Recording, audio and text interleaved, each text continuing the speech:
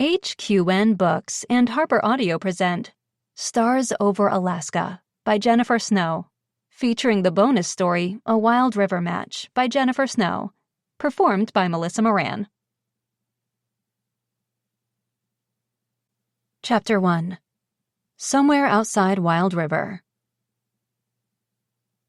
57 hours trapped in a vehicle with Selena Hudson had Leslie Sanders contemplating just how important it really was to keep the woman alive. Selena continued to twitch in the passenger seat. She stretched her long legs out in front of her and scanned the surrounding scenery, which consisted of snow-covered evergreen trees as far as she could see. How much longer? If Leslie had to answer that question one more time, her head might actually explode. Just a few minutes. More like 20, but each second cooped up in the vehicle felt like an eternity. But there's nothing around here. I haven't seen a house or business or crappy gas station convenience store for over an hour. This area looks deserted. That was the point. Leslie slowed down and scanned for the opening in the trees where the trail, just wide enough for a car, led into the forest. It had been a while since she'd driven out here by herself, and this stretch of Alaska highway was unremarkable. Seeing the opening at the last second, she took the sharp turn as carefully as possible on the snow-covered roads. Her all-season tires on her second-hand car weren't a great match for the early spring conditions. Tall, thick trees on either side blocked the view of the setting sun and cast an ominous shadow ahead. I thought you were trying to save my life. This place looks like something out of a horror flick. Selena Hudson's active imagination was an occupational hazard from growing up on movie sets. The Disney child star turned rom-com queen couldn't recognize the real world when it wasn't illuminated by fake lighting. Believe me, this will be the safest place for you. Hopefully, Leslie sounded more convincing than she felt. The farther they'd driven away from L.A., the less confident she was. Is this even a road? Yes. Not a great one. Her small car struggled to push through the 3 feet of snow. Her foot was pressed to the floor and the tires spun, lacking significant traction. You sure this car can make it? Selena asked. Yes. With a small miracle on their side. Getting out and walking the rest of the way didn't appeal to her. Just sit tight. We're almost there. Selena sighed but sat back against the seat. A few minutes and a lot of praying later, Leslie stopped the car and put it in park in front of a small, secluded log cabin. Tell me this is not where we're staying. Selena's unimpressed expression was one Leslie had been prepared for. Only 5-star luxury accommodations were to the star's liking. The car ran out of steam, right? That's why we're stopping? Nope, this is it. My family's cabin. It's safe. Does it even have running water? Yes. Hopefully, if the pipes weren't shut off to avoid freezing during the winter months.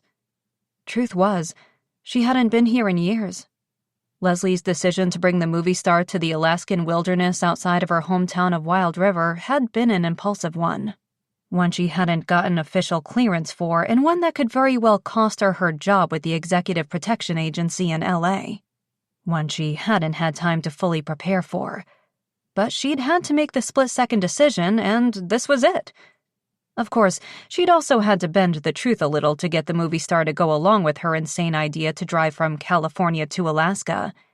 And now the look of terror on Selena's face suggested she'd never be assigned another client again. But she'd taken the job to protect people, and this had felt like the best and only response to Selena's stalker moving in. You said we were going to a ski resort. Leslie nodded. You can cross-country ski out here. Her family kept skis and snowshoes in the small shed behind the cabin. Of course, they'd need to shovel a path to the shed first. Selena stared at her. You know that's not what I assumed. Well, you know what they say about assumptions. Leslie, you lied to me. In fact, you lied about a lot of things. You took me away from Unicorn, who is an emotional support animal, by the way. And you said this road trip would be fun. It wasn't. You said we could stop and see things along the way. We didn't. You said this time together would bring us closer. Spoiler alert, I don't feel closer to you at all. Leslie cut the engine of the vehicle. Look, I knew you wouldn't come along if I told you the complete truth, and there wasn't time to get Unicorn before leaving town. The Stars' 5-pound chihuahua had been at the posh puppy spa when they'd made their hasty exit out of L.A. Selena's pinched expression revealed her annoyance had reached a breaking point, but she wiggled in the seat. "We're not staying here, but I really have to pee, so here's the plan. We go inside, I pee, then we get the hell out of here before Jason shows up in a hockey mask and murders us." Leslie's teeth clenched. She could accommodate the first 2 parts of that plan, but Selena was going to have to accept that they wouldn't be leaving, not until Leslie figured out what to do next. "Let's go in," she said. "I'm sure you'll feel better once you see the inside." "Don't count on it," Selena muttered. She stared out the window. "How are we even supposed to get to the door?" Leslie glanced at their feet. Selena's running shoes and her work shoes weren't a match for the trek through 3 feet of snow. No one had been to the cabin since the summer before. Her sister, Catherine, habitually came here for several weeks a year to regroup. She claimed that the pleasant acoustics and being surrounded by the natural exposed wood helped her relax, get away from the stress of her job as a homicide detective with the Alaska State Trooper's Office. Outside of that annual visit, no one in their family really used the cabin anymore. Not since their father died and the family dynamics became tense. And definitely not during the winter months when access to the cabin and outdoor activities was limited, hence the lack of maintenance. Leslie knew the heat wouldn't be turned on inside either, and neither of them was dressed for Alaska weather, wearing only fall jackets and thin, stretchy dollar gloves from the last gas station before they hit Alaska. Admittedly, she hadn't thought the logistics of this rushed decision through carefully, or at all. It was a heartbeat reaction to a dangerous situation. Her fight-or-flight instinct kicked into high gear, and she'd chosen flight, unsure of what they were fighting against. Her training taught her that going in unprepared was always a disadvantage, and she hadn't wanted to put Selena in more danger, waiting it out in L.A. Selena's gaze burned into hers. "Well?" She wouldn't panic or look unprepared to her client. "Stay cool." Leslie reached down to untie her boot. They had extra winter clothing and boots inside the cabin. They just needed to get there. "We'll switch." "Gross, absolutely not." "You think you can make it through the snow in those?" She nodded toward the bright pink and teal running shoes. "Nope. So I guess you'll have to carry me to the door." This woman was officially out of her goddamn mind. "You want me to carry you?" "Look, becoming a bodyguard was your life choice. Therefore, you signed up to protect my body. All of it, any way you need to. And if you want to do a traditionally man's job?" Jesus, they were back to this again. Selena's disbelief and disappointment that she'd been assigned a female guard. For the first month on assignment, all she'd heard was Selena's skepticism that Leslie could actually protect her in a life-and-death situation. Leslie's credentials, 5 years as an Alaska State Trooper, graduating 3rd in her class at the academy, and her intensive 28-day protective detail training along with her black belts in jiu-jitsu and karate, hadn't worked to ease the Star's mind. Leslie had learned to tune out the comments muttered under her breath and those said not so quietly when Selena was in a mood. If the Star wanted reassurance that Leslie could do her job, this was her opportunity to prove it. "How much do you weigh?" "That's rude." Leslie scanned her. 5'6", but supermodel thin, she couldn't be more than 100 pounds. Unfortunately, Leslie wasn't a heavyweight herself, but she was strong and determined, and that beat size any day. Or at least that's what she'd told herself repeatedly over the last 7 years through the rigorous and demanding training whenever she'd been tempted to quit. Leslie opened the door, pushing hard against the deep snow, then climbed out and trudged toward the passenger side. Wet snow fell into her boots and clung to the fabric of her jeans, and the damp air chilled her. Snow started to fall, and the big, thick flakes covered her thin jacket within seconds. She opened the passenger door and turned around, bending at the knees. "Hop on." She'd piggyback Selena inside. "This is not how I meant." "Do you want to get inside or not?" "Not really," Selena said, but she sighed and wrapped her arms around Leslie's neck and her legs around her waist. Leslie gripped her tight and stood, then kicked the door closed with her foot. The temptation to accidentally drop Selena into the snowbank was so incredibly enticing. But if there was a sliver of hope that she could keep her job after this fiasco, Leslie was grasping for it. She wasn't expecting a 5-star review of her performance after this was over. But if she kept the woman safe, that had to count for something. She hoped. A former Alaska State Trooper, working highway patrol for 5 years, Leslie had only ever known careers in protective services. It was in her blood. Her mother had been the second official female state trooper in the northern state, and her older sister and younger brother were in the force as well. Leslie didn't want to be a cop anymore, and this new path suited her. And normally she enjoyed her job, enjoyed the different challenges and obstacles, the element of high pressure and danger. It kept her adrenaline high and therefore reminded her she was alive. She was one of the best, an especially impressive feat given that she was a woman and smaller than the other agents at the agency. So far, she'd excelled at all of the assignments she'd been given. But this assignment had quickly become her toughest one. With the others, she'd been hired as a security measure, extra precaution during high stress and high visibility times for the client. But this time, there was an imminent threat to the person's safety. Failing this first real test of her skills wasn't an option. The snow was even deeper than it looked from the car, and Leslie sank up to her knees with each step. Her feet were going numb, and she struggled to take a deep breath in the cold mountain air that was thinner at this altitude than any of the hikes she'd done in the California mountain ranges. Not much could prepare someone for the Alaskan wilderness in the colder months. At the deck, she reached along the top of the door, through the coating of snow and ice, and found the extra key. "That's safe," Selena said. "We're in the middle of nowhere, and there really isn't anything of value inside the cabin anyway." "Wow, way to sell it," Selena mumbled. Leslie unlocked the door and stepped inside. She immediately dropped Selena back to her feet and rotated her shoulders. Between the mounting stress and carrying the other woman, her back and neck were a mess of tense knots. She'd deserve a week off once all of this was over. She flicked on the lights and the place illuminated. Immediately, Leslie's stomach fell. Memories of family time in that cabin rushing back at the worst possible time. This place had been the last place she remembered feeling happy. Truly happy. Like only a kid with no worries could be. It wasn't big and luxurious like those belonging to wealthy families closer to the water's edge. But it was cozy with its loft-style bedrooms with their slanted ceilings, a real wood-burning stove, and exposed log interior. She and her older sister shared one room, and her brother had the other. Their parents had the bedroom downstairs. A small living space with exposed wood on the walls and ceiling, skylights allowing the stars and northern lights to shine down on them, a wood-burning fireplace, and some comfy furniture that they'd moved from the house in Wild River once it started showing its age. On the walls hung scenery photos of the surrounding trails and rivers, and several family photos from when she and her siblings were young, a lifetime ago. The place even smelled the same, despite no one being up there in months. The lingering scent of firewood and slightly musty surroundings. Her mouth watered, and she could almost taste the s'mores they'd roast over the open fire every night. She shook it off. She wasn't here on vacation or with her family.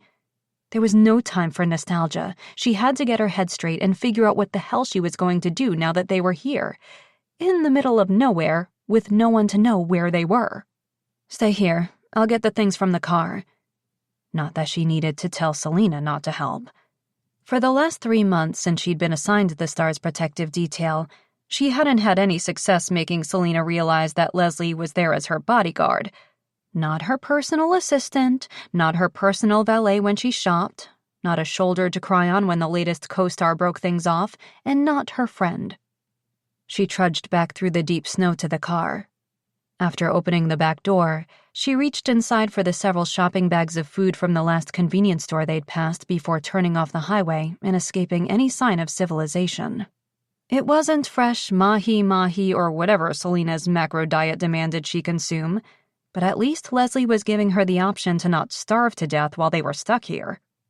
Anxiety made her chest tighten. Just how long would that be? Being home or in close proximity was already stressing her out, and the circumstances around it were enough to cause a severe panic attack. She hadn't had one in over a year, but now seemed like the perfect time for old psychological ailments to return. She forced a chilly breath as she kicked the door closed with her foot and headed back inside the cabin.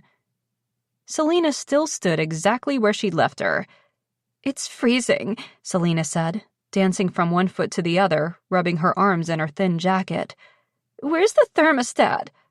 Right, 'cause cabins in remote Alaskan wilderness had electric heat. Leslie brought the groceries to the kitchen, placing the bags on the counter, then went straight to the hall closet. She carried a stack of blankets back to the living room. "Sit and wrap up in these. I'll start a fire right away."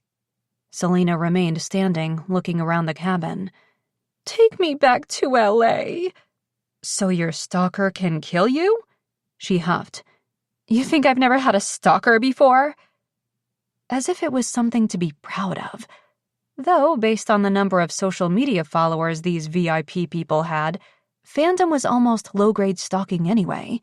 They craved the attention and validation they received from society. "Not like this one," she said. "What makes this one so dangerous?" Selena's teeth chattered, and she reluctantly grabbed a blanket and wrapped it around her shoulders, though she stayed standing near the door. "He was in your bedroom, that's what." That was all she'd revealed to her. Selena didn't need the sordid details. Not yet, anyway.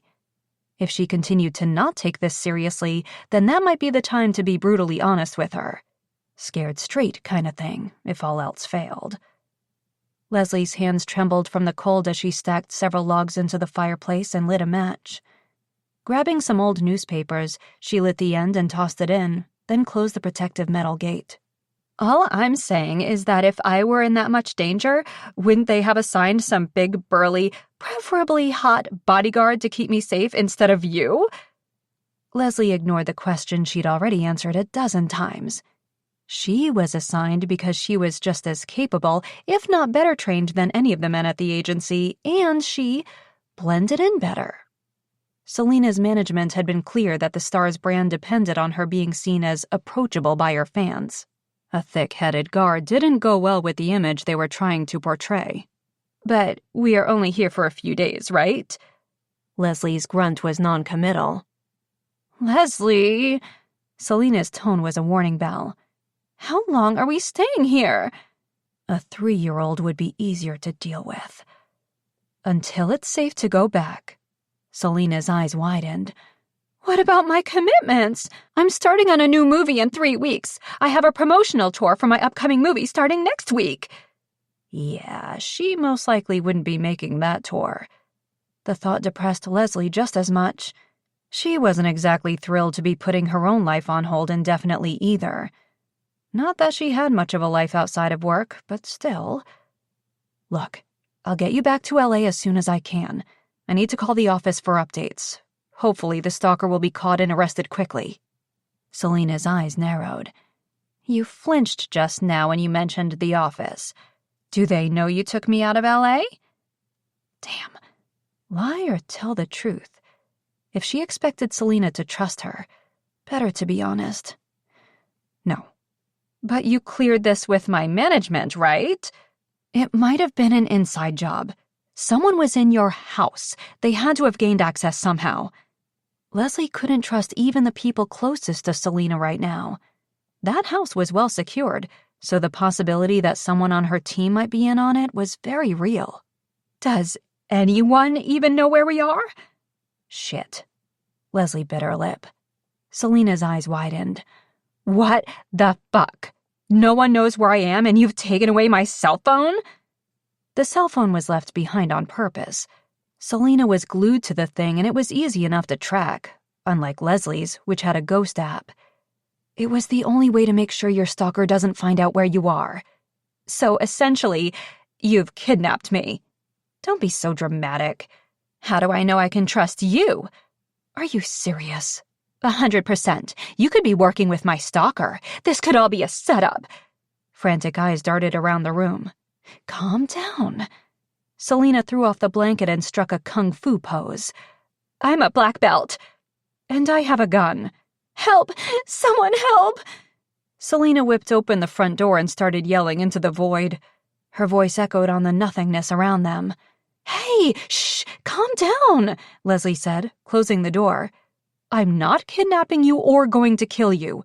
As tempting as it was, if I was going to do that, I would have done it already and dumped your body along the deserted stretch of highway, not wait until we were in my family's cabin.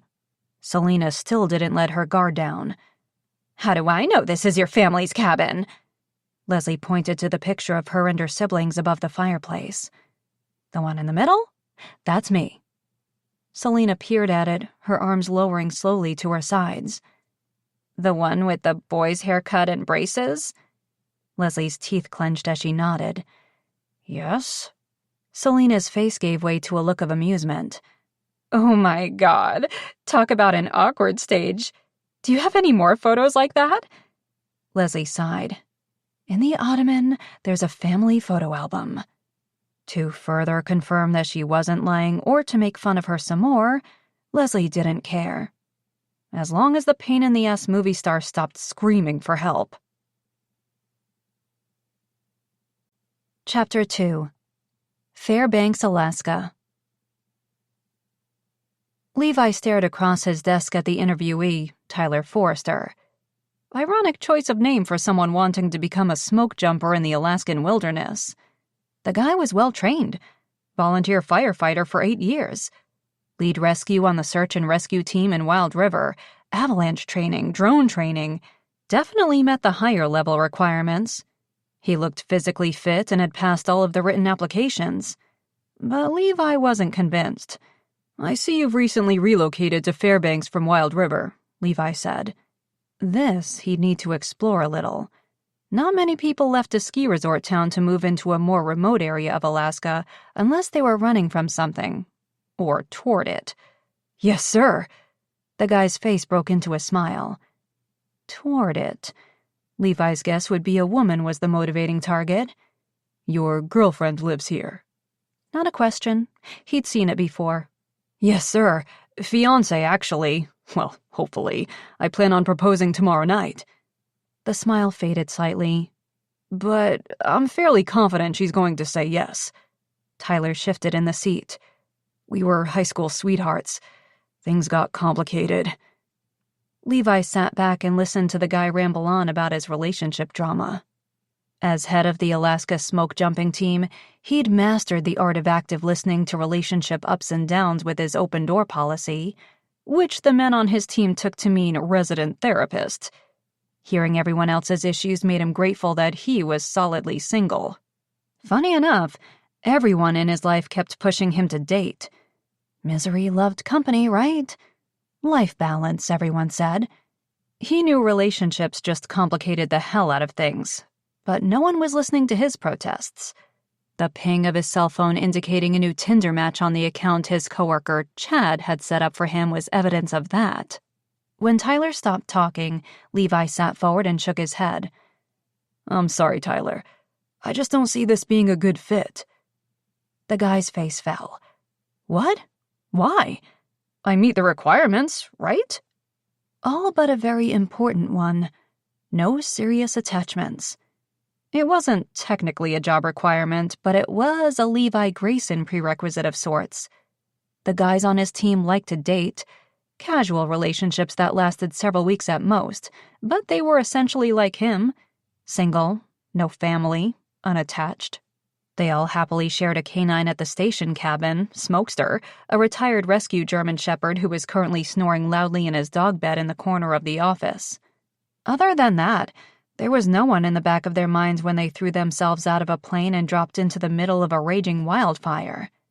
The job may not be a year-round gig, but during the on-season, hours were long and unpredictable. Usually, men moved on to more stable, regular firefighting positions once they settled down and started families. The demands of the job were a little too much for most at that stage in their lives. Tyler's expression when he talked about his fiancée told Levi that there would definitely be someone to distract Tyler, and his crew's safety depended on no distractions. I'm sorry, Tyler, but I just don't think this is the right fit.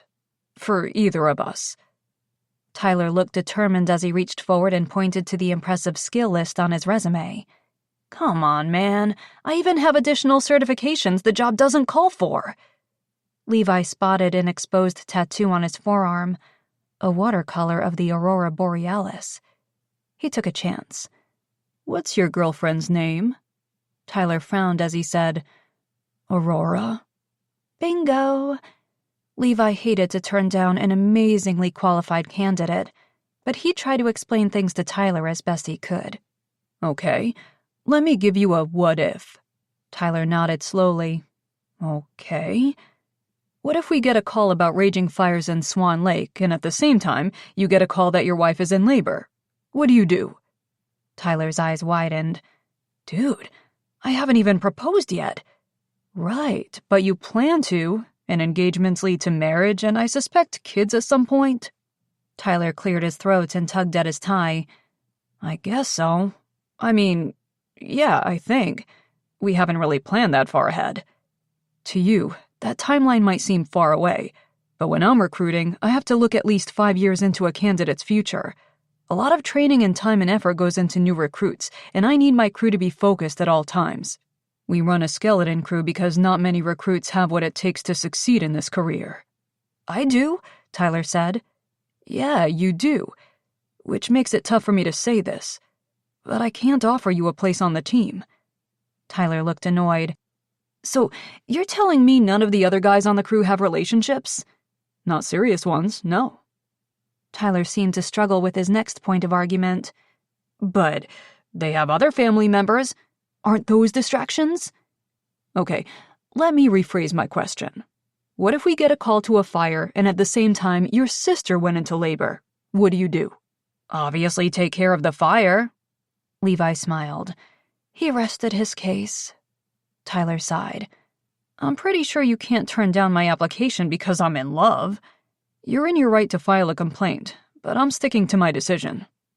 Tyler looked ready to argue, but common sense obviously prevailed. Getting a hot head wasn't the way to go, and he had to give the guy even more credit for having the sense to know it. Damn, this guy would have been a good one.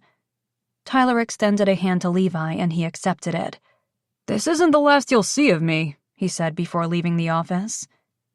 Part of Levi hoped the guy was right. The other part hoped his girlfriend said yes to his proposal. Chad entered the office as the station door slammed shut. You know you have to stop turning candidates away because they have a personal life. We're going to get sued for discrimination. Chad was the longest-standing member on the team, and his 10 years of experience made him the perfect spotter. It was only the two of them who worked the station year-round, the only full-time employees, and Chad was happy to defer to Levi for most decisions, but recruiting was one issue they argued about. There were other reasons, Levi said. Sure. Like what? Chad folded his arms, the new addition to his sleeve tattoo still wrapped in a bandage. He's from Wild River. So are you. I'm not really from anywhere. I lived in Wild River as a kid, but I've lived all over Alaska. And all over the world on different military bases. Tyler's never been anywhere but the ski resort town, which is about as far from real Alaska as you can get. Chad leaned against the doorframe. Real Alaska? You know what I mean. Rugged, outback wilderness Alaska. Besides, he's in Fairbanks because he's chasing a woman. I gave him 6 months before he's convincing her to move back to Wild River with him. Chad glanced at Levi's cell phone on the desk as it pinged with another Tinder match. Look, just because you strike out with the ladies doesn't mean we all do. Levi ignored the comment. He couldn't argue with facts. He never claimed to be good at relationships. How could he be? His parents had divorced when he was a kid. His mom readily let his father take over raising him, and Levi hadn't heard from her since. He'd moved from one military base to another, until his father decided he wasn't the best option to raise him either, and shipped him back to Wild River to live with his grandmother. She was in her 60s by then, and she did her best, but she'd already raised her children and had little interest in or energy to do it again. The only family he ever felt he had was in his two best friends, Dawson and Leslie, both of whom left him 3 years ago, in different ways. His alarm sounded on his phone and he stood. Shit, I gotta go. Well, I know it's not a hot date, Chad said, rolling his eyes as Levi grabbed his jacket and keys and left the station. Chad was wrong about one part of that sentence. Mrs. Powell was certainly coming in hot. Or coming toward him hot. Did that phrase still work? "Levi, so nice to see you," she said as he entered the restaurant in downtown Fairbanks a half-hour later. "Thank you for meeting me here." He accepted her hug and forced a smile when he pulled away. He wasn't looking forward to that day's meeting, but she'd left several voicemails for him in the last few weeks, and he couldn't avoid her forever. Plans to start a Dawson Powell Memorial Foundation for supporting mental health had him experiencing every mixed emotion his body was capable of. He thought it was very honorable of the Powell family to do this, set up a charity in their son's name after he died in a high-speed chase with a man on a suicide mission. Showing forgiveness in the form of trying to help support programs that assisted in mental health was an amazingly charitable way to preserve Dawson's memory and do something good in the process. Levi just wasn't sure how he felt taking a leadership role in it. He wanted to honor his friend's memory, and the Powells had hardly given him much choice in being involved. They said he'd been Dawson's best friend, so he was the natural choice to be the face of the foundation. He'd practically been raised by the family. They'd treated him like a son, having given him clothes, food, sporting equipment, the list went on.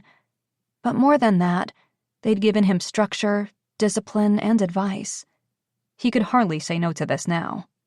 It was just that he was more of a behind-the-scenes kind of guy.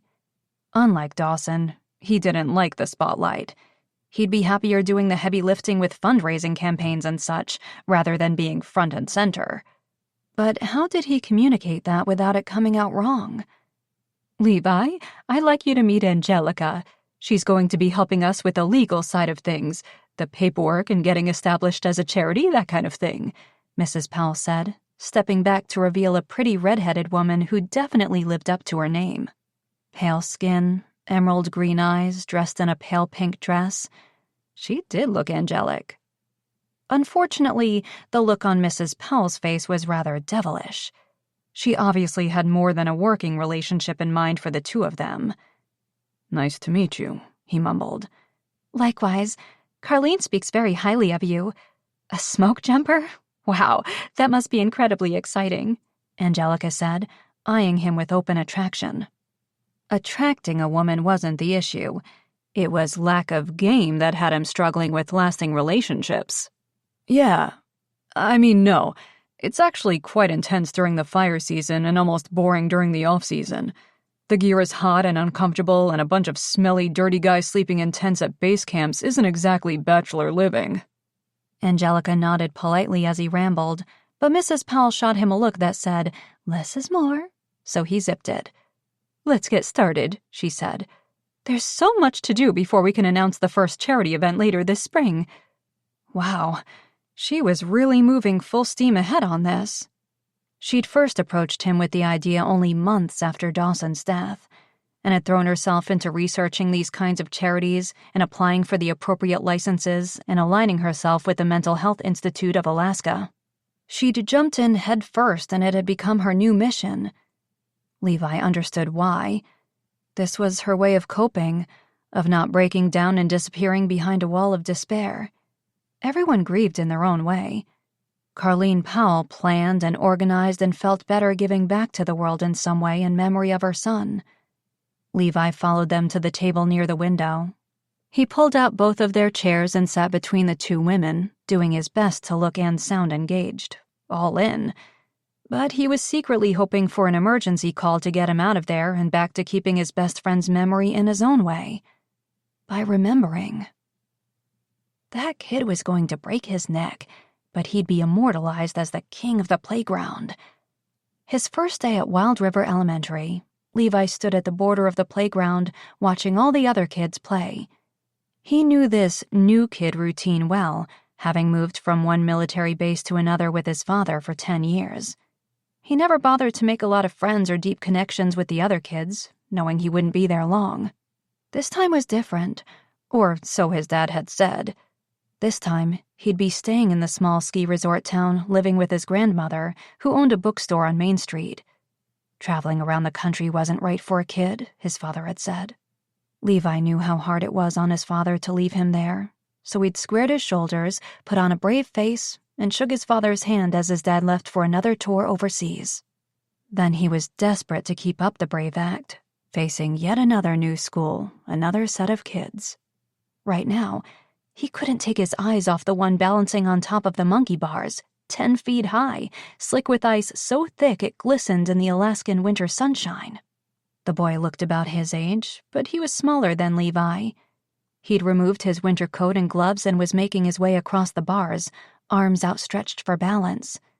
Not an amazing stunt during warmer months, but just then, the entire metal surface was like a sheet of ice.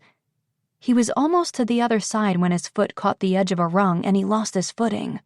Instinctively, Levi dove, and he didn't exactly catch the other kid, but his body served as a crash mat beneath him.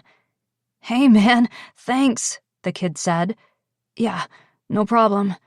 His ribs felt broken, and the wind had been knocked from his lungs, but it was an easier way to make friends than having to actually walk up to a group and try to fit in.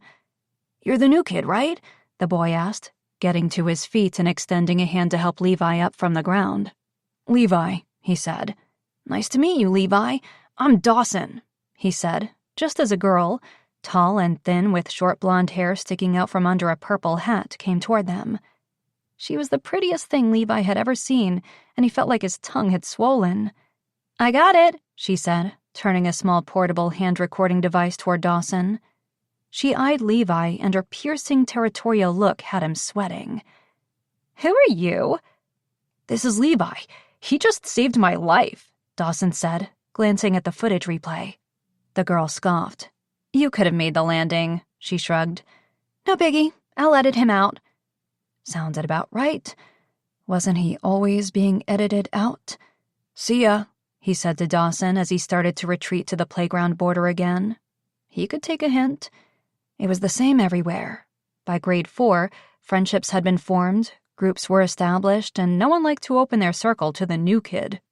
"Wait, come back," Dawson called after him. "What are you doing?" he heard the girl hiss. "We could use him in the movie." They were making a movie? "Hey, we're making a movie about a stunt kid who learns he actually has superpowers and—" "Shh," the girl had said. "Come on, Leslie, he'd be great," Dawson said to her. Her cheeks flushed under Dawson's gaze, and she sighed as she turned to Levi. "Look, the only other part in the movie is the villain. We were going to ask my brother, Eddie." Dawson touched her shoulder. "Don't take this the wrong way, but Eddie's not the right person to play the villain.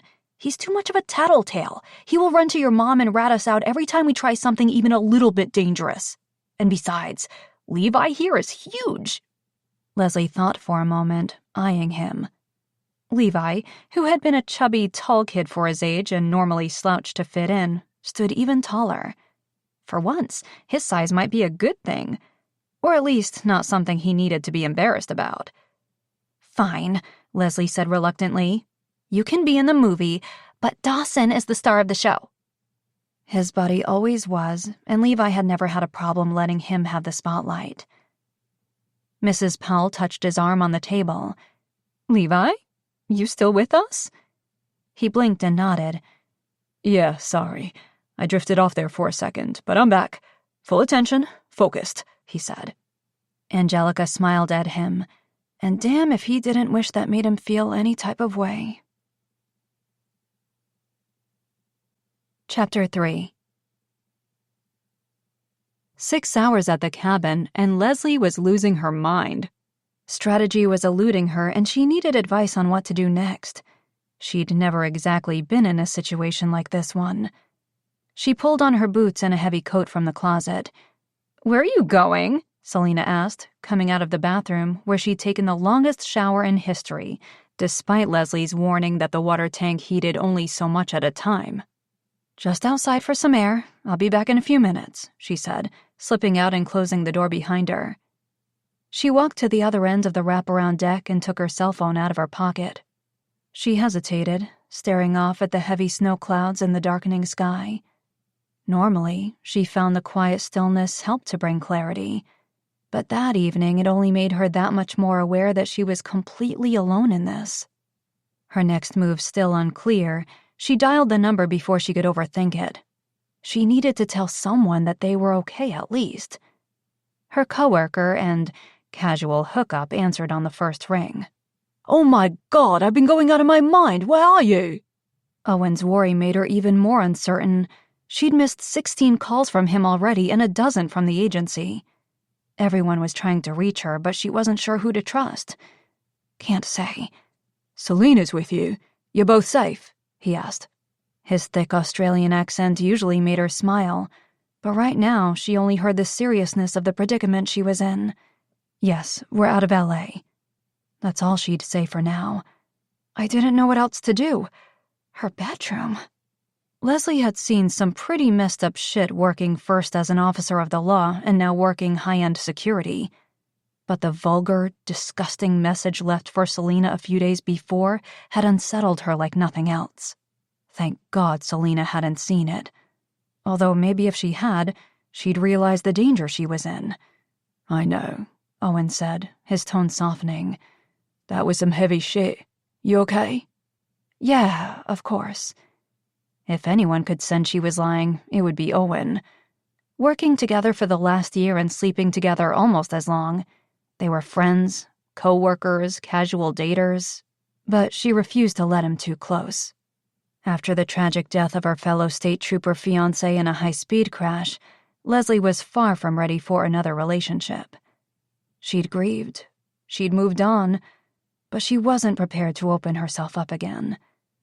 Luckily, Owen knew her well enough not to coddle her. "Have you checked in with the agency?" She caught the note of warning in his tone. No, I wasn't sure if I should just yet. She wouldn't admit her suspicions that there might be someone there she couldn't trust. He'd think she was being paranoid. Or not. "Good," he said. "I'll let them know you're safe and we'll keep updating through me," he said. Thank you. It was a small relief to at least have someone with her on this. "Of course. So what's your plan?" he asked. I'll let you know as soon as I have one. Looking at the time on her phone, she disconnected the call. A minute or less would be the limit on her contact with the outside world until Selena's stalker was caught. Leaning against the rail, she stared at the dark mountains in the distance. This place had always grounded her. The silence had helped block out the noise, and she was desperate for some of its healing powers now. A cold evening breeze blew her hair across her face as her phone buzzed with a text from Owen. Stay safe. We will figure this out. After heading back inside, she closed and locked the door. At least they were safe here for now. That's what mattered. What astrology sign are you? Selena asked, flipping through the pages of a magazine left behind by Catherine. Trashy celebrity magazines were Catherine's guilty pleasure. Obviously, these were left behind by mistake. Or her sister thought no one else would be there to find them. I don't know. It wasn't the complete truth. She knew she was a Cancer sign. But she'd never put any stock into horoscopes, and she didn't think astrology predictions were going to help her figure out this mess. Well, when's your birthday? Selena asked. Yeah, she wasn't revealing that. Her clients were on a need-to-know basis, and Selena really didn't need that info. But the star was relentless in her annoyingness. She sighed. I'm a Cancer. I could have guessed that. Leslie didn't care what that meant, so she didn't ask. It says, this month brings changes for you. You will have to decide whether to follow your heart or your head. Let your passion guide your decision. Wow, so insightful. Of course, this was from a million years ago. Selena tossed the rag aside and reached for another one. Hey, let's take this quiz. Which Friends character are you? Leslie rubbed her temples. I'm not interested. Can you just let me think? Selena shrugged, grabbing a pen to take the quiz. Leslie paced. She knew she'd done the right thing removing Selena from immediate danger, but she may have played right into the stalker's game. Unlike serial killers who hunted and killed, stalkers liked the chase. They liked to toy with their victims as long as possible, make them feel afraid. It was part of the high for them to watch their target get more and more paranoid, protective. Taking Selena away might not deter the stalker. It might just give him more of a challenge. "You got Chandler," Selena said. "What?" "You're Chandler from Friends, see?" Selena held up the magazine. Leslie swiped it away. "I didn't even answer any questions." She refused to take the silly quizzes in the magazines. She had slightly more pressing issues at the moment. But Chandler? Really? Not even one of the fun, flirty female characters? Selena obviously didn't answer the questions properly on her behalf. "I answered them for you, and you got Chandler. It says, you are outspoken and sarcastic. You focus on the future and avoid your past and family life. You make decisions based on logic and have low emotional stability and are often immature when it comes to developing new relationships. You turn to humor to avoid dealing with real emotions." Couldn't argue with almost all of that. "I'm going to go take a shower." Selena shrugged, but Leslie caught her quick glance toward Leslie's cell phone. Leslie grabbed it from the table, just in case. Man, it really did feel like she had abducted the woman. But she couldn't trust her not to put her life in even more danger. When Selena had discovered that Leslie had purposely left her own cell phone and purse back at her house, she'd thrown one of the worst tantrums Leslie had ever seen. Being unable to post selfies every hour on the hour was going to be like a prison sentence for the movie star. But Leslie couldn't take the chance that the phone or credit cards could be tracked or that Selena might not follow her rules. Inside the bathroom, she locked the door and sighed, resting against the sink. Outside the bathroom window, she could see the dark lake in the distance through the trees. Memories of summers spent here with her family had her seriously rethinking this. Making the decisions of what to do next would be hard enough without her past haunting her. Why hadn't she taken Selena to Tijuana or something? Looking at the lake, she saw all the best days of her life flash like a bad 80s movie montage in her mind. Jumping off the dock into the freezing water in late June, throwing the football around and taking the sea-dew out. Fires on the shore late at night, roasting marshmallows, long, passionate make-out sessions with Dawson, listening to the water lap onto the rocks under the stars when everyone else was in bed. Dawson waking her up before everyone else and dragging her out onto the lake in the canoe to watch the sunrise. Her cuddled between his knees, a blanket draped over them as they watched the sun crest over the mountains in the distance. He'd told her he loved her for the first time out there on the lake. She undressed quickly and got into the shower. Exhaustion hit her like the hot water cascading down her back. It took all of her energy to lather her body with a bar of soap that had been sitting there for who knew how long. For 2.5 days, she'd been on high alert and hadn't slept more than a few hours at a time. This was what her body was trained for, but she was unavoidably crashing now that they were safe. Safer, at least.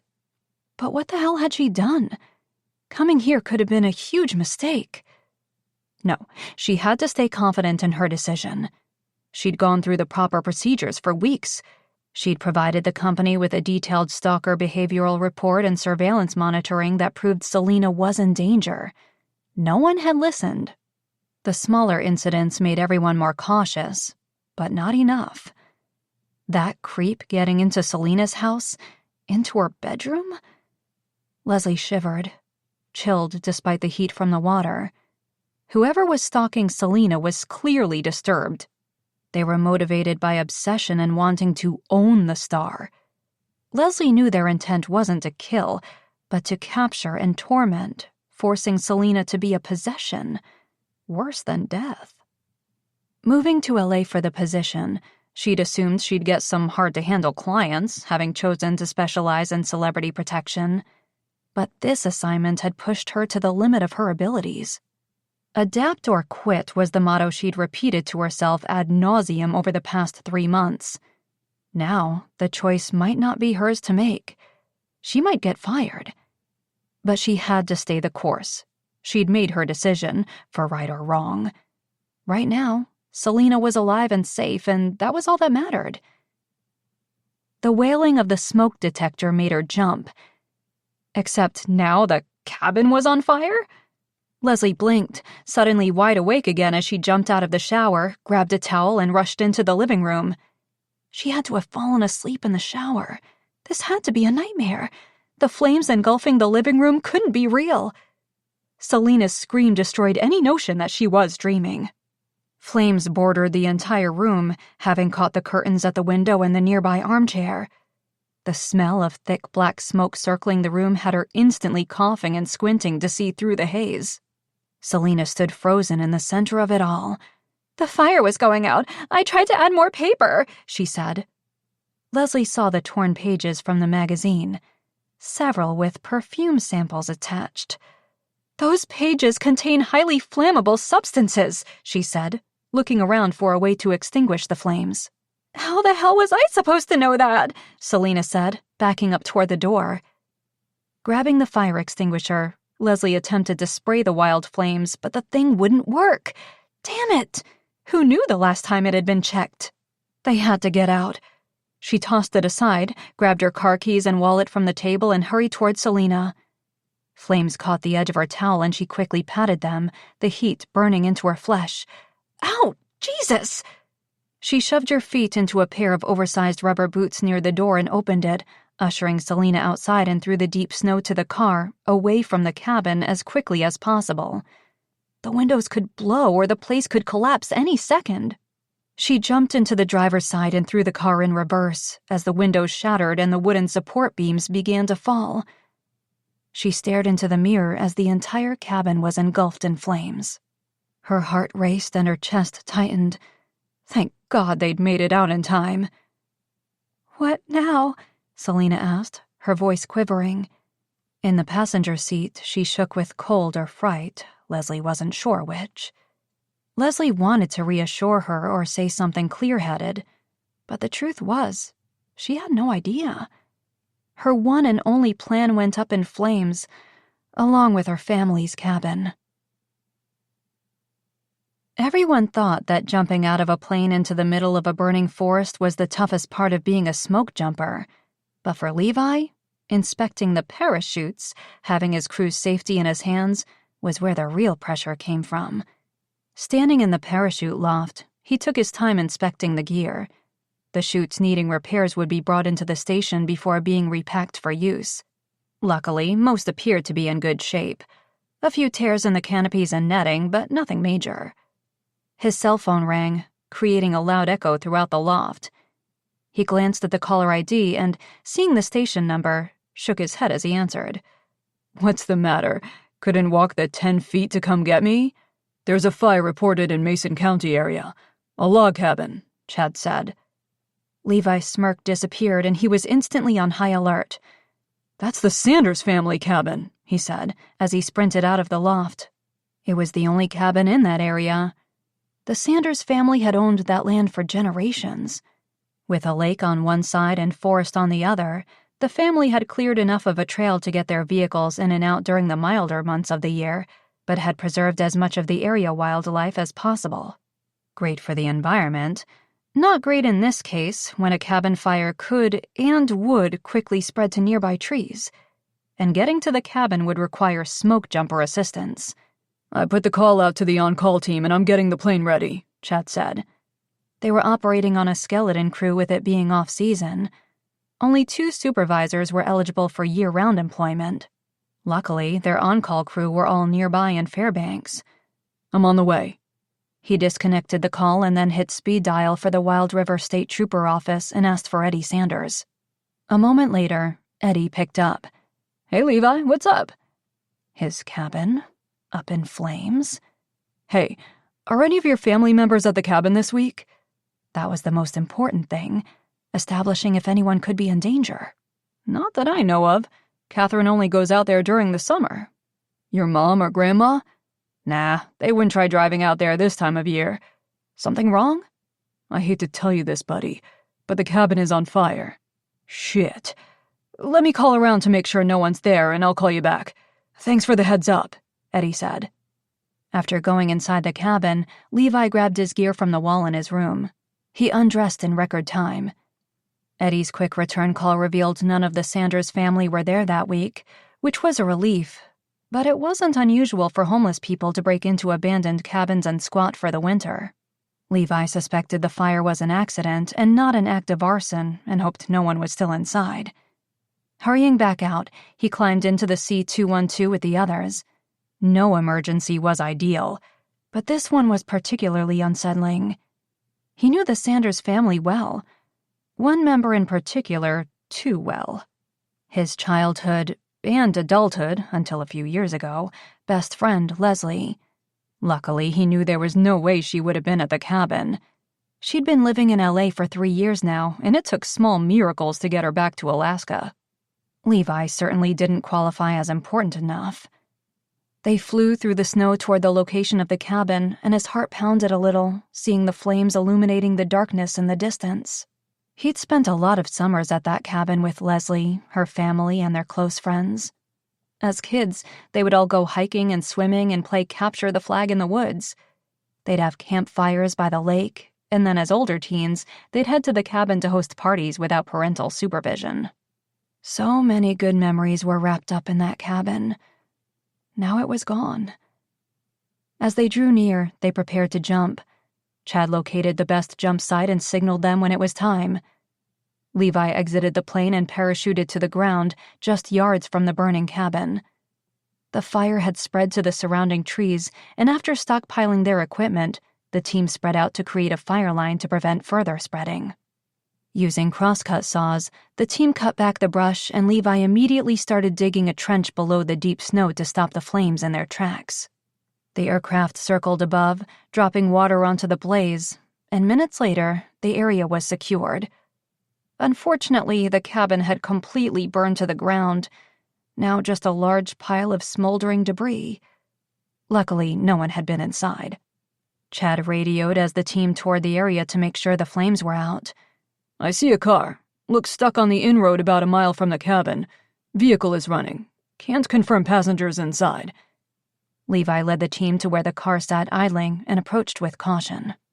The passenger door opened, and a young woman dressed in jeans and winter boots with a blanket wrapped around her shoulders came hurrying toward them. "Oh, thank God!" She nearly collapsed into his arms, and Levi struggled to steady her. Hey, it's okay. What are you doing out here? Were you in the cabin? The singed edges of the blanket and the smell of smoke on her hair suggested she was. But who the hell was she? "Yes, it was so terrifying," she said, her lips trembling. The driver's side door opened and another woman got out, wearing only a towel and rubber boots that looked miles too big. She turned, and his heart stopped beating. Leslie? She was back? She'd somehow burned down her family's cabin? She was in a towel. His mouth was a desert, and he swallowed several times. Hard. "Hi, Levi," she said tightly, shifting uncomfortably in big oversized boots and the towel. "Hi, Levi." That was it. He continued to stare at her, until Miller, one of his crewmates, nudged his arm. "Your friend's probably cold," he muttered, guiding the other young woman out of Levi's arms. Shit. Right. Levi quickly removed his jacket and wrapped it around Leslie's shoulders. "Thanks," she said, sliding her arms into the coat sleeves and pulling it around her body. It was far too big for her, but gave her some warmth and coverage at least. "What happened?" he asked. My, friend isn't familiar with flammable substances." Was it his imagination, or did she look murderous when she glanced toward her friend, who was getting checked on and checked out by the other rescue members? She was a stunning woman with long dark hair and big blue eyes. If he were to guess, she must be someone famous. "What were you doing out here? I thought you were in LA. "I was." She looked hesitant, her dark blue eyes sliding toward the others as she lowered her voice and moved closer to him. His pulse soared to an unhealthy rate. Having her this close, after so long. "Okay, look, Levi. You have to take in what I'm about to say with strict confidence and zero judgment." As if she'd ever need to ask him for either. He'd only been in love with her since the 5th grade, but he admired and respected the hell out of her enough never to tell her. Whatever she was about to say couldn't possibly compare to that. "You got it," he said. She's not exactly a friend. She's a client, and I brought her here for protection." Her expression said she clearly saw the irony in their current situation, so he didn't make a comment. "The problem is, no one authorized my actions or knows where she is, where we are." His eyes widened. "So you essentially kidnapped her?" She shook her wet hair, the blonde strands nearly hitting him in the face. "No, I had to get her out of L.A." "Surely there were other, safer, following protocol ways to have done that." "Hey, maybe I didn't specify, but I wasn't looking for advice either. I just trust you, and someone should know, in case the stalker does happen to find us." She trusted him. Sure, she'd stumbled over the word, which annoyed him because she should know that she could trust him with anything and everything. But at least she was choosing to tell him, out of anyone she could have confided in, including her law enforcement family, or a confidant, maybe boyfriend, back in L.A. "What do you need?" Leslie glanced down at the towel under his jacket. "Right now, clothes and a ride into Wild River." She looked ruefully at the car stuck deep into the snowbank. "And we'll have to get the car towed somehow." "Keep my jacket as long as you need, and I'll call this in once we reach town. We'll get you to a ride from the station." She nodded and started toward the trail, to hike out through the deep snow to where the plane was waiting. Then she turned back abruptly, nearly colliding with him. "Oh, and one more thing." He waited. "Tell no one about this." He grinned. No doubt this was embarrassing for her.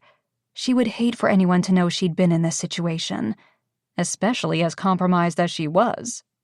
"I won't say a word." Chapter 4. "I really don't think it's necessary to go to the hospital," Leslie argued in the back of Levi's truck as they passed the Welcome to Wild River sign a few hours later. Already, 6 smoke jumpers and rescuers knew Selena was there. She wanted to trust that none of them would go spreading the gossip after she'd explained the situation. But the more people who knew, the riskier it was. "Better to be safe than sorry," Levi said. He glanced at her bandaged hand. "And a real doctor should check that out." She barely even noticed the painful tingling under the bandages. She swallowed hard, but no matter how many times she did, she couldn't get rid of the lump in her throat. Emotions she was usually so in control of were now close to the surface. Her family cabin was gone. Despite not having used it much in the last 10 years, she'd always liked knowing it was still there. A standing memory of good times when her father was alive. Before everything changed, started to fall apart. Now it was gone, and she was to blame. Would she always be the one responsible for tearing her family apart? This entire situation was made a million times worse because Levi was a part of it. She could hold things together when she was surrounded by strangers, but her estranged best friend, a person she could trust if she needed to give in to her exhaustion and stress, was weakening her when she needed her strength the most. He had seemed surprised, but happy to see her, which made her cool exterior that much harder. It was obvious which of the two of them had essentially walked away from the friendship. As they pulled up in front of the hospital, he opened the doors to help them out. Selena was more than willing to accept any and all attention after her ordeal, but Leslie refused his hand when he extended it to her. If he noticed, he didn't show it as he closed the truck door behind her. "Do you want me to come in?" he asked. No need." She cleared her throat. "Thank you for your assistance." He nodded. "Of course, Leslie. Anytime." The words weren't casual. They were full of feeling. Compassionate, kind, and slightly questioning. She knew he had to be wondering why she'd basically disappeared from his life, but right now wasn't the time. She caught Selena staring at them. Better wrap this up. "So remember, tell my family..." His disappointment about her asking him to lie was clear as he said, "We aren't sure yet how the fire started." He nodded. "I got it. But we can only keep that up for about 24 hours. He'd have to file his report with the details, the truth. Her family would know she was in town soon enough, but she appreciated the 24-hour reprieve, the head start. Time to process being in Wild River without having to face them. She would have to eventually. She owed them an apology for the fire. Her gut tightened at the thought. "That's great. Thanks again," she said. Levi turned to Selina. "Pleasure meeting you, Miss Hudson. Enjoy your time in Wild River," he said, before climbing into the truck. Leslie turned to head into the hospital. Shit, she was still wearing his jacket. She turned back and tapped on the window. Levi's hopeful expression was too much as he rolled it down. "Yeah?" "Your jacket." "Keep it until you can get some clothes." She wanted it off as fast as possible. Seeing him was like seeing a ghost from her past. Having his familiar smell wrapped around her just confirmed he was definitely real. And so were the memories threatening to destroy her. "Okay, I'll get it back to you somehow." He hesitated. "Are you sure you don't want me to call Catherine or Eddie? Or your mom or grandma? They could bring you some clothes." He reached for his phone. "No!" Selina turned to look at her. "No," she repeated more quietly. "No, it's okay. I'll figure something out." Her grandma would be the person she'd call if she needed to. But everyone else was going to be devastated when they heard about the cabin, and more than likely pissed off at her. Especially her sister, who now wouldn't be able to use the cabin for her yearly solitary retreats. "You sure?" Levi asked. "Yes." Guilt wrapped around her, but she fought it. She'd face them all soon enough. Just not yet. "Okay." Levi put the phone away. "Thank you, again. I'll be sure to send your jacket back." He nodded. "Take care." The intensity in his ocean blue eyes made her shiver, and she averted her gaze. Of all the people to come to their rescue, of all people to run into immediately upon being in Alaska, it had to be Levi, the one person who could break her if she let him. Turning away from the truck, she hurried inside the hospital with Selina, and moments later the admitting nurse directed them to a small examination room. Selina eyed her as she climbed onto the examination table, leaving Leslie, the injured one, with the uncomfortable plastic chair. "You two have a history." Understatement, but she'd play dumb. "Who? You and that unbelievably good-looking fire hero guy?" "Nope." This was not a conversation she was eager to have anytime, least of all with her client. Sharing personal details of her life with Selina was unnecessary and unprofessional. "You totally do." "No, we don't." She pretended to examine the bandages on her burned hand.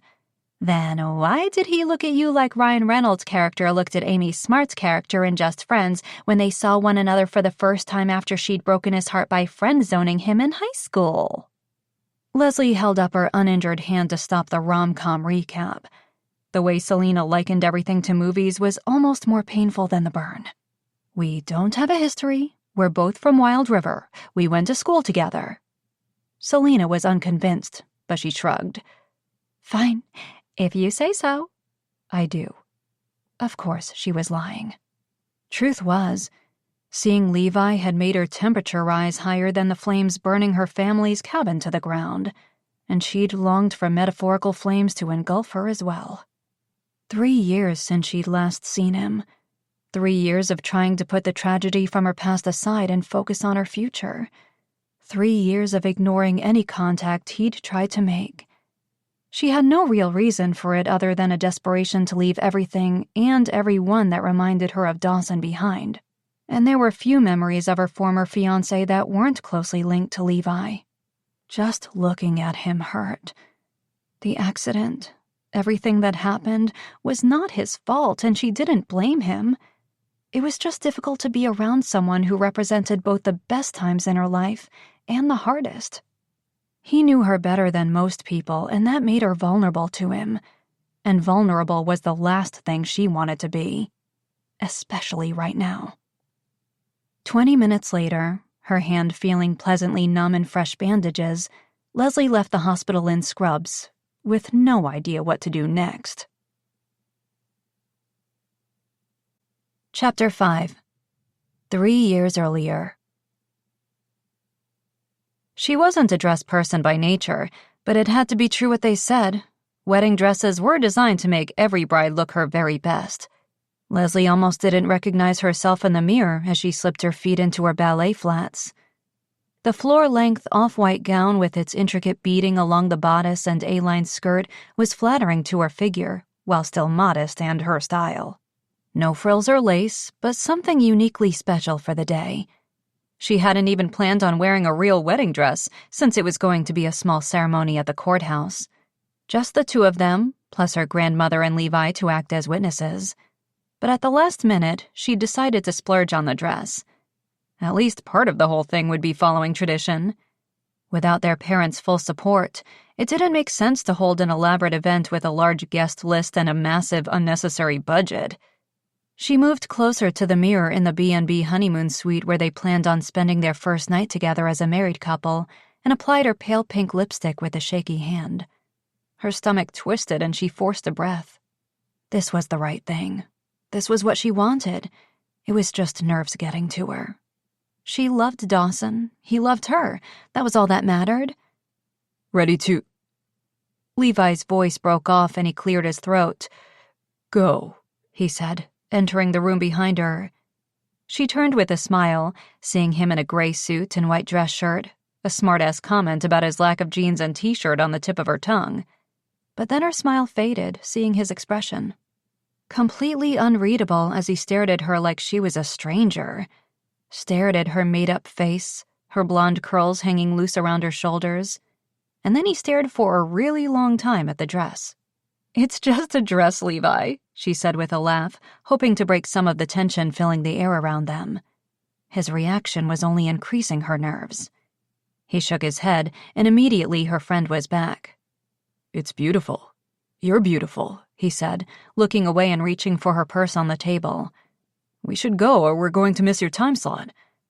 She nodded, forcing her best confident look. She was ready for this. They'd been together for years.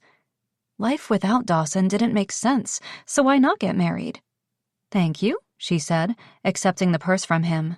She followed him out of the room, and neither of them heard her forgotten cell phone ringing. He could do this. He had to do this. His best friends were getting married. The two people in the world who meant the most to him were going to commit to a lifetime of love and happiness, and Levi would not get in the way of that. He'd kept his feelings for Leslie to himself this long. What was another lifetime? His mouth watered and he rushed to the shared bathroom in the hallway of the B&B, where Leslie and Dawson would be spending their wedding night. Vomiting, he splashed water onto his face and stared at his reflection in the mirror. He wasn't letting her go. He never had her in the first place. She loved Dawson, had always loved Dawson, and always would. He wouldn't even be in the running, even if his best friend wasn't in the picture. She'd never seen him that way. They were friends, full stop. Unrequited love happened all the time. Unfortunately, unlike other rejected, jilted, heartbroken people, Levi couldn't just walk away from the source of pain and torment. He'd had a front row seat to it for years, and now he would be standing next to his best friend, offering all the support he wanted desperately to feel as he vowed to love and cherish the woman Levi was in love with. If only he could break whatever spell Leslie had on him, whatever power she held over his heart. Over the years, he'd tried to get over these insane feelings he had for her, but no other woman made his body, mind, and heart react the way she did. He'd even tried stepping away for a while, pulling back. But not having them both in his life was just that much more painful. They were more than friends. They were family, and he'd support them the way he always did. He left the room and walked down the hall to Leslie's room. He knocked once and entered, and his entire world spun out of control. She was breathtaking in the floor-length, simple but elegant off-white satin gown, and he forgot how to function as he took in the sight of her. "It's just a dress, Levi," she said with a shy laugh. It was so much more than a dress. It was a symbol of his inability to ever be honest with her, to ever tell her how he really felt. It was an even bigger symbol of the fact that he would never have the love of his life. He'd have to be content never fully loving anyone else to his full capacity. He'd never share a life with her. It was so much more than a dress. But she'd be happy, and that was what mattered to him most. He cleared his throat. "It's beautiful. You're beautiful." He hoped it sounded natural, normal. It's what you said to a bride on her wedding day. He handed over her purse and checked his watch as they left the room. He had an hour before he gave the woman he loved away to his best friend. Leave it to Dawson to be late. Leslie checked the clock on the wall at the courthouse and reached into her purse.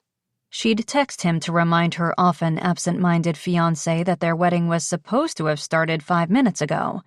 His inability to be on time for anything was one of those quirks of his that she'd been forced to come to love. Otherwise, she would have murdered him by now.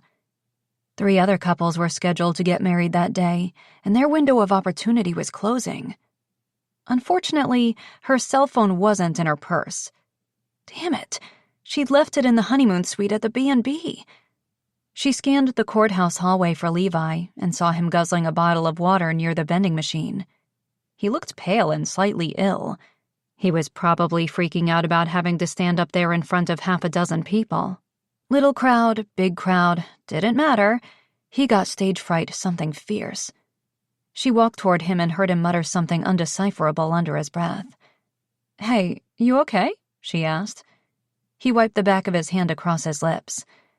"Yeah, great. We ready?"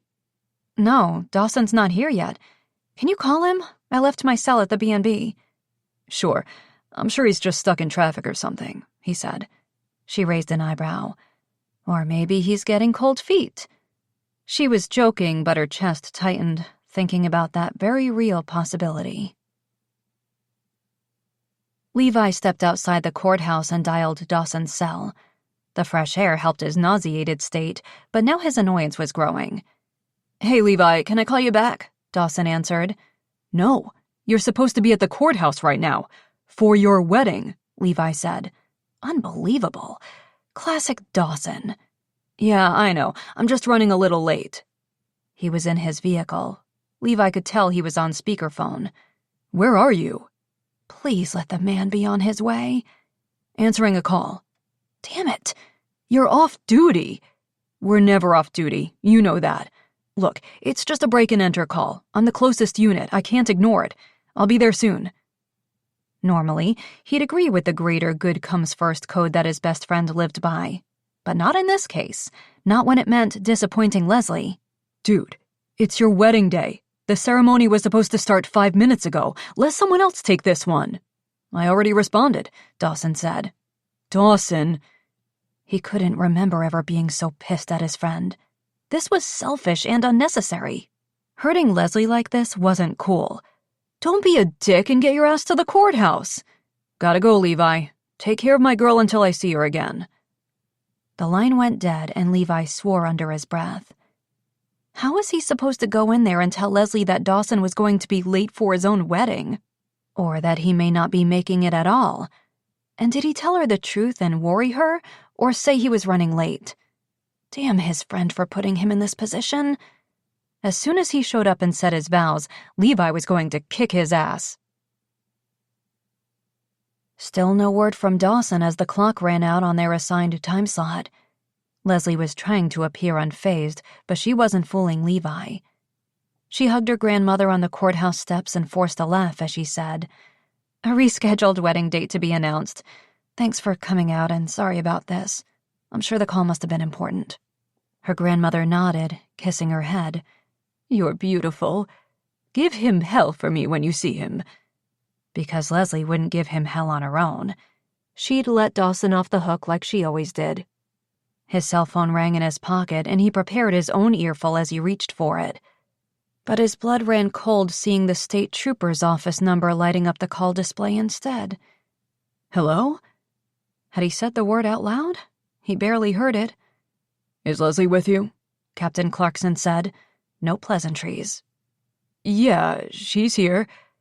His hand shook violently as he handed his cell phone to her. Her expression immediately turned to fear as she listened, and his heart pounded in his chest. "What? What? I mean, where is he?" Her voice was strained.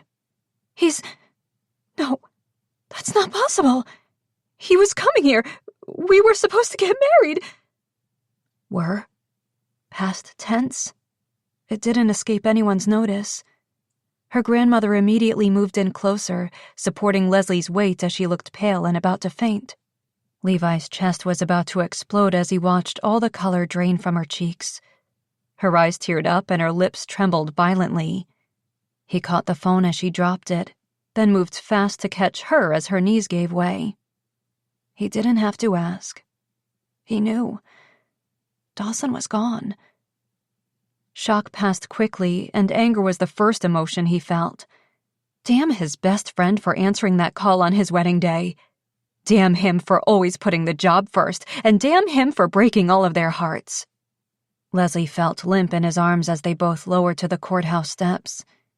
He held her while tears soaked his dress shirt and her body trembled. He didn't even know what was happening around them. Levi knew he had only one job in that moment. Sit there, hold her tight, and make sure she had something to grab a hold of while her world came crashing down. Beams of sunlight shone through the stained glass windows of the church the day of the funeral. Levi stood tall, straight, unwavering as the priest talked about Dawson in the past tense. He refused to give in to the desire to run out of the church and away from the pain and sadness threatening to engulf him. He had to be strong for Leslie. She needed a rock, something she could use to get her own bearings. He'd be that for her. And his best friend deserved his respect, honoring the life he'd led, the sacrifices he'd made, and the man he hadn't gotten a chance to be, the future he hadn't lived. The community and the department honored Dawson as the hero he was. He selflessly put his life on the line to protect others, and on that day paid the ultimate sacrifice for a lifetime of serving others. We salute him, and we ask God to take him into his... The words echoing all around him in the silent church seemed far away, and Levi shook off a wave of dizziness as he prepared to carry his best friend's casket to its final resting place. Leslie gripped the pew in front of her, her pale knuckles losing any remaining color as she held tight. Levi's hand covered hers and he shivered at how icy it was. She hadn't eaten or spoken much in days, mostly sat in a trance as Dawson's family made all the preparations around her. Not that she was in the mindset to deal with these decisions, but it angered Levi that no one asked her for her opinion on anything. No one acknowledged that she'd been about to be Dawson's wife. But maybe, in the end, this would be easier on her. The cold way his family had always treated her had simply continued. It was one of the things that had always bothered him, their lack of respect and love for Leslie. He never understood it. The family had opened their hearts and home to him so willingly, and he owed them so much. But he hated the way they'd never accepted Leslie, had always treated her like she wasn't good enough for their son. The ceremony ended with a final prayer and moment of silence, and Levi knew there was not enough time to compose himself and prepare for what came next. Along with Dawson's cousins and 2 members of the police force, he carried the coffin out of the church and down the path toward the burial site. Tears burned his throat and he couldn't feel his legs, just the heavy weight of the coffin pressing against his left shoulder and all the regret of a life that ended far too soon. As the coffin lowered into the ground, his buddy's last words to him played on his mind. "Take care of my girl until I see her again." She was numb, which was the best way to be. Leslie knew the reprieve from the ache in her chest and pain in her stomach was temporary. She knew the stages of grief, having gone through them too many times already. They would all appear eventually, but right now, all she knew was that she had to get away. Escape the constant reminder of the future that had been stolen and distance herself from all the kind, caring sympathy that made her want to throw up. She wasn't sure how she felt. Angry, sad, disappointed, heartbroken. Nothing seemed powerful enough to capture the emotions running through her. As she walked through the station, head down, avoiding gazes, blocking out the sound of sympathetic wishes as she passed her fellow state troopers, Desperate to look anywhere but at the open cubicle desk where Dawson's unfilled paperwork was still piled high in his in-tray, she focused only on what she was there to do. If she thought about it too long, she might change her mind. Entering her boss's office, she placed her gun and badge on his desk and walked out before she could fall apart. Chapter 6. Present Day. Levi was halfway back to the station when he pulled his truck to the side of the road. He'd nearly turned around a dozen times already. But for what? Leslie hadn't exactly seemed thrilled to see him. She'd barely spoken to him beyond what was necessary, and she'd struggled to look him in the eye. Granted, the circumstances could hardly get worse, so he was desperate not to read too much into her standoffish coldness. Seeing her had made him anything but cold. The image of her getting out of her car in just a towel was likely to plague him for a long time. He'd add it to his inventory of memories, the ones he didn't want to try to forget. Yes, some of them were painful and full of heartache, but there had been a lot of good times too, even if he'd been the third wheel. And unfortunately, he couldn't help but question if maybe he wouldn't have been the third wheel if he hadn't frozen on the day that had changed everything. Since that day on the playground, the three of them had been inseparable. Leslie and Dawson's passion for movie making had never really rubbed off on Levi, but he accepted the roles they gave him without complaint. Then, as they got older, even as their interests changed and new friends were made, they were all still close. And with Dawson involved in every sport imaginable, it had been he and Leslie who had spent more time together going to movies, hanging out at Dawson's sports games, studying. He remembered the day he felt the shift. At 13, they were starting to get interested in dating and kissing, and she'd been the one to initiate the conversation as they'd collected their books from their lockers after school. "Have you kissed anyone yet?" she asked. He wanted to be cool so badly, but he knew there was no point in lying to her. His palms had sweat and his mouth was chalky as he'd shaken his head. "You?" "No." She twirled a piece of her blonde hair around her finger as she stared at her high-top sneakers. "I was thinking that maybe it might be a good idea to learn. Practice with a friend before either of us tries to kiss someone we really like and mess it up." His heart was beating so loudly in his ears that she had to have heard it. She wanted to kiss him, but not because she really liked him, because she wanted to practice on someone safe. Unfortunately, he really did like her, and if he was going to kiss her, he wanted it to be special. He didn't want to be the trial run guy, the safe friends-only guy. While he struggled with the words to form a confession, to finally tell her how he felt and put himself out there, she'd misread his silence as being not interested. Her cheeks had flushed and she'd laughed. "I was totally kidding, Levi. Man, you should have seen your face." "Oh, She'd turned and hurried away as the bell rang, and he'd stood there so long in shock, regret, and confusion that he'd gotten a hall slip from the monitor. All day he'd replayed it, kicking himself for not agreeing to it and for not making his own feelings clear. He had to stop being such a wimp. Leslie had wanted to kiss him, and he'd made a huge mess of it. Now he had to make things right. He'd ask her to the winter formal dance. Then if it seemed like she was into him too, he'd go in for a real kiss. One he was prepared for. One that conveyed his true feelings for her. Move away from friends only and have the relationship he'd been wanting with her since that first day on the playground. After school, he caught up to her as she was unpacking her locker. Play it cool, apologize for freezing earlier that day, and ask her to the dance. But as he approached, he saw Dawson heading down the hall toward them from the other direction. He slowed his pace a little. Damn, he didn't want to ask in front of Dawson. That part of things was going to be potentially awkward as it was if he and Leslie started dating. How would their dynamic change if two of them were more than just friends? Would Dawson want to double date with them? If he ever got serious about anything other than sports? Or would they spend more time apart? Dawson reached Leslie first, and Levi's stomach nodded as his buddy produced 2 winter formal dance tickets from behind his back. 2, not 3. Shit. No, this wasn't supposed to happen. Since when was Dawson into Leslie that way? He'd never shown any interest. Was he asking her to go as friends? But then he would have bought a third ticket and they would all have gone together. Levi's heart raced as he neared them and heard Dawson say the word date. Leslie hesitated before answering. She caught sight of Levi, and her expression was slightly conflicted. Maybe there had been more to the practice kiss she'd been wanting. Say something. Do something. Don't let your buddy steal your girl. Unfortunately, as usual, he waited too long, and then it was too late.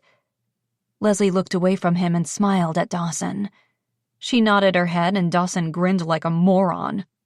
And that was the first time seeing his two best friends together had broken his heart. But no matter how hard it had been over the years, having the two of them in his life had meant everything to him. They were his family. And family supported one another. Leslie might be the last person on earth who would ask for help or admit she may be in over her head this time, but he'd be there for her if she needed him. Decision was made. He was staying in the ski resort town for a few nights. He dialed the station, and Chad answered on the third ring. The unmistakable sound of Mario Kart in the background confirmed that Levi taking a few days off shouldn't be a problem. Hey man, I've decided to stay in Wild River for a few days. You cool holding down the fort on your own? No problem. Damn it, Yoshi took me out, Chad said. Okay, call me if there's an emergency, Levi said, disconnecting the call. Then, checking the traffic, he took a deep breath and did a U-turn on the highway, heading back toward Wild River, for one last attempt to get back at least one of the friends he'd lost. Chapter 7. Now this is more like it. Shocking. The Wild River Resort was to Selena's liking. Stretched across 400 acres, the posh, luxurious accommodations boasted 300 guest rooms, a 5-star spa, 2 high-end expensive dining options, and provided tourists the most spectacular views of the mountains. Unfortunately, the price tag was astronomical. Wild River was a small town, boasting only 4 other modest hotels and a local B&B, but everything else was booked solid. Some best-selling fantasy writer was hosting a knitting retreat and book signing that week. This place is amazing. I had no idea there were resorts like this in Alaska. You've definitely redeemed yourself, Selena said. Wonderful. I was worried, Leslie said as they approached the check-in desk. How can I help you? The man dressed in a resort uniform behind the desk asked. We need a room, please. For how many nights? She hesitated. I'm not entirely sure. Can we book 3 for now and then extend our stay if necessary? Hopefully it wouldn't come to that. The clerk nodded. I'll need your ID and credit card, please. That wouldn't be happening. She couldn't risk leaving a trail. She opened her wallet and took out a wad of cash that she'd taken from an ATM before leaving LA. I'd prefer to pay cash if possible. The clerk hesitated. You'd need to leave a sizable deposit for any incidentals. Leslie nodded. That's fine, she said, handing over the money and saying a silent goodbye to her savings. It wasn't like she'd be able to submit an expense report for this one. She signed the paperwork for their room with their left unbandaged hand, the signature barely legible. Great, the check-in clerk said. Here are your room keys. We only need one, Leslie said. Selena rolled her eyes. You don't even trust me with a room key? You won't be going anywhere alone. The clerk sent them an odd look, but having the 40-year-old guy think she was in some weird-as-shit relationship was the least of her worries right now. One key is fine, she said. Okay. Elevators are down the hall, across from the restaurant. Your room is on the 3rd floor. Room service is 24 hours, and the spa is open from 8 a.m. until 9 p.m. Enjoy your stay, and please let us know if you need anything. The last part of his sentence was directed at Selena, and Leslie sighed as she moved away from the desk. She didn't care how strange this must look, her in a pair of hospital scrubs and oversized rubber boots, checking into an expensive resort with no luggage and a woman that looked half her age. She couldn't wait to get to their room and take a hot shower. A nap would be amazing as well if she was successful in shutting her overactive brain off for 5 minutes. She ignored the odd looks from other guests as they headed toward the elevators. Then she immediately spotted someone that had her looking for an escape route. Oh, shit. What's wrong? Selena followed her gaze. Is it the stalker? She moved to stand behind Leslie, ducking low behind her shoulders. Nope. Worse. For Leslie, at least. She scanned the lobby, but its open-concept layout provided nowhere to hide, and Eddie spotted her. His expression was a mix of shock and amusement as he came toward them in eyed her clothing. Do we know him? Selena whispered. Unfortunately. Selena, this is my brother Eddie, she said as he stopped his wheelchair in front of them. What are you doing here? He lived 3 blocks away. Why was he at the resort? She'd thought they were safe from running into any locals, especially her family. Montana's parents are in town, he said. We were just having dinner at the restaurant. Better question is, what are you doing here? He glanced at her hand, and she knew that he knew she was responsible for the cabin fire. Protecting me from my stalker, Selena said, stepping out from behind her. Jesus, hadn't she told her not to reveal herself or the reason they were there to anyone? She shot her a look. Eddie, this is Selena Hudson, and this conversation is highly confidential, Leslie said quietly, scanning the hallway. Locals might have a hard time recognizing the star, but tourists might not. Eddie grinned as he extended a hand to Selena. My lips are sealed. Nice to meet you. I can only assume that you're famous? 'Cause I have a stalker? Selena asked. 'Cause my sister doesn't have any friends, so you have to be a client of hers. Selena laughed as though Eddie were the funniest comedian on earth. Oh, come on. Does Mom know you're here? Eddie asked. No one was supposed to know I'm here. Her irritation skyrocketed at the mention of her mother. She was walking a fine stress line that day that felt ready to snap at any moment. She had us hiding out in the woods until the cabin went up in flames, Selena said, obviously having immediately bonded with Eddie. Leslie was going to murder the star herself. Eddie's face was in sincere shock. You burned down the family cabin? Yes, and she was the woman in a towel rescued by the local smoke jumpers that everyone must be talking about as well. It was my fault, Selena said quickly. I'll pay to have the cabin rebuilt. She would? Eddie's girlfriend, Montana Banks, approached, and Eddie turned in his wheelchair to make the introductions. Hey, Danger. Meet Leslie's new client, Selena. I'm sorry, what did you say your last name was? Selena laughed, tossing her dark hair over one shoulder as though glamming it up might make her more recognizable. Hudson, have I really arrived in a town that hasn't heard of me? No ego, just genuine surprise. I told you, Leslie said. Montana smiled warmly, her striking features even more beautiful. Nice to meet you and great to see you again, Leslie. You too. It wasn't fake politeness either. Leslie really liked her brother's girlfriend. A single mom who'd suffered a tragic brain injury years before and was back in Wild River to have a relationship with her daughter, Montana had helped Eddie overcome his own tragedy, getting shot months ago. The two of them were great together, and Leslie was happy to see her brother happy. If circumstances were different, she'd love to spend time with Montana. But that would require spending more time in Wild River with her family. How long will you be staying in town? We should have dinner, she said. I'm not sure. Hopefully not too long. Dinner sounds cool, though, Selena said. No one was asking her. Leslie checked an imaginary watch. We should get going. We have to run into town for a few things. A shower and a nap would have to wait. They needed better clothing, and she really needed a new cell phone right away. There could be updates from Owen, and being out of touch for too long wasn't a great idea. Her sanity would also depend on the short, infrequent calls. Selena frowned as she looked at her. How are we getting there? Your car is still stuck in a snowbank, remember? There's a shuttle from the resort into town. Getting on the public shuttle dressed in scrubs was the least of her concerns right now. But Eddie shook his head. We're headed home. We'll drop you off on Main Street. Perfect, Selena said. Leslie wanted to argue, But at this point, she was choosing her battles and conserving her energy. Great, she mumbled. In the back seat of Eddie's van a minute later, Leslie tried to put as much distance between her and Selena as possible, but the star kept moving closer to peer out the window as they drove toward Main Street. You have your own window, she muttered. There's just trees on my side, Selena said, practically leaning on Leslie's lap. So, is the cabin completely gone? Eddie asked, glancing at her in the mirror. I'm not sure, but I think so. The lump was back in her throat and she swallowed hard. What was wrong with her?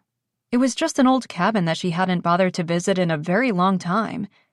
She'd left it in her past years ago, along with everything else. This overwhelming regret needed to subside quickly so she could go back to focusing on the mess she was currently in. I'm so relieved you two are okay, Montana said. Was she? Physically, maybe. Selena's audible gasp next to her made her jump. What? What is it? OMG! This street actually looks just like the studio lot set for the Back to the Future series. Leslie shot her a look. You have been outside a movie set before, right? Yes, but not outside of LA, and let's face it, Hollywood is really just one big studio lot. No arguments there. So, wait, you've never been outside of LA? Selena nodded. Of course I have, but mostly when we are on tour for movie promo, so I've never actually seen small-town USA. I've been in movies since I was a toddler, and between my filming schedule and Dad's, we're too busy to travel for fun. So, money couldn't buy everything. Leslie's family relationships weren't perfect, but some of her best memories growing up were of traveling together, mostly with their father before he died. He was a brilliant artist with a passion for photography, something Leslie had inherited, and he'd captured the most breathtaking scenic shots wherever they went. Photos that were now lost in that fire. She'd lost him years ago when she'd needed him most, and now she'd lost those precious, irreplaceable images as well. You can put the sympathetic eyes away, Selena said, mistaking Leslie's own memory lane trip as sympathy for her. I love my life and LA. There's nowhere I would have wanted to go anyway, she said. Then her attention was elsewhere. She pointed to North Mountain Sports Company on the right side of the street. That looks like a place to find decent winter clothes. Right. At killer prices. The big chain store had only recently opened in Wild River, and despite the locals' attempts to keep it away, it seemed everyone had quickly embraced the store and its high-end offering. Leslie wasn't sure it went with Wild River's aesthetic, but they were trying to appeal to the luxury traveler and outdoor enthusiasts. Or in cases like Selena, brand snobs. This where you'd like to get dropped off? Eddie asked, pulling his van in front of the store. Yes, please, Selena said. I'll pretend I don't see you shopping at my competitor, Montana said with a wink.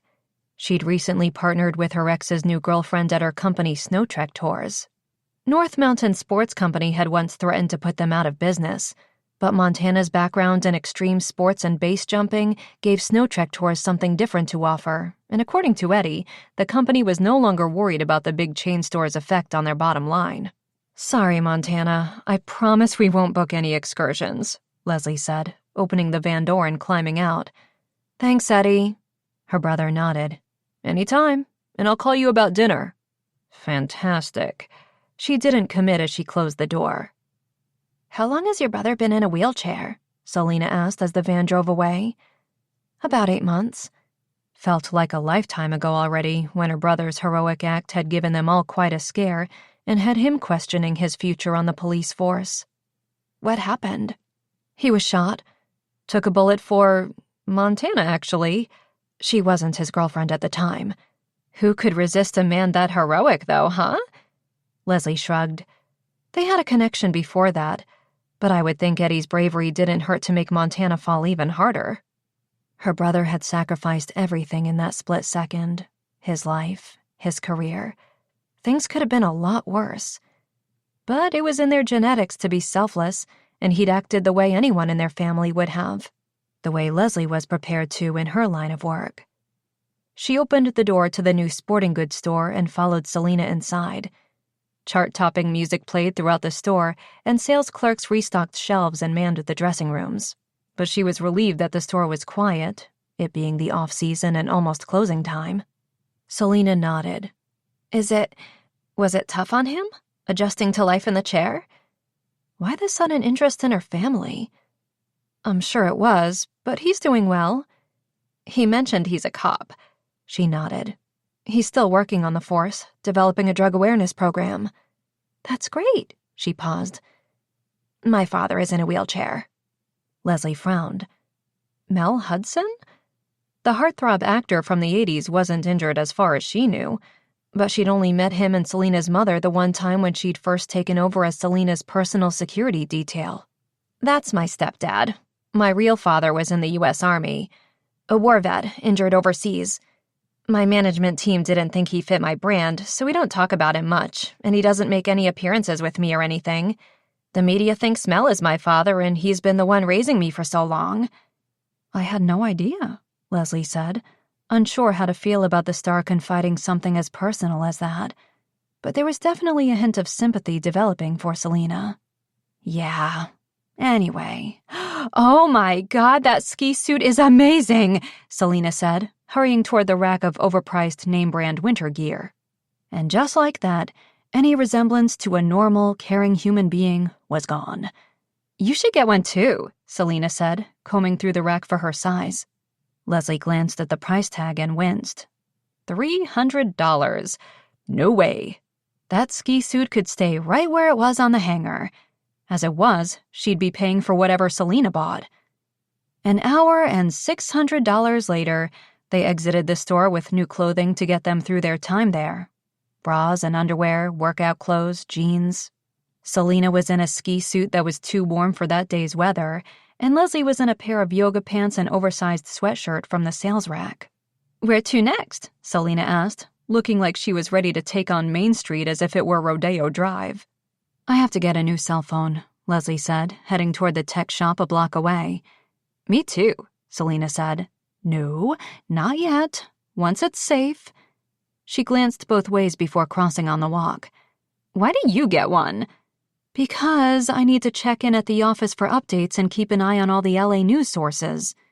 Selena stopped outside the chocolate shop and looked through the large storefront window where the chocolatier was making chocolate-covered candy apples. I haven't had one of those in years. No surprise there. And at $12 each, the star wasn't breaking her sugar-free streak on Leslie's dime either. She checked her watch. The stores are closing in 10 minutes. We have to hurry. Selena reluctantly continued along the sidewalk next to her, and Leslie pushed through the doors of Techies R Us. Thank God she'd never gotten a new phone when she moved to LA, though she refused to read much into the decision. Right now, having access to the provider where she'd set up her phone number was a blessing. She turned to the guy behind the counter. Hi, I know you'll be closing soon, but I need to get a new phone with this number as soon as possible. She wrote her cell number on a piece of paper and handed it to him. The young man smiled. No problem. Do you want the same phone? The Android 8? Yes, please. And can you add a Ghost app? Sure thing, the guy said. I'll just need your ID to call up your account. Everything on file attached to the number should be the same, she said, reluctantly flashing her ID. Right now wasn't a great time to update her account. The guy shrugged. Okay, just give me a few minutes. As she waited, Leslie scanned the row of cameras along the wall. She picked up the Nikon Z7 and peered through the lens. She'd been saving for one, thinking the almost $5,000 price tag was a nice goal to shoot for by her 35th birthday in June. But this trip would definitely set that aspiration on hold. You like photography? Selena asked. Just a hobby I used to have. Still did, but she wasn't eager to share any personal life details with the star. Her father's passion for photography had transferred to Leslie at a young age. He'd take photos wherever they went, and she'd always been intrigued by the apparatus he always wore around his neck. He'd bought her a Canon of her own at age 6, and they'd taken several photography courses together. He hadn't needed them, but it had been an amazing bonding experience with her dad. Her first real shot, one of the sun setting over Suncrest Peak, one she'd set up and waited hours for to get it just at the right moment when the disappearing light cast a final illumination over the valley below, her father had framed and hung on the living room wall. Are you any good? Selena asked. I don't know. Not really, she said. She used her cell phone's camera mostly to capture shots in and around LA, but now thanks to the fire, those were gone. She doubted there was any way to retrieve the memory from her phone, if it was to be found. Well, if you want some practice, I could use some new shots for my portfolio. Some of the backdrops around here would definitely give me something different. Backdrops. Selena saw all of this beauty and wilderness surrounding her as just backdrops to her own experience. I'm more into scenery than people. And if she were to start taking photos of people, Selena wouldn't be her first choice. She'd seen the star on set, and that was one headache she wouldn't bring upon herself. Selena shrugged as though that was boring and moved on to play with a laptop, no doubt hoping it was connected to the internet. Your phone's ready, the guy said, taking it from the box. Leslie reluctantly moved away from the cameras and approached the desk as he unlocked the screen and displayed the home screen apps. It's good to use? Yep, all set. My contacts weren't miraculously saved and transferred over to this device, were they? The guy laughed. Unfortunately, I'd need your old phone for that. Right. The phone that held her lifelines, her photos, gone in the fiery blaze. Thanks to Selena. Okay, she said, signing the paperwork for the new phone. He handed her the box with the charging cables. Anything else? She hesitated, glancing over her shoulder at the Nikon Z7. There was no way she could buy it now. No, that's it. Thank you. I'm starving, Selena said as they left the shop and made their way toward the bus stop where the resort shuttle was scheduled in 5 minutes. Leslie was hungry too, but she wasn't willing to spend $36 on a room service hamburger, so she sighed as she passed the bus stop and kept walking. I know a place we can eat. Great food, and you won't be recognized, she said, leading the way to the Drunk Tank, the locals' preferred bar and eatery. I think I prefer the restaurant at the resort, Selena said, eyeing the wooden double doors and the neon sign. No doubt you would, but we are eating here. Welcome to the local small-town USA hotspot, Leslie said, opening the doors and going inside. At this point, she almost didn't care if Selena followed. But a second later, Selena stood beside her, her eyes widening as she noticed the man behind the bar. Holy shit, that dude is big. That would be Tink. Selena nodded. Obviously.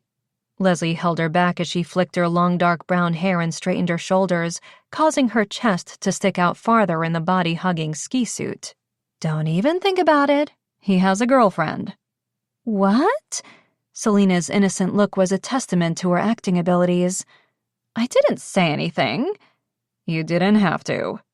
Every woman in Wild River had, at some point, wanted to take the single dad off the market before his longtime best friend succeeded in doing it last year. At 6'5" and about 1,000 pounds of solid muscle, Tank would make even The Rock jealous. And despite his ominous size, he was one of the nicest guys in town. An irresistible combination for many a local. Selena scanned the nearly empty bar. I thought you said this was a hot spot. It is, Leslie said, heading toward the bar. The Drunk Tank was the best place in Wild River to hang out any night of the week. It was busy during tourist seasons, but that night it was filled with the usual locals. And by filled, Leslie meant with about 40 people. Not exactly LA hotspot standards, but that's why she was comfortable bringing Selena there. She'd bet her job, if she still had one, on the fact that no one would even recognize Selena. And this experience should be entertaining at least. If anyone in Wild River could put Little Miss Movie Star in her place, it was the local watering hole owner. She smiled at him behind Selena's head when they reached 2 empty bar stools, and Selena was still scanning the bar like she was stuck in an old Western movie and didn't know how to get out. Hey, Tank. He nodded toward her.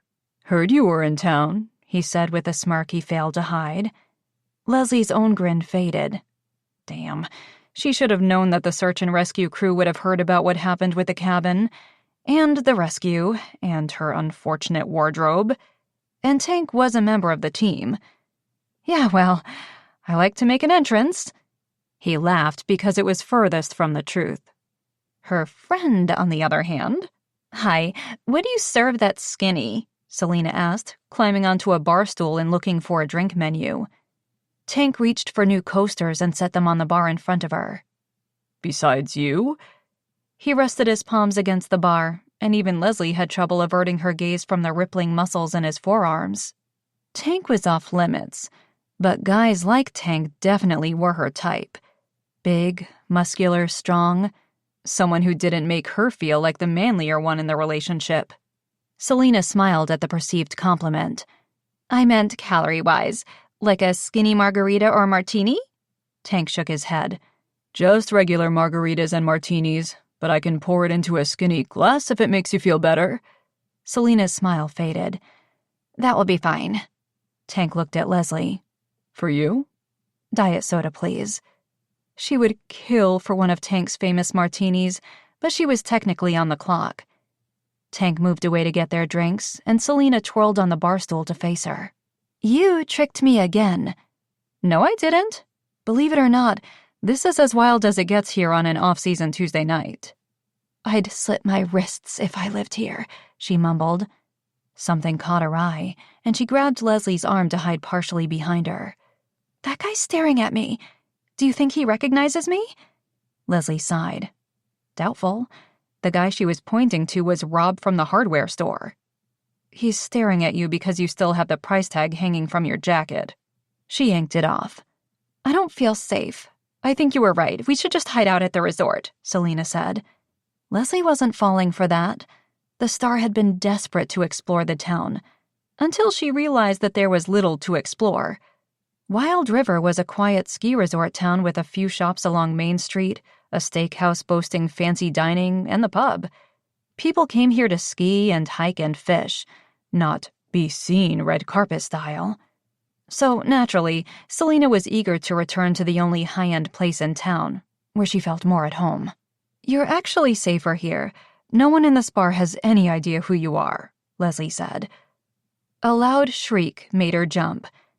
Tank's 12-year-old daughter, Kaya, was coming from the kitchen, carrying buckets of ice. Her mouth was wide open in shock as she stared at Selena. I guess you were wrong. Someone in this town recognizes me, Selena said, obviously happy to have a fan. Kaya walked slowly toward them, and Leslie's mind reeled. How did she convince the preteen that she had to keep this encounter to herself and off all social media when it was probably the coolest thing to happen to the kid in months? Hi, Kaya, she said carefully. I guess you recognize my friend? Kaya was nodding, eyes still locked on Selena. I've seen High School Romance at least 100 times, she said. That she has, Tank muttered. Selena's smile was warm. Well, thank you. That was a fun movie to make. Kaya, is it? Kaya nodded. Yes, Kaya. I'm Kaya. Starstruck was what the poor kid was. That had worn off quickly for Leslie. LA had a way of going from charming and exciting to fake and flashy fast. In her few years living there, she'd gone from enamored to disillusioned quickly. But she wouldn't burst Kaya's bubble. Maybe Selena could give you an autograph? Could we take a selfie? The young girl asked. Of course. No, Leslie offered a sympathetic look at Kaya. I'm sorry, Kaya, but... She lowered her voice to a conspirator's level. If Kaya was part of the plan to keep Selena safe, she'd cherish that more than a photo anyway. The kid was already a self-appointed, unofficial junior member of the search and rescue crew and taught outback safety courses to kids in the town. Selena is here in Wild River hiding out, so we need to keep her presence here low-key to keep her safe. That means, unfortunately, no photos. As predicted, Kaya immediately looked serious and determined. Absolutely. To Selena, she said, You're safe here. Leslie winked at her. But then Kaya frowned, glancing at Selena's drink. Hey, is that alcohol? Yes. Are you even old enough to drink? Tank reached for the glass, but Selena pulled it away. Yes, I'm 24. I was 21 acting like a 17-year-old in High School Romance, she told Kaya. Wow, really? Kaya put down the ice buckets and climbed up onto the bar stool next to Selena. Tank sighed, coming around the bar to retrieve the buckets. Don't worry, I'll take care of the ice, he said loudly. But Kaya wasn't listening. She was enamored by the star. Hey, you're super cute, Selena said, pushing Kaya's dark, messy hair away from her face. Have you ever thought about acting? I could hook you up with my agent's email. She's all set, Tank said quickly. School, sports, she's busy. Kaya laughed. Chill, Dad. I have no interest in Hollywood. She paused. Though I did just get the lead in the spring play at school. Maybe you could help me with my line sometime, she asked Selena. If you're not busy, she added quickly. Selena shot Leslie a look. Believe me, that would be the highlight of my time here. Turning back to Kaya, she smiled. I'd love to help if I'm in town long enough. Kaya beamed. Awesome! Huh. So maybe the star wasn't all bad. Leslie knew Selena did actually care about her fans. She had several charities focused on children's needs in LA, and she was an active participant, volunteering her time as well as donating money. Great, but right now you have homework, Tank told Kaya. The girl looked disappointed, but she climbed off the bar stool. I gotta go, but it was really awesome to meet you, and if you need anything... Selena reached for her coaster and a pen on the bar and signed it. Here you go. And we'll find a way to sneak a selfie before I leave town, I promise, she said. Kaya hugged the coaster to her chest as she headed into the back room. I can't believe I can't tell my friends about this, they heard her mumble. Leslie knew she wouldn't. They took care of one another in Wild River. Subconsciously, maybe that was why she'd come. And at least Selena looked happier. Being away from her life couldn't be easy on her either. What a cutie, she said as her gaze drifted toward the door. And speaking of cuties... Leslie followed her gaze and almost choked on her drink, seeing Levi enter the bar. What the hell was he still doing in town? Didn't he have a forest to protect? So there is a history, Selena said, eyeing her. Nope, there isn't. Well, why does your face look simultaneously pale and flushed? Just surprised to see him here, she mumbled. So you'd be cool with me buying him a drink then? For saving my life? Selena baited her. Technically, Leslie had saved Selena's life. Levi had saved hers. He's probably meeting people. Or not. Levi spotted them and headed their way. Hey, what are you still doing here? Leslie asked before she could stop herself. Levi looked uncomfortable, and Leslie immediately turned her attention back to the melting ice in her glass. This awkwardness would only get worse the more time they were together. Didn't he realize that as well? No real contact in years had already made their previous necessary encounter tense.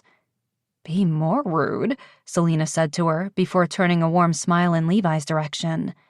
I think what she meant to say was, have a seat, I'll buy you a drink. With Leslie's money. The smile might have made up for Leslie's coolness if Levi had seen it, but his gaze was still locked on Leslie. She could see his reflection in the mirror behind the bar, but she didn't need to. She could feel his gaze burning into her. Come on, join us, Selena said when Levi hesitated. I'll sit, but ladies don't buy the drinks, Levi said, climbing onto the bar stool next to her. They do when they're rich, Selena said, reaching for Leslie's wallet. Levi went to protest, but Leslie still wanted an answer to her question, though she did reword it to sound less offensive. So, are you heading back to the station tonight? Selena's side-eye was murderous. Obviously still not subtle enough. Leslie knew how it sounded, like she wanted Levi out of town ASAP. And she did. Being in Wild River was tough enough without spending time with him. Something Selena wouldn't understand, and something Leslie wasn't planning to explain. But if Levi caught her vibe, he was choosing to fight against it. I took a few days off, decided to stay in town, since you were here. Thought we could catch up. Catching up was the last thing she wanted. So you two went to school together? Selena said, positioning herself to block Leslie's view of Levi, obviously annoyed that the man's attention had been solely focused on Leslie so far. Levi cleared his throat. Yeah, we've been friends for years. Best friends. The three amigos. Leslie was closer to Levi than almost anyone else, and she knew what he was doing right now. The same thing he always did, pushing his way in, refusing to acknowledge her pushing him away.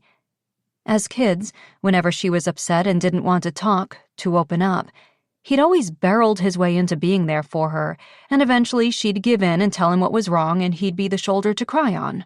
That was his role in their little group. He was the rock for her and Dawson, the sounding board, the fixer, the advice giver.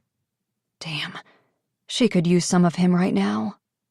But no, they weren't kids anymore, and this was a problem she needed to find a way out of herself, and not let nostalgia and catching up get in the way. Luckily, Selena launched into a recap of Levi's heroics that day, and the two quickly seemed to forget that Leslie existed, which was fine. She'd sit there in peace and enjoy her flat, watered-down diet soda. She wasn't interested in hearing all the details of how the smoke jumpers executed the rescue. She wouldn't intercept with her own questions, even if Levi's job was super exciting and intriguing. Selena laughed at something he said, and her hand landed on Levi's arm, causing Leslie's stomach to twist. This was fine. Someone else to entertain Selena for a while was good. She could use a break, and at least when the star had a captive audience, the whining and complaining was reduced to a minimum. Levi's cell rang on the bar in front of him, and he glanced at the caller ID. Sorry, I have to take this, he told Selena. No problem, Selena said. I have to check my phone too. Oh, wait, I'm not allowed to have one. Her pointed glare was directed at Leslie. Leslie ignored it. Being without a cell phone wouldn't kill her. Actually, a social media hiatus would be good for Selena. Social media for validation wasn't great for one's mental health. She glanced at the caller ID, vaguely recognizing the phone number, then listened as Levi answered the call. Hi, Mrs. Powell. Yeah, that's no problem. Never too busy for you. What's up? Mrs. Powell? Dawson's mother was calling Levi? Why? The two of them were still close, obviously, but calling him at 9 at night on a weekday seemed slightly unusual. Leslie studied him, but he avoided her questioning gaze as he listened. Leslie could hear the woman's voice on the other end of the line and strained to hear what she was saying. He's so nice, Selena said, checking her reflection in the mirror across the bar. Yep. And really good-looking. Sure. Leslie could hear Mrs. Powell laugh, and Levi was nodding. What were they talking about? Seemed important based on Levi's expression as he listened intently. He was doing the one-eye closed thing he always did when he was trying to commit details to memory. She'd always teased him about the habit, but secretly thought it was cute. Seeing it now was completely messing with her ability to remain distant and neutral. Selena was looking around the bar. Hey, you want to play darts? No. Pool? Oh, so now the star appreciated the bar. No, shh, she muttered. Levi was talking now. Something about an event? Can I go to the washroom at least? Selena asked. Yes, go, Leslie said through gritted teeth.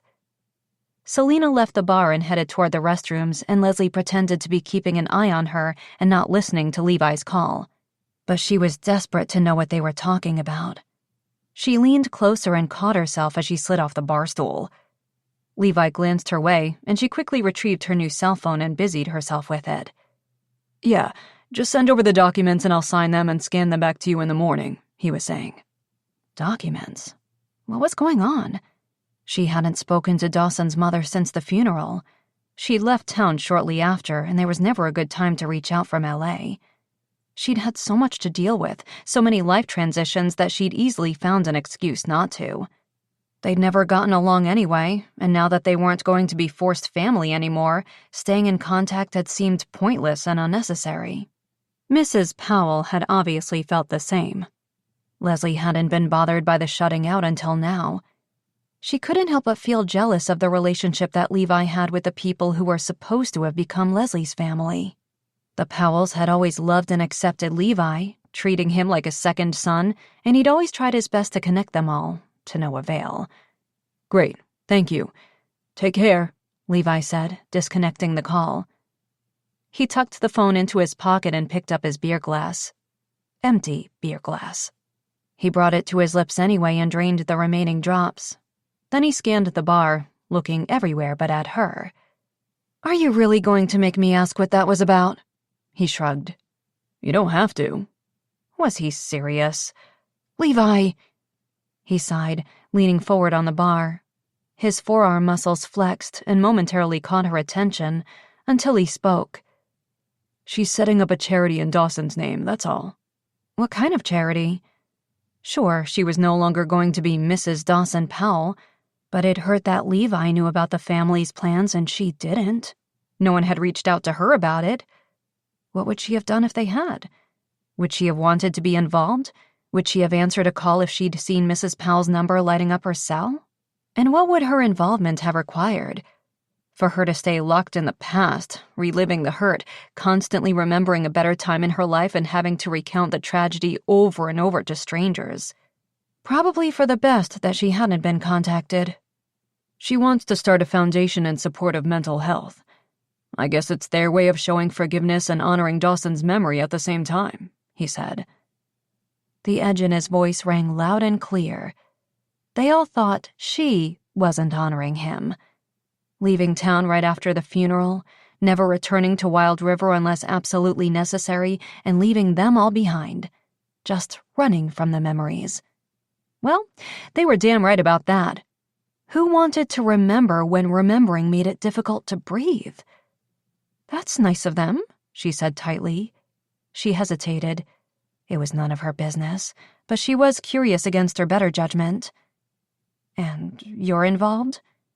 He nodded, not looking overly pleased about it. Or maybe he just didn't want to discuss it with her.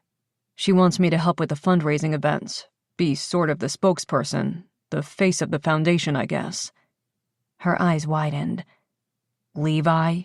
A spokesperson? You hate public speaking. That's correct. And you get awkward in big crowds and formal events. Yep. And yet you agreed to do it. He turned on the bar stool and stared straight into her eyes. What choice do I have, Les? The sound of her nickname made her heart race. He was the only person who called her that. She'd beat the crap out of anyone else who tried, but she'd always let him get away with it. And now, the sound of it had her heart racing in an unfamiliar way. Or maybe it was the way he said it, the tone in his voice that held traces of longing and regret. She simply stared back, not sure how to answer. He was right. He really couldn't refuse to help after everything the Powells had done for him over the years and how close he and Dawson had been. The fact that he was stepping out of his comfort zone for the family said a lot about his character. Same old Levi. Selena rejoined them. The restroom was surprisingly clean, she said. Neither Leslie nor Levi answered her. What are we talking about? She looked back and forth between them. Did I hear you say something about fundraising? She asked Levi. Yeah, he said reluctantly, breaking his gaze with Leslie. I'm just helping a friend's family with a charity organization in his name. Selena looked like she was in love. Oh, come on. I can help, she said. I run several charities back in LA. I'm sure Levi has it covered, Leslie said quickly. Levi shook his head. Actually, I have no idea what I'm doing. Selena looked ready to pull out a day planner and start organizing. She really must be bored out of her mind. Leslie had witnessed the woman's schedule, and it had been intense. She knew what the star was giving up, the risk to her career this impromptu hiatus from her life might cost her. But Leslie couldn't focus on all of that. None of that would matter if the star was dead, and her stalker had made his intentions very clear. But if helping Levi could give her something to do, something to take her mind off things and keep her from harassing the shit out of Leslie, Leslie would keep her own feelings about it to herself. Well, I have experience with all aspects of fundraising, from the permits to executing events that people want to attend and will open their wallets for, Selena was telling Levi. Levi hesitated. But then when he glanced at Leslie and she didn't oppose, he nodded. Thanks. If you're in town for a while, I may take you up on that. Well, for the first time since arriving, I hope we stick around for a while.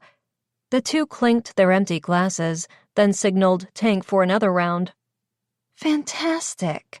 Her former best friend and the woman she was hiding from the world were joining forces to plan charitable events in her ex-fiancé's memory, and no one wanted her involved. On the clock or not, Leslie deserved a drink. Levi wasn't an expert on women, not by a long shot, but he knew two things. Selena was flirting with him, and Leslie didn't like it. Unfortunately, he was smart enough not to allow himself the thought that it could be jealousy. She'd been annoyed with him and by him since he'd rescued her ass in the forest. He wasn't looking for a thank you. Or maybe he was. Maybe a, "Thanks, Levi, for not leaving me to freeze to death in the wilderness in only a towel, and, by the way, great to see you," might be exactly what he was looking for from her. Or hoping for, at least. He'd stayed in Wild River to see her. He'd thought the shock of the fire and the circumstances surrounding her visit had made her more prickly earlier that day, understandably. But her mood hadn't changed, even after the scotch on the rocks she'd drunk in record time. She'd changed into a pair of leggings and an oversized sweatshirt with a picture of a moose on it, and it was so typically Leslie that it made him smile on the inside, knowing that somewhere deep inside, she was the same woman who lived for comfort clothes and looked hot as hell in them. Admittedly, that part was mildly inconvenient. The attraction he'd always had for her hadn't faded in the least. Selena was a chatterbox, thank God. Otherwise, the silence would have been too much to endure, and he'd have left moments after arriving. Unfortunately, he'd barely been paying attention to anything the young Hollywood star had been saying. "So what kind of fundraiser were you planning?" she asked him now. Damn. He'd hoped to avoid the conversation about this again that evening.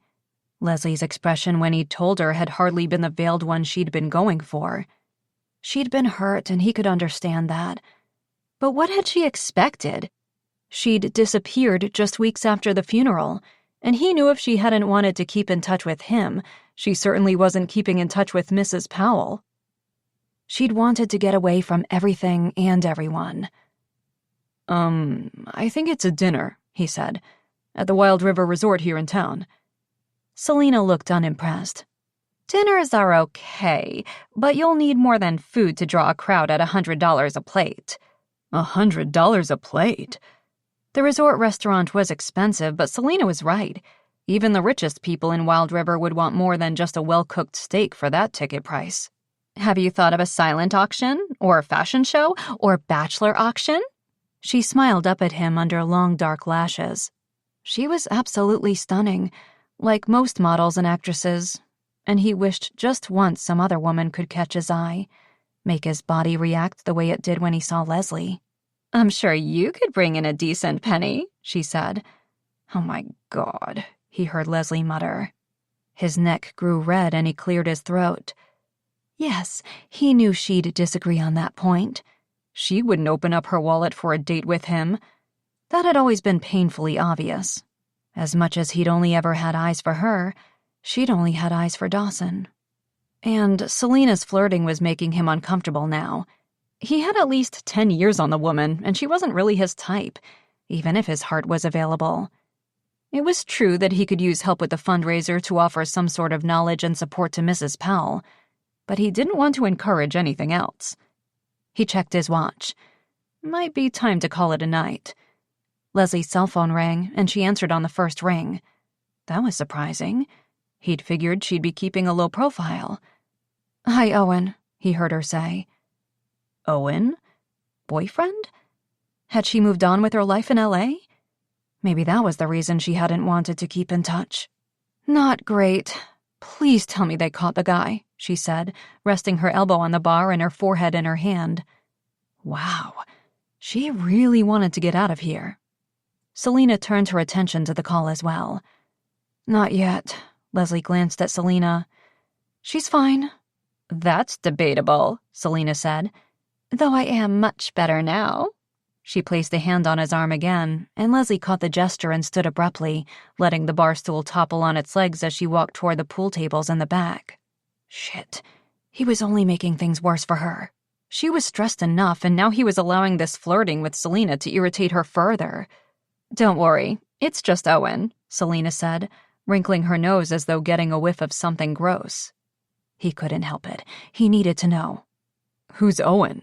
He took a chug of beer. Another agent at the agency. Leslie's boning him, I think. Levi coughed on his beer. He refused to say boning. Dating someone in LA? I wouldn't say dating. That would require clothing and an ability to connect with other human beings. Well, she had Leslie pegged on the emotional distancing part anyway. Or at least the persona that Leslie was trying to give off. Levi knew she had an impressive ability to hide what she was actually feeling, but it was often an unsuccessful attempt with him. He knew her every tell, from the confrontational stance she took as a self-defense mechanism to the restlessness she'd been exhibiting at the bar, tapping her fingers, looking around, sighing as quietly as possible. She was struggling to keep it in check. I think they are mostly just sleeping together, Selena said and shuddered. You don't like him? Not particularly. He's Australian, so naturally I found the accent hot at first. But every time I'm around him, I get a douchey vibe. Weird that Leslie wouldn't get a similar vibe if the guy was a jerk. Her radar for assholes was usually strong. What's he like? Tall, muscular. I mean, not tank muscular. No one is tank muscular. The bar owner was an anomaly. He has dark blonde hair that's slightly longer, wears a man bun. Okay, I see where the douchey vibe comes from, he said. Man bun? Really, Leslie? Seems she'd strayed as far from the Dawson type, clean-cut, tall, dark, and handsome as she could. But is he a good agent? Can she trust him? That's what mattered most right now. Selena frowned. I'm not sure, but I trust her, and if she says he's good, I guess he's good. Unfortunately, Leslie didn't look good when she returned to the bar moments later. If possible, she looked even more stressed. It killed him to see her this way. Levi wanted to hug her, hold her, force her to confide in him, let him help, or at least be a sounding board. He didn't like that she was confiding in this Owen guy. We should call it a night, she told Selena, reaching for her jacket. Already? Selena said. But Levi was ready to go too. Obviously, his former best friend had no interest in reconnecting, and the longer he was around her, the more he'd get caught up in her drama that she didn't want him a part of and which would just eat away at his sanity. I should go too. You're staying at the resort too, right? Selena said, suddenly good to go. Yes. You are? Leslie looked confused. Everything else was booked, he said. Right, the famous author in town. Selena beamed up at him as he stood. So we're all headed the same way. Wow, Selena was as subtle as a wrecking ball. We are. I'll give you both a ride? We'd love one, Selena said. Sure, Leslie said, as though she'd rather be accepting a ride from Selena's stalker, then hurriedly led the way out of the bar. Selena linked her arm through his as they followed, and Levi got an odd nostalgia-like feeling of another love triangle. But once again, he was not on the right side of it. Chapter 8. The bed was turned down when they got back to the room, and Selena collapsed backward onto it as soon as she'd kicked off her boots and removed her ski suit. I call dibs on the bed, Leslie sighed. It's a king. Neither of us are huge. I think we can share.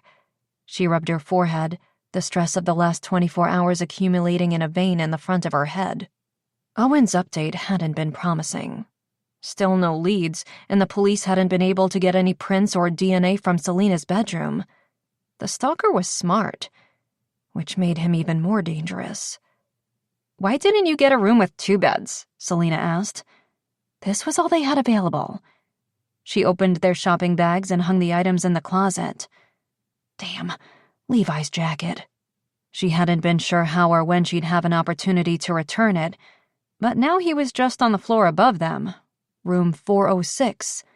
After turning down Selena's suggestion to grab another drink in the lobby bar, they'd parted ways.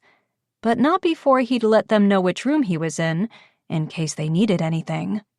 They wouldn't. But she should return the jacket now and get it over with. She didn't want to have to see him again. That evening had been enough time. Enough time for her to feel the pain of the past creeping in again.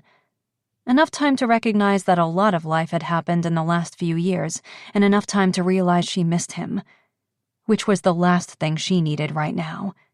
Listening to him chat with Selena, it had been torture not to just let her guard down and try to enjoy the evening with him, take a much-needed break from the stress and laugh with him, talk to him, reconnect with him. But if she had, walking away again once all of this was over would be hard. She'd be opening herself up to having to start over with the distancing she'd achieved. Distancing that was necessary to keep moving forward. "I'll be back in 40 seconds. I just need to return."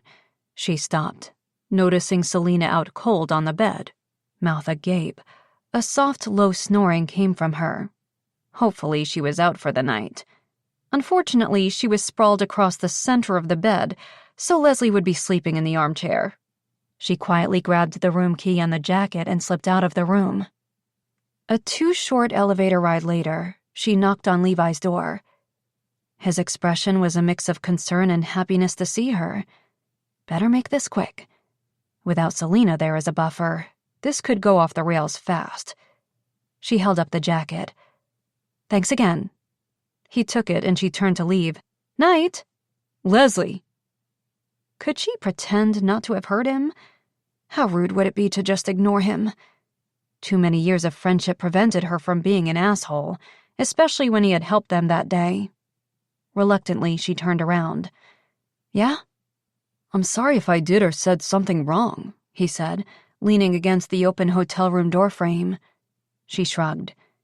"You didn't. In fact, I think you've got yourself your own stalker."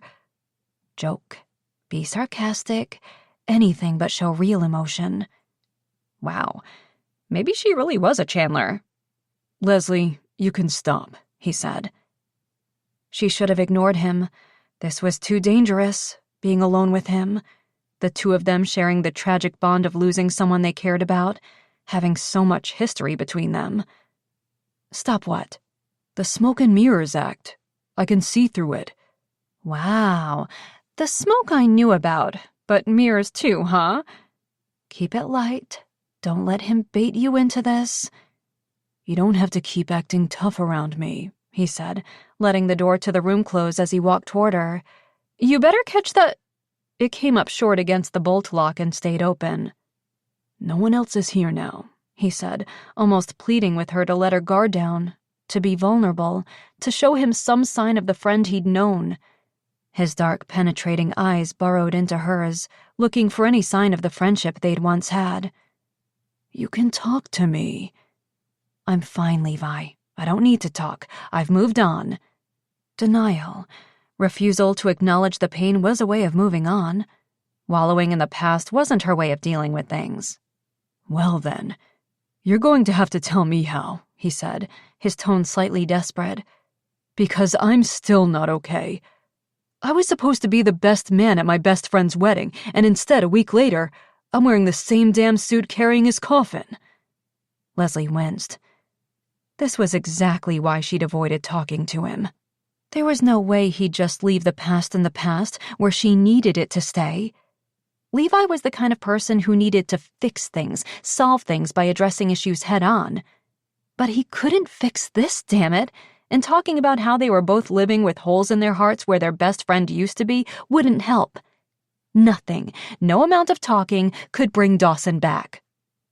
"Look, Levi, if you're struggling, maybe you need to talk to someone." "I'm trying to talk to someone right now. My best friend." He searched her face, obviously looking for that person, but she knew he wouldn't find her. "I'm not okay, and I know you aren't either." He took a step closer and touched her shoulder. The contact weakened her resolve far too much, and she stepped back and folded her arms, desperate to hold the emotions in. If she broke even a little, she'd crack wide open. "We used to be best friends, but I haven't been here in years.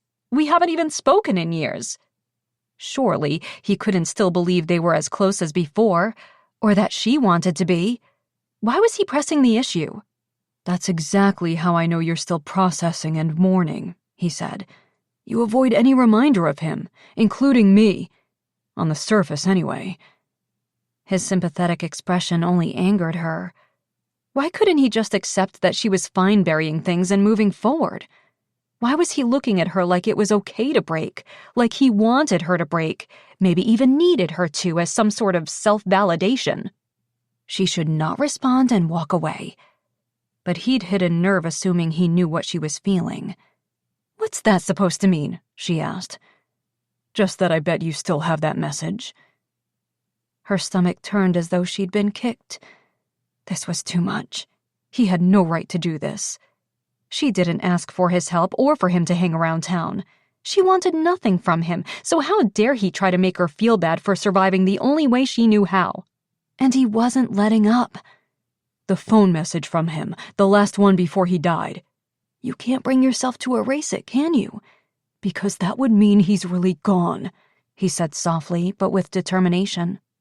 Angry tears were too close, and there was no way in hell she'd allow him to see her cry or know how close to the truth his words were. "You don't know what you're talking about, Levi, so please just stay out of my business." She stalked away and punched the button for the elevator. Levi stood there in the hallway, hands shoved deep into the pockets of his jeans. That damn elevator could hurry the hell up. The lump in her throat threatened to choke her, and her exterior felt ready to crumble. It chimed and the doors opened, and she disappeared inside before her best friend could see the scar he'd torn wide open. Staying in Wild River had been a bad decision. Leslie wanted nothing to do with him. It broke his heart that he couldn't get through her defenses. She was still hurting despite the brave face. People who'd moved on could face their past. Leslie was still running from it. He'd thought maybe her coming back home when she'd needed somewhere safe to go had been a sign that this was still that safe place for her. But maybe she'd just been trying to get Selena as far away from California as possible. If the cabin hadn't caught fire, no one would have even known she was back. Inside his hotel room, Levi sighed as he lifted his t-shirt over his head and tossed it onto the chair next to the window. First thing in the morning, he was headed back to the station. He'd paid for the room, might as well enjoy a comfortable bed and expensive coffee before going back. He was exhausted. His brain was a fog and his muscles ached from tension and stress. A knock on the door had his heart racing. Opening it to Leslie, his mouth was dry. "Hey."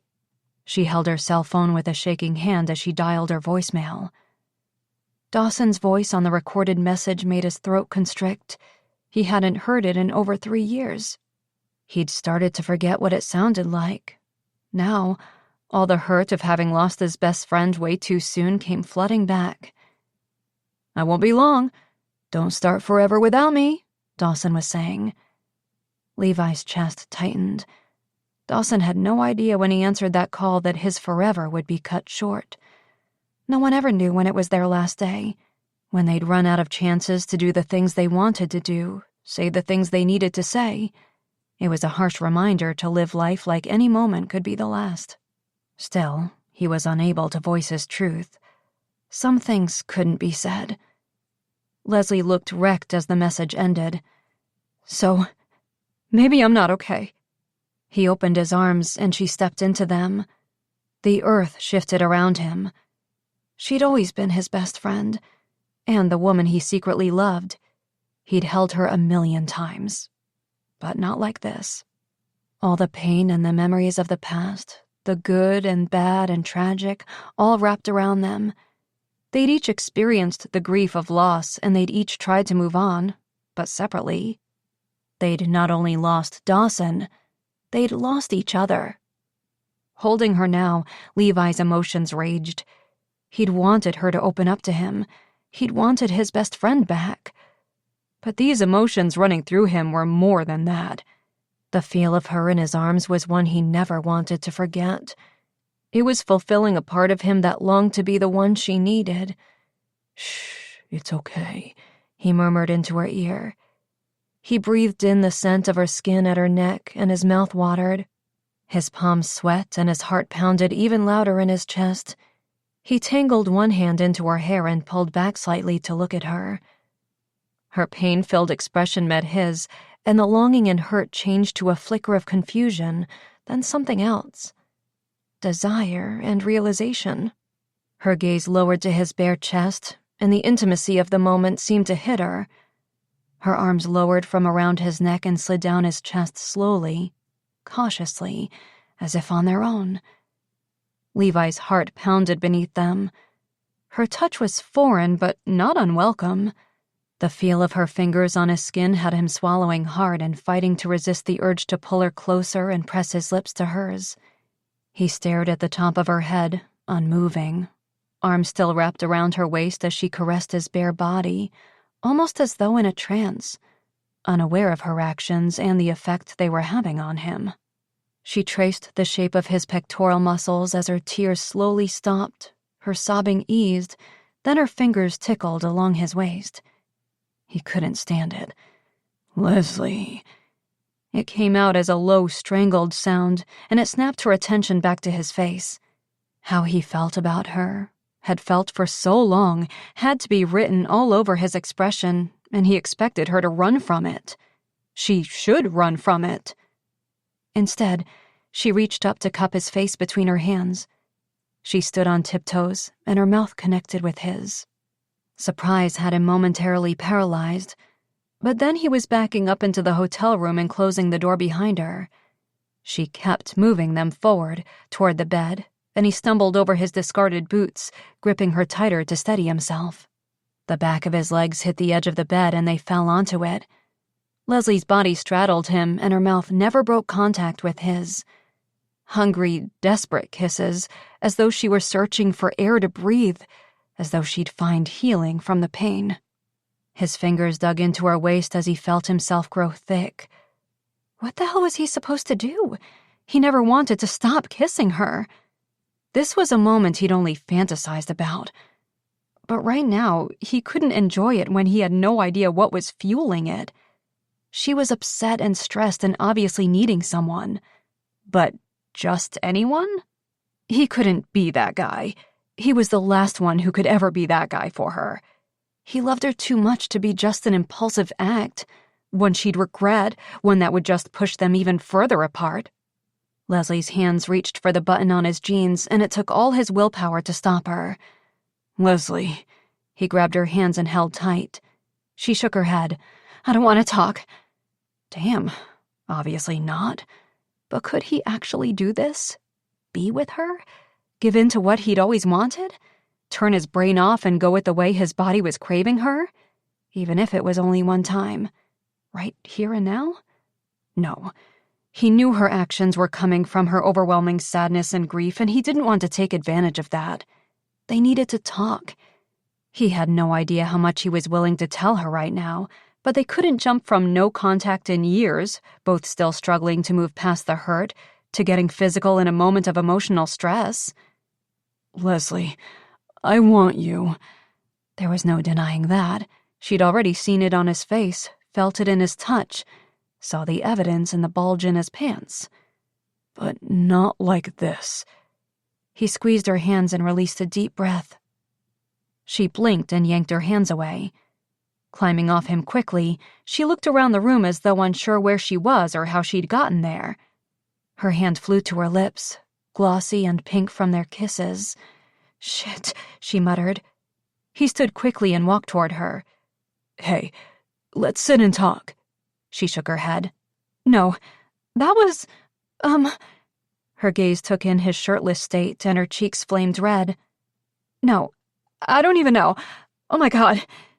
She turned in a circle as though looking for an exit, somehow not seeing the hotel room door right in front of her. She took a strangled-sounding breath and pressed a hand to her chest. She was freaking out. Great. Remorse, regret, he'd expected that, but she was completely unraveling. "Look, you weren't wrong to... You read the situation correctly," he said, unsure how to make her feel better about her actions. She didn't need to feel embarrassed. He needed her to know that he'd wanted to kiss her just as badly. He wanted her. She scoffed. "This is insane. I have no idea what came over me." She ran a hand over her hair, and when her gaze landed on his bare body once again, she made a beeline toward the door. Wait, please, don't run away. Let's talk, he said. She kept going. There's nothing to talk about. She reached for the door handle, then swung back, anger the only emotion on her face now. You're something else, you know that? You poke and poke until you find the crack you're looking for, then you act all valiant when I finally break. Well, screw you, Levi. I was fine before I got back here, and I'll be fine again. I don't need you to try to help me in whatever twisted way you think you can. She opened the door. Damn, she had this whole situation all wrong. He hurried after her, refusing to let her go, believing that he'd had some secret agenda or a goal of hurting her. Listen, I'm sorry. I just wanted you to open up to me. Let me in. So you could reject me? What the hell? That's not what's happening. Not even close. He just knew her advances weren't real. Not about him. It was all frustration and a need to take the edge off the intense emotions she'd been roller coastering through the last few days. Anyone would seek any sort of release after the shit she'd been through so far that week. It doesn't matter. Nothing's happening between us. Not even a rekindled friendship. He heard her loud and clear. Bye, Levi. She left the room, letting the door close behind her. Once again, leaving him to stare after her, more conflicted than ever. Chapter 9.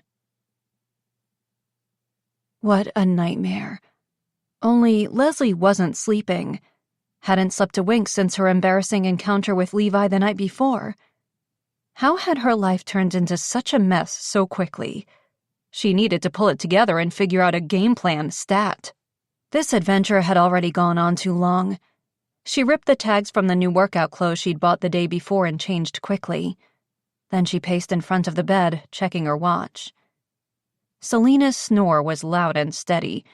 It was tempting to record it to use as ammunition the next time the star drove her up the wall, threatened to post it online. How long could she stay asleep anyway? Leslie coughed several times. Nothing. She opened the bathroom door and slammed it. The star didn't even budge. She couldn't stand it any longer. She touched Selena's shoulder. Time to get up, she said. Selena lifted one side of the silk eye mask provided by the resort that Leslie's cash deposit would no doubt get dinged for and squinted up at her. What time is it? 7 a.m. Selena lowered the mask and rolled away from her, sprawling across the bed and hugging a pillow. Leslie released an annoyed breath. Hey, I'm serious, get up. I'm serious. Fuck off, came Selena's muffled reply. I need to work out, she said, shifting from one foot to the other. She was edgy and jittery, and the lack of her morning 5-mile run had her severely grumpy. Working out was her way to relieve stress, and, well, there weren't enough miles in the world to eliminate what she was feeling currently. But she had to start somewhere. A good workout would help her focus, and hopefully exertion would help erase the memory of her hands all over Levi's naked upper body. I need to sleep, Selena said. I'm still jet-lagged from traveling. It's an hour difference, and technically it's 8 a.m. for your internal clock, so get out of bed. Back in L.A., the movie star would have already been on set for hours. Why are you bugging me? Just go work out, and when you're done, come get me for breakfast. Selena reached back with a lazy arm and bopped Leslie on the head. Like a human snooze button. That's it. She'd officially snapped. Leslie grabbed the blankets and pulled them off the end of the bed. Hey, what is your deal? Selena sat up and raised the mask over her forehead. I told you, I need to go to the gym and you need to come with me because I can't leave you alone. You think my stalker knows where I am? Leslie hesitated. Lying and saying yes would make this conversation a whole lot smoother, but she didn't want Selena freaked out. No, I don't trust you. If she made a phone call from the resort, everyone would know where they were within minutes, and all of this would have been for nothing. And all of this could not have been for nothing. She changed her tone, knowing she was getting nowhere with the drill sergeant routine. Please, Selena, there's a hot tub and sauna. You said your skin was feeling dry from the cold weather. Selena looked annoyed at being patronized, but she swung her legs over the side of the bed. Fine, but only because I'm turning into a lizard. Whatever it took. 10 minutes later, Leslie cranked the speed on the treadmill in the otherwise empty workout room and forced her exhausted body to move.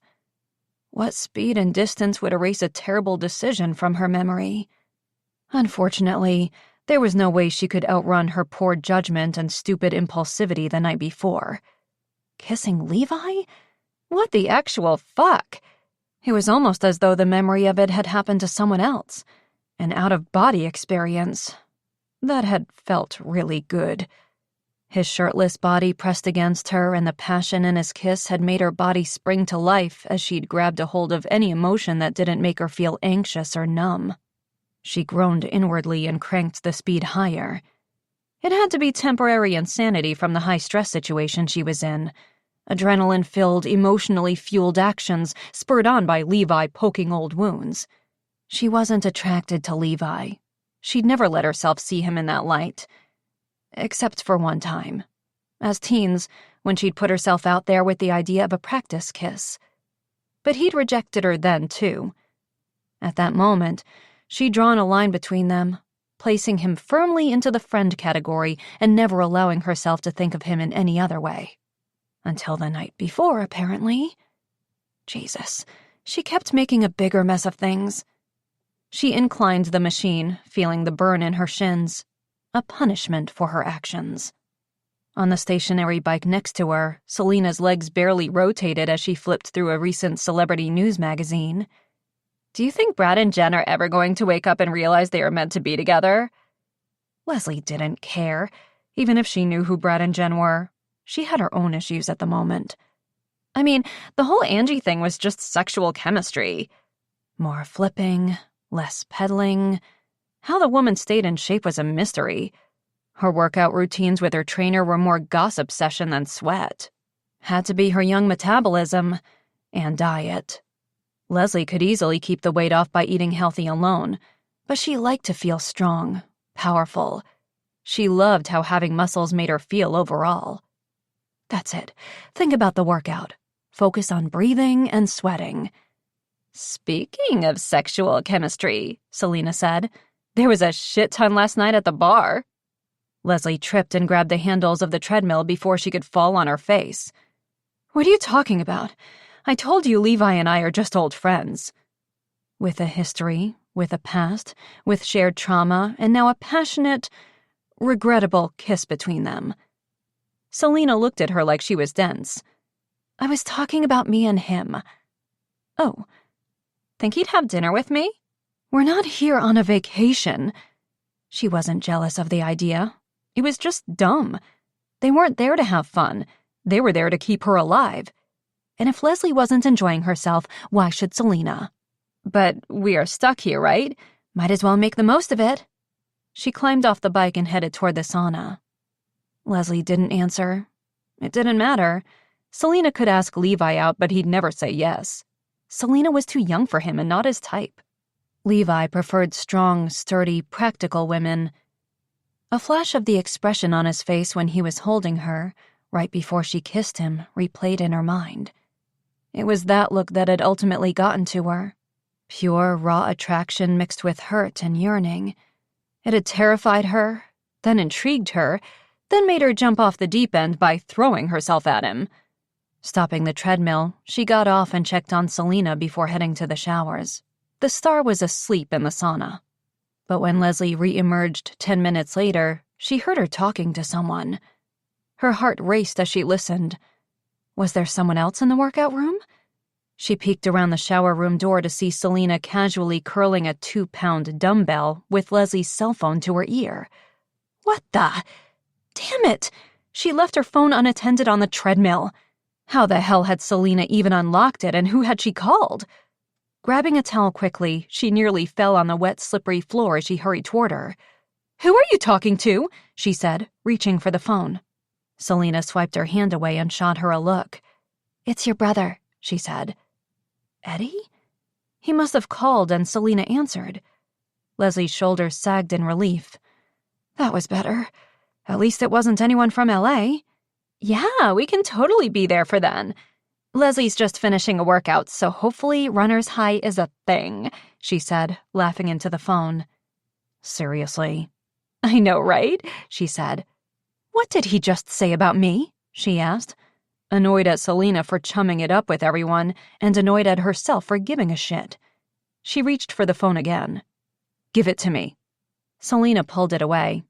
Okay, see you then, she said, disconnecting the call before handing the phone to Leslie. What was that about? We were invited to lunch, she said, setting the 2-pound weight back down in the wrong spot. Leslie sighed. Fine. There were far worse ways to spend the day than hanging out with Eddie. It's at your mom's house, Selena said. Right there. That was the worst way. Levi punched the button for the elevator and fought the feeling of drowsiness washing over him. 0 sleep the night before. His overthinking was on autopilot. That kiss had him all kinds of messed up. He'd wanted Leslie to open up. He'd wanted his friend back. If he was being completely truthful, he wanted her, especially after that kiss. He knew what was driving it, but what if there was more? He'd felt all her emotions spiraling out of control, but there definitely had been passion and attraction in her eyes when she looked at him. He'd been right not to take advantage of the situation, but he couldn't help but wonder if maybe they could somehow find themselves there again, someday, with less hurt and more attraction between them. And then he felt guilty as shit. He'd never made a play for Leslie because she was his best friend's girl, and now she was his best friend's widow, essentially. That made her just as off-limits as before, even more so. His phone lit up, and a glance at the caller display only amplified his conflicted state. He sent Mrs. Powell's call to voicemail, knowing there was no way he could sound normal that morning, let alone happy to hear from her or able to discuss Dawson in any way without his guilt destroying him. The elevator doors opened on his floor, and he stepped in. He wanted to see Leslie before he headed back to the station, apologize for the night before and make sure she knew he was there for her anytime she needed someone. But he knew he'd have to quit trying so hard to force it. She'd come to him on her own time if she still wanted a friendship. The elevator doors opened on the 2nd floor, and there she stood. Again, wet and wearing a towel. Was fate having fun messing with him? Levi, Selena said, excitedly getting into the elevator. So happy to run into you. He reluctantly pulled his gaze from Leslie's flushed expression as she hesitantly stepped inside the elevator. Her workout clothes and runners clutched close to her body. They didn't help to cover the long, gorgeous legs or sexy shoulders and collarbone. He could still feel her hands on his chest and stomach and remember the way she'd tasted. Damn. He hadn't heard a single word Selena had said, and now she was staring at him expectantly. And so was Leslie. Both expressions so completely different. Selena's hopeful, Leslie's murderous. Shit. What had he missed? I'm sure he has other plans, Leslie said quickly. So Selena had invited him somewhere. I'm sure he'd rather hang out with me, us, the star said, shooting him a flirty grin that no doubt worked on most men. Unfortunately, she was not his type at all, and the woman he was crazy about was standing right there for comparison, so the flirting had 0 effect. Though the idea of spending time with Leslie appealed to his lack of common sense.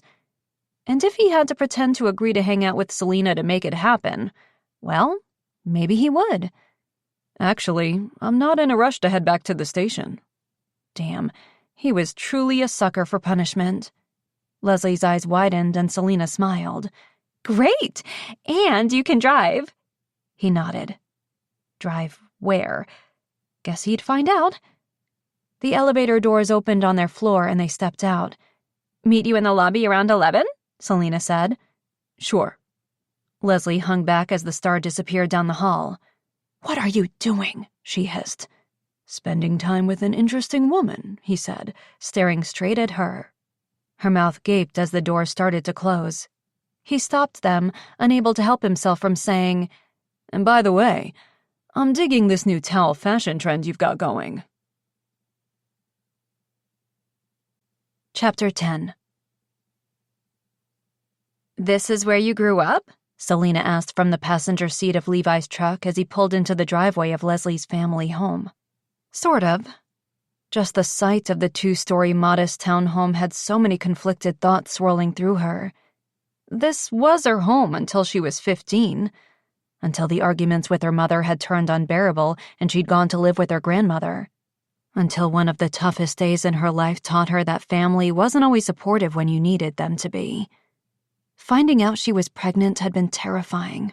She was on the pill, and sure, she'd forgotten a couple that month, but she and Dawson had had sex only that one time, before they both agreed they weren't ready and decided to wait until graduation to do it again. Telling her mother hadn't been her choice. She'd walked out of her doctor's appointment in a hazy fog, disbelieving, scared and unsure, and her mother had read the truth in her expression. Their arguments went from bad to worse. Her mother had never approved of Dawson. After he'd been charged with vandalism with a group of boys in the few months that he'd fallen in with the wrong crowd, she said he was reckless and impulsive, and his rich, privileged upbringing hadn't given him a sense of responsibility or discipline. This unplanned pregnancy had seemed to only justify her position.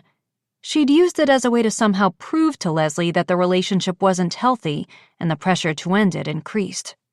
Leslie had been alone and scared. They told no one about it, and her mother talked incessantly about her options. Leslie hadn't wanted any option that didn't include raising the child with Dawson. She'd been young and in love and stubborn to a fault, but things had also changed for her, knowing she now had someone else to think of and consider, and it hadn't taken long for her to turn her fears into strength. Then she'd lost the baby, before she'd gotten the nerve to tell Dawson. Away with his hockey team that weekend, she'd been all alone. He'd never known. She'd kept it to herself, feeling the weight and pain of it despite the poor timing and situation. Her mother had been relieved, said it was a blessing in disguise. Leslie had moved in with her grandmother that same day. It had been raining as she'd packed her things. Tears had streamed down her face, as uncontrollable as the rain hitting the windshield of Levi's old pickup truck. He was the one she'd called for help, and he'd been there, no questions asked. He'd helped her unload her things and carried her bed and mattress into her grandmother's spare bedroom without needing her to explain her impulsive decision. He'd been a quiet, unjudging source of support and strength, everything she'd needed that day with Dawson still away with the hockey team. Once she was settled, he'd sat next to her on the porch swing, and she'd rested her head on his shoulder as she struggled with the emotions whirling through her. She told him about the baby, and she hadn't needed to ask him not to tell anyone. She knew her secret was safe with him. He'd held her on the swing all day, and without knowing it, he'd helped her damaged heart start to heal. Staring at the family home now, her chest tightened. She hadn't seen her mother since her grandmother's wedding, her third wedding, months ago. Whenever they were around one another, the air was tense and awkward, and everyone felt it. It was easier to keep contact to a minimum. And now, by the look of the cars in the driveway, they had a full house for lunch that day. "Are we going in?" Selena asked when neither Levi nor Leslie made any move to get out of the truck. Levi was waiting on her to adjust, to mentally prepare. She appreciated that he knew her so well, but it also just made everything worse. His caring, intuitive nature was something she'd always loved about him.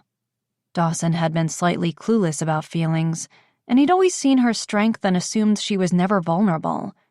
Levi had seen that side of her, and therefore had always been the compassionate ear. But right now, she wished no one knew how hard this was going to be for her. It was easier to keep up the facade when there was no one who could see through it. She still couldn't believe he'd agreed to join them for lunch. She knew it wasn't about Selena. He wanted to spend time with her, but she was still processing what had happened the night before, and it was harder to do when she was around him. She'd expected the embarrassment and the feelings of annoyance, but she hadn't been prepared for the lingering simmer of physical attraction he was evoking. "What's happening?" Selena asked. "Yeah, we're going in," Leslie said quickly, removing her seatbelt and opening the door. Outside the truck, Selena stopped her. "Hey, look, I get it. Families can be complicated. If you want to leave, just use the safe word hashtag and I'll fake an illness. Rare moments of Selena's true character caught her off guard. Her intuition was spot on in this situation, and it made Leslie even more uncomfortable that she was so easily readable. Thanks. I'll keep it in mind. They made their way up the steps and she composed herself as she opened the door. Inside, she was relieved to hear her grandmother's voice in the kitchen. Thank God. Her grandmother served as an amazing buffer for her. Her neutrality in the conflict seemed to help deflect any arguments from starting, and her silent support for both Leslie and her mother made them both feel like they had a safe spot. "Hi, darling. So wonderful to see you," her grandma said as they entered the kitchen. She hugged her tight. Leslie didn't want to let go, because that meant turning to her mother next. But she couldn't stay in her grandmother's arms forever. "Hi, Mom," she said, desperate to sound casual with Selena and Levi watching. "Hi." Her mother's single word and unreadable expression revealed she was just as uncomfortable as Leslie was. Obviously, this rare family get-together hadn't been her idea. Leslie's guess was Eddie had set this up and convinced her mother to host it. Her brother was always trying to get them back on the same page. He believed their conflict stemmed from the fact that they were just too much alike, too stubborn, both unwilling to be the first person to apologize or try to make amends. Of course, that's what everyone believed. Neither she nor her mother had ever told anyone about the pregnancy. There had been no point, and she'd learned to be okay with her family never knowing her side of the story. Her mother quickly turned toward Selena. "This must be your friend." She shook Selena's hand. "Welcome. I hope you're enjoying your first visit to Alaska." Selena smiled politely. "It's been an adventure," she said. "Well, Eddie's cooking, so you're in for a treat." Selena looked impressed. "Cop and a chef? Wow, you know how to raise them right." Leslie shifted uncomfortably. "I can only take credit for the cop side of his personality. The cooking thing he learned from his grandma," her mother said, gesturing her grandmother forward to meet Selena next. They exchanged pleasantries as her mother gave Levi a quick hug and immediately launched into a conversation about the cabin. "I assume it's unsalvageable," her mother said, and Leslie felt the first kick to the gut. She didn't need to say it. She heard her mother's disappointment and disapproval in her tone. Once again, Leslie was to blame for destroying more bonds with her family. Levi glanced her way as he nodded. "We haven't gone out there since the day of the fire, but from what we observed, I don't think there's much left." There was nothing left. This house and that cabin had been the only places where reminders of her dad had existed, and now one was gone and the other didn't feel like home. The family home was actually suffocating, and already the urge to escape was overwhelming. Leslie took a breath. But a second later, both of her arms were behind her back and she was in handcuffs. Her eyes narrowed as she swung around to face Eddie standing there on his crutches, which he alternated with his wheelchair. "Seriously?" His stopwatch was already ticking the seconds.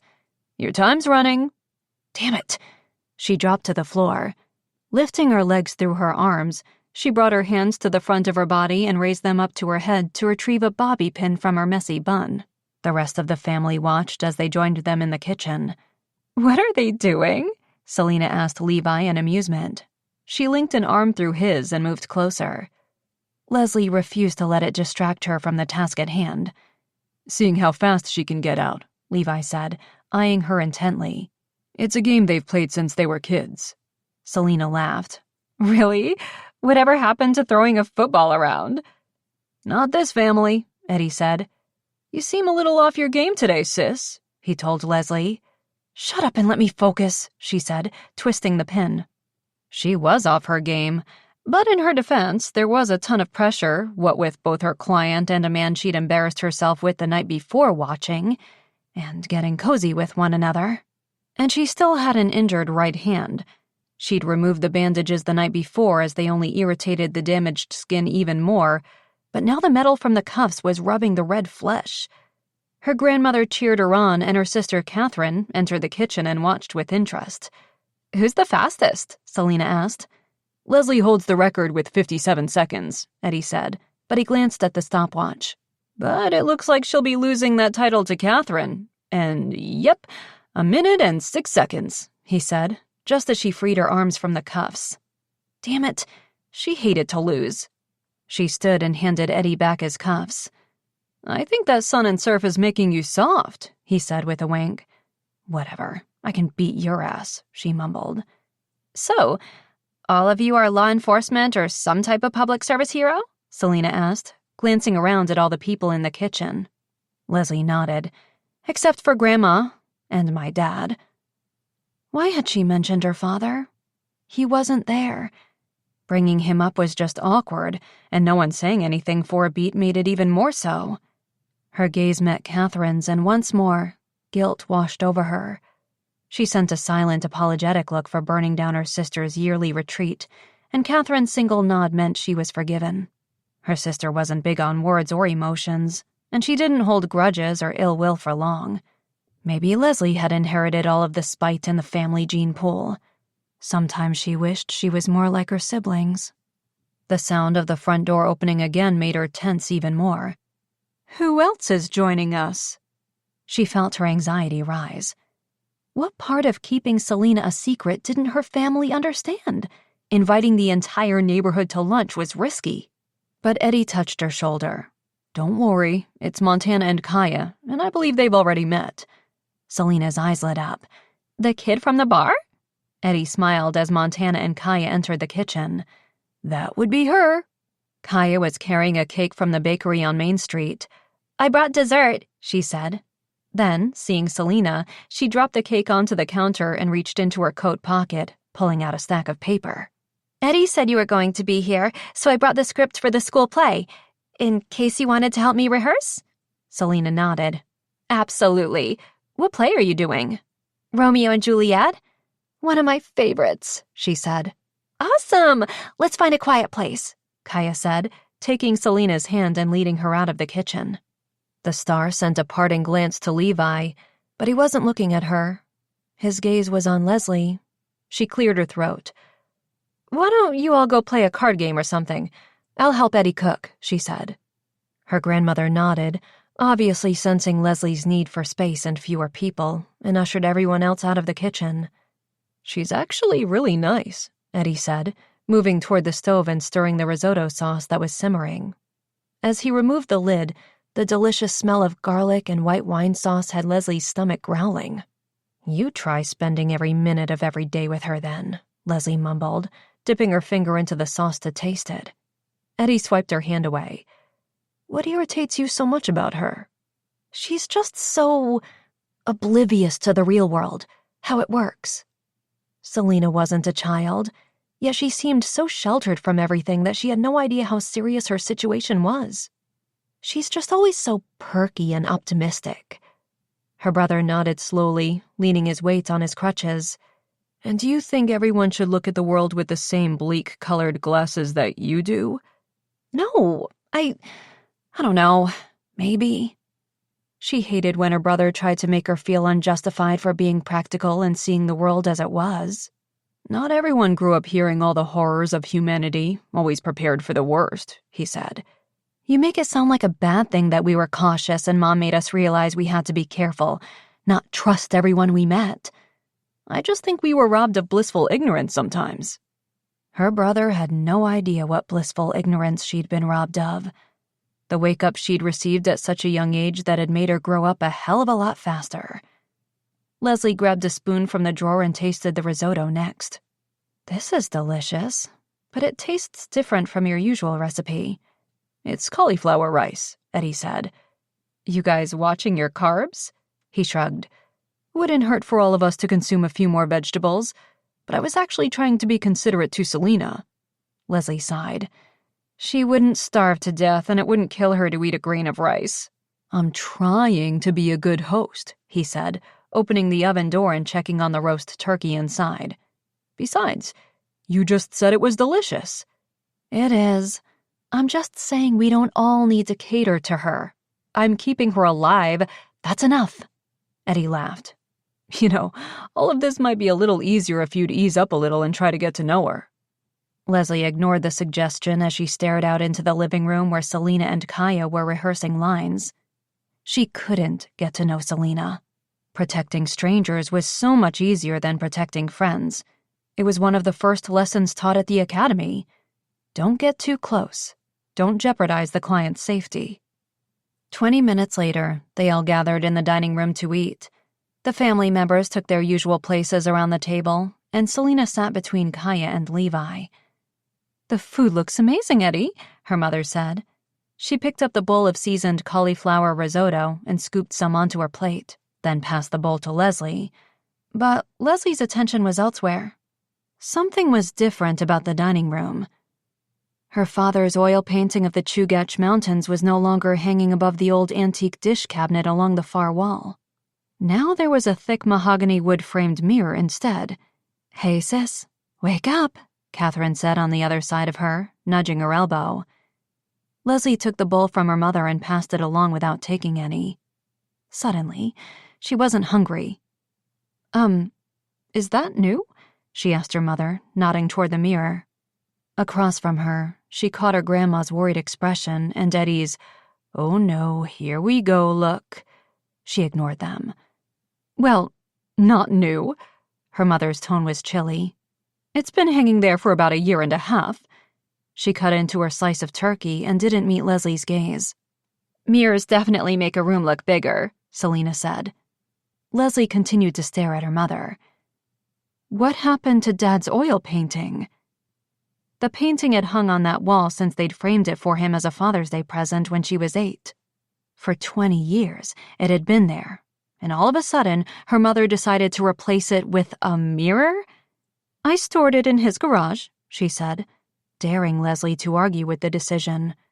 Her steely gaze was like bait to Leslie. "Why?" "Leslie, just eat," Catherine muttered next to her. "The food really is delicious," Montana said, obviously hoping to turn the conversation around. Enthusiastic nods and appreciative noises sounded around the table, but Leslie and her mother were locked in a battle of wills. "I thought it was time for a change, and I liked the mirror," her mother said. But the painting was special. It had meant something to Dad. It meant something to all of us. Or, I guess maybe not. She stopped. Everyone was quiet now and staring at their plates. She'd done it again. Made things uncomfortable for everyone. Levi was the only one still looking at her, and his sympathetic yet uncomfortable expression made her desperate for an escape. Why was he even here? She'd made her position on where they stood quite clear the night before. Why was she even there? She never should have let Selena bully her into this. She stood, and her chair scraped noisily against the hardwood floor as she pushed it in. "I'm going to get some air," she said, leaving the dining room. She headed toward the front door, but her mother's voice in the hallway behind her made her stop. "Where are you going? We are trying to have a nice family meal, and we have guests. We'd like you to come back and join us," she said tightly. Leslie turned around. "Who are you kidding, Mom? This is just awkward." Her mother placed her hands on her hips. "Because you're making it awkward by storming off like a child over a silly redecorating choice. It's not just a... Never mind. It's your house. Do what you want." Her mother walked toward her. "That's right. It is my house. One you've barely been inside in years, so forgive me if I didn't think it was necessary to consult you about the decision to hang the mirror. Don't you think maybe Catherine and Eddie might be upset about you taking down Dad's painting too?" Her mother threw up her hands. "They don't live here either." "Fine." She turned toward the door again. There would be no getting through to her mom. She wouldn't understand. Fighting was useless. Trying to get her mother to see her side in anything ever had always been futile. "Leslie, please come back and eat." "I don't think it's a good idea." All she'd be thinking about, stewing over, was the missing painting. How could her mother take it down? Didn't it mean anything to her? Couldn't she consider their feelings, her feelings? She and her father had been close. There was so little of him left. Over the years, she was slowly forgetting the sound of his laugh or the way he looked. Her mother had to know how much this would upset her. Fine, her mother gave up. You never did want to be a part of this family, so I guess you running off again shouldn't upset me, she said behind her. Leslie whipped around. That's what you thought my leaving was? I was 15, Mom. I was angry and sad, and in the matter of weeks, I'd had to grow up very quickly. It was so long ago. But right now, all of the tough emotions and difficult choices felt like they'd happened only yesterday. Right, her mother said with a nod. You were faced with some tough decisions and forced to deal with your mistakes. Mistakes? That hurt. Maybe getting pregnant hadn't been planned, and maybe it wasn't the best thing to happen to a 15-year-old. But her mother was still acting like it had been the worst thing that could have happened to Leslie. So what happened was, if you say it was a good thing. She was going to lose it if those words came out of her mother's mouth again. She'd heard it too many times. No, of course it wasn't a good thing, but Leslie, look at things from my point of view. My baby was pregnant. I saw your future evaporating. I saw your life getting so much harder. Then why didn't you try to help instead of trying to tell me what to do, how to live? Convincing me that I should break up with Dawson and consider other options wasn't what I needed from you back then. I reacted the only way I knew, by trying to protect you from Dawson, from having to grow up too quickly, from yourself. I didn't need protection. I needed support, guidance, a shoulder to cry on, and a hand to help me get back up, especially afterward. Instead, you let me move out. Emotion strangled her, and she forbade herself to break down right now. Her mother gave a sad laugh as she said, You were determined to leave, and I didn't honestly expect you to stay away. Then why didn't you insist that I come back? Because I was trying to give you space, and I thought maybe your grandmother might have a way with you that I didn't. You were so headstrong. She shook her head as though feeling the defeat all over again. Never listened to anything I said. Eddie and Catherine were stubborn too. You managed to deal with their rebellion and mistakes. That had been one of the hardest things about leaving home, not being with her siblings. Feeling left out, her own doing, but still painful. And knowing they were happier without her there. They weren't like you, her mother said. Fantastic. So she was just the problem child. The uncontrollable one. If I could do things over. Her mother, sounding unexpectedly remorseful, was worse than her anger. But it was too late now. They couldn't go back and change the past, and they couldn't move forward with this pain between them. Desperate for an escape, Leslie stormed out of the house and across the yard to the garage. She slipped inside and closed the door behind her, then took a deep breath. Her head hurt and her chest felt tight. Why the hell had she let Eddie talk her into this? Her and her mother together was never a good idea. It always escalated into an argument, and damn it if they hadn't reached the worst topic ever that day. They hadn't talked about what had happened since it had happened.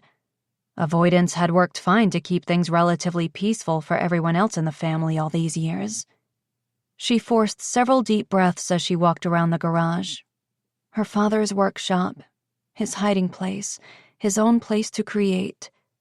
She touched his woodworking table, her finger leaving a trail through the sawdust still covering the top. No one ever came out there. It was as though they wanted to preserve it as it was, a way to honor their father. But Leslie knew he wouldn't mind her being in there. She'd spent a lot of time in there with him, watching him build, watching him draw, watching him develop photos in his makeshift darkroom, and watching him paint. She stared at the last mural he'd created, weeks before he died. One full wall of the garage always acted like his canvas. He'd paint it white, then paint the most magnificent scenery images based on photos they'd taken. He'd take a photo of it, then paint over it, and create something new. It had always broken Leslie's heart to watch the designs disappear under layers of white paint, but he always reminded her he created for the love of it. And then she'd smile seeing the next one. He'd tried to teach her to paint and let her fool around on the white canvas wall sometimes, but her passion and talent had ended with photography. When he'd gotten sick, he'd stopped going out to take new photos, so he'd painted hers, like the one still on the wall now. The image of the Chugach Mountains in the middle of a rainstorm with thunder and lightning. Ironic that it was the last one he'd done before he died, and before her life had gone to shit. She scanned the shelves and found the dining room painting in the corner, a blanket draped over it. Would her mother be willing to let her have it? Send it to her in LA when she got back there? She hated to think of it here in the garage. And obviously Eddie and Catherine hadn't wanted it, or they would have taken it already. She wished she could explain how much this small thing meant to her and why she'd gotten upset, but she wasn't sure anyone would understand. So many important people had been stolen from her life far too quickly, and she needed something to hold on to. The garage door opened, and Leslie quickly wiped her eye and voided her expression of any emotion as she turned around. Levi entered and shot her a concerned look. "Just checking on you. I saw you slip out." Like she always used to. Like she did that day. She swallowed hard. "I'm good. Eddie's cauliflower thing didn't look very appetizing." Jokes. Deflecting from real emotion. Her only way to cope. And this time, Levi let her do it. "Definitely not his best creation," he agreed, scanning the garage. "This place looks exactly the same as it always did." "Yeah, I was just looking for the painting," she said, slightly embarrassed for her reaction in the dining room. For once, she'd like to say she was fine in holding things together and have her actions back her up. "So, you and your mom, everything okay?" he asked carefully.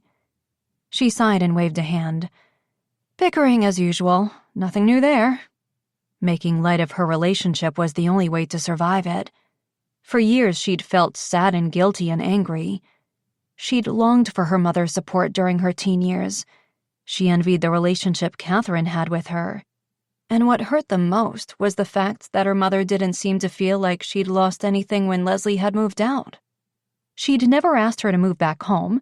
She hadn't made an effort to make things right at all. The more time that passed, the harder it had become to think that they could ever reconcile. She spotted her father's camera on the shelf next to his old photo albums and processing stuff. She picked it up carefully and blew the layer of dust away. She might not be able to take the painting with her right now, but she'd take the camera. No one was using it. No one else wanted it. It wouldn't be missed. "You still taking photos?" Levi asked, looking slightly relieved.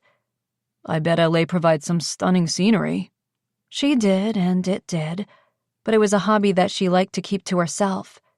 She shook her head as she wiped the dust from the lens. "Not really, but I thought I might take a few while we were stuck here." His attention caught the word stuck, and his face fell slightly. But she refused to feel guilty for distancing herself from him, from her past.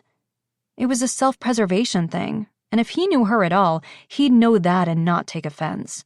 She'd stupidly let her guard fall the night before, and look how that had turned out. Had he thought about the kiss?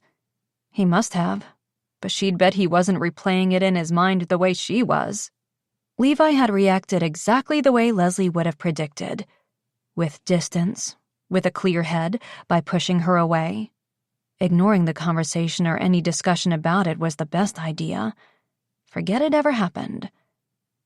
"Do you know how much longer that will be?" he asked. Unfortunately not, and it was making her crazy.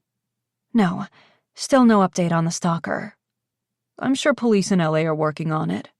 She wasn't, but she nodded. "Is Selena ready to go? Are you ready to head back to the resort?" She'd had enough of the family get-together. He nodded and looked about to say something, then closed his mouth and nodded again. "I'm good to go, and I think Selena's ready any time." "Great. I'll meet you both at the truck?" She needed a moment alone with her father's things, with his memory. Levi nodded as he opened the door and left the garage. She scanned the space, feeling the first sense of calm wash over her, the first feeling that things were going to be okay. Her father, even when he wasn't physically there, had a way of quieting her conflicted heart. "Miss you, Dad," she said, turning off the light. Chapter 11. Levi needed to get back to the station. as they drove in silence back to the resort. Well, not Selina, whose chatter was incessant from the passenger seat. It couldn't be clearer that there was nothing left to stay in Wild River for. Despite the few moments of tension-free time together in her father's garage, Leslie was right back to ignoring him once they were inside his truck, her gaze lost somewhere out the window, clutching her father's old camera to her lap. When Leslie walked away from things, it was for good. The visit to her family home had only put her more on edge, and while he understood how hard this must be for her, she'd have an easier time if she'd just let them all in, let them help. She'd said she'd moved on, but obviously not. The tension and conflict between her and her mother was still very much alive, eating them both up. He remembered the day he'd helped her move in with her grandmother vividly. He remembered her tears. He remembered her pain, and he remembered her devastating confession. He'd never told anyone what had happened that day, but he'd never forgotten. It was so long ago, and he'd been a teenage boy dealing with his own adolescence and being in love with a girl who was both his best friend and his best friend's girl, so everything had seemed even more intense. And there had been a brief moment while he'd been her shoulder to cry on that he'd been tempted to tell her how he felt, to be honest with her. But the timing hadn't been right. He hadn't wanted to add to her conflicted heart. She'd needed a friend that day, not a confession of feelings. And then the moment was gone. Leslie had been sad and withdrawn for a few months after moving in with her grandmother. He understood, having made that same difficult transition himself, and despite her troubles, it had connected them even more. She'd missed a few weeks of school, but with his help and support, eventually she'd gotten better and was back to her old self. At least, mostly. If only she could find that same persevering strength now to somehow find happiness again and let herself be open, to feel. He pulled into the parking lot of the resort and parked his truck in the 15-minute parking spot space. He'd pack his few things and hit the road. Selina frowned. I thought you were staying here. He shrugged casually as he cut the engine. I think I'll head back to the station. I've got a bunch of pre-training stuff I should do, and I really should get back to Smokester. The station's German Shepherd, he added for clarification. That only made Selina more interested. Oh, a puppy! She sent a look full of daggers at Leslie. Someone wouldn't stop at the puppy spa to pick up my adorable little girl on the way out of town. I haven't seen her or talked to her in days. Do you have pictures? No, Levi said, opening the door and climbing out. Selina's mouth dropped open. How is that possible? I take at least 100 pictures of Unicorn every day. I named her Unicorn because she's unique, and the groomer actually dyes her fur a fun rainbow of pink and purple. Wow. Well, Smokester's not really a pet. He's kind of a retired work dog that stays at the cabin, Levi said. Well, I have pictures, Selina said. Then she glared at Leslie. No, wait. I don't because I don't have my phone. You'll get your phone back soon and maybe you can email them to Levi, Leslie said sharply as they entered the resort and headed for the elevators. That's a good point, Selina said. I should get your email address to stay in touch, in case you have questions about fundraising and charity event planning. Right. Yeah. He reached into his jacket pocket and retrieved a pen and an old grocery store receipt, then scribbled his email address on it. Here you go. Selina took it and tucked it into her pocket. Great. Hey, before you go, want to have a drink? Wow, she really didn't give up easily. He was certain that he hadn't been giving off any kind of vibe that indicated that he would want to, but obviously the best approach with Selina was a direct one. No, but thank you. Did Leslie look relieved or was he imagining it? He'd caught her watching his interaction with Selina at her mother's house before the meal drama, but he couldn't tell if it was irritation or jealousy on her face, nor could he tell what the source of it was. She seemed annoyed with Selina all the time for everything. It might not have had anything to do with him. Yet, the kiss the night before made him think that maybe... Selina seemed unfazed by his refusal for a drink. Okay, well, drive safe and I'll email you photos of Unicorn if I ever get my cell phone back. I'll look forward to it, he said as they climbed into the elevator. No doubt she'd forget all about him and the photos once she got back to her life in LA. Inside the elevator, Leslie stood, arms folded, staring at the doors, and he had no idea what to say or if there even was anything left to say. The last 2 days had been a whirlwind. The fire, the kiss, the conflict between them, the tension, and the arguing. He pressed his lips together, and when the elevator doors opened on their floor and she hurried out without even a goodbye, Levi could only watch her go. As Selena browsed the spa menu in the resort hotel room 20 minutes later, Leslie dipped into the bathroom and shut the door. Was it possible to have a heart attack at her age? Because it really felt like she was having a heart attack. With each deep breath in, the air simply stuck in her chest, never making it to her lungs. Her exhales were shallow, and she thought she might throw up. How much longer could she physically keep this up? It might take months to find Selena's stalker. They'd have to return to LA at some point. With a shaky hand, she dialed Owen's number. He picked up halfway through the first ring as though staring at the phone, waiting for her call. It made her feel just a little bit better knowing he was there on the other side of the call, even if there wasn't much he could do. She might not be in love with the guy, but it was refreshing to have someone she could count on who wasn't too close, who didn't know a whole lot about her past or demand that she be the person she used to be. Keeping things casual with Owen allowed her to rely on him in some capacity now, without feeling like she had to completely open up or go all in. He was safe. There was no fear that he might break her heart. "How are you?" His concerned tone helped to ease the chest pangs, making her glad she called. Unfortunately, she had less than a minute. "Not great. Hanging in there. Barely. Any word yet?"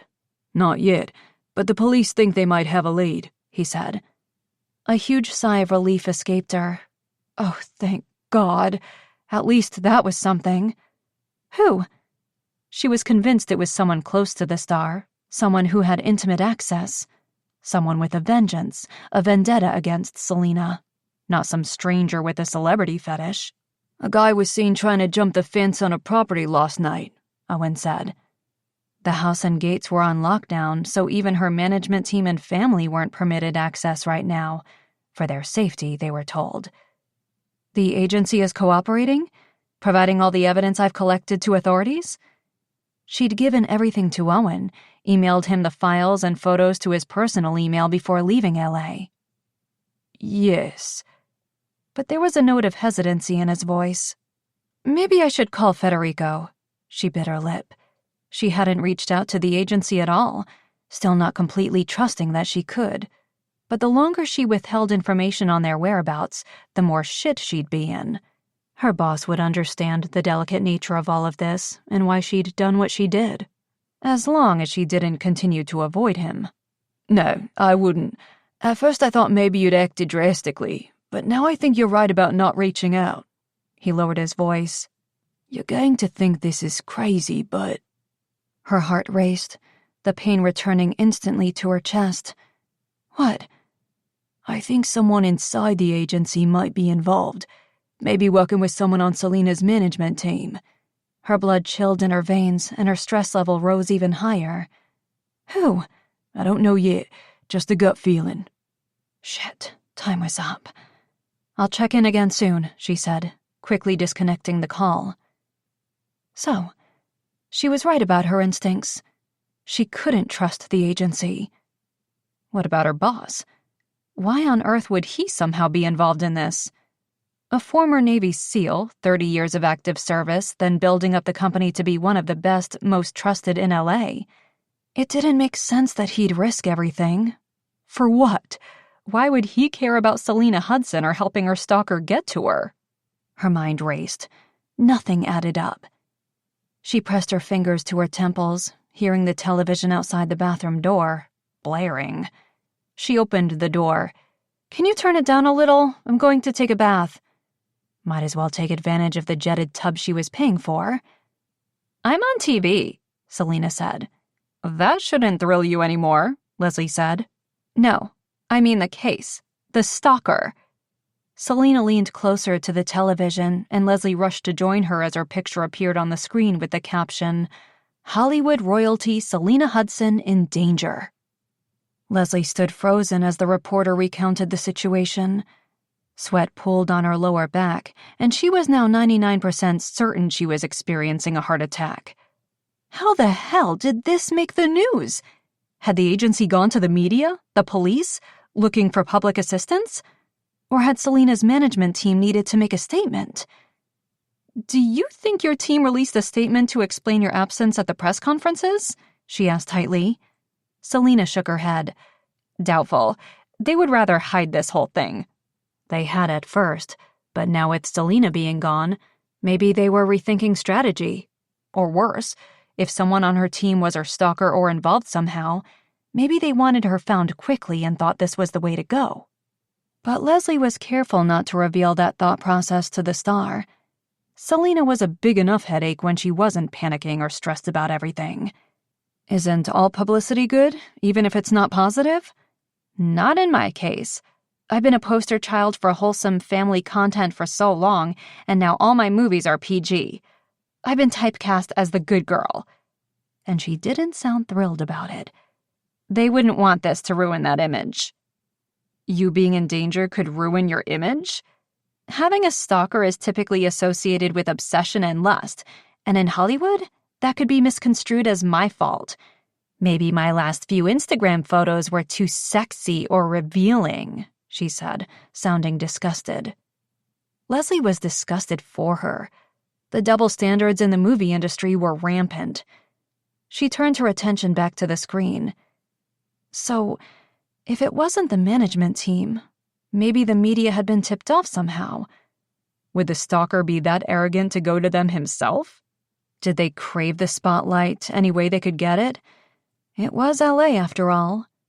The security company assigned to extra detail for Miss Hudson had this to say about the situation, the reporter said. "We firmly believe that Miss Hudson's life is in danger, and we are doing everything we can to prevent the situation from escalating." Her boss being interviewed on the screen made Leslie release a small sigh of relief. If Federico was part of this media release, then he knew how serious this was. They obviously believed Leslie. "They believe Miss Hudson is with their employee, Leslie Sanders," the reporter continued. A pic of Leslie appeared on the screen, and she nearly hyperventilated. So much for staying undercover and flying under the radar. Her face all over the media was a very bad thing. "Hey, you're on TV too," Selena said, glancing at her. "Not the greatest picture." "Shh. At this time, it is uncertain whether or not Miss Sanders is involved in an abduction of the star," the reporter said, "or if she is in cahoots with whoever is responsible for the threats." Leslie's mouth fell, and she felt for the bed behind her, lowering herself onto it. Her body was frozen, but her mind was frantic as the words seemed to drift farther away. They thought she might have abducted Selena? That she was somehow a part of this? Why? Hadn't Owen explained everything to Federico? Oh my God! She fought for air. Selena kneeled on the floor in front of her. "Hey, you okay?" Owen was supposed to have briefed everyone at the office. Had he? Had they not believed him? Had the insider he believed was involved somehow gotten to Federico and convinced him that Leslie was the problem? Or was Federico really involved and trying to frame her? The news concluded with a tip helpline for anyone to call in if they knew anything or saw the two of them, and Leslie felt like vomiting. Not only was she in hot water with her employer, but now there was a wanted sign on her forehead, and her boss was the one who put it there, for whatever reason. Either way, it wasn't good. And all for trying to do her job. The room spun, and a knock on the door made her heart nearly explode. "Don't answer," she said. Had hotel staff seen the news report? Had they already notified authorities? Of course she could explain all of this and Selena could vouch for her, but then they'd have to return to LA immediately, and now more than ever, Leslie wasn't sure that was a great idea. "Open up, it's Levi," came his voice on the other side.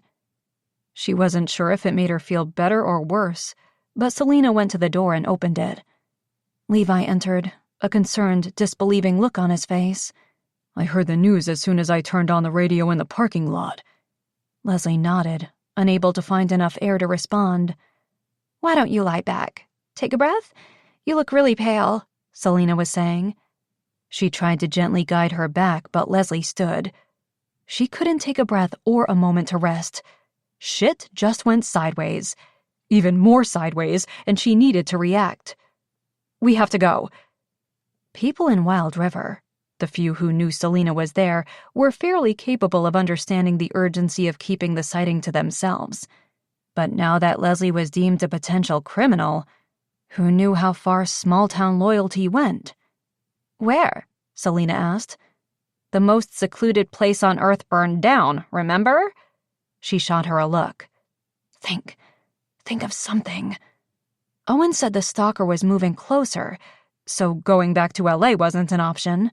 The cabin was gone. The resort ski town was no longer safe.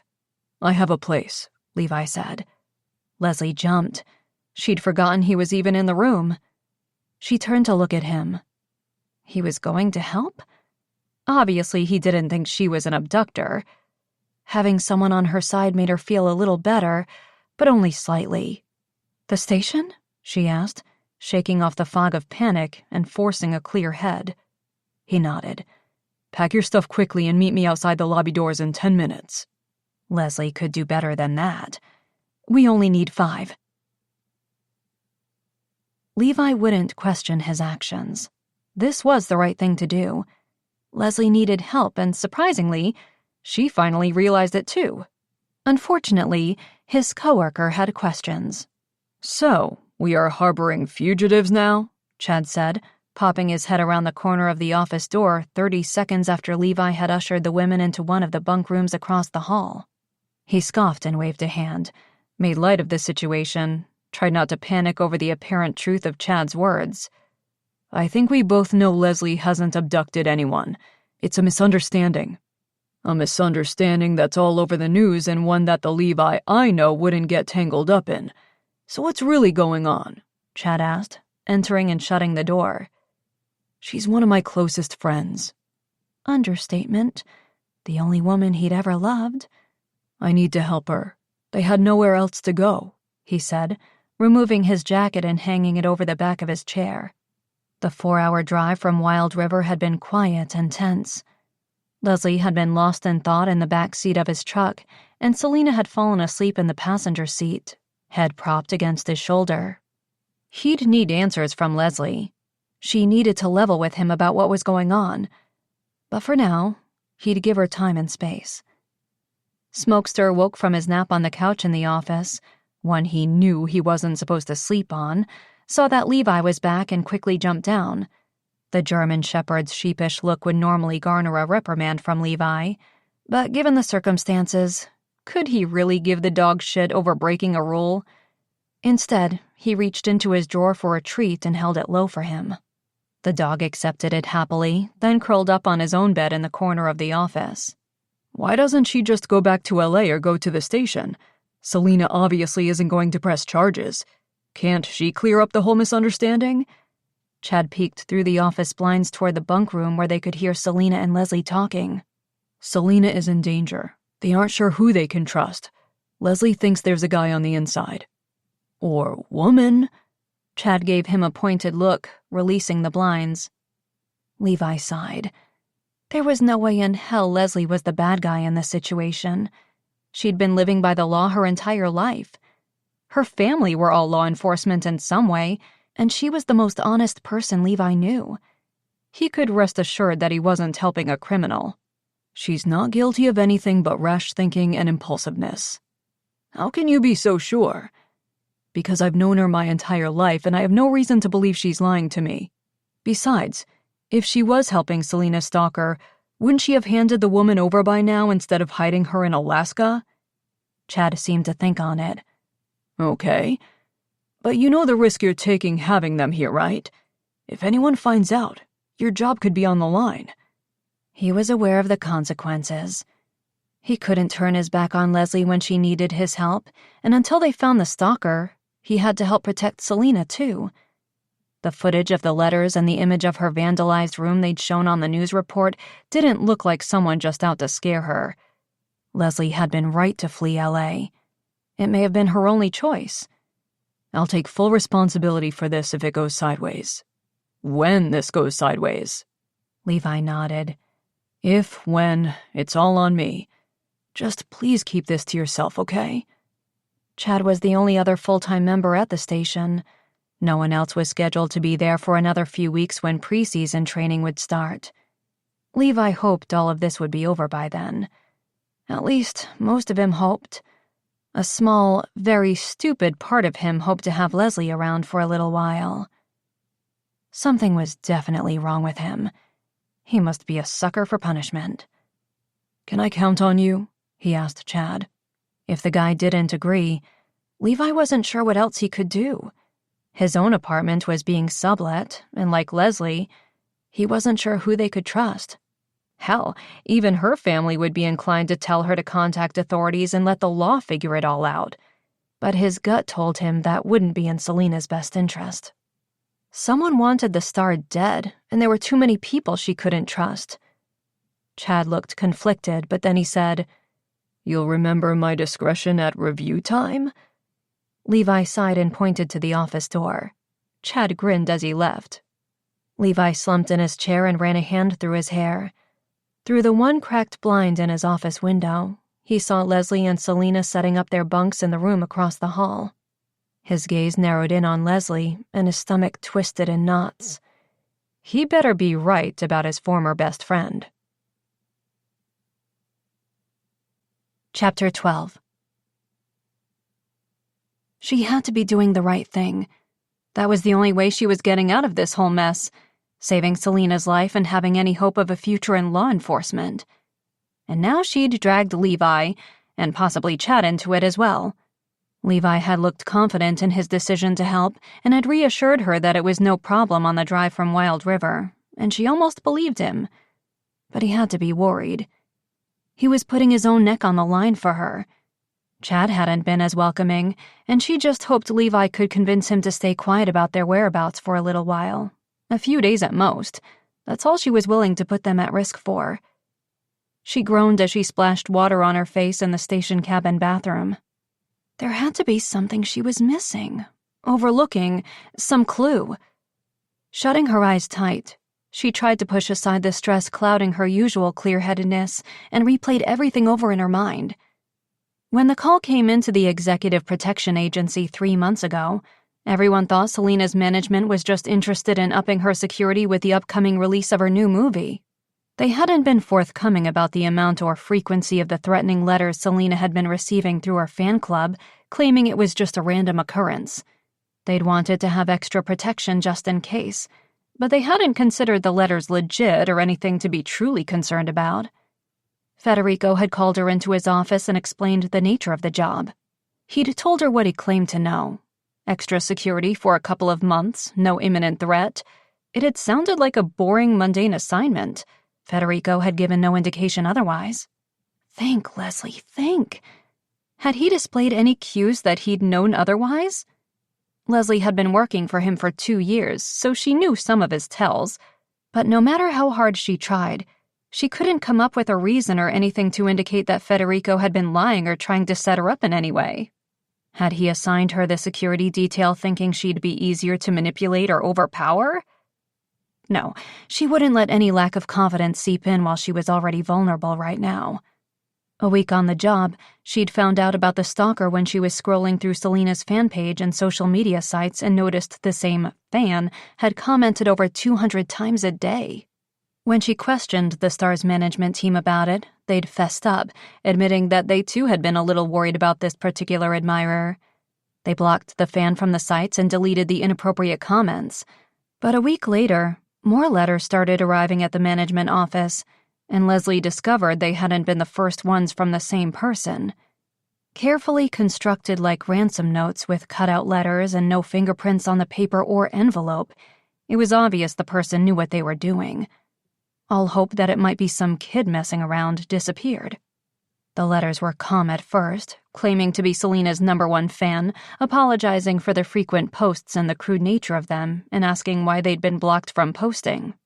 When no one reinstated the fans' privileges, the wording became slightly more aggressive, demanding access to the star through her social media channels. With each ignored letter, the language grew more threatening and abusive, and Leslie informed the agency that the situation was more concerning than they'd originally understood. Federico had advised her to keep track of everything and keep him posted. But almost immediately, the letters stopped. The timing of that was suspicious, but she hadn't thought anything of it at the time, and for 3 weeks there was nothing. Everyone assumed the fan had given up, lost interest. Until a letter showed up in Selena's own mailbox at home. Up until that point, Selena's management team had kept the stalker situation to themselves, not wanting her to worry or be afraid when she was out promoting the new movie. Leslie had disagreed with the withholding and voiced her opinion to Federico, but he'd said that her management team knew best and they had to be careful not to damage her career in any way. So, along with Selena's regular security team, Leslie worked at making sure event security was tighter than before and new security systems were installed at Selena's home. More cameras and alarms at the front gates, on all exits and windows throughout the home. Things were quiet for a few weeks, no sign of the fan, no more letters. Everyone else started to relax, but Leslie knew that was the time to be even more diligent. Selena refused to cancel any appearances and fought Leslie's suggestion of bringing in media for interviews instead of constantly meeting in public spaces where the surroundings were unpredictable and difficult to monitor. The star said everyone was paranoid, until she arrived home one day to find blood splattered over the security fence. The words, "Why did you abandon me?" were written in the thick, dark red liquid. Everything got more controlled, tighter. Leslie was grateful that the scare was enough for Selena to finally start letting her do her job more effectively. Fewer interviews, fewer media appearances. Her management team was pissed, but they handled it by saying Selena was sick. Things were quiet for a few days and everyone started to think that they'd done enough to deter the stalker. Then the person got into her home, into her bedroom. So close. Selena had been in her downstairs gym with her trainer. Leslie was sitting on a bench in the hallway, bored stupid, scrolling through her phone's image directory, evaluating the photos she'd taken of the valley on her last hiking trip, when she'd heard a noise upstairs. Calling in backup to the security guard monitoring the gate, she'd made her way slowly, quietly throughout the house. Nothing in the kitchen or living room was out of place. Then she'd entered Selena's bedroom. The sight inside had made her blood run cold. The bedroom window was shattered, glass on the floor, yet the alarm hadn't gone off. Stuffed, multicolored Chihuahua toys that looked like Selena's dog Unicorn were torn apart, their stuffing strewn all over the room. Blood was smeared on the walls, and there was human feces on the floor. She'd nearly gagged at the gruesome display, but it was the words, "I'm getting closer every day," written in Selena's signature red lipstick across her vanity mirror that had Leslie reacting on impulse. 15 minutes later, they were in her vehicle on their way out of the city. And now, she had no idea what to do next, except try to figure out who could have gained access to the house that day. The guard at the gate had claimed he saw no one drive up, so the person had to have been on foot. Security cameras hadn't caught him from her quick review of the footage, so it had to have been someone who knew about the new systems they'd installed. Federico at the agency had known. She'd run everything by him. And of course, everyone close to Selena, who also had more access to the house. Leaving the bathroom, she went back into the bunk room. "You okay? You were in there for a while." Damn. Selena had seen her almost break down. She couldn't let that happen again. Her client needed to trust her. And Leslie needed to start trusting herself again. "I'm fine. It was just a bit of a shock seeing the news report, but I'm good." She reached for her cell phone and opened a notes app. "We need to go over the list of people in your life who could be involved in this," she said, choosing her words carefully. Selena respected and adored her team. Leslie needed her cooperation with full disclosure, not her on the defensive. "I thought it was some rando," she said, sitting cross-legged on the bottom bunk bed. "It could be," Leslie hesitated. But the messages seem really personal.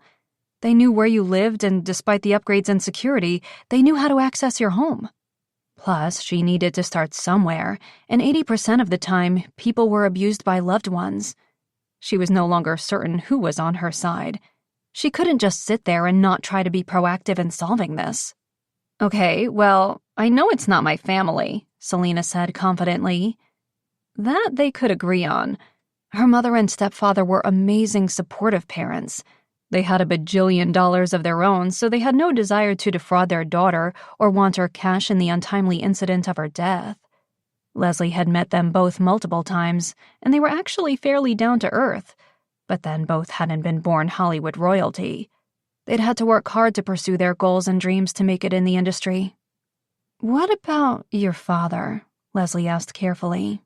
Selena shook her head. He'd never hurt me. Leslie would have to take the woman's word for it, having never met him. She wasn't entirely convinced they should rule him out, but she'd circle back. Okay, what about friends? I don't think so. I mean, I used to have a lot of friends when I was younger, but now I'm too busy to keep in touch with most of them. Why did you abandon me? The words on the gate. So, maybe someone feels abandoned, left behind, jealous? Selena bit her lower lip. I really don't think so. A lot of the friendships I had were superficial, based on the love of acting and having to hang out together on set for hours on end. But everyone from those days has gone on to do amazing stuff. I can't think of anyone that would be jealous. What about non-actor friends, wannabes that might resent your success? There had to be someone out there who wasn't genuinely happy for Selena. Professional jealousy was rampant in Hollywood. There were a couple of extras from the set of my last movie, mean girl types who would snicker and talk shit off camera. Nothing worth getting them kicked off set for, just petty insults about my acting or wardrobe, that kind of thing. That was a start, even if not a great one. Have you seen them since filming ended? Selena shook her head. I know one of them moved to Atlanta to see if she'd have better luck in the industry there. Less competition and less expensive to survive while trying to break in. Leslie made a note to confirm that. Her name? Allison Gray. What about the other one? I heard her tell her agent that she'd decided to go into nursing. Selena shrugged. I'm sorry, Leslie, but I don't know of any enemies. Huh. So Hollywood wasn't as cutthroat as she'd assumed. At least, not for Selena Hudson. Okay, let's move on to ex-boyfriends. Seemed more likely than a jealous female co-star anyway. Women were more likely to slander one another on social media than exhibit the violence displayed by the stalker. Selena rattled off the names of A-list stars that Leslie barely recognized, but she made a list of all of them. 12 in total. Not great, but not a horrible place to start. Okay, we need to do some stalking of our own. Come with me. They left the room and a second later knocked on Levi's office door. He opened it, holding a parachute in one hand and a sewing needle in the other. Everything okay? His dark eyes full of concern had Leslie's heart racing. He'd never know how grateful she was that he'd been at the resort and had stepped in to help them. Probably because she wasn't going to tell him. She'd made the mistake of letting her guard slip momentarily the night before. That wouldn't be happening again. She just needed to survive this nightmare, keeping things cool and casual between them and pushing the memory of his kiss out of her mind.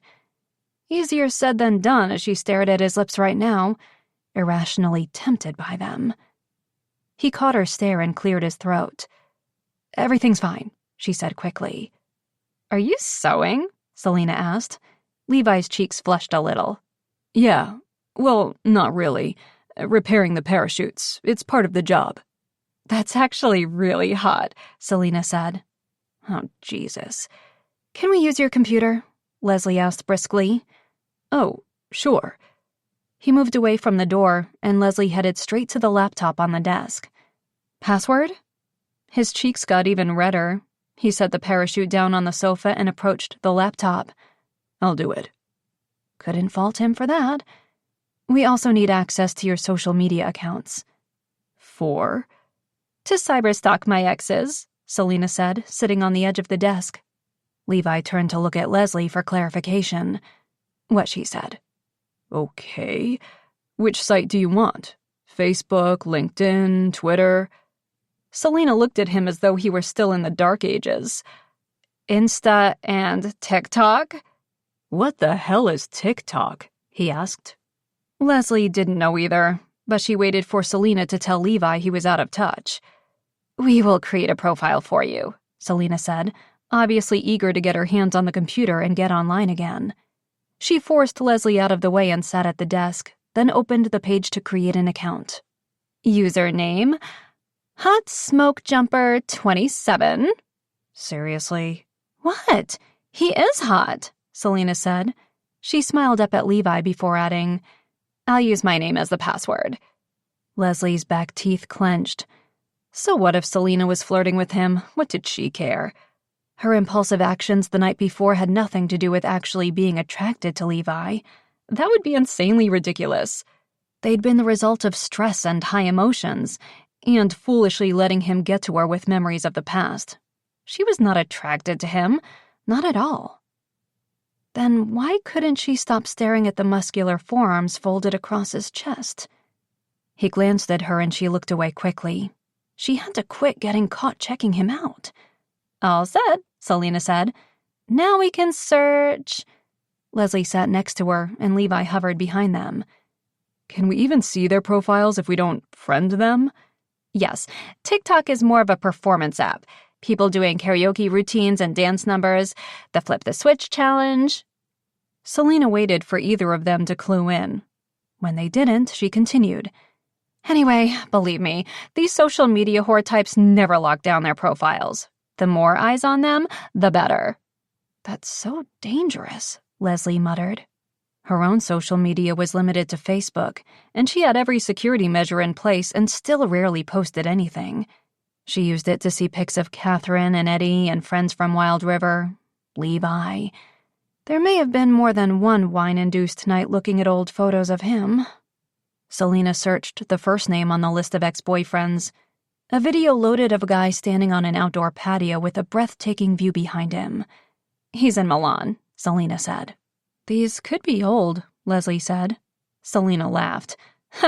She pointed to the date on the video. This was 10 minutes ago, and there's 4 more from today alone. She searched the next few names. Most of the men were filming on location and movie sets, eliminating them from the suspect list. I'll try Instagram, she said, sliding the laptop toward Levi to log in. As he did, Leslie noticed his messenger icon pop up on the bottom right-hand corner of the computer screen. One new message from Angelica. Who was Angelica? Selena glanced at Levi. Do you need to read that? His cheeks were flushed again. Obviously, Angelica was someone important. Oh my God, why did she care? Levi's dating life was none of her business. No, I can check it later, he said, turning the laptop back to Selena. The next 2 guys she searched were on a yoga retreat. Together. Ah, they finally came out. Good for them, Selena said, looking genuinely happy for her exes. You dated 2 gay guys? Selena turned to look at her. Yeah. Leslie checked her watch. Moving on. The next guy's photos were from a hospital bed. Oh my God, what happened to him? Levi asked. Nose job, Selena said. The next guy was in rehab. It's just research for a movie, Selena said. Wow, that's commitment to a role, Levi said. I once spent 4 nights in jail to prepare for an indie project I was passionate about, but the funding wasn't there, so it never got finished, Selena said, sounding disappointed. It was a great story, though, based on a true story of a woman wrongly convicted for killing her abuser. That actually did sound fascinating. A movie Leslie would watch for sure. I thought you only did rom-coms, Leslie asked. That's all I do right now, but my agent is on the lookout for other projects all the time. Unfortunately, I'm currently pigeonholed as the rom-com queen, so it's difficult to be taken seriously by other filmmakers for their more offbeat projects. She had no idea Selena was interested in doing anything other than the work she was doing. Not that she really knew much about her at all beyond the surface, or what she'd assumed based on her own preconceptions of the rich and famous. And right now wasn't really the time to bond or get to know her client better. Can we get back to this? She asked, as another message popped up on the screen. Tracy would like to connect with you. Except chat now? Angelica, Tracy, Levi was a busy guy. Selena glanced at him with an amused raised eyebrow. Are we talking to Tracy? Just hit decline, Levi mumbled, obviously embarrassed. Leslie couldn't define the source of her annoyance. It was completely illogical. What did she care if Levi had a healthy dating life? She wasn't jealous? That would be ridiculous. Or maybe she was a little. Jealous of the fact that she could no longer hang out with him the way these other women could. They'd never have the friendship they used to have. That's all it was. It had absolutely nothing to do with the fact that his kiss had rocked her, and she'd been surprised by her body's reaction to it. She'd wanted him. That was true no matter what the reason. That's all of them, Selena said. 10 out of the 12 accounted for as obviously not the guy since they aren't in LA. Well, at least we're down to 2 that I'll ask Owen to check out, she said.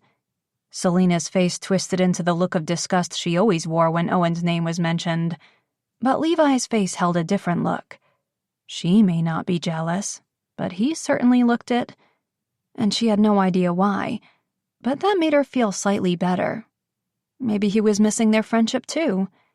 He's our guy on the ground back there, and he's good at his job and would do anything to help me, she said, daring a glance at Levi. She wouldn't admit to Selena that her confidence and trust in him was fading a little. We should go. Thanks for the use of your laptop. Selena stood and touched Levi's arm. Hey, do you want to show me around? Maybe go snowshoeing or something? Leslie pretended not to listen or care. If Levi wanted to entertain Selena, all the better. Get the woman out of her hair for a while so she could hear her own thoughts for a bit. I can't tonight. I have plans. Maybe tomorrow? Plans with Angelica or Tracy? Or both? Damn it. She was jealous. And unfortunately, she wished it was just because these women got the pleasure of Levi's company. But she feared it went deeper than that. Just another reason to get the hell out of there as soon as possible. Chapter 13. Sunlight crested the mountains in the distance, and a mild, cool breeze held that sweet promise of warmer days to come, as Levi stood in the clearing behind the cabin while Smokester procrastinated doing his business, instead preoccupied with a tree branch he'd buried in the snow the day before. Usually, Levi loved rare, warmer Alaskan spring days like this, but that morning's brightness only helped to illuminate the shit show he found himself in the middle of. The evening before, he'd been acting on instinct, following his gut and doing what he thought was the right thing. That morning, all of the reasons that having Leslie and Selena at the cabin was a bad idea kept replaying over and over in his mind. And the biggest one was that having Leslie so close was going to be the death of him. Sleep had been impossible for Levi, lying in his bunk in the room next to where she was no doubt also not sleeping. All he could think about was the kiss and the slightly jealous looks he'd been catching when Selena flirted with him, or when she'd seen the messages pop up on his computer screen. Was she actually attracted to him? He'd assumed their kiss had meant nothing to her. But what if it had? She'd never given him any indication that she might have feelings for him before. But what if... He groaned. What ifs could drive a man insane, and they had far more pressing issues at the moment. Like keeping Selena alive and both not losing their careers over it. He also had the added pressure of the charity fundraiser. The night before, he'd filled out the documents that Mrs. Powell had sent to him and scanned and emailed them back to her, and it had only made him more nervous. There was no backing out now, but having to come up with a tribute speech to deliver in his best friend's memory at the first event was unnerving. It wasn't that he couldn't sing Dawson's praises or explain what had made him so amazing at his job. It was just that in doing so, it reminded him just how much the guy had meant to him, and that only compounded the guilt Levi fought for having feelings for Leslie. A kiss could never happen again. Nothing could ever happen between them. It didn't matter if she was suddenly seeing him in a different light or not. He couldn't act on his repressed feelings. Not and still be loyal to his buddy's memory. He'd feel like a fraud. He checked his watch and whistled. Okay, Smokester, time to head back in. The old dog glanced up at him, then reburied the stick in its hiding place and sauntered on over. He nudged against Levi's leg and he bent to pet the dog. I'm in trouble, aren't I? He asked, scratching behind the dog's ears. Smokester's single bark confirmed it as they stood and headed back inside. Oh, the puppy, Selena said excitedly, seeing them enter. The night before, Smokester had hidden out in his office, not exactly a fan of strangers. But when Selena stood and patted her legs, encouraging him to go to her, he did. Oh, you're so pretty. Look at the pretty girl. Smokester was a male dog, but it seemed irrelevant.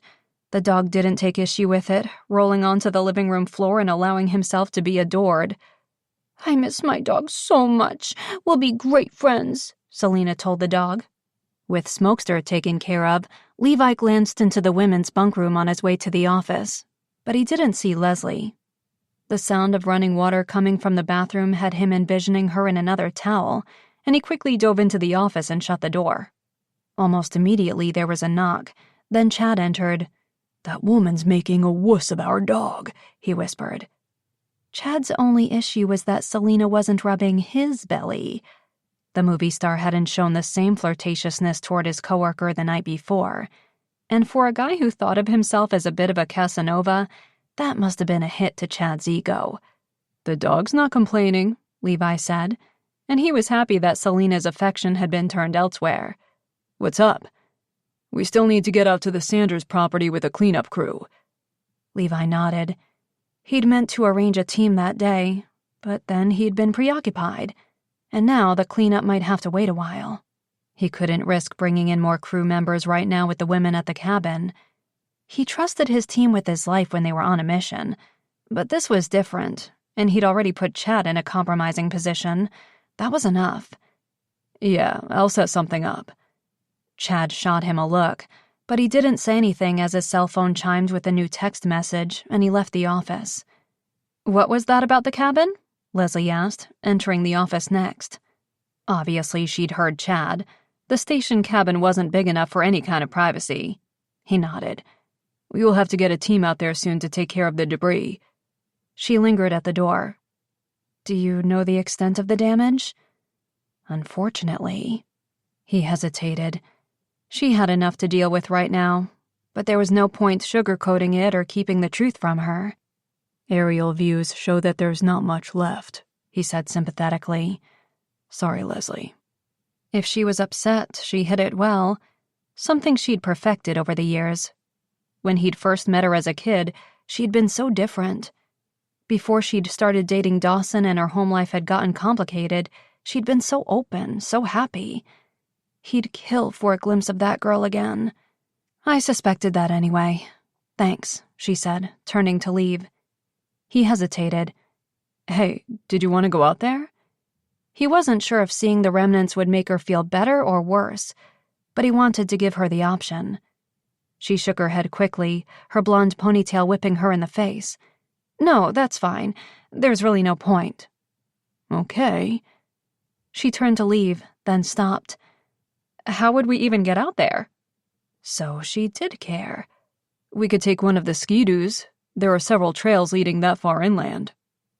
They weren't well traveled and the snow wouldn't be packed down yet, so it would take the better part of the day. He swallowed hard and forced out any feelings of excitement at the idea of spending the day with her. He'd just resolved to bury his attraction and not let anything happen between them again. Still, the idea of being alone with her made his heart sore. She looked less enthusiastic as she bit her lip, then slowly nodded. Maybe we should, see if there's anything left to salvage. He knew she was thinking of her father's paintings and photographs that had decorated the walls, and he was nervous about what they'd discover. Sure. Give me a couple of minutes and we can head out. She nodded, then sighed as though having forgotten about their other guest. What about Selena? There was no way he was bringing both of them. They'd have to take separate ski-doos, and he knew which woman he'd end up riding with. He couldn't deny that he wanted to go with Leslie. Alone. Damn, his pulse was already racing. Chad's here. He'll keep an eye on her. I don't need a babysitter. Where the hell would I go? Selena yelled from the other room, obviously eavesdropping on the conversation. Levi shrugged. She's got a point. Chad won't mind being left here? She asked quietly. I mind, the guy called from the kitchen. Seriously, zero privacy. Levi shook his head. He's kidding. I'll meet you outside, Leslie said, obviously feeling a desperate need to escape the claustrophobic quarters. 10 minutes later, Levi had given himself a serious pep talk about boundaries and keeping things light, and the two of them met near the back shed where the ski-doos were parked. He climbed on and started the engine, the machine revving to life before he reached behind him for 2 helmets and handed one to Leslie. He'd loaned her a ski suit from the cabin supply room, and despite it being 2 sizes too big for her, she looked insanely hot wearing it. The ends of her blonde hair sticking out from under the hat blew softly in the wind, and the overwhelming urge to grab her and kiss her and see if he'd imagined the spark between them was strong. So much for the pep talk. Luckily, he didn't expect her to make the same impulsive mistake again. He was relying on that. She put the helmet on and then tossed one leg over the seat, climbing on behind him. Levi braced himself and waited for her arms to wrap around his waist, but a quick glance over his shoulder revealed that she was holding onto the handles in the back instead. Probably for the best. He didn't need the extra distraction. The proximity to her and her thighs against his hips, even with layers of fabric between them, was enough. Ready? He asked. Let's go, she said.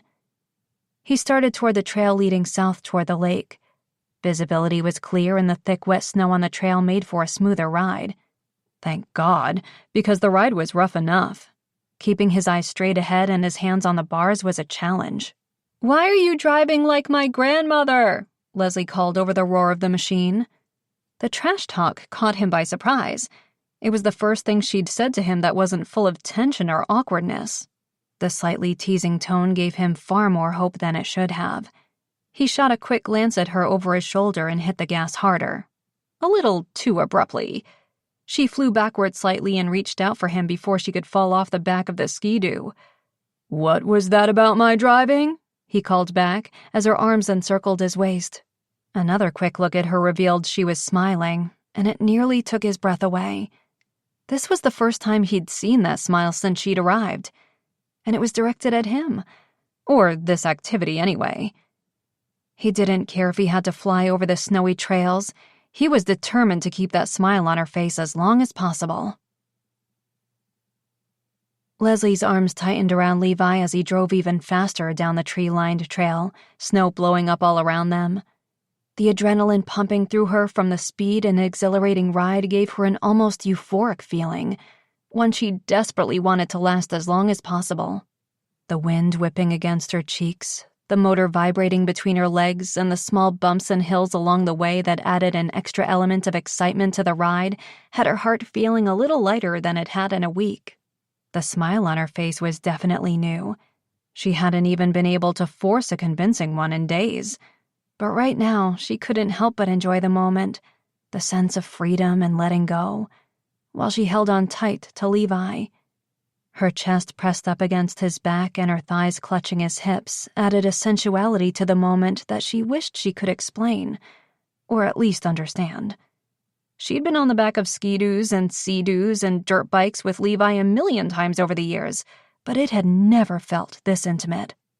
Her mind told her she needed to get a grip, focus on what was important and not let anyone from her past get too close while she was stuck there. Her heart told her she might not have any say. Levi was breaking her down bit by bit.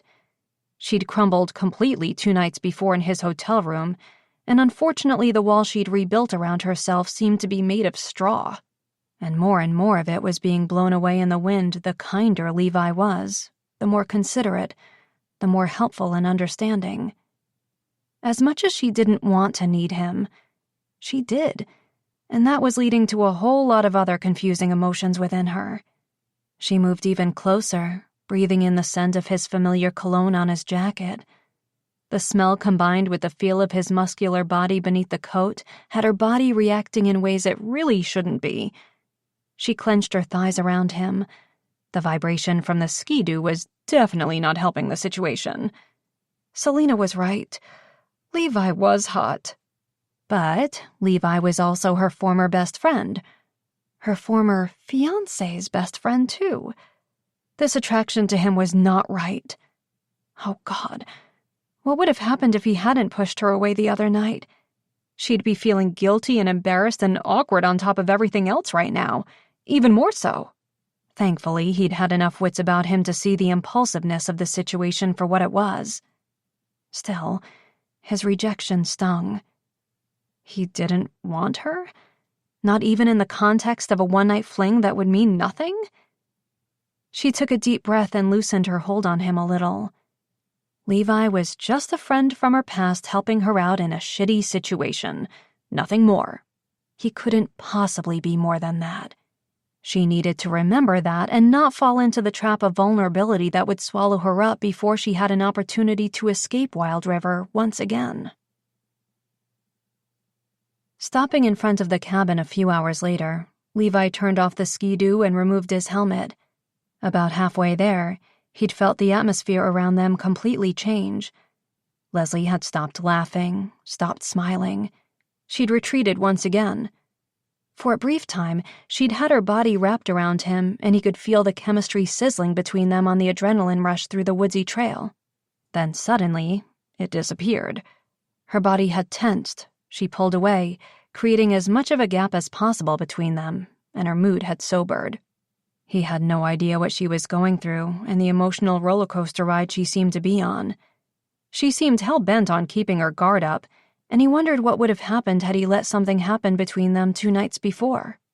Would she have continued to open up to him, or would she have retreated even further? Leslie avoided his gaze now as she removed her helmet and scanned what was left of her family's cabin. Charred logs and wood beams, broken glass and roof tiles littered the plot of land where it had stood. Pieces of unsalvageable furniture, kitchen appliances nearly unrecognizable in the places where they'd once been inside the cabin. Everything else, photos, clothing, fabrics, had been reduced to ash, covered by freshly fallen snow. It was tough to see, and Levi swallowed the large lump forming in the back of his throat. Leslie walked toward it, careful not to fall between cracks in the rubble, and stood among the remains of some of their best childhood memories. Should he go to her? Would she appreciate that? Or did he give her space, give her this time to process? He wanted to go to her, provide any support or comfort she needed, but he suspected she wanted a moment alone, and he couldn't trust himself not to cross another line. So he moved farther away, examining the extent of the wildlife damage caused by the fire. They'd reached it early enough that the burn through the surrounding forest was minimal. They'd contained the damage to the wildlife, but unfortunately they hadn't been able to save the cabin. Cleanup wouldn't require much. He and Chad could handle it. He still couldn't believe it was gone. It had been a big part of his past. Amazing memories had been made there, summer days and nights he'd never forget. Now it was gone, and it was just another part of their shared past that he and Leslie no longer had. Slowly, everything tying them together was disappearing, and soon the only thing that would remain would be the completely useless feelings he had for her. And those had never been enough. Everything was gone. Standing among the remnants of the cabin, Leslie was staggered by the force of the sentiments hitting her. It was just a cabin, 4 log walls and old furniture. In reality, the furniture fabrics had all faded to become unrecognizable, a lingering musty smell from the fires and wet clothing sitting on them. The beds had been uncomfortable paper-thin mattresses with springs sticking out and old wooden frames.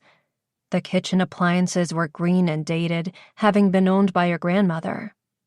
All items that no one had any reason to feel bad about losing. They were well past their expiration date. She hadn't been there in years. If she hadn't come back with Selena now, it could have been many more years before she'd be there again. Feeling this distraught was silly. It was just stuff from her past, stuff she'd already walked away from.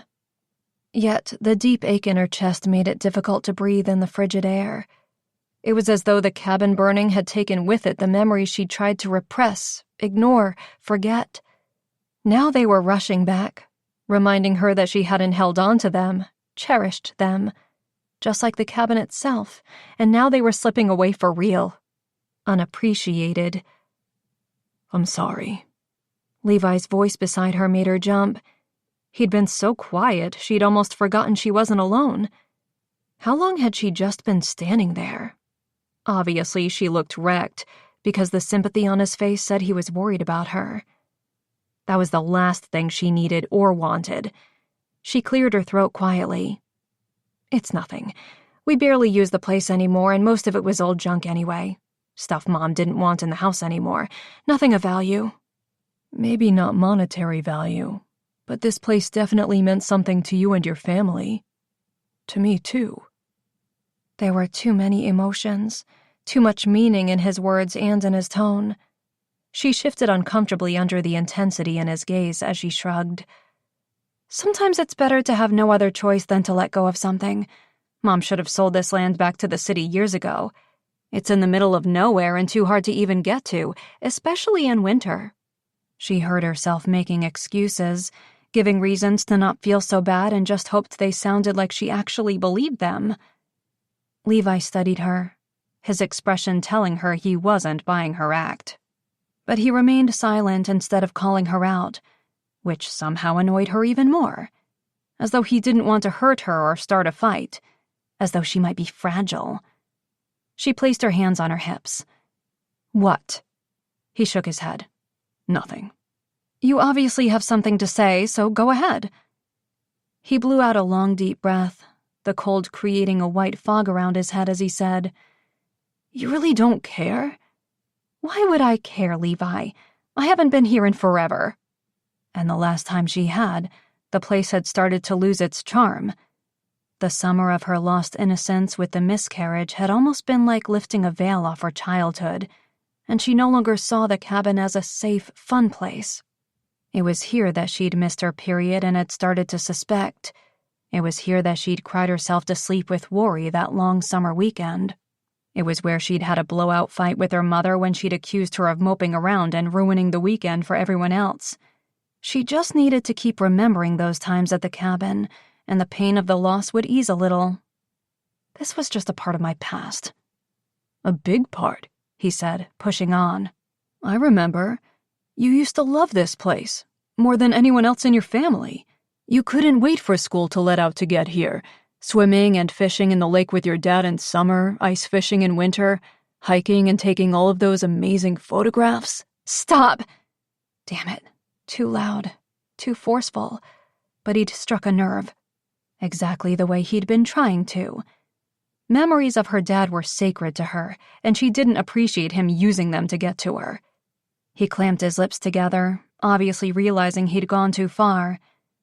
Don't try to make me feel like a bad person just because I've moved on, learned to let go of things, she said. What choice did she have? Things were ripped away. Things were lost whether people wanted to let go of them or not. Life had taught her that cruel lesson time and time again. This cabin was the most recent symbol of how nothing in life lasted forever. Levi shook his head and lowered his gaze to the ground. That wasn't my intention. I'm sorry. Intention or not, he'd gotten to her. He was right. This place had meant something in good times and in bad, and it was devastating to know there would be no going back. No opportunity to recreate old memories or make new ones. Levi stepped toward her and placed his hands on her shoulders. His eyes beneath snow-covered eyelashes burned deep into hers, and he gently touched her cool cheek. The warm, gentle caress was intimate and full of affection. I'm sorry, he said again, and the apology seemed to linger heavy in the air, full of unspoken intention. Her heart picked up its pace, and her sadness was overshadowed by a different feeling entirely. An unsettling connection simmered around them as his hand lingered on her face. She stared at Levi, questioning his action, questioning his motive. Was he once again just trying to get her to open up as a friend? Or was there something more going on between them? Her body's reaction to him in recent days was definitely something she couldn't pretend wasn't happening. And if things were just friendly between them, why was the urge to kiss him so strong? Was he simply trying to be there for her, or was he feeling this attraction too? Neither was what she needed right now. She shook her head and stepped quickly away from his touch, stumbling over a charred log. "You need to stop with these mixed signals," she said and winced. Damn, why had she said that? Why open up this conversation at all? Me? He looked genuinely confused. Mixed signals? Yes. You rejected me the other night in the hotel room, and then you keep sending these vibes. I don't know. Jesus, Leslie, just stop talking. Let the subject drop. I didn't reject you. I put the brakes on before you did something you'd regret. His tone was defensive and frustrated, as though he were tired of protecting her. Well, she hadn't asked him to. "I'm a grown-ass woman, Levi. You don't need to protect me from myself," she said, her annoyance rising. He'd always taken on that role of protector, always looking out for her and Dawson, whether they needed him to or not. He'd assumed a big brother position in the group, keeping them all on the straight and narrow. And while she might be at the mercy of accepting his help with Selena, she didn't need him acting like a martyr regarding her feelings. He ran a hand through his hair and looked almost defeated as he said, "Maybe it wasn't you I was protecting. Maybe I was looking out for myself." Her pulse raced through her veins as she stared at him. What are you talking about? He'd been completely in the driver's seat, manipulating her feelings until she broke, then pushing her away when she'd given in to the desire of wanting him. "Damn it, Leslie!" His voice rose slightly, and he stared at her like she was completely obtuse. "Maybe I didn't want to have sex with the woman I've been in love with my entire life while her mind and heart are still with my best friend." The raw frustration in his voice was something she'd never heard directed at her before. Things between them had always been light, friendly, caring. He'd never sounded so completely destroyed before. And yet, he'd said love. Shock made her completely numb to the cold wind and their devastating surroundings as she struggled to process what he'd just said. Love? Had he really said he was in love with her? Not simply that he loved her, which would have been a reason for not having sex with her that she could have understood. But in love? That made no sense at all. Since when? Why? What the hell was happening? "Yeah," he said with a sigh.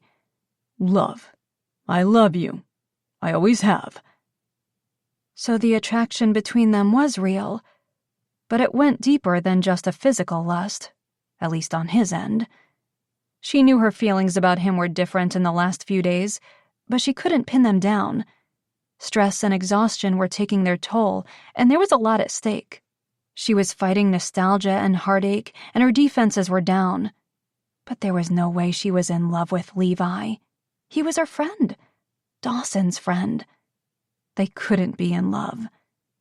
"Look, I know the timing on this confession isn't great, and I already regret telling you." Why did that sting? She wished she didn't know, that he hadn't told her.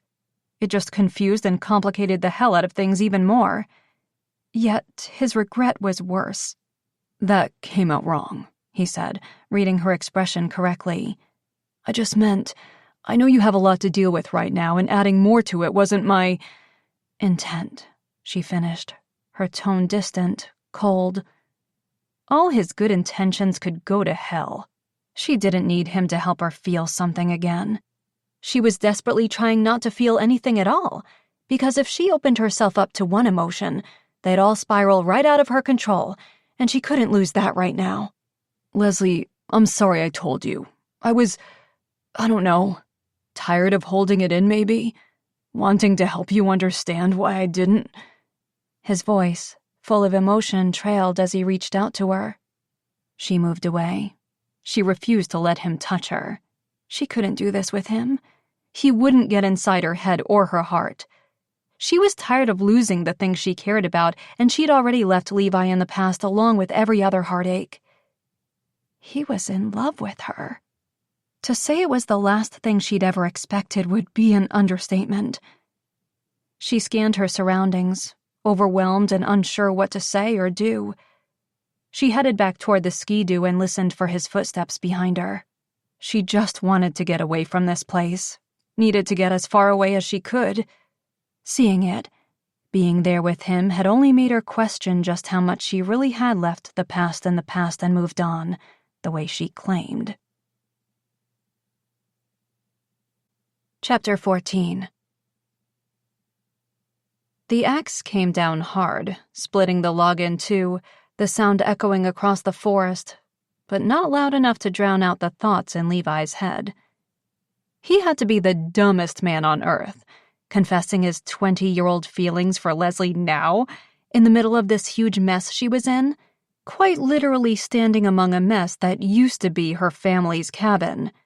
What the hell was wrong with him? The situation was already so far out of control and could implode at any second, and he went and made it worse. Smokester lay on the ground a few feet away, playing with his stick. His brown tail flopped back and forth and his pointy ears were peaked.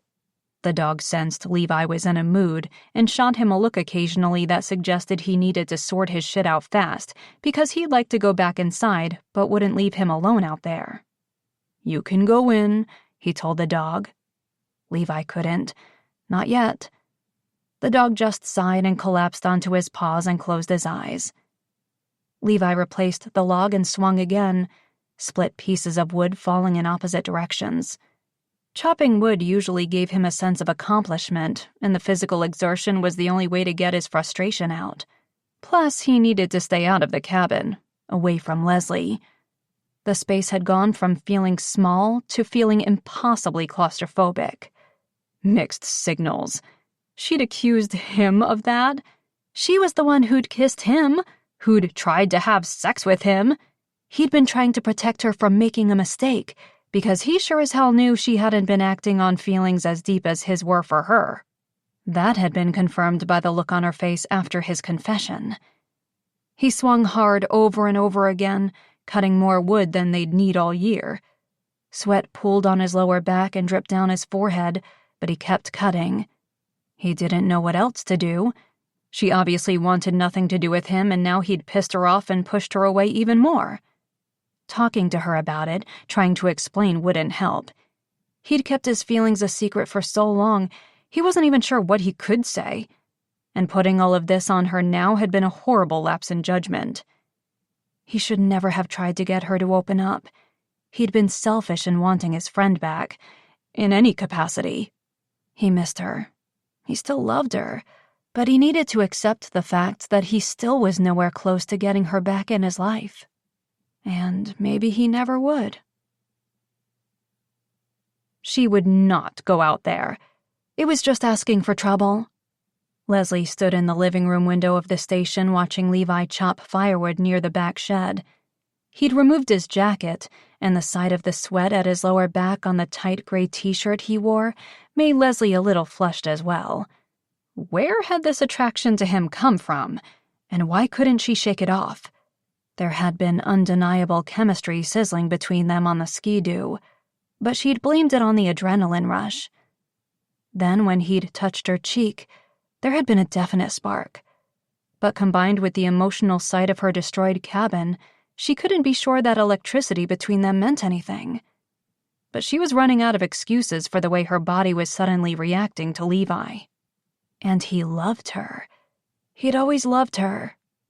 That had her mind and heart in an even more conflicting battle. Common sense said stay as far away as possible, fight the physical attraction she had for him even more. Leading him on and hurting him when she couldn't return the feelings would be wrong.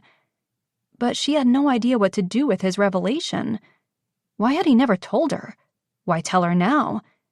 They couldn't be together now any more than they could have been before. But two things were obvious. Her heart wanted her friend back, and her body wanted her friend. He swung the axe, and his biceps and forearm muscles tensed and contracted, and her mouth watered. The block of wood broke apart, falling away from the log, and Levi reached for a new one. His ass was sexy as hell, and his big, thick hamstrings were strong and sturdy as he bent to retrieve the broken pieces. No one she'd met since Dawson had attracted her like this. Not Owen, not any man she'd met in L.A. So why was the one man she really shouldn't want leaving her overcome with a desire to have him? He lifted his gaze and it met hers through the frosty window pane. The burning intensity could have defrosted the entire forest around them. He stood staring at her for a long moment, his chest rising and falling with his exertion, and Leslie held her own breath, lost in a moment of indecision. Levi turned away, and she released the air she'd been holding as she watched him pick up an armful of wood and head into the shed. As he closed the door behind him, he cast a final, inviting look in her direction. Damn it. They needed to talk, clear the air, get things straight. Otherwise, being in this cabin together would be impossible. She couldn't ignore how they were both feeling and hope it would go away. Maybe if they talked about it, they could diffuse the situation before things got even more out of hand. She reached for her jacket and checked quickly on Selena napping in their bunk room before slipping out the back door and heading across the path to the shed. The snow crunching beneath her boots did nothing to drown out the pounding of her heart in her ears, and the cold wind couldn't cool the heat coursing through her body. She hesitated at the shed door, then opened it and went inside before she could talk herself out of it. "Hey, I think we need to talk." Levi didn't turn around, just continued stacking the wood in a pile near the wall. "Leslie, either do what you came in here to do or get out. I've got work to do." Her mouth dropped, but her body was on autopilot, and in less than a second, she was turning him around to face her. Standing on tiptoes, she gripped his cheeks between her hands and kissed him. Hard, desperate, with purpose. It wasn't an act of unplanned impulsivity. It was done with a clear head, if not a clear heart.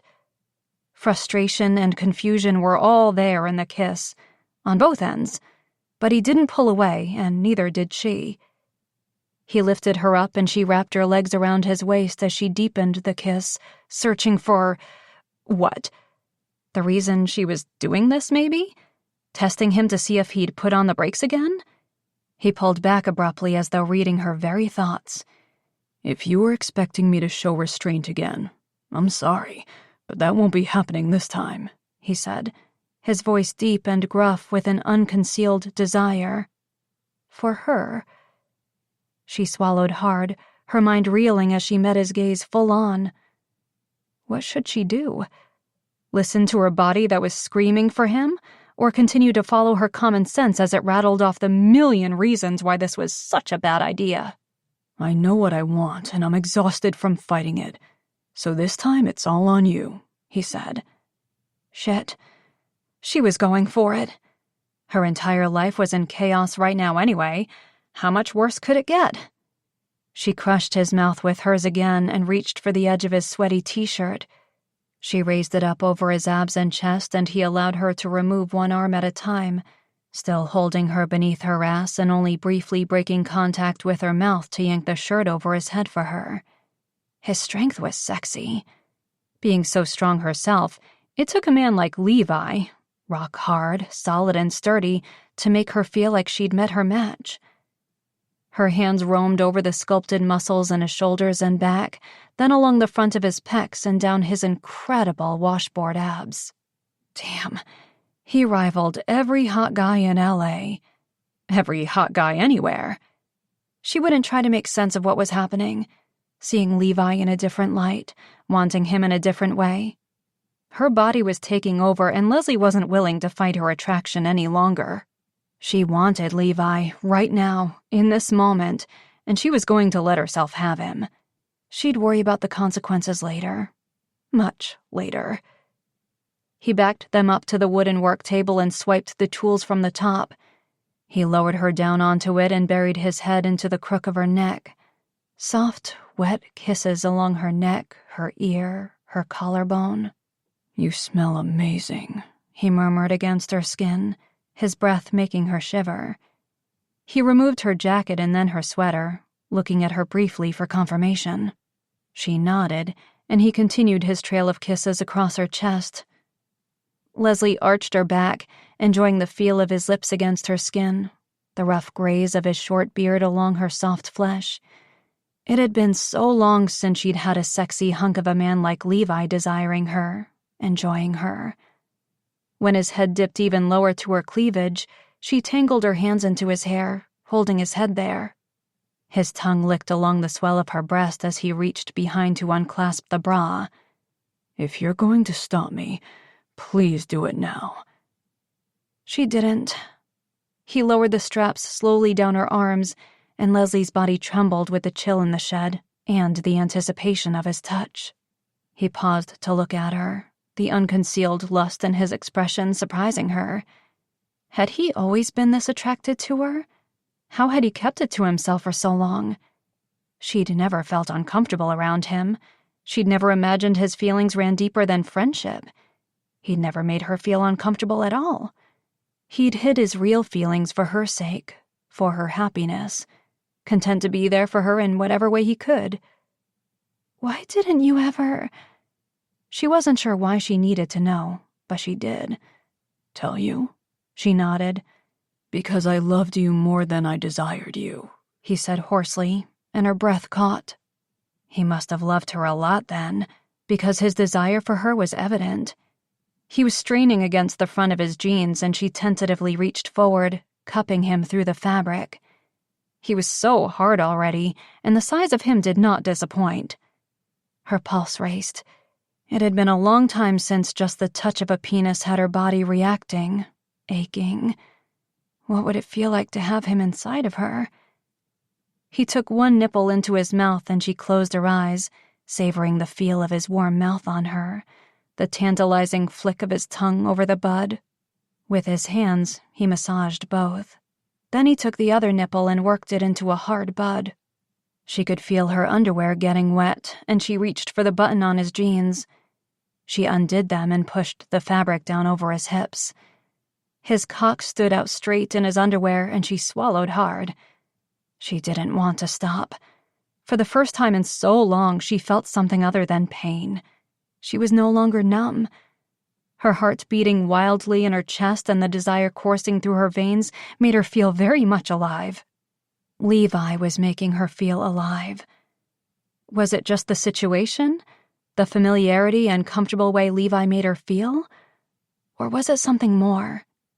Could her former best friend actually be the only one who could help bring her back to life? And was it fair of her to allow him to? Too many questions and no answers. He lifted her down from the table and reached for the waistband on her leggings.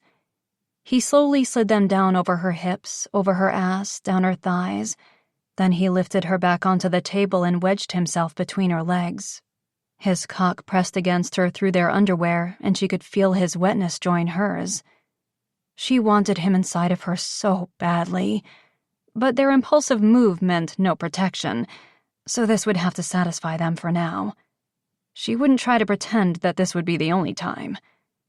Levi gripped her ass and pulled her forward until she was grinding on him, up and down, over and over again. She clung to his shoulders, her nails digging in as the arousal mounted and her breath became labored. Levi's grip tightened on her ass, and he quickened her movements, his head buried into her neck. He continued to kiss and suck and lick, his actions becoming more frantic, more desperate as she rode him harder. Her mouth was dry, but sweat covered her entire body as her breasts rubbed against his rock-solid chest and her thighs brushed against his. "Damn, I want to be inside you," he said. "I want you inside me," she whispered. She wanted to be as close to him as possible, feel him fill her, all of him, all of her. This was hardly enough. He pushed hard against her as she ground even faster, feeling her orgasm rise to nearly a breaking point. "Levi," she said, holding on to him tighter like a life preserver when she thought she might float away, be lost, once again. He was the grounding rock she needed, the one he always was for her, and right now she wouldn't let go. He groaned his own release the same time she felt the first ripples of orgasm erupt inside of her. Her body trembled, and Levi's grip on her ass tightened even more as he held her still, as his head fell forward onto her shoulder, and he moaned his final release. She fought for a breath as she enjoyed the last sensations of pleasure flowing through her. Her grip on him relaxed, but she didn't move away or release him completely. A tornado of emotions raged through her, and she waited for the reality of what they'd just done to set in, for the high to dissipate. But all she felt was a euphoria that erased all other sensations. Gotta say, I didn't think you'd call my bluff like that, Levi said, gently pulling back slightly to look at her. He brushed her hair away from her face and studied her for any sign of regret or guilt. He wouldn't find any. At least, not yet. Levi was coming down from the high and didn't know what to do with himself. He'd just had sex with his best friend. No matter how many times he repeated it to himself, it felt surreal, like he'd imagined it, like it had only happened in one of his fantasies. He struggled to believe it had actually happened. They hadn't said much afterward, both not really knowing what to say. And now, back inside the cabin, the tight quarters with Leslie had him inventing make-work projects to stay in his office and away from her. He had no regrets, but the guilt was hitting him a lot harder than he'd told himself it would. No amount of reasoning or excuses was easing the heaviness in his chest during a time when he wanted to be celebrating.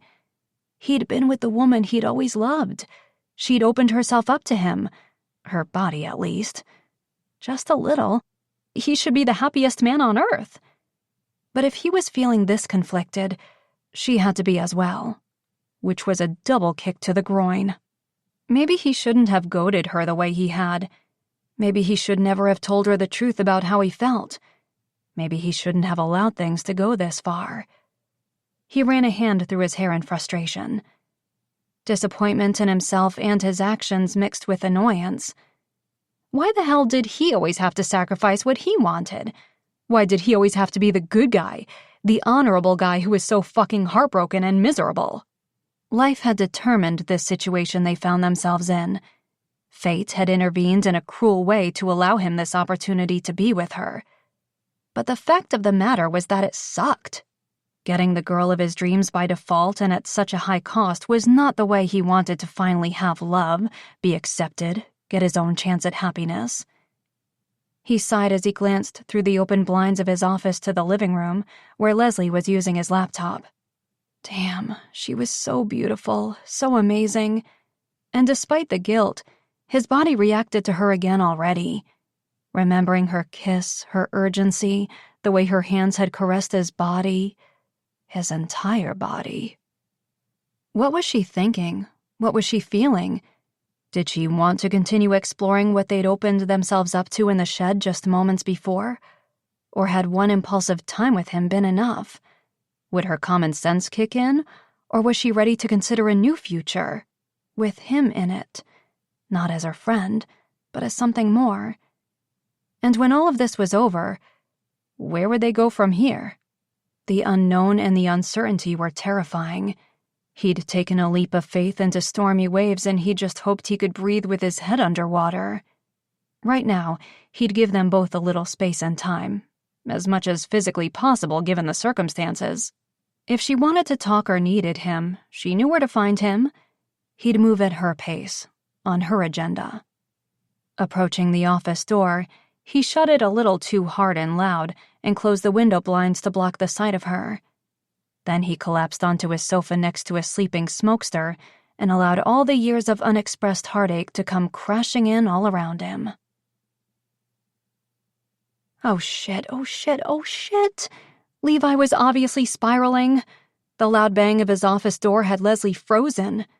Was he pissed? Was he annoyed? Had she done something wrong? Well, obviously it hadn't been the right thing. Having sex with him was arguably the dumbest thing she could have done. She felt guilty as shit, but she wasn't really regretting her actions. Or at least, she hadn't been. What did she do? Go to him and talk about what happened? And say what? She had no idea where they went from here or what it had meant. What's his problem? Selena asked, coming up behind her with a meaty-looking sandwich that was definitely not vegan or gluten-free. I have no idea. That much was true. It could be that he regretted what happened, or it could be that he was annoyed at her for the impulsive act, then her not being able to reciprocate feelings beyond a physical connection. But what did he expect? She'd only recently learned he had feelings for her. She'd kept her own heart guarded for so long, It had been a huge step just allowing herself a brief moment of connection in any way with a man, with her best friend. She loved Levi. But could she ever have the same feelings for him that he had for her? Could she ever be in love with him? She didn't know. She'd never allowed herself to think of him in that way before. And now she knew she was attracted to him. But real love? Like what she'd had before? "I thought actresses didn't eat carbs," she said grumpily. "I eat carbs. Don't project your prejudices against skinny, rich, famous people on me," Selena said, sitting next to her. "Besides, this is gluten-free. Levi got Chad to pick some up at the grocery store when he was made aware of my dietary requirements." Oh, for the love of... Why was everyone catering to the star? First her brother with his cauliflower substitute risotto, and now Chad? In LA, everyone did what Selena wanted. Sure, they were paid to, but here in Wild River, people were expected to fend for themselves. No one had ever doted on Leslie this way. Not that she wanted them to. "Can we look up TMZ?" Selena asked, moving even closer to see the laptop. Leslie inched away. "No." "Entertainment Weekly?" Leslie sighed. No. The last thing she needed at that moment was to see her face with a wanted sticker all over the internet. For a brief respite out in the shed, she'd forgotten all about the mess she was in, the stalker trying to kill her client, and the fact that they were thousands of miles away from where they needed to be, and that sooner or later they'd have to go back. "How is the cabin?" Selena asked with a mouthful of sandwich. "Completely destroyed," Leslie said, feeling yet another tug at her chest, and not entirely because of the cabin. Levi loved her. She still couldn't quite believe it. "Is that what's got you upset?" the star asked carefully, any trace of her annoying self disappearing. It would be easier to allow her to think that was all it was, but Selena looked remorseful when she glanced at her. "No, that's not it. I'm just trying to figure out a way to get us out of this mess as quickly as possible. And put some distance between her and Levi before she could do something stupid, like fall in love." Selena entered his office and closed the door behind her. Oh no. If the star tried flirting with him again right now, Levi might actually have a nervous meltdown. "Hey, I'm just in the middle of..." "What did you do to make Leslie even more annoyed?" she interrupted. Oh, he was to blame for that? The way he remembered it, it had been her who came out to the shed, her who had initiated the kiss, and other things. He'd warned her, given her time to change her mind. She hadn't. He folded his arms across his chest as he leaned back in his chair. "What makes you think I did something?" "Because both of you are acting even more awkward and tense around one another since the ride out to the cabin." The woman was perceptive, but it was since the mind-blowing sex in the shed that things had been more awkward, like neither of them knew what to do or say to one another. "What did you say to your off-limits best friend after crossing a line like that?" "Did you two have an argument?" Selena asked when he wasn't forthcoming with information. The opposite, actually. They'd connected in a different way, a much deeper, raw, emotional way, and they were both shaken up about it. And now neither of them knew how to handle it or what to do next. "Sort of, I guess," he said. He wasn't going to tell Selena the truth. That would be up to Leslie, and so far he got the impression that she really wasn't trying to form any sort of friendship with her client. He understood that. Keeping someone safe relied heavily on being aware and cognizant, and not blinded by emotion in times of extreme decision-making. Life or death decisions couldn't be made effectively if Selena was too close. "Well, if we all have to be cooped up inside here together, you need to apologize and make it up to her, because she's even more unbearable than before." Apologize and make it up to her? For giving her the orgasm that she asked for? This was bullshit. He wouldn't do it. She was the one who was playing with his heart and real emotions. She knew how he felt about her now. It hadn't just been sex for him. In fact, it was because he cared so much about her that he'd rejected her advances the first time. He wasn't sure what had gotten into him when she'd come out to the shed. Part of him had thought she would never do it. Another part was hoping there was a deeper meaning in it for her as well, which would be another kind of problem. He'd always had to deal with unrequited love, hiding his feelings and feeling guilty over them. What would he do if there was a real chance for them? If they actually decided to give a relationship beyond friendship a go? Could he do that? Or would his loyalty to Dawson prevent him from allowing his own happiness? Either way, this new source of conflict was Leslie's fault. Nope, he wouldn't apologize and he wouldn't suck up to her. "Look, you're the man," Selena said. "And whether you're right or wrong, it needs to be you who caves first. Because Leslie won't, and this elephant in the room will just spiral and grow bigger until we are all grumpy and ready to kill one another." Unfortunately, she was right. The tension in the cabin was nearing an unbearable level already. "Fine, I'll apologize to her," he said through clenched teeth, and tell her straight out that their actions were a mistake. She didn't have to tell him that, and that he could control himself in the future and give her the space she'd been asking for all along. It wouldn't be happening again, despite how badly he wanted it to. "That's not enough. You need to do something nice for her," Selena said. Her own attraction to him obviously fading, was she now moving on to matchmaker? He wasn't sure which Selena he preferred. Both were slightly irritating. Levi sighed. "Leslie's not the type to want a big elaborate gesture. She hated flowers and surprises and didn't like jewelry. She'd be only more annoyed at him if he groveled." Selena rolled her eyes. "Just because a woman doesn't come across as needy and demanding and soft doesn't mean she doesn't want to feel appreciated, feel like she matters." Leslie was so appreciated, and she definitely mattered. Given the chance, he'd show her that she was the only thing that ever had to him. "Well, what do you suggest I do?" he said tightly. Selena seemed motivated by having something to plan. "You should make her a nice dinner. She hasn't eaten much in days, stressed out and all." "Dinner here?" The cabin wasn't exactly a 5-star restaurant and definitely didn't give off a romantic vibe. Besides, Selena and Chad were there as well, and if they needed to talk, Levi knew neither of them would want an audience.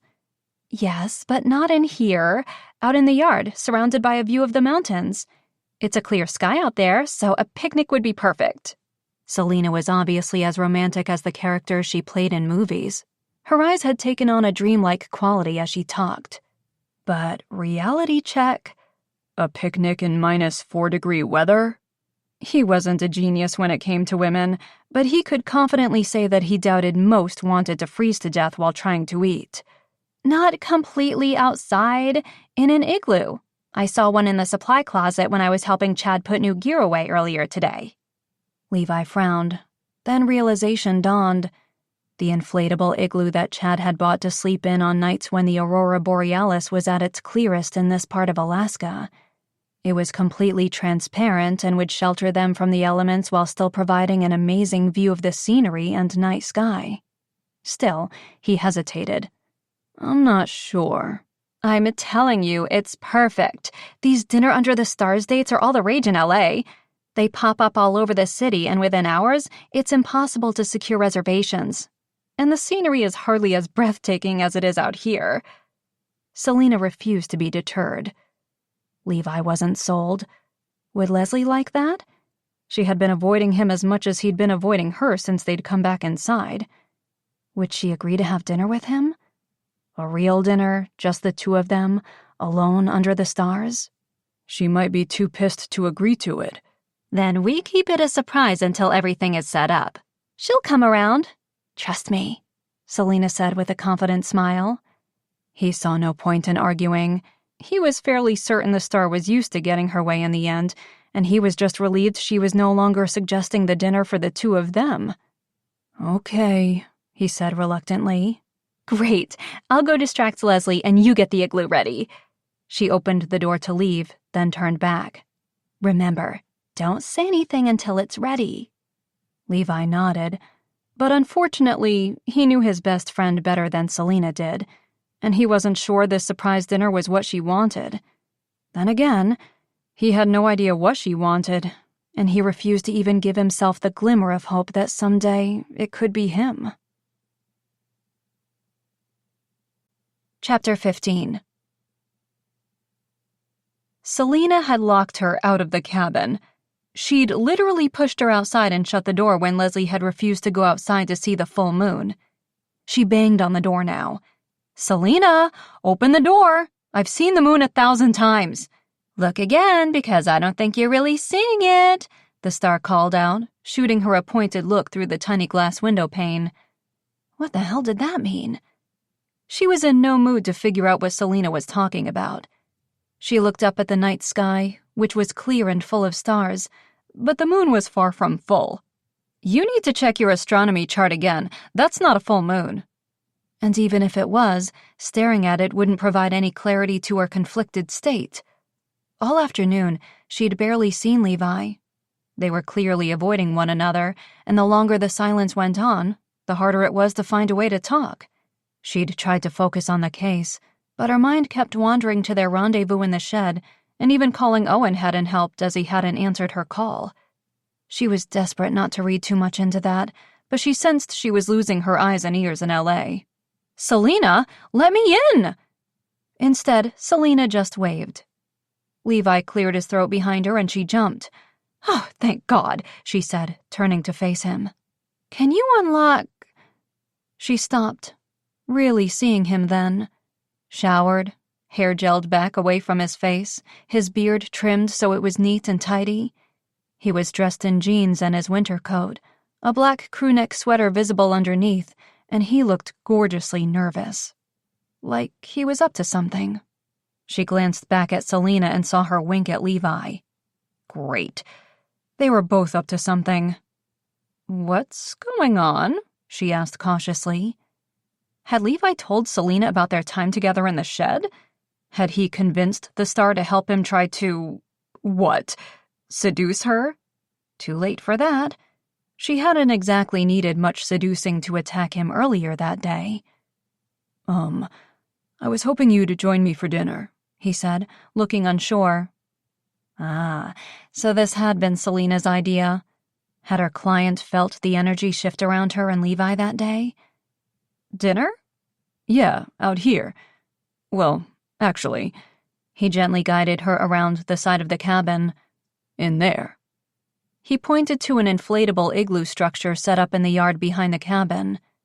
Inside, she could see several blankets set up and cushions from the couch. Tea lights illuminated the space in a romantic glow, and a picnic dinner sat in the middle of it all. Her heart raced. A picnic under the stars. With Levi. You did all that? For her? Holy shit. Her emotions were going wild. It was the nicest thing a man had ever done for her. Ever. Dawson hadn't exactly been the romantic wine and dine type. Neither was she. She'd never been the type to want wooing and a man to put in effort to impress her. But her reaction to this was betraying. Obviously, some part of her did want someone to make an effort. He nodded. "Selena suggested it, but I put it together. Yeah." He cleared his throat. "If it's a bad idea, if you'd rather not—" "No!" She forced a calming breath. "It looks really nice." He smiled, and it simultaneously eased some of the tension that had been simmering between them all day and increased it tenfold. He looked so good and she was a mess, not having expected this. Thanks for the heads up, Selena. Though no doubt the secrecy was so that she couldn't preemptively refuse. They both knew her well and she was grateful they hadn't told her. Levi led the way to the igloo and unzipped the door. He held the flap open for her to crawl in, and she did, ignoring the way her pulse was racing. This was just a dinner. Their actions earlier that day had been far more intimate. Though, not really. That day had been impulsive and physical. This had been planned and held a lot more meaning. She took a seat, cross-legged on one of the cushions, and was surprised that it was actually quite comfortable. The temperature inside the igloo was just right. She'd expected it to still be either cold or humid, but it was big enough inside that it was neither. Levi zipped the door and joined her, sitting on the cushion across from her. "I've seen a few restaurants in L.A. do something like this," Leslie said, desperate to keep the mood and conversation light. Only, in the city, it was nothing like this. In L.A., The neon lights shone so brightly you couldn't see the real stars, and the city was so alive and vibrant that the slow serenity that this kind of experience was supposed to provide just didn't happen.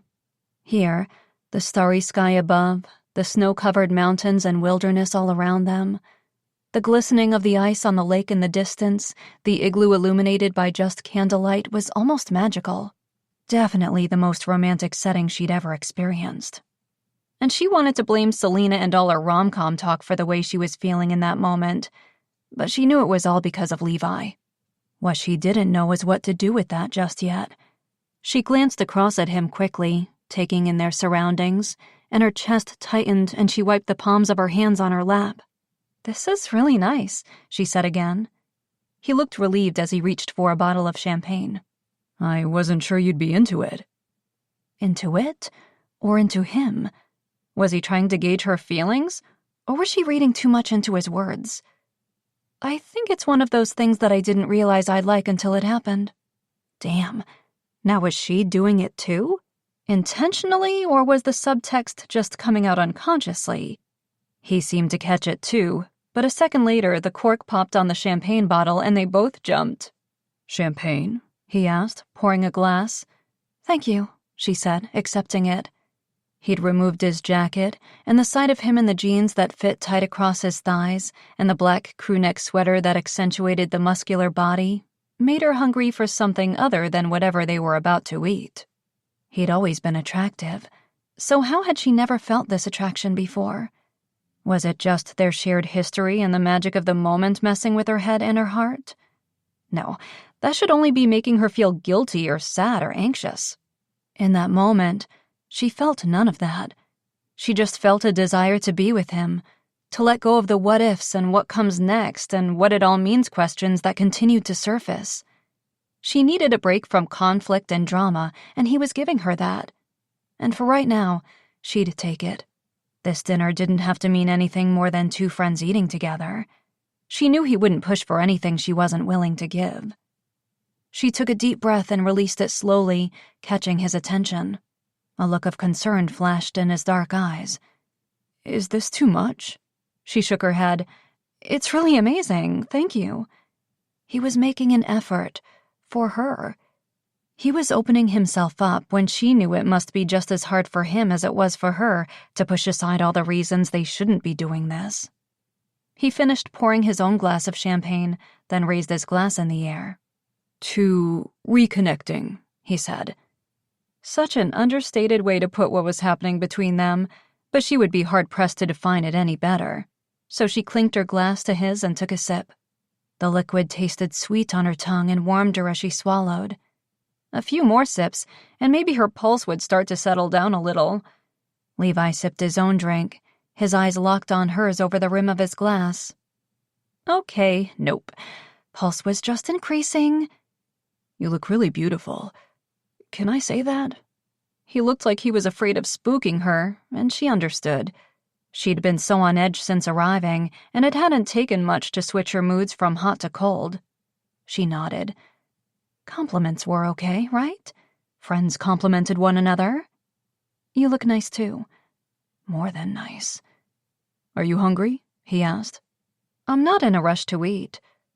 This rare moment of letting go and forgetting about the mess she was in wouldn't last long enough, so she didn't want to hurry it. Levi smiled and leaned back against his cushions. "So, life in LA. How is it?" Of all the questions he could have asked, this was probably the most complicated and difficult to answer. It's different. Growing up in Wild River wasn't exactly as secluded as other parts of Alaska, but it still wasn't busy, fast-paced California. It took a little while to get used to. The traffic and crowds and the noise. The city always seems to be in motion, day and night. There's an overall feeling of hustling. That part she did enjoy. Being busy kept her from being alone with her thoughts and feelings too often, but she kept that part to herself. "The heat must be nice, though," Levi said. "The heat is definitely a perk. I live close to the beach, so I run every morning along the pier and swim in the ocean almost all year round. The workout scene in LA is no joke. Rollerbladers, cyclists, people working out on the equipment on the public beaches. It's definitely a community vibe in itself." Well, the city is definitely full of beautiful people, he said. Yeah, it's almost a little too much. Like here, you see an attractive person and you can appreciate the beauty. But in LA, everyone is beautiful, and in a way, it dims the appeal of outside appearances. And unfortunately, it took too much time and commitment to invest in someone long enough to see who they truly were. And if she was being honest, she wasn't ready to. Was she ready to see Levi? He nodded. And your job? You enjoy protecting the rich and famous? Another tough one. I do. She'd leave it at that. Unfortunately, in true Levi nature, he pressed for more. But you could have specialized in other aspects, right? Property, events. Why pick personal security detail for Hollywood? She sighed. I think I was attracted to the idea of film, being on set, she admitted. I actually enjoy that part most, watching the camera crew and sneaking peeks at the takes, and sometimes getting to watch the post-production editing of the footage. Selena had zero interest in the behind-the-scenes work of her movies, but it was a perk of the job for Leslie. That makes sense. You always loved being behind the camera. He sounded nostalgic, and she too couldn't help but remember those days when she'd make her own movies starring him and Dawson and her siblings. She'd never fully commit to her hobby as a career. Doing what she loved to survive would dim the passion she had for it. But she did miss her time behind the lens. He sipped his champagne and studied her. Do you keep in touch with your family? Friends back here? Was he asking because he'd felt her avoidance over the years and wanted to know if it was just him? She shook her head. Not often, mostly through Facebook, and in cases of emergency like Eddie getting shot or Grandma getting married again. The last few months there had been more contact with them than usual. Would there be after this was all over? And would it take another extreme circumstance to get her back to Wild River? Staring at Levi, she really wished she knew the answer. I'm sorry things are still what they are with your mom, he said softly. Her too. But she'd come to accept that things would always be that way. People didn't make amends until both parties were willing and accepting, and she wasn't sure if she or her mother needed to reach that place, but they weren't there yet. But they'd been talking about her for far too long, and she wanted to avoid where the subject might lead. She cleared her throat. So, how's your life? You were promoted to full-time, clearly. That's really great. Smoke jumping was for the elite and highly skilled. Only the best firefighters made the cut, and Levi making it as far as he had in this career spoke volumes about his abilities and dedication. It didn't surprise Leslie that he was excelling in his chosen career. He'd never half-assed anything in his life. She thought maybe it was his military upbringing that had made him so diligent and hardworking. The year-long position is definitely what I'd been working toward, he said. Hoping for. So yeah, it's good. Things are slower this time of year, but we stay busy inspecting gear and going out on training missions, that kind of thing. He grinned. Rescuing women in towels. Her cheeks flushed. We are never to discuss that again, she said. Hey, I said I wouldn't tell anyone. Doesn't mean I can't think about it, he said, winking at her. The simple, casual gesture had her nearly spilling her champagne. He'd winked at her 1,000,000 times. Why was this any different? Why had this set her heart pounding again? He was sexy as hell. How was he still single? He'd never really dated much in the years that she'd known him. He was in love with her. Had that been the reason he hadn't gotten involved with anyone else? Were his feelings for her that strong? But obviously he dated. Angelica, Tracy, just 2 women who sprang to mind. Is there anyone special? She coughed. I mean, any women in your life? Why had she asked? That was none of her business. Although, after that day's events, maybe it was? He grinned. I tend to strike out a lot in that department. The women he dated must have something wrong with their eyesight. Have you tried online dating? She was curious, but mostly she just wanted to see if he'd been actively trying to find someone. He shuddered. Chad set up a profile on Tinder and Match.com, and I've perused them, I won't lie. But I don't think you can catch a spark that way. Call me old-fashioned, but I like real connections. He stared into her eyes, and her mouth went dry. I guess I'm just not interested in dating unless it's going somewhere. But how do you know if it's going somewhere unless you go on a date? Why was this so important to her? Why was she nudging him in that direction? To make sure he knew that what had happened between them didn't mean... What? What did it mean? And unfortunately, she knew pushing him away was just her own way of self-preservation. Fair enough, he said, looking slightly disappointed as he asked. So, you're dating a lot then? She shook her head quickly. Too quickly. What about that coworker guy Selena mentioned? Definite jealousy in his tone, and oddly enough, it made her feel good. She said you two were boning. She was going to strangle Selena. What was Owen? A friend with benefits? Neither of them really defined what they were beyond their casual hookups and after-work drinks. They definitely weren't serious. He was a nice guy, fun, easy to be around.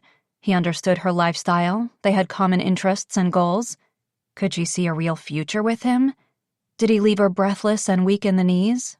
Could she see him as the father of her future children? No to all of that. There's not a real spark, she said finally. Levi smiled, looking almost relieved. Her heart raced. Hey, I'm sorry to have just disappeared before. He nodded slowly. You understand why I did, right? Sometimes I think I do. Other times I'm not sure. I didn't really know what else to do. I was hurting and desperate to get away from that feeling, you know? Did it work? Did you get away from it? He asked, his blue eyes like waves crashing over her.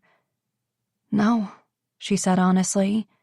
It wasn't until that moment with him that she wasn't constantly aware of the lingering pain and hurt.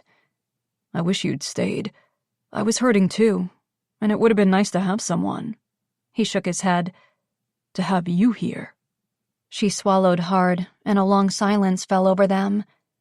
Maybe she should have stayed, but she couldn't change the past. He sat forward and reached across the blanket. His hand slid toward hers and covered it gently. Is this okay? Was it? She had no idea. She felt like they needed permission from someone who used to be important to both of them to be acting this way, giving into feelings and attraction this way. But they'd never get it. Was it really okay to move on like this? I don't know, she said honestly. Levi nodded and pulled back, but she grabbed his hand and held tight. But we won't know unless we try, right? He tightened his grip on her hand, and his gaze burned into hers. And there was most definitely a spark. The night was ending too quickly, but Leslie's yawn across from him told him she needed to get some sleep. The last few days had been emotionally draining on her, and he knew he hadn't made anything easier. He'd been relieved to see her relaxed for the first time that evening. He'd have to thank Selena for her idea. She may have saved his ass. He'd had no idea how to act around Leslie after their encounter in the shed, but this dinner had definitely helped to ease them back from going too far, too quickly. Squeezing Leslie's hand, he glanced at his watch. I guess we should call it a night, huh? She looked disappointed to end their picnic, but nodded, suppressing another yawn. Unfortunately, I think so. I can barely keep my eyes open, she said, starting to pack up the leftover food from the picnic. No, don't worry about all of this. I'll clean up, he said. You sure? Positive. He brought her hand to his lips and placed a soft kiss on her palm. There was so much more he wanted to do, to say. But they'd already crossed a line earlier that day. Several, actually, and he didn't want to push her away by repeating the impulsivity. And when his gaze lifted to hers and he saw the conflict in her expression, he reined in any emotion that might frighten her away or make her retreat. He'd already told her he loved her. He'd already put his heart on the line. He'd let her decide what happened next. Releasing her hand, he unzipped the igloo and crawled out into the cold. The wind had picked up, and the late-night chill made him shiver as he held back the flap for her to exit. "Purr," she said, rubbing her arms for heat as she stood next to him. "Well, thank you for a nice evening." He nodded, hesitating before touching her cheek. She was so beautiful, and he longed to tell her just how much. He wanted to hold her and kiss her and be with her in every way. But he wasn't crazy enough to think that this connection between them would be enough for her to leave everything in the past and move forward. His own guilt was overwhelming. Not only had he been intimate with Leslie on a physical level, but their date had meant so much to him as well, and he had no right to be with her like this. She'd always been his best friend's girl, not his. His only reprieve was knowing Leslie didn't love him in return. Therefore, the choice of whether or not to be together wouldn't be up to him. She stepped closer, and he wrapped his arms around her and held her close. He closed his eyes, wanting to savor this time together. But he could feel her uncertainty, her conflicted heart. She wanted to take comfort in him, but thought she shouldn't. Hey, I'm here for you. Anything you need. This last part would be torture, but he needed to reassure her that her feelings and actions weren't wrong, that they could live in the moment without consequences or expectations. And none of this has to mean anything more than it does right now. She pulled back slowly, and her gaze flitted from his eyes to his lips, her expression clearly debating whether what he said was true. Could they act on their impulses without having it become another complication or source of regret? Levi knew what he wanted, and he knew it was wrong to want it, but damn if he could put on the brakes without hurting her and torturing himself. But like before, he waited for her to act first. Standing on tiptoes, she bridged the gap between them, and only a brief hesitation flashed in her eyes before her lips met his. He wasn't going to think. He was going to shut off all thoughts that could destroy this moment. He wouldn't think about the past or their complicated history. He wouldn't think about what happened next, the day after, or when she would eventually leave again. Living in the moment was something he wasn't particularly good at, but he'd just assured her that's all this was, and when Leslie's soft, delicious lips pressed against his, it was easier. He grabbed her hips and pulled her body tight into his as his lips parted and he gave her tongue access to his mouth. His hands caressed her ass through the fabric of the skin-tight leggings. So firm, so sexy. Her entire body was strong, sculpted. She wasn't skinny. She was solid muscle, with a tantalizing amount of curves. Her hips, ass, and breasts would make any man weak at the knees. Her arms went around his neck and he lifted her, wrapping her legs around his waist as he deepened the kiss. This was his best friend, someone he never thought he could have. Yet here she was in his arms for the second time that day, and he didn't want to let go, didn't want to lose her again. He wanted this, wanted her. He groaned against her mouth as he felt himself thicken instantly. Her kiss was everything he'd fantasized about over the years, but so much more than he'd ever expected. He wanted to believe he wasn't imagining the intensity of her passion or the emotions he felt being reciprocated. "Leslie," he said through a strangled sound. "Take me inside," she whispered. Damn, how he wanted to. Selena and Chad are in there, both occupying separate bunk rooms. The cabin wasn't exactly the best place for any kind of privacy. "The igloo?" she whispered against his lips, kissing him eagerly again. The igloo it was. Quickly, he set her back on the ground and unzipped the door flap. Within seconds, they were inside, and he'd cleared space on the blankets. He lay back against the mountain of cushions, and she straddled him, leaning down to capture his mouth with her own once more. Levi gripped her thighs as he returned the kiss with everything he had. He didn't know how many chances he'd get to kiss her, so he wasn't wasting any opportunity to show her how he felt. His tongue explored her mouth, savoring the taste of the champagne still on her lips.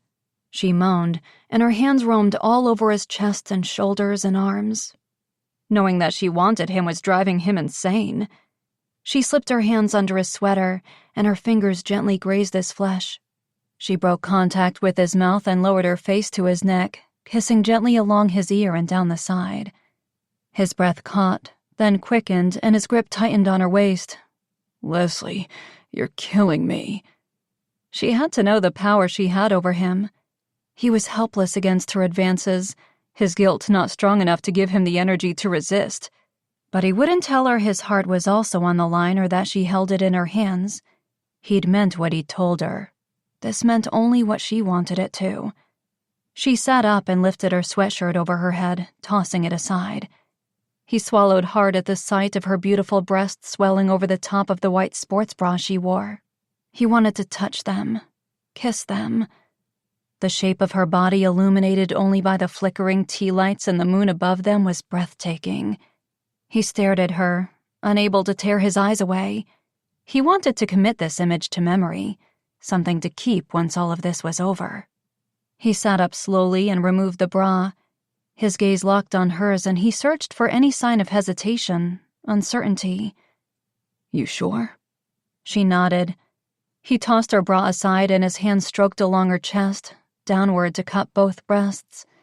He massaged gently, then more aggressively when her eyes closed and her head fell back in pleasure. He wanted to make her feel incredible. She deserved to feel amazing.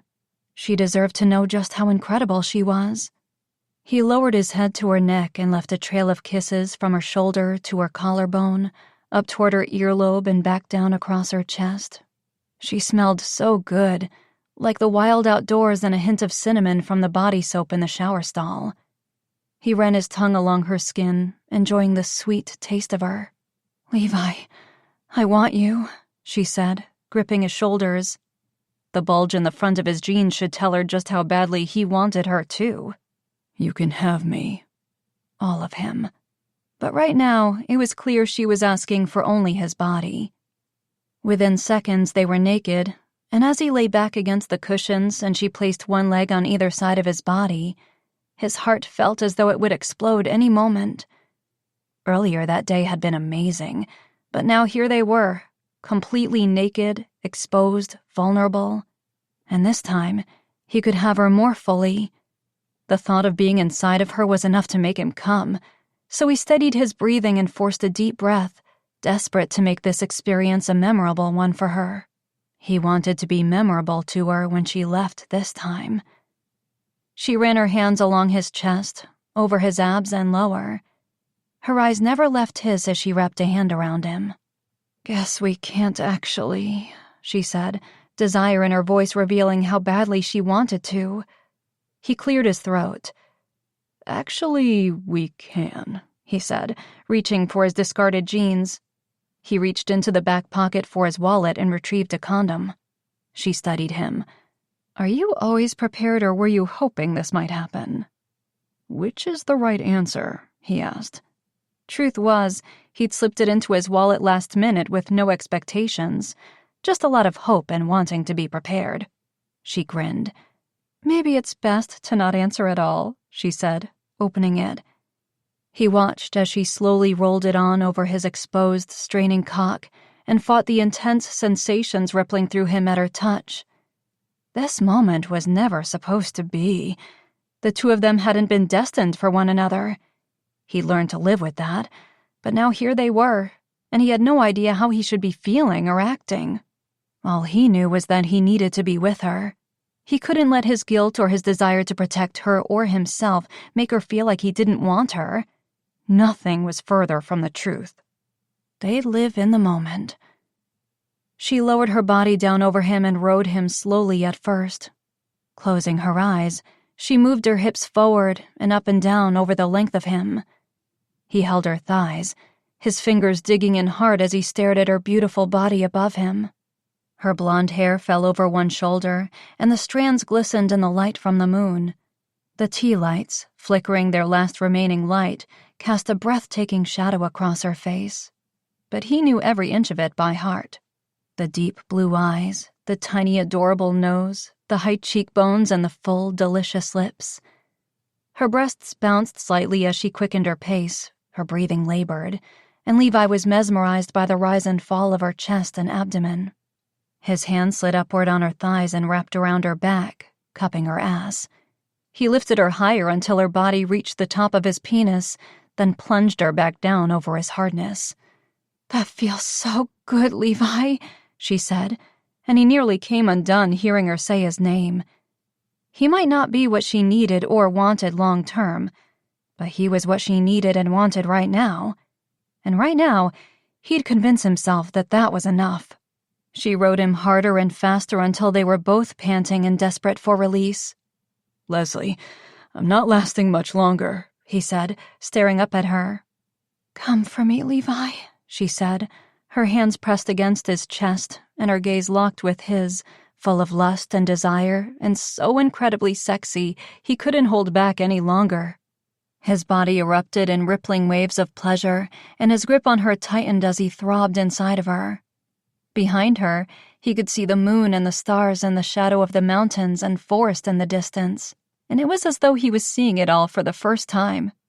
He released a satisfied moan as his body shuddered his release and his hands went to her face. He pulled her closer and kissed her hard. Leslie pressed her pelvis forward, leaving no gap between them as she ground her hips back and forth the full length of him. It wasn't a challenge to stay hard for her. He was wanting her all over again already. Her breathing hastened, and her grip on his shoulders tightened as she got closer to the edge. "Levi," she said, sounding almost afraid of the sensation, of the passion, of the connection between them. "I've got you," he whispered. "It's okay to let go." He'd catch her. He'd never let her fall, never ever hurt her. She took his face between her hands and kissed him hard as her orgasm erupted. He groaned against her mouth, holding her close to his body as she rode out the waves of their passion. A second later, she tightened around him, and he could feel her pulsate and tremble. A moan escaped her lips and she pulled back, fighting for air as she rested her forehead against his. "That was—" He held his breath. If she said it was a mistake, he would never forgive himself for giving in, letting go, allowing himself what he wanted. "Everything in this moment," she said softly, her gaze locked on his. Relief flowed through him, but his heart still ached. It was everything in this moment, but was it enough? Chapter 16. Levi decided to postpone finding out which Leslie would be waking up that morning, the guarded, regretful, walls-up Leslie, or the open, trusting Leslie she'd been the night before. He wasn't sure how to handle either. Things were bound to be awkward and tense no matter what, albeit in different ways. So, before the women woke, he'd headed out to the site of the cabin fire with Chad to start the cleanup. Normally, they would have called in a few other members of the team for assistance, but given their hidden fugitive situation, Levi had downplayed the amount of work involved and told the others that he and Chad could take care of it. As they pulled up now into the clearing, as close to the cabin as the trails would allow with the cleanup dumpster truck, Chad was still mumbling about the early wake-up. "Thought there was no rush to get this done," he mumbled, his eyes barely open behind his sunglasses. "There wasn't. But snow is in the forecast for the next week, and lots of it, so I thought we should get on it," Levi said. Chad glanced at him. "Sure it has nothing to do with a certain blonde who has a warrant out for her arrest?" What did he know about it? The guy had obviously seen them having dinner in the igloo the night before. Had he seen other things? "Only considering this is her cabin," Levi said. He wasn't ready to talk about Leslie with anyone yet. He still had no idea what was happening, and he couldn't quite get his emotions sorted. He loved her. Now he'd been with her. Essentially, his heart was doomed with no chance in hell of recovery, and he was desperately pushing aside the fact that he felt like he was somehow betraying his best friend. In the light of day, it was harder to face himself in the mirror. Not that he regretted being there for Leslie, he'd never regret that. But he wished he could do it with a clear conscience. His loyalties were divided, but he knew whom he'd choose given the choice. Unfortunately, that didn't make him feel any better. "Last night looked interesting," the guy said as they climbed out, grabbed their supplies, and headed down the trail toward the debris. Levi looked at him. "Which part?" Chad laughed. "Don't worry, man. I wasn't snooping. I just meant the picnic setup you had going. Not exactly your thing. It was Selena's idea, and I thought taking Leslie's mind off things would be a nice thing to do," he said, taking big strides through the deep snow. "Well, did you?" Levi glared at him. "Did I what?" "Take her mind off things," Chad said with a grin. "Look, It was just two friends reconnecting after far too long, that's all." He walked faster, putting distance between the two of them, and Chad took the hint that he wasn't into discussing it. Not that he wasn't replaying every detail in his own mind as he trudged through the snow. Leslie's kiss, her touch, her desire for him had him feeling ways he never had before. He was happy with his life, and he'd mastered the art of being alone. As a child, he'd never had any real lasting connections with people except his two best friends, and so not having them now seemed par for the course. He learned to be okay on his own, depending on himself, offering support to others but never really needing it. He didn't need to be with someone out of fear of being alone or just wanting a warm body next to him at night. He wasn't interested in settling, and until someone else came along who made him feel the way Leslie did, who commanded his heart the way she always had, he wasn't interested in getting involved. And now that he knew how amazing being with her was, even in this partial way, he was doomed. As they reached the site, he put on his work gloves and immediately got to work picking up the larger pieces of charred logs. Chad joined him a few minutes later and scanned the area. "Really nothing left, huh?" "Nope." "Sorry, man. This can't be easy on you either," Chad said, his rare display of concern throwing Levi slightly off guard. "It's harder on Leslie." Even if she was putting on a brave face. "So, you two are best friends and she was Dawson's girl?" Chad had far too many questions that morning. When had the guy gotten so chatty? "Yeah, she was engaged to Dawson before he died." He couldn't get into the details. It would be that much harder. "And then she left Wild River?" "Yes." 2 weeks after the funeral. "And she's leaving again once all this blows over?" "Yes," Levi huffed. "What are you getting at?" Chad stacked more logs onto one arm. "Just making sure I have all the facts straight, that's all." More like making sure Levi had all the facts straight. Chad was looking out for him and he appreciated it, but it was no use to warn Levi not to get too invested in Leslie. That warning was far too late. "Well, let's talk more work," he said grumpily. "Yes, boss," Chad said, carrying the logs back out the trail. Unfortunately, now that Chad had brought it up, he couldn't quit thinking about the truth of the man's words. Leslie was leaving again. Soon. Would she keep in touch this time or disappear from his life again? He knew how he felt, but he had no idea where Leslie's heart was. He didn't expect her to feel the same way about him, and he meant what he'd said the night before about no expectations. He didn't regret telling her he loved her. She deserved to know, even if now they were both at a standstill as to what to do with that knowledge. Could they be together? For real? Would she ever consider him more than a friend that she'd had stress-induced sex with? Would she ever move back to Alaska? Would he give up everything here to move to LA for her? So many unanswered questions, and he was getting way too far ahead of himself. Sorting through the debris of the fireplace, he noticed a broken photo frame. Bending to pick it up, he shook away the shattered glass and carefully took out the remaining piece of the picture from the charred frame. The edges were burned, but the central image was still relatively intact. He blew the soot and ash gently away from it and stared at the photo of Leslie, Catherine, and Eddie that their father had taken the year before he died. The lake in the background and the bright sunny day reflecting the happiness in the siblings' faces was a true reflection of simpler times. Better times. This picture had hung in the cabin for years, and it had meant a lot to the Sanders family, to Leslie. It was a miracle that most of it had survived the blaze. Was there a way to restore it? Fix it for her? Maybe he couldn't help her with everything she was going through, but maybe he could give her back this small piece of her past. Remind her that not everything needed to be forgotten. Levi had disappeared early that morning, and so far, it had taken 100 push-ups and 50 sit-ups not to read too much into it. Leslie had heard the truck starting just after 7 o'clock a.m. and had seen it drive away through the bunkroom window. She'd been slightly relieved to have some time that morning to gather her thoughts about what had happened between them before she was forced to face him. But him needing that time as well had her on edge. What was he thinking? Feeling? She suspected he was battling the same conflicting emotions as she was. They'd been friends for years. They'd recently lost contact, her fault, and now when her world was in chaos and her job and quite possibly her life was on the line, they'd connected on an even deeper level than ever before. On his end, he'd apparently always loved her, a huge surprise to her, and now she'd no doubt opened a can of emotional worms that she wasn't sure she was ever going to be able to contain. And neither of them had actually even mentioned the elephant not in the room, the third member of their triangle who was still very much a reason for her and Levi to stop whatever was happening between them immediately.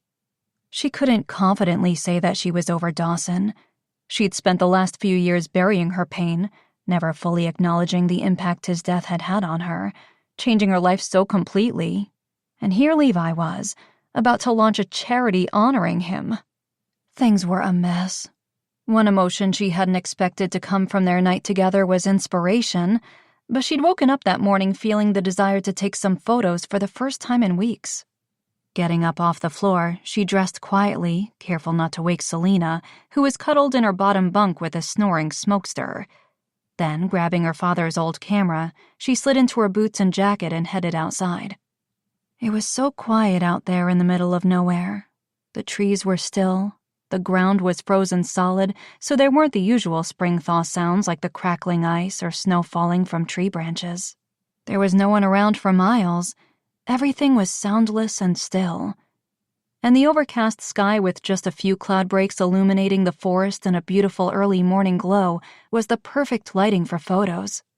She hung the camera strap around her neck and then snapped a few shots of the snow-covered evergreens surrounding the cabin and checked the images on the display. They were crisp and clear. The old camera was still one of the best ones on the market. Spotting a bird perched on a fallen tree trunk about 10 yards away, Leslie zoomed in and captured the shot as the bird flew off. She took a deep breath, appreciating how much easier it was to breathe out here in nature. No smog, no traffic noise, no people. Nature definitely had a way of soothing a soul. She hiked through the deep snow toward the trail they'd taken on the ski-doo and then followed it farther into the forest. Turning back around, she captured several images of the station cabin through the trees. They weren't amazing shots or anything worth framing, but just being out there alone with the camera, capturing nature, gave her a sense of peace, which was something her conflicted spirit needed that morning. She didn't regret being with Levi. She'd wanted him, and her attraction to him had shocked the hell out of her. But giving into it had felt right in the moment, and one thing she knew for sure was that you couldn't change the past, so regrets were a waste of time.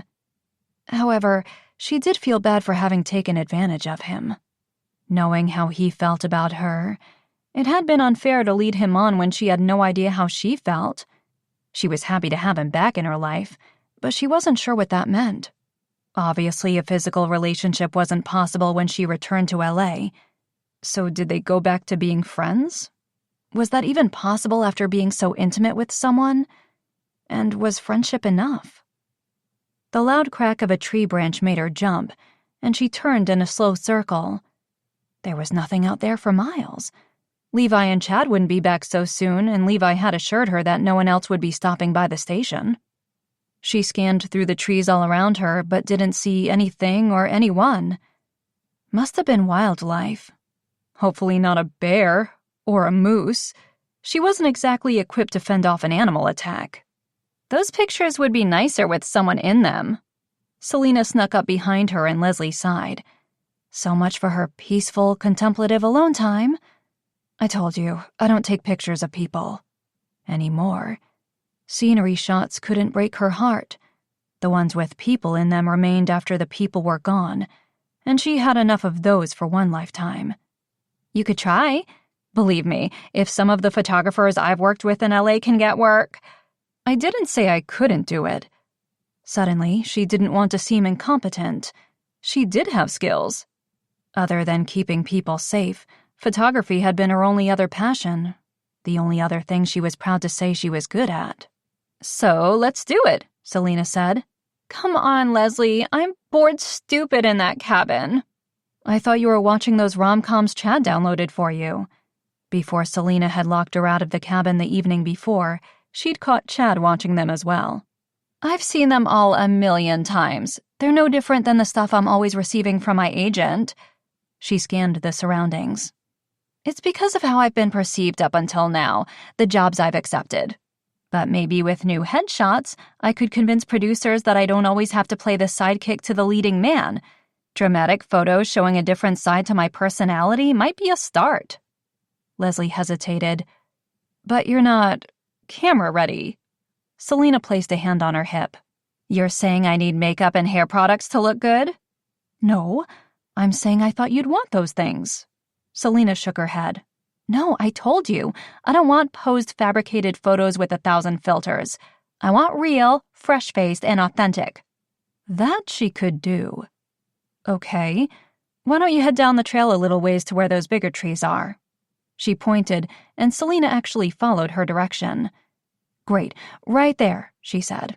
You sure this lighting is good? It's kinda overcast, Selena said, glancing at the clouds in the sky. Trust me, it's perfect. Leslie set up the camera, adjusting the lens, one eye to the sky. She knew these thick clouds, the way they passed over these mountains and illuminated the trail through the breaks in the trees.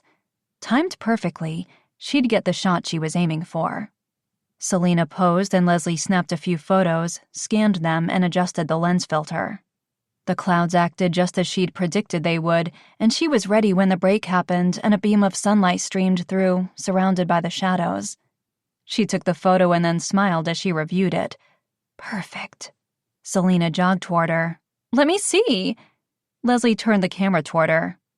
Oh my God, this shot is amazing. You totally lied to me. Hobby my ass. You could be a professional photographer. The praise made her feel better than she thought it would. Thanks. Let's move farther along the trail and set up a few more.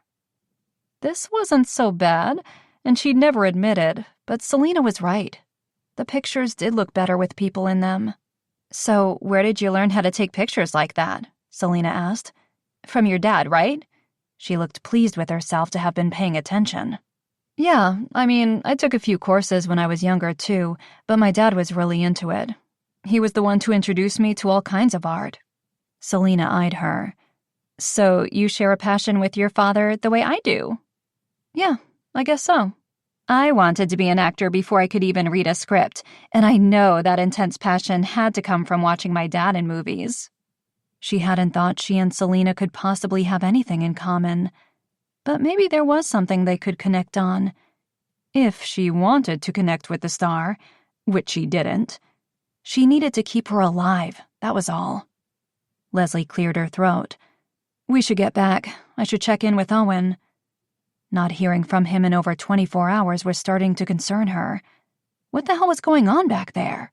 There hadn't been any new updates on the news channel she was monitoring. And just like that, the tension and stress erased by her photography session were back. She wasn't on holiday, and the brief respite she'd taken from her assignment was long enough. Selena's smile faded, but Leslie refused to feel bad. She was her bodyguard, not her friend. Yeah, sure. Hey, that Owen guy, are you two... She wanted to say it was none of Selena's business, but if she was relying on Owen to help them, Selena had a right to know Leslie's level of confidence in him. No. Not really. Nothing serious. Especially not now. Whatever casual relationship she'd had with her coworker had ended after the day before. She might not be sure of her feelings for Levi, but she knew the reason she was conflicted over him was because she cared. She couldn't claim to have that with Owen. She'd known before that the relationship wasn't going any further, and the previous few days had only confirmed that fact. I'll be honest, the few times I've met him, I got a weird vibe, Selena said. Probably because he was one of the only men in the office who didn't fall at Selena's feet or ogle her. No doubt the star found that odd. He's just quiet, serious, more reserved. If you say so, she said as they reached the cabin. But while we're on the subject of your love life... We're not on the subject of my love life, Leslie said. Selena had meddled in that area quite enough with the igloo dinner idea. Leslie didn't need any more help nudging her and Levi closer together. As it was, they'd gotten far too close already. Selena grinned as she shrugged. Okay, All I'm saying is that igloo looked pretty steamed up last night. She disappeared inside, and Leslie took a final calming breath of cool mountain air. How on earth had she gotten herself into this complicated disaster? Chapter 17. Levi knew exactly where to bring the damaged photo. Pulling his truck up in front of Flippin' Page's bookstore on Main Street hours later, he took the plastic bag containing the picture and headed inside. The door chimed as he entered, and he scanned the interior. He'd expected the store to be quiet on a Thursday afternoon. In truth, like most independent bookstores, his grandmother's didn't get a whole lot of traffic anymore. But the store hosted many reader events, bringing in the local book club of 30 women every month, and it looked like Levi had walked into the middle of one of these events. Only there were a lot more than 30 women inside the store. He scanned over the heads to see a table set up in the back of the room with a woman signing books. His grandmother sat next to her and prepared the next book for her to sign, opening to the signature page and asking the next person in line their name. Even in her 70s, Meredith Grayson liked to run these events herself. An avid reader, she'd taught Levi to appreciate literature from a young age. When his friends were reading comic books, he was reading the classics and enjoying them, for the most part. "Hey, Levi," Callum McKendrick said, coming up to him, carrying another box of the author's books. The 20-something store clerk was a doppelganger for Clark Kent, with dark gelled hair, a strong jawline, muscular build, and dark-rimmed glasses that only made him more attractive to the patrons of the store. His look screamed hot nerd. "Hey, man," Levi said. "Wow, I can't remember the store ever having so many people in it at once." Callum nodded. "It's our best reader event yet. Huge turnout. The author is originally from Wild River, and she draws a great crowd whenever she visits." "Apparently." "What brings you in?" he asked, leading the way through the crowd toward the signing desk. "Just here to see my grandma, but she looks really busy." She hadn't noticed him yet, engaged in a discussion with one of the readers waiting in line. Her enthusiasm for books was really what had kept the store open so long. Engage her in a conversation about one of her favorites or a hyped upcoming release, and she could talk for hours. Callum set the box down under the signing table and checked his watch. "We're about to break anyway. The author needs a cigarette. It was one of the conditions of her signing," he said with a laugh. "Can you stick around for a bit? I'll tell Meredith you're here." He should get back to the cabin, and he definitely was not avoiding it, but this was important.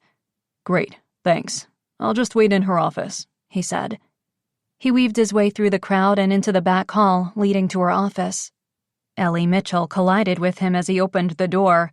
"Whoa, sorry, Ellie," he said, catching her before she could come up short on his chest. At 5'0", with her girl-next-door looks, it was impossible to tell she was almost 30. "Levi, hi," she said, her smile bright as she hugged him quickly. "Nice to see you." "You too," he said. Ellie had been the manager of his grandmother's store for the last 10 years, after her mother retired from the job. A total bookworm with a passion for old books that rivaled his grandmother's, Ellie was the perfect person to run the store day to day. The weekly book club and frequent author events had been her idea, and it had definitely saved the store from having to close years earlier. "You here for the signing?" she asked, blowing her wispy light brown bangs off her forehead. She showed him the cover of a fantasy novel featuring a dragon and a woman in metal armor wielding a sword. "It's already a New York Times bestseller." "Actually, I'm just here to see Grandma. Callum said she was due for a break in a few minutes," he said, taking a copy of the book anyway. He liked to support the store and its authors whenever possible, and he was there to ask his grandmother for a favor, so the least he could do was buy a copy. "Yeah, feel free to wait in here. I'll tell her you're back here as soon as she's available." "Thanks, Ellie," he said as she closed the door behind her. Levi breathed in the familiar scent of the office. So many afternoons had been spent there, doing his homework and reading while his grandmother worked in the store. As a teen, he'd stocked the shelves and cleaned the store. It had been a second home. He scanned the cluttered bookshelf of his grandmother's own collection, running a finger along the spines. All the classics she'd made him read, and literature featuring Alaska or its authors held those coveted places on her personal shelf. His gaze fell to a picture of him and his father hanging on the wall above the bookshelf. His father was in his military uniform. It was the day before he'd officially left Levi in his grandmother's care. Of course, Levi hadn't known. He'd thought the situation was temporary. But he'd long forgiven his dad. There was no point holding grudges, and he was happy that they hadn't had any conflict or bad blood between them before his father died 6 years ago from a heart attack.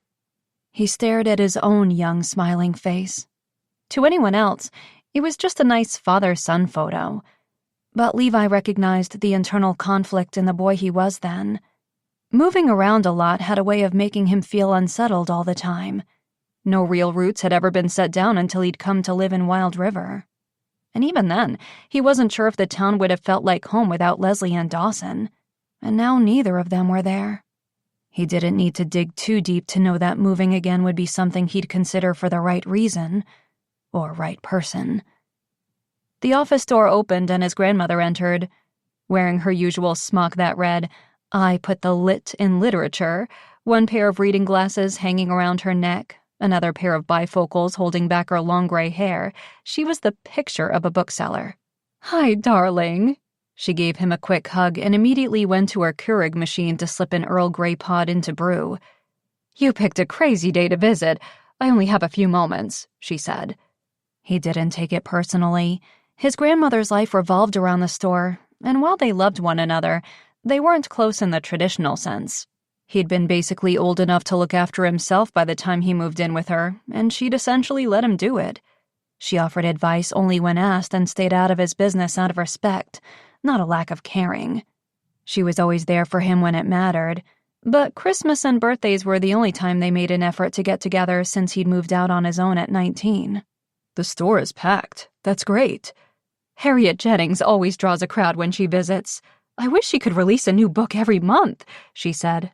Then noticing the copy in his hand added, "You a fan of the series?" I don't know yet, but thought I'd give it a shot. So I won't stay long." He placed the picture in the plastic bag on her desk. "I was just wondering if you knew of a way, or someone else who might be able to restore this."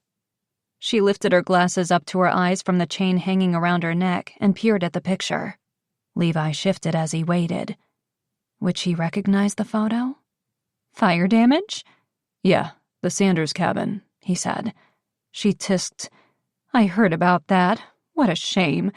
You used to spend a lot of time there." He nodded. "There's nothing left. We did the cleanup this morning. I was lucky to find this." Her furrowed expression wasn't optimistic as she studied it. "It's old and the damage is extensive." "But you've restored worse." He remembered watching her replace old and worn covers on first editions of books. How meticulous and careful she'd been. How her expertise hadn't faltered even as she'd aged and a slight quiver had entered her hands, but never dared to while she was working. "I have," she said, "but books are a little different, and I've never dealt with fire damage before." Damn. "So, no saving this one?" She glanced at him, a knowing look on her face. "Leave it with me. I'll see what I can do," she said. That's all he could ask for. "Thanks, Grandma. I'd appreciate that." She smiled at him as her tea finished brewing, signaling her break was over. "So, how's she doing anyway?" He blinked. "Who?" "Leslie," she said, adding honey to her favorite mug. "What makes you think I know?" His heart raced under his grandmother's perceptiveness. "I just meant about the cabin burning down," she said with a knowing grin above the rim of her mug. Oh, right. "I'm sure she's disappointed, but I think she's got bigger issues right now." Meredith nodded as she blew on the hot liquid. "Yes. Wanted for possible abduction of a Hollywood movie star?" She raised an eyebrow, and the amused flicker in her light blue eyes suggested she'd be fascinated if it were true. Levi scoffed. "Don't believe everything you see on the news. Leslie's not involved. She's just trying to keep the woman safe, I bet," he added quickly. "I'm sure. Anyway, I hope wherever she is, she's safe," she said with a wink, opening the office door and leading the way out into the hallway. He followed and she hugged him quickly. "Give her a hug for me," she whispered. Entering the station later that day, Levi held his breath. He wasn't sure what to expect from Leslie, but inside everything was quiet. "Hello?" he called out as he entered the kitchen. Silence, except for the running dishwasher. Checking the living room, he saw it too was empty. Even Smokester was gone.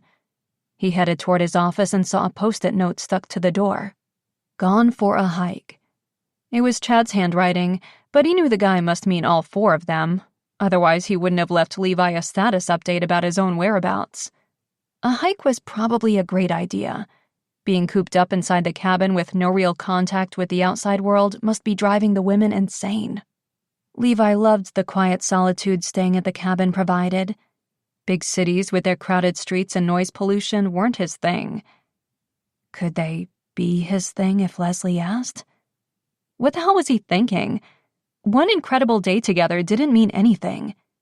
It hadn't escaped his notice that she hadn't brought up his confession of love at all, as though wanting to forget about it maybe? As if he could. He sat in his office chair and opened his laptop. Several new messages waited in his email inbox from Angelica, with questions regarding his preference of menu for the event and a list of wine choices, and an invite to dinner Saturday evening. If only he could go to dinner with her and not be thinking about Leslie. If only he'd ever had the pleasure of a woman's company without feeling like something was missing. Unfortunately, he suspected no other dinner date would measure up to the igloo picnic, which was depressing as hell. Seeing a new message arrive, his stomach twisted. Mrs. Powell's subject line made his heart race. Charity event speech. He'd been putting it off. The biggest responsibility he had regarding the event. The last few days he hadn't been in the right mindset. He heard the front door open and voices in the entryway, and he shut his laptop, thankful for the excuse to avoid the emails a little longer. Footsteps echoed down the hall toward the office before Leslie appeared in the doorway. "Hi," he said. "How was the hike?" "Good. It was good to get some fresh air and exercise," she said. "Yeah, that's always helpful to clear the mind," he said. She nodded. "Yeah, so Chad said the cleanup went okay." She entered the office and closed the door behind her. Did she want privacy, or was she there to say something she didn't want the others to hear? "Yeah, we'll finish the report and send it to your mom in the next few days. She'll need it if she decides to file an insurance claim, if she had any on the cabin, or maybe tax purposes or something. And the tow truck will be there later today to tow your car into a shop in Wild River, where I thought you'd eventually be able to pick it up," he said.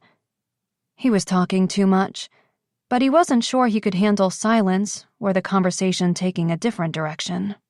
He couldn't quite read Leslie. She didn't seem upset or annoyed, but she wasn't giving any kind of vibe at all, really. "Sounds good," she said. She stared at her hands, folded in front of her, and he stared at the top of her head. He wanted to go to her and wrap his arms around her, breathe in the fresh mountain air on her skin, kiss her cold cheeks, but he remained in his chair. So far, this had all been at her pace, and it still was. Whatever she wanted, or didn't want. But damn, could this awkwardness get any worse? He needed to say something. "Listen, Levi." They both spoke at the same time. "Go ahead," he said. "Well, I just wanted to say that I'm not sure how long we can keep this up."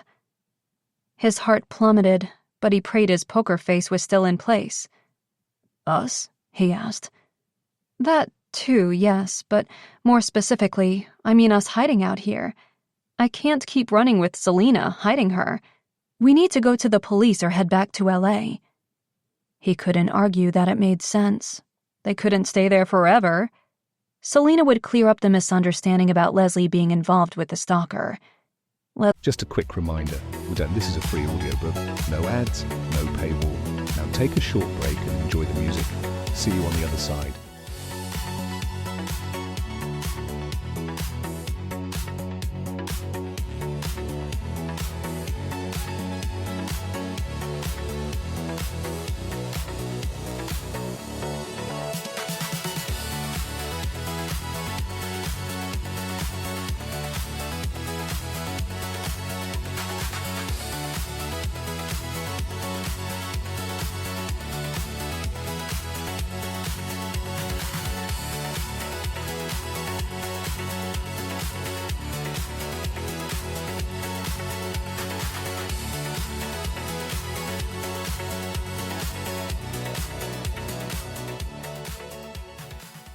Leslie might lose her job still, but at least she wouldn't face jail time. They needed to go back and figure things out. Running may have been an ill-thought-out plan, but then again, maybe not. "Is it safe for her there?" he asked. She sighed. "I'm not sure. But Owen, my coworker, said that the police have a suspect in custody." Levi knew his expression was definitely on the jealousy spectrum as he cleared his throat. "You spoke to him today?" "Yeah." She'd told him they weren't serious. But was she still planning on continuing her casual relationship with Owen when she returned to LA? Did it matter? Would things be continuing between him and Leslie when she went back? Probably not. "I'm not going to be, dating him anymore," she said awkwardly. There was no hiding his relief. "Because of us?" Not because of us." So there was an us. This whole thing was super confusing, but he was afraid to ask what she meant. He suspected she had no idea what she really wanted, except for the physical, and he'd promised not to push for anything more than she was willing to give, despite the torture and torment it might cause him. She moved farther into the office, and her eyes were worried as she said, "About last night." He held his breath. "I just want you to know that it was incredible. The whole thing, the picnic, the champagne." Her cheeks flushed, and he stood quickly, not wanting her to feel out there, exposed in her feelings alone. He moved toward her and wrapped his arms around her waist. "I'll admit, I was worried you'd be having regrets." "Well, I'm not having regrets," she said, but her gaze was on his mouth, and when she licked her lips absent-mindedly, he knew she'd be okay with adding to those regrets should they exist. "So, does that mean I shouldn't kiss you?" he asked. "Probably. Do you want to kiss me?" "I always want to kiss you," he said, lowering his head closer to hers. He could feel her heart pound in her chest, the steady rhythm matching his own. He held back slightly, waiting for her okay. She gave a small nod as she stared into his eyes. His mouth connected with hers, and her arms immediately wrapped around his neck. He'd been thinking about things all day and was no closer to an answer about what they were doing or where this was leading. But when he was kissing her, all other thoughts vanished, and he was grateful for the opportunity to turn off his brain. He ran his tongue along her bottom lip, and she captured his lip between her teeth. She pressed her body even closer, and he bent at the knees and lifted her. She wrapped her legs around his waist, and he carried her to his desk. He set her down on the edge and wedged his thighs between her legs. His hands tangled in her hair as he deepened the kiss. The same passion ignited between them as before, and it both invigorated and terrified him. He pulled away and studied her. He didn't need to say anything. She could read his thoughts on his face. She reached for his jacket and removed it down over his shoulders, letting it fall to the floor. She removed his sweater and undershirt in one quick move and sighed, taking in the sight of his sculpted chest and stomach. He reached for the buttons on her plaid button-up shirt, unbuttoning quickly. Holy shit. His intake was a low whistling sound, seeing that she wore nothing underneath. "I'm washing clothes in the sink. Hope you don't mind," she said with a teasing flirtation in her voice that he'd never heard directed at him before. His mouth was dry and his voice sounded hoarse as he said, "Not at all." She wrapped her hand around the back of his neck and pulled his head down to hers again. Damn, she was so sexy, and he'd never get enough of her. His hands cupped her bare breasts, and he massaged gently, his thumb running over her hardened nipples. Her hands traced the muscles along his abs, dipping lower into the waistband of his jeans. His erection was on full display. She reached for the button on his jeans and opened them, sliding her hand inside of his underwear. He moaned as she wrapped her hand around his erection, and she pressed her lips to his, muffling the sound. Chad and Selena were in the other room, and for once, things were quiet. No blaring television or music to drown out the noises in the office. "Can we really do this? In here?" she asked, slightly out of breath. "I'm not sure I have a choice. I want you so bad, Leslie," he said. The other two already knew there was something going on between them. This wouldn't come as a surprise to either one of their friends. Bottom line was, in that moment, when his desire for her was so strong, he really didn't care what they heard or what they thought. He reached for her jeans, unbuttoning them and easing her backward onto the desk. His hand slipped inside, and he felt how wet she was between her legs. At least the desire was mutual. And damn, what was it about it that turned him on so much he could lose sight of all the reasons they shouldn't be doing this? Nothing else mattered when he was kissing her, holding her, touching her. No one else mattered. The office door opened, and Levi's worst nightmare seemed to move in slow motion in front of his eyes, despite the fact that he and Leslie moved fast as lightning away from one another. She pulled her shirt closed and hopped down off the desk. He reached for his shirt off the floor, and not a single explanation, lie, about why they'd both been half naked and all over one another alone in his office, came to mind as they were caught. By Mrs. Powell, her former future mother-in-law and the woman who'd practically raised him as her own son. Fuck. Leslie kept her eyes downcast as he walked toward Mrs. Powell. His pulse raced even faster than it had seconds before, and his hands shook as he clumsily struggled with the button on his jeans. This was not good. Not good at all. Mrs. Powell, I didn't know you were stopping by, Levi said, pure awkwardness in his voice. Obviously. The chill in her tone could have frozen the entire backwoods. Her steely gaze was locked on Leslie. Leslie, I wasn't aware that you were back. But then I guess taking this situation into account, I wasn't aware of a lot of things. Leslie met her gaze. Hello, Mrs. Powell. Nice to see you, she mumbled as she moved past them quickly. I'll let you two talk. Levi cleared his throat and sent her a desperate look as she escaped the office. But Leslie shouldn't have to stay and explain herself to Mrs. Powell. Obviously, she felt guilty getting caught by her former mother-in-law-to-be. But Mrs. Powell had made it very clear that Leslie wasn't part of their family anymore. She'd never wanted Leslie in their family, yet she adored Levi. So, this was all on him to explain. Leslie's devastation had reached an all-time high. This was by far the worst thing that could have happened. Her ex-fiancé's mother catching her and Levi in a compromising situation was a thing of nightmares. Levi had looked guilty as shit, and she knew they both should be. Things had gotten out of control. She'd allowed them to get out of control. This was on her. But she'd sensed her presence in the office would only make things worse.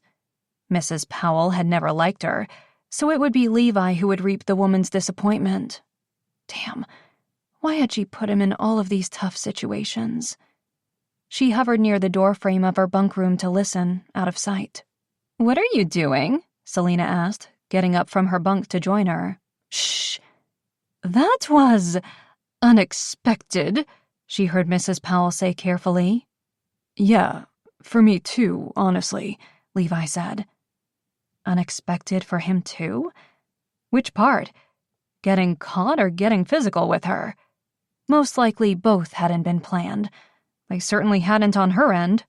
What is she even doing here? Was Alaska off limits to her now? Leslie's irritation grew.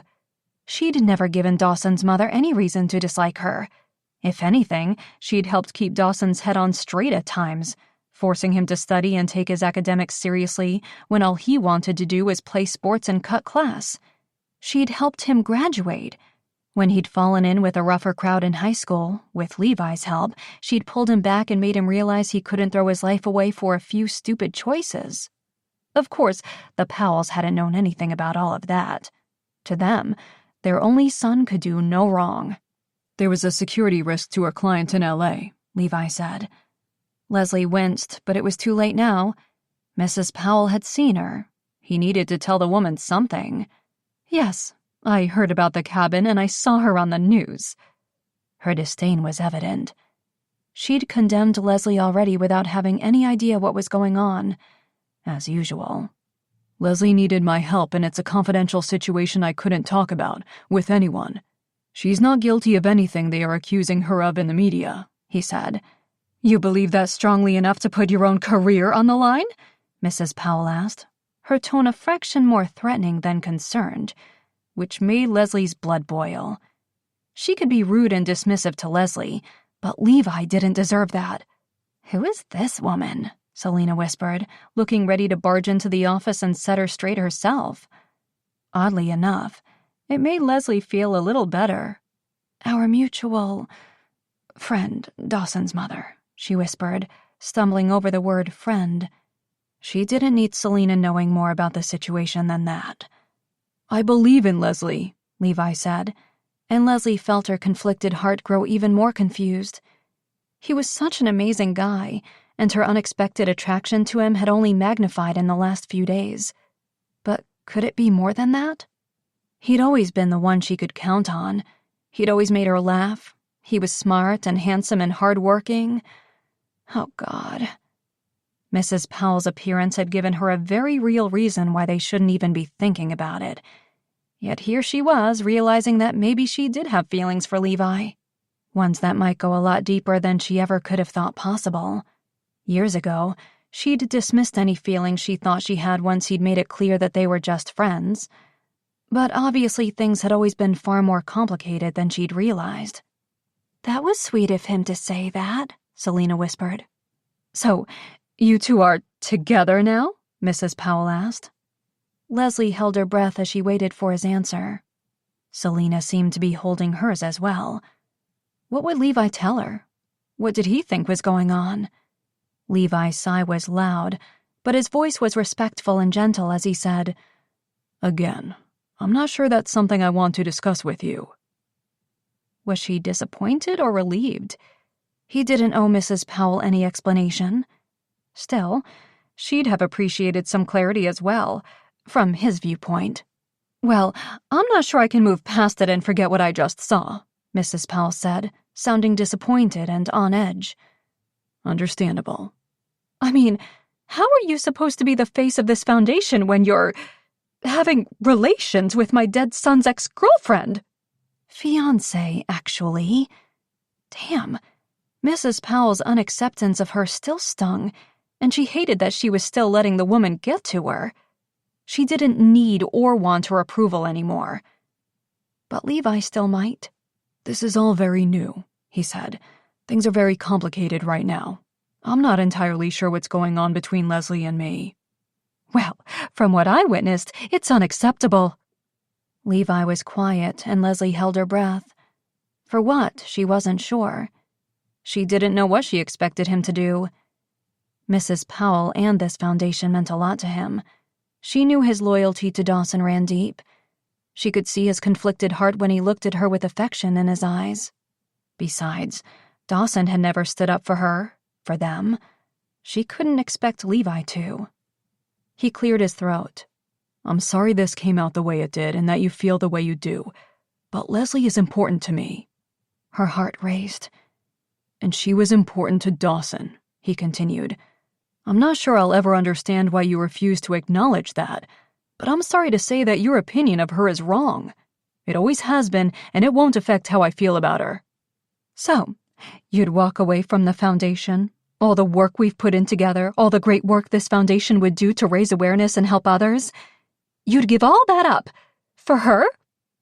"No. Please don't do anything rash, Levi." Her heart was ready to explode in her chest from the way he'd stood up for her. Dawson had always just ignored his mother's disdain, had told Leslie not to worry about what his mother thought. She'd never known where she actually stood with the woman, or if Dawson's unwillingness to stand up for her was because he really didn't care what his mother thought, or if he'd never held Leslie in high enough regard to fight for her, to walk away from his family if they didn't accept her. The way Levi was prepared to.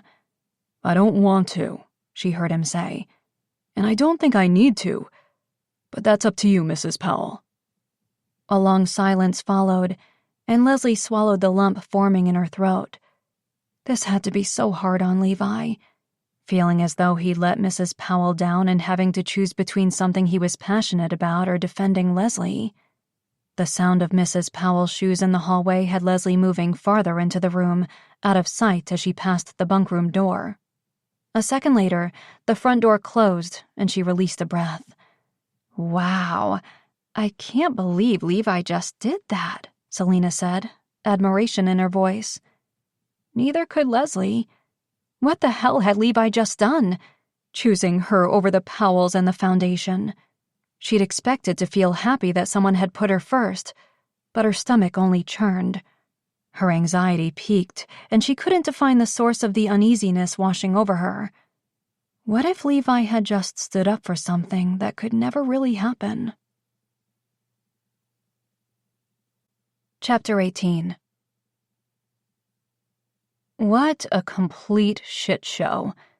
Despite knowing he'd done the right thing, Levi was destroyed by the sight of Mrs. Powell's disappointed expression as she'd walked away. This foundation meant so much to her. It meant a lot to him, too, but he couldn't just ignore the fact that he was more in love with Leslie now than he'd ever been, and he wasn't prepared to lose her, or let anyone devalue her ever again. Not even someone as important to him as Mrs. Powell. Leaving his office, he searched the cabin for her. She must have overheard the conversation, and he needed her to know that this decision regarding the foundation wasn't her fault in any way. He scanned the living room and kitchen, but didn't see her. She went outside with her phone, Selena said, appearing in the hallway behind him. Is she okay? A heads up about what to expect would be appreciated. Mostly confused, I think, but what you said in there meant a lot to her. I could tell, she said. He nodded before heading outside. He heard her voice at the back of the cabin and slowed his pace, listening to the one side of her telephone call. Yeah, that's good to hear, thank you. I couldn't have survived this without you, she was saying. His chest tightened. Owen? Her coworker. She'd said there was nothing serious between them, but her tone now as she thanked the guy suggested otherwise. Levi had always taken a back seat to his best friend, but he'd be damned if he lost Leslie to some guy in LA he knew she didn't have real feelings for. She had feelings for him. Fear was preventing her from admitting it. He could sense her attraction and affection growing the more they were together. It had become more than physical for her, too. They'd been friends for so long, they knew one another, trusted one another, mutually respected one another. All of that, combined with the intense sexual chemistry they had, made for the basis of something real. We will head back tomorrow, he heard her say, and he felt the kick to his gut. She was leaving. He'd always known she would, and she'd given him the heads up that it would be soon, but he couldn't help but think that Mrs. Powell's appearance was the cause for her decision right now. No doubt any guilt or second-guessing that she'd been repressing the last few days being with him was all coming back. She disconnected the call, and he cleared his throat and took several steps toward her, not wanting to startle her or let her know he'd been listening. She turned, and he searched her face for any indication that there was still a hope for them, that she hadn't started rebuilding the walls he'd fought to tear down. But there was none. Hi, she said. I'm sorry about all of that. Hey, none of that was your fault. You okay? He asked, reaching out to touch her arms. She folded them, and he slowly let his hands fall away. Body language spoke volumes, and hers said they wouldn't be tearing the clothes off one another again anytime soon. Ever?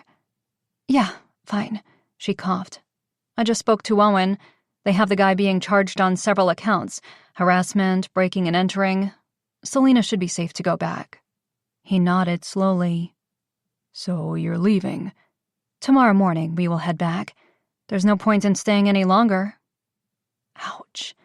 I mean, it's a long drive and it's time to face the music, she said, in an attempt to soften the blow a little too late. It was a long drive and she did need to get back there, but he knew the real reason she was suddenly so eager to go. Look, I'm sorry about Mrs. Powell, he said quickly. She held up a hand to stop him. It's fine. Actually, it's not fine that I created this problem between you two. That's what she thought?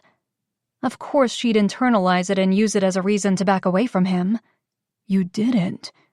I needed her to know how important you are to me, and it may not have been the way I would have liked her to find out, but I'm glad that it's out there now. Keeping his love for her a secret all these years had gotten him nowhere. She knew the truth now, and he was no longer hiding it. I appreciate you standing up for me, but it really wasn't necessary, she said. This foundation is important, and I really hope that you two can work this out. After I'm gone." He swallowed hard. So that was it. She'd gotten a reminder of the biggest reason of all that they shouldn't be together, and she was using it because she was afraid of what they had. She was running away again. Denying how she felt and pushing down the feelings was her way of dealing with issues when things got too hard. He reached for her hand, but she stood firm. "Leslie, I know that everything has been one big mess, but somehow within all of that, we've reconnected.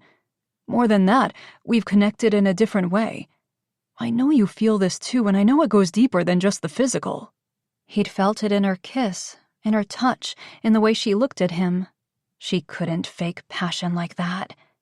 She shook her head. "I should never have crossed that line with you." "Because you don't care about me, or because you think that us being together is wrong?" She sighed. "Doesn't matter." "Absolutely it matters. I know how I feel about you, and it's enough to walk away from—" This was going to really terrify her, but he refused to hold back the truth. "Well, just about everything." "Levi." He ignored the warning notes in her voice and pushed on. This might be the only chance he'd have to say everything he needed to. And if she still walked away from him, he'd have to live with that. But at least he'd know he gave it everything. "Leslie, I've loved you for so long, never ever thinking there could ever be a chance for us. And as much as I miss my friend and would give anything to have him back, the reality is he's not coming back. But I'm here and you're here, and I know we have something special." She looked torn as she listened. He was putting it all on the line, and he desperately hoped she wouldn't turn away from him, from his love. "All I'm asking is that you don't shut me out again. You don't leave and never look back." Because that would break him more than anything else. "I've waited a long time for my friend to find her way back to me, and I'm not sure I can lose you again." She took such a deep breath it felt as though she were sucking in all the air around them. "Levi, I'm not sure how I feel. I know that I misled you, and I'm sorry about that. I'm sorry I dragged you into all of this." Was she not hearing anything he said? He didn't care that he'd put his career at risk. He didn't care that she'd complicated the hell out of his life. "Leslie, you can't say you don't have feelings for me." She stared at him for a long, excruciating moment, and with each second, his confidence in her, and them, slipped away. She lowered her head, her gaze on the ground. "I'm sorry, Levi. I never meant to hurt you," she said as she moved past him quickly and disappeared inside the cabin. Levi shut his eyes, feeling all his energy drain from his body, all the fight leaving his soul. He was open, raw, and vulnerable, and unlike before when he'd held it together by holding it all inside, he had no idea how to mend this new version of his broken heart. If she could leave that night, she would.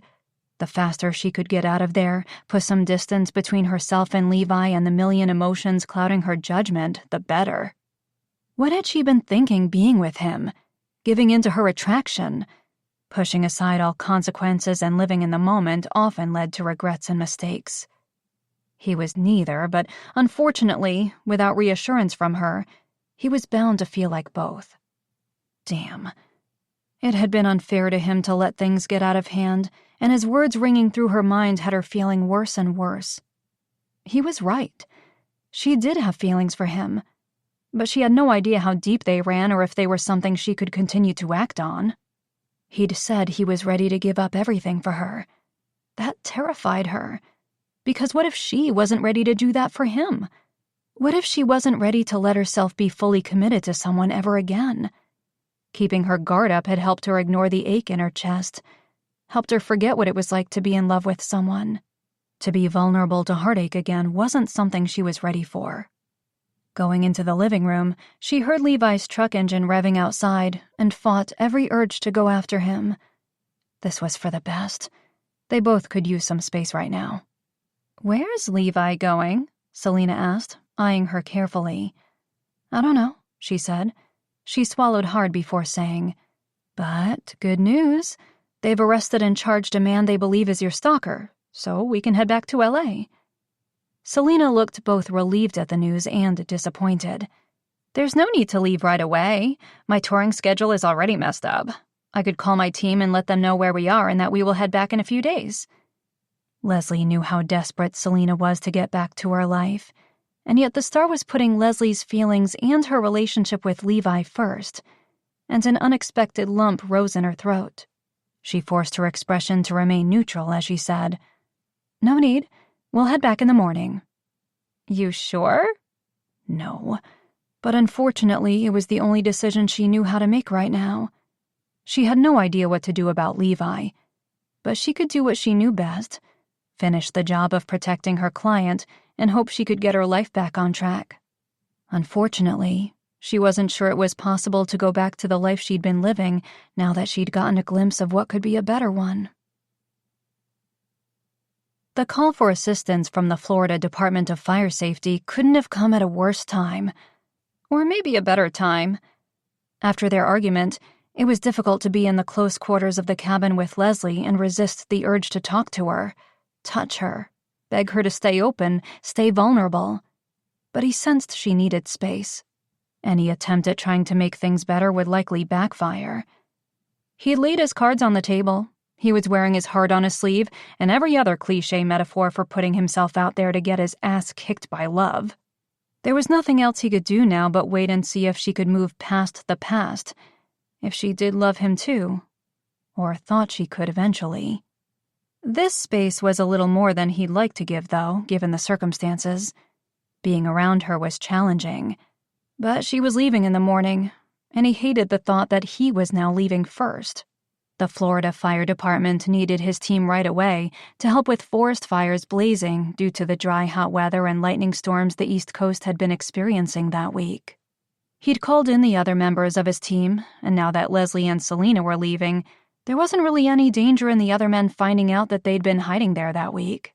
He didn't like the idea of leaving the two women there alone overnight, but they had everything they needed: food, ski-doos, his truck in case of an emergency, firewood. They should be fine. They were both capable of looking after themselves.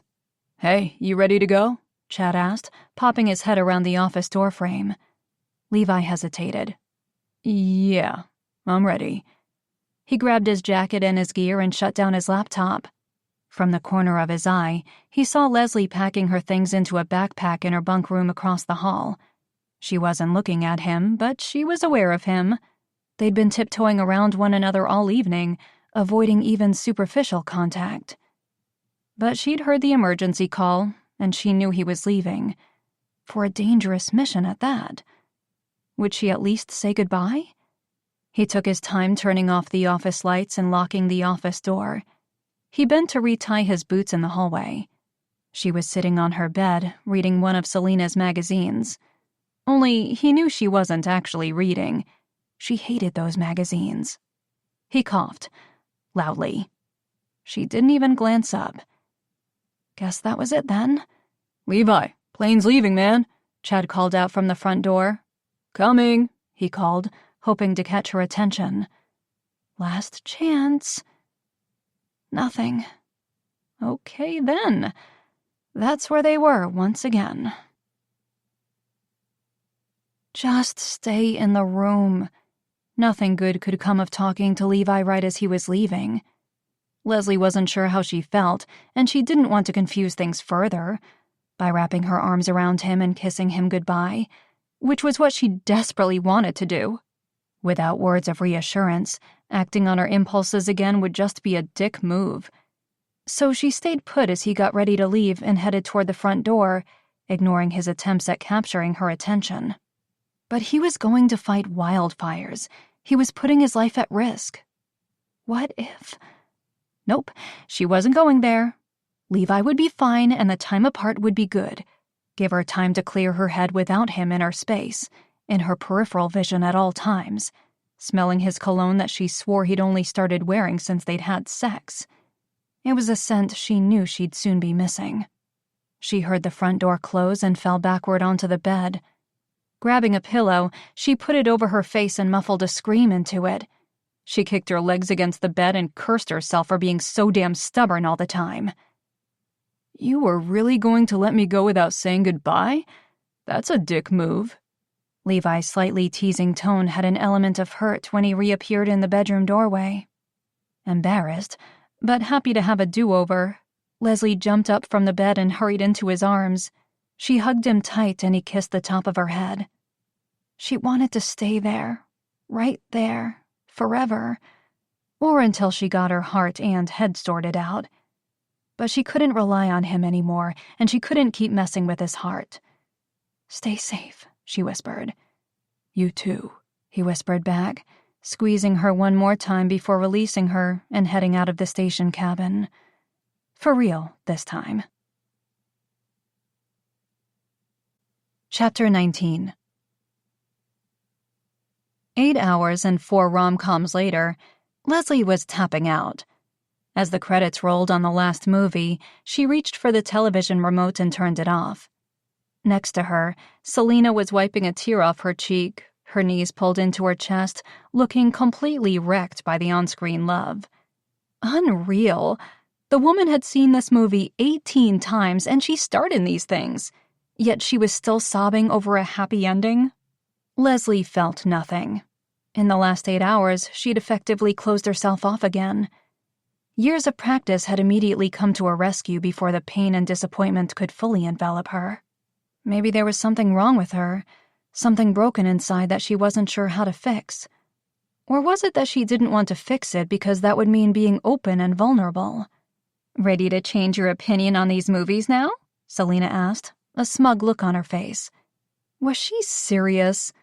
Selena thought this marathon she'd forced Leslie to endure would actually result in some type of enlightenment. "Absolutely not," she said. "What? Why?" "Because they are completely anti-feminist, that's why. In every one of these movies, it's been the woman giving up something for love. Career, family, her home, her country. How about the dude giving something up for a change? He opens his heart to the heroine. So what? Why is that enough for the guy but not the woman? Why isn't he expected to make major life changes?" Selena looked ready to argue, but she paused. "I guess I didn't really notice that before. But you do have a point." Now Leslie looked smug. "Ready to change your opinion of them now?" "Not completely. I see your point, but what you're not acknowledging is that the woman who claimed to be happy with her life, her career, whatever, wasn't truly happy. And meeting the hero and falling for him is what taught her that. In the end, she ultimately got it all." "No one gets it all. It's unrealistic." Leslie looked into the popcorn bowl between them, but only unpopped kernels sat at the bottom. She licked her finger and dipped it into the salt. "That's not true. My parents are a perfect example of having it all. They have careers they love, they are still in love with each other, they are happy." "Well, money tended to help happiness along. The Hudsons were rich and beautiful. To not be happy would mean there was no way they could ever be satisfied." But Leslie kept her comments to herself. They were nice people. "Well, I'm sure you'll get it all too," she said. She wasn't being sarcastic, but Selena thought she was. She reached across the couch and punched Leslie in the shoulder. "Don't be so jaded all the time." Leslie sighed. Maybe she was jaded, but she had good reason. She'd thought she was getting, well, maybe not a perfect life with Dawson, but close enough. And that was ripped away, but she wasn't going to get into that. "I meant it," she said. "You have a career you love, a wonderful, supportive family, and there's no shortage of men who would love to cater to your every whim for the rest of your life." Selena frowned. "You think men catered to me?" "Don't you?" Everyone catered to Selena. It was the job of most people in her life to do so. "People, including men, do help me and make my life easier, sure. But I choose to believe that in a relationship, the couple, both parties, should look out for each other." "No one's ever taken care of me," Leslie said before she could stop herself. Unfortunately, she'd just realized how true that was. Dawson had never treated her like other girls.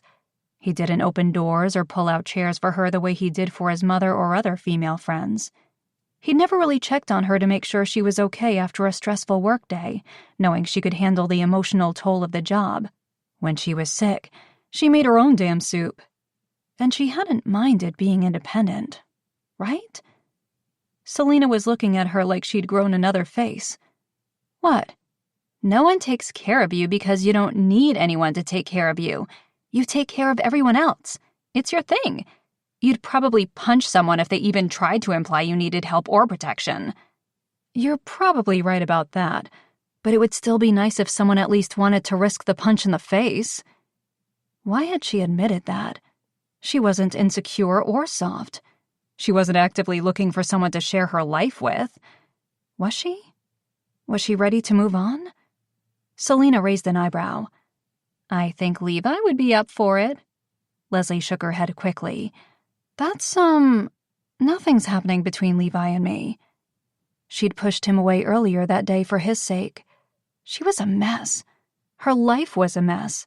Things had gone too far, and now the best thing for them both was for her to shut down again. Selina turned on the couch to face her.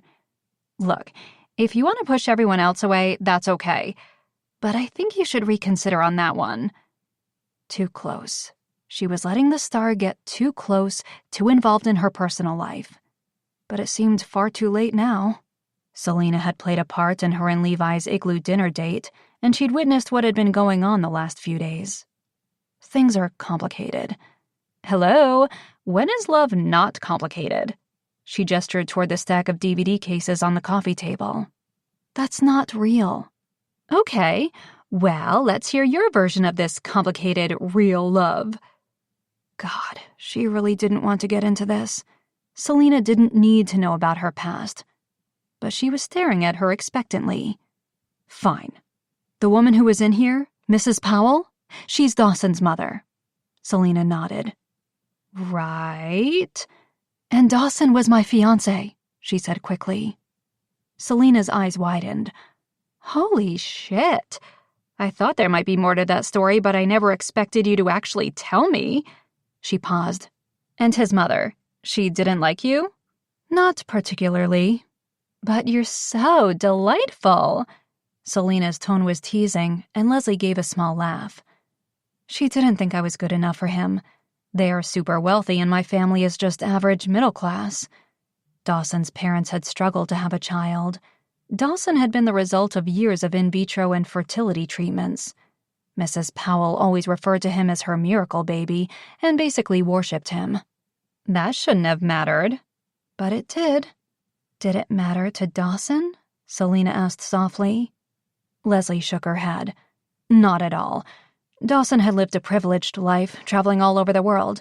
He'd had the best of everything, but he shared it with his friends. She smiled, one particular memory returning. He once told his parents that he was joining the junior hockey team just so they'd buy him all the gear. Then he gave it to the poorest but most talented kid on the team. When his parents found out, they donated thousands to the league to make sure all the kids who wanted to play got the chance. Wow, that was sweet.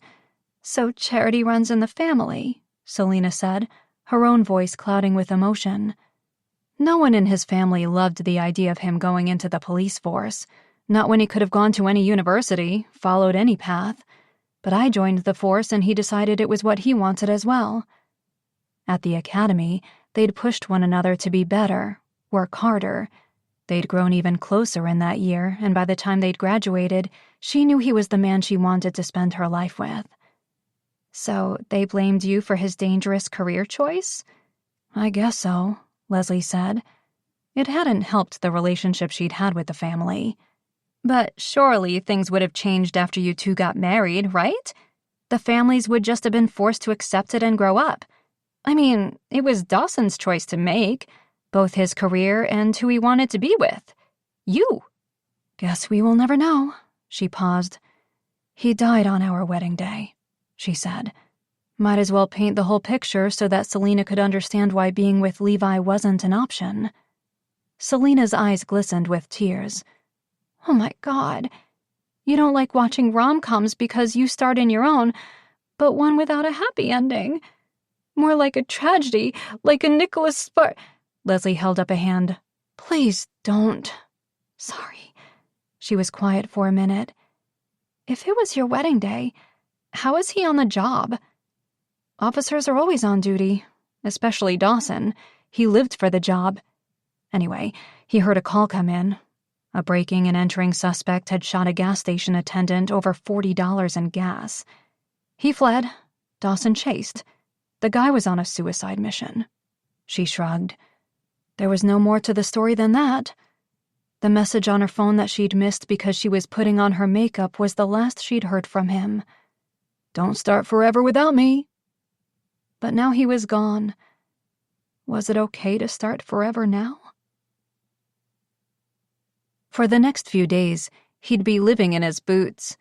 After a quick initial assessment of the area and the streamer wind test, Chad determined the landing location, and Levi and his team prepared to jump.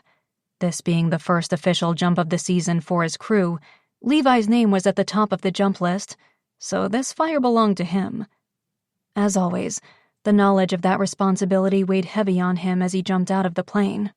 Dropping into any wildfire held its own unique challenges, but the Florida heat and humidity had Levi soaked through his gear already. As his feet hit the ground, the aircraft circled above, dropping their 72 hours' worth of provisions. Seeing their cargo drop by parachute, landing in a nearby tree, Levi shimmied up quickly to retrieve it, then reached for his chainsaw. He started at the heel of the fire and began cutting away. Heavy, dark smoke impaired his visibility, and his shallow breaths were hindered as he worked alongside his crew, digging and hacking to cut the fire off from the fuel and preventing the spread. Next to him, Miller overturned sections of the hot ground, mixing it with the cool soil below. Levi blinked exhaustion from his eyes and commanded his attention to focus on the hazardous and arduous task at hand. He'd slept a few hours on the plane, but Leslie hadn't been far from his thoughts, and he needed to get his head on straight and worry about the potential dangers he and the team were facing out there. But his mind kept wandering back to the station. He also couldn't help the nagging feeling in his gut that he shouldn't have left them.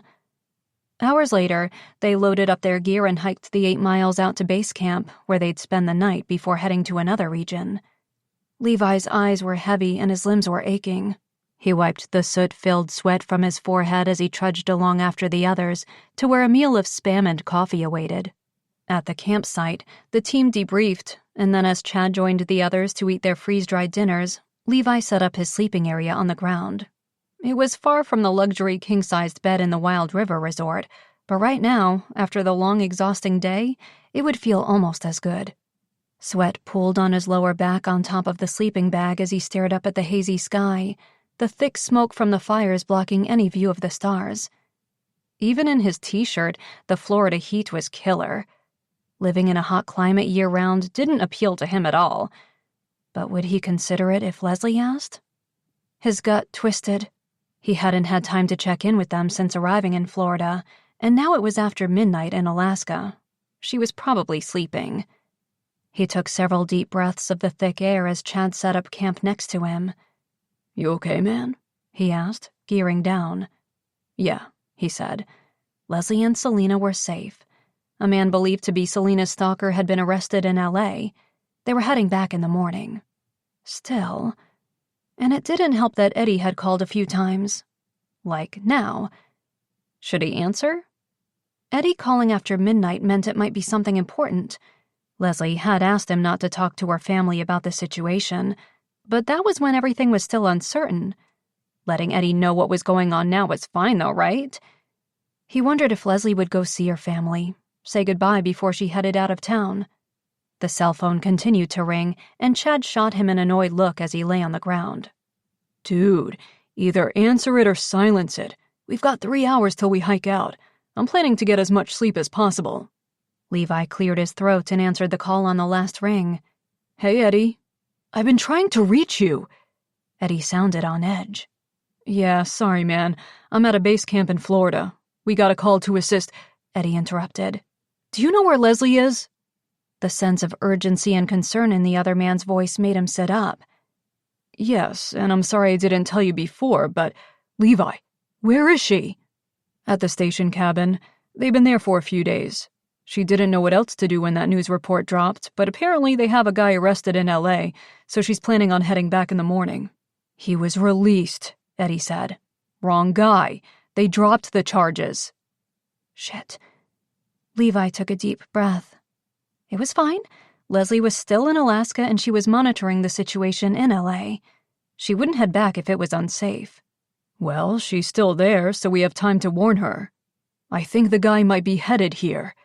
He frowned. What? How would he know where they are? Leslie's car was towed into the shop on Main Street. I noticed it sitting outside earlier today. That Levi knew. He'd called for the tow. Yeah, she was planning on picking it up this morning before heading back. I don't think that's a good idea, Eddie said. Why not? I found a tracking device on it. Shit. Are you planning on saying goodbye to your family before leaving? Selena asked as they drove through town the next morning to the shop where Levi said her car would be ready and waiting for the trip back to LA. Leslie had gone back and forth about it over and over again, but she'd ultimately decided against it. They'd be pissed that she'd been avoiding them, not filling them in on her whereabouts and everything that was going on. So the only way to avoid a whole shit ton of arguments was to keep avoiding them for now. And she'd already started putting her walls back up. No need to compromise them again. We should hit the road. 57 hours of driving awaited them, and she needed to call the agency to update them. Selena also needed to call all of her people to let them know she was okay and headed back. As soon as Leslie's phone charged. She'd forgotten to charge it the night before, and it was dead. She'd plug it in at the shop while Selena ate breakfast at the diner next door. Then they'd be good to go. She ignored the tug at her chest that said otherwise. The familiar scenery of her hometown wouldn't get to her. Her guilt about not saying goodbye to her family wouldn't derail her plans. This trip hadn't been a vacation. She had a job to finish, and she needed to focus on getting Selena back to LA safely and quickly. Her phone being dead, she hadn't had a chance to find out if Levi had tried to call or text her from Florida. She hoped he was safe. She missed him already, which made leaving that day already difficult. Maybe the way they'd said goodbye was for the best. Hurried, short, and bittersweet. A long, drawn-out farewell would have been harder, and she'd have had time to question her choices and what came next. Pulling into the shop parking lot, she parked Levi's truck next to her car and gathered her things. Okay, we have an hour. Go eat, I'll charge my cell phone inside, pay for the services, and then we are good to go. She'd also make a very quick stop at the tech shop to grab a new mobile charger. Do you want anything? Selena asked. No, I'm good. She didn't have an appetite that morning. Heading back to face the music was only half as hard as leaving all her unfinished business here, and her stomach was a mess about all of it. Leslie headed into the noisy shop that smelled like gas and other car fluids and scanned the wall for an outlet. Locating one near the old wood stove in the corner, she bent to plug her phone in, and the sound of a familiar voice behind her made her jump. Could you have picked a farther place to hide out? Owen's teasing tone, thick with his Australian accent, seemed to hide an eerie urgency. Owen? You're here in Wild River? How? Why? What the hell? And why was her first reaction guilt about what was going on with Levi when there were a million other issues with Owen being there? Like how we'd found them. Hey, Leslie, you here to pick up your car? Doug, the shop owner, asked from behind the counter. She blinked and nodded to him. Yeah, Doug, just, give me a sec. Sure thing. Ring the bell when you're ready, he said, setting a dirty, oil-covered bell on the counter and heading into the back. Leslie turned back to Owen. He was dressed in jeans, hiking boots, and a winter coat that was obviously new. The North Mountain Sports Company logo suggested he'd been in town long enough to go shopping. Just how long had he been here? What's going on? He didn't answer as he hugged her, his strong cologne making her hold her breath. It's good to see you. I'm glad you're okay. Why wouldn't she be? She pulled back abruptly and frowned. What's going on? When did you get here? This morning. I took a red-eye flight last night when I couldn't reach you. How did you even know where to find us? She looked around. She shouldn't have left Selena alone. From these? Owen handed her his phone, his expression now serious. Instagram pictures with Selena tagged appeared.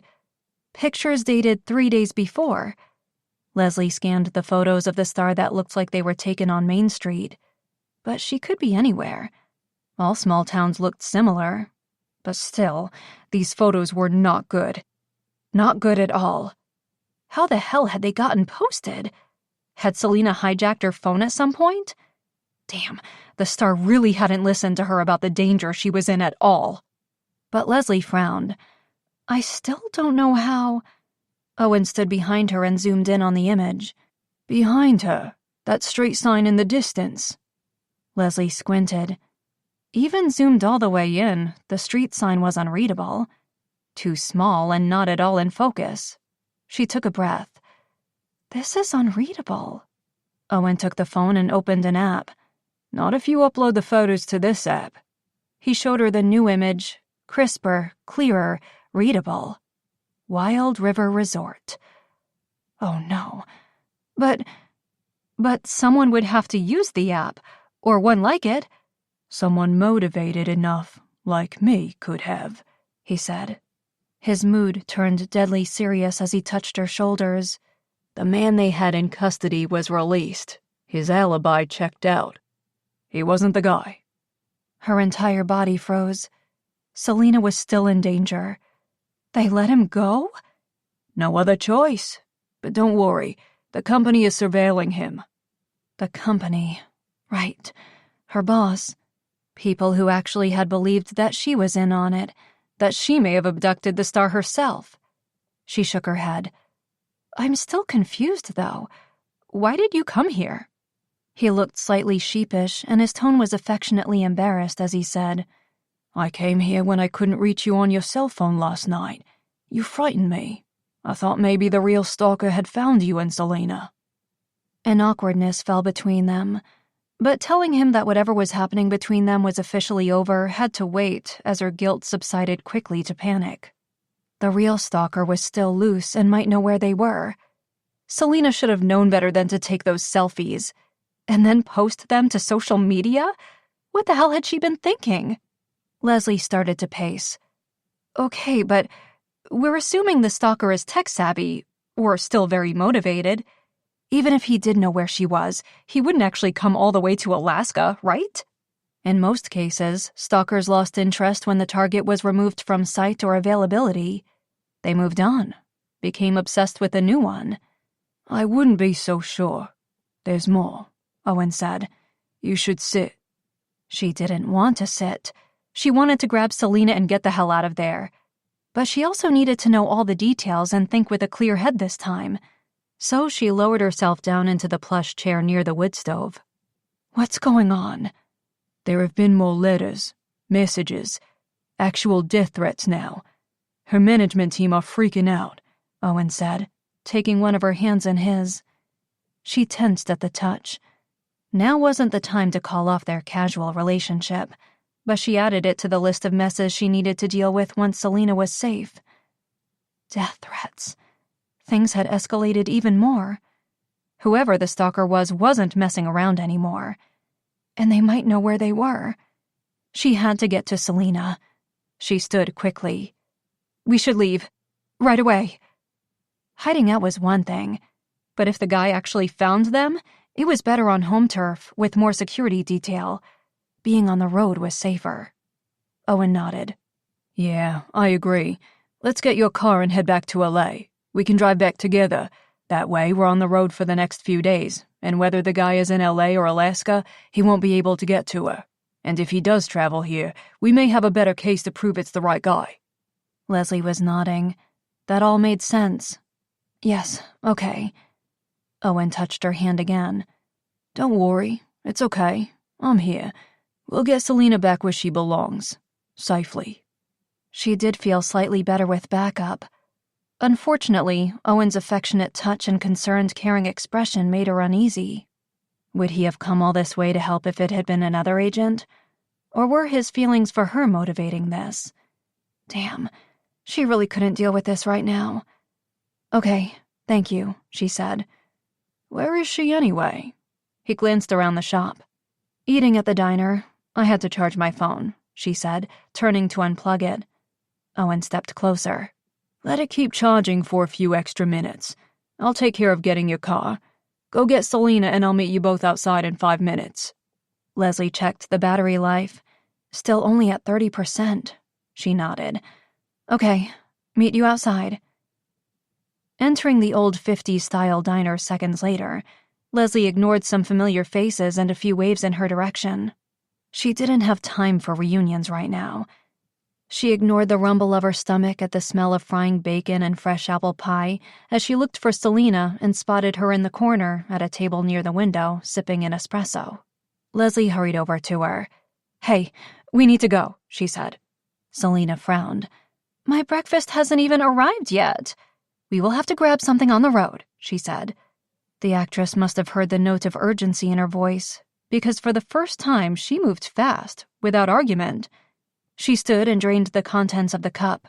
"I have to pay," she said, heading toward the counter with the cash Leslie had given her. "Hurry," Leslie said, scanning the restaurant, in full paranoia mode. She could strangle Selena for posting pics online. Hadn't she been clear that this was serious? She'd put her career and her own safety on the line, and the star couldn't follow one simple rule. "Do you want to tell me what's going on?" Selena asked, rejoining her a moment later. Leslie sighed. "The man they arrested was released. He's not the stalker." "Okay, so shouldn't we stay in Wild River?" She stopped walking. "That would be a great idea, except the stalker might know where you are. Wild River isn't a safe option for us anymore," Leslie said, her annoyance causing her voice to rise. Diners at nearby tables turned to look their way, and she led Selena out of the restaurant. "There were pictures of you on Instagram." Selena's eyes widened. "How?" Leslie resisted the urge to scream. "Because somehow, and not entirely surprisingly, you posted them." "No, I didn't." Was she seriously going to lie about this right now? "I saw them." "Leslie, I have no idea what you're talking about." Damn if she didn't sound sincere. But Leslie had seen the photos herself. "Look, the damage is done. We just need to leave." "Is he here? The stalker?" Selena looked genuinely worried as she scanned the quiet street. It was just after 10 and stores were opening for the day, but there were few people around. "I don't know. But Owen is here, and if he could figure out where we are based on the Instagram photos, so could the stalker. So we have to leave." "Wait, Owen's here?" Selena paused near the front door. "Yes, come on, we're meeting him at the car." Leslie zipped her jacket higher as the cold air blew through her hair. "Come on." She gestured for the woman to follow her toward the shop. Selena shook her head. Great. The annoying Selena was back. The attitude had returned. It was going to be a really long car ride back to LA.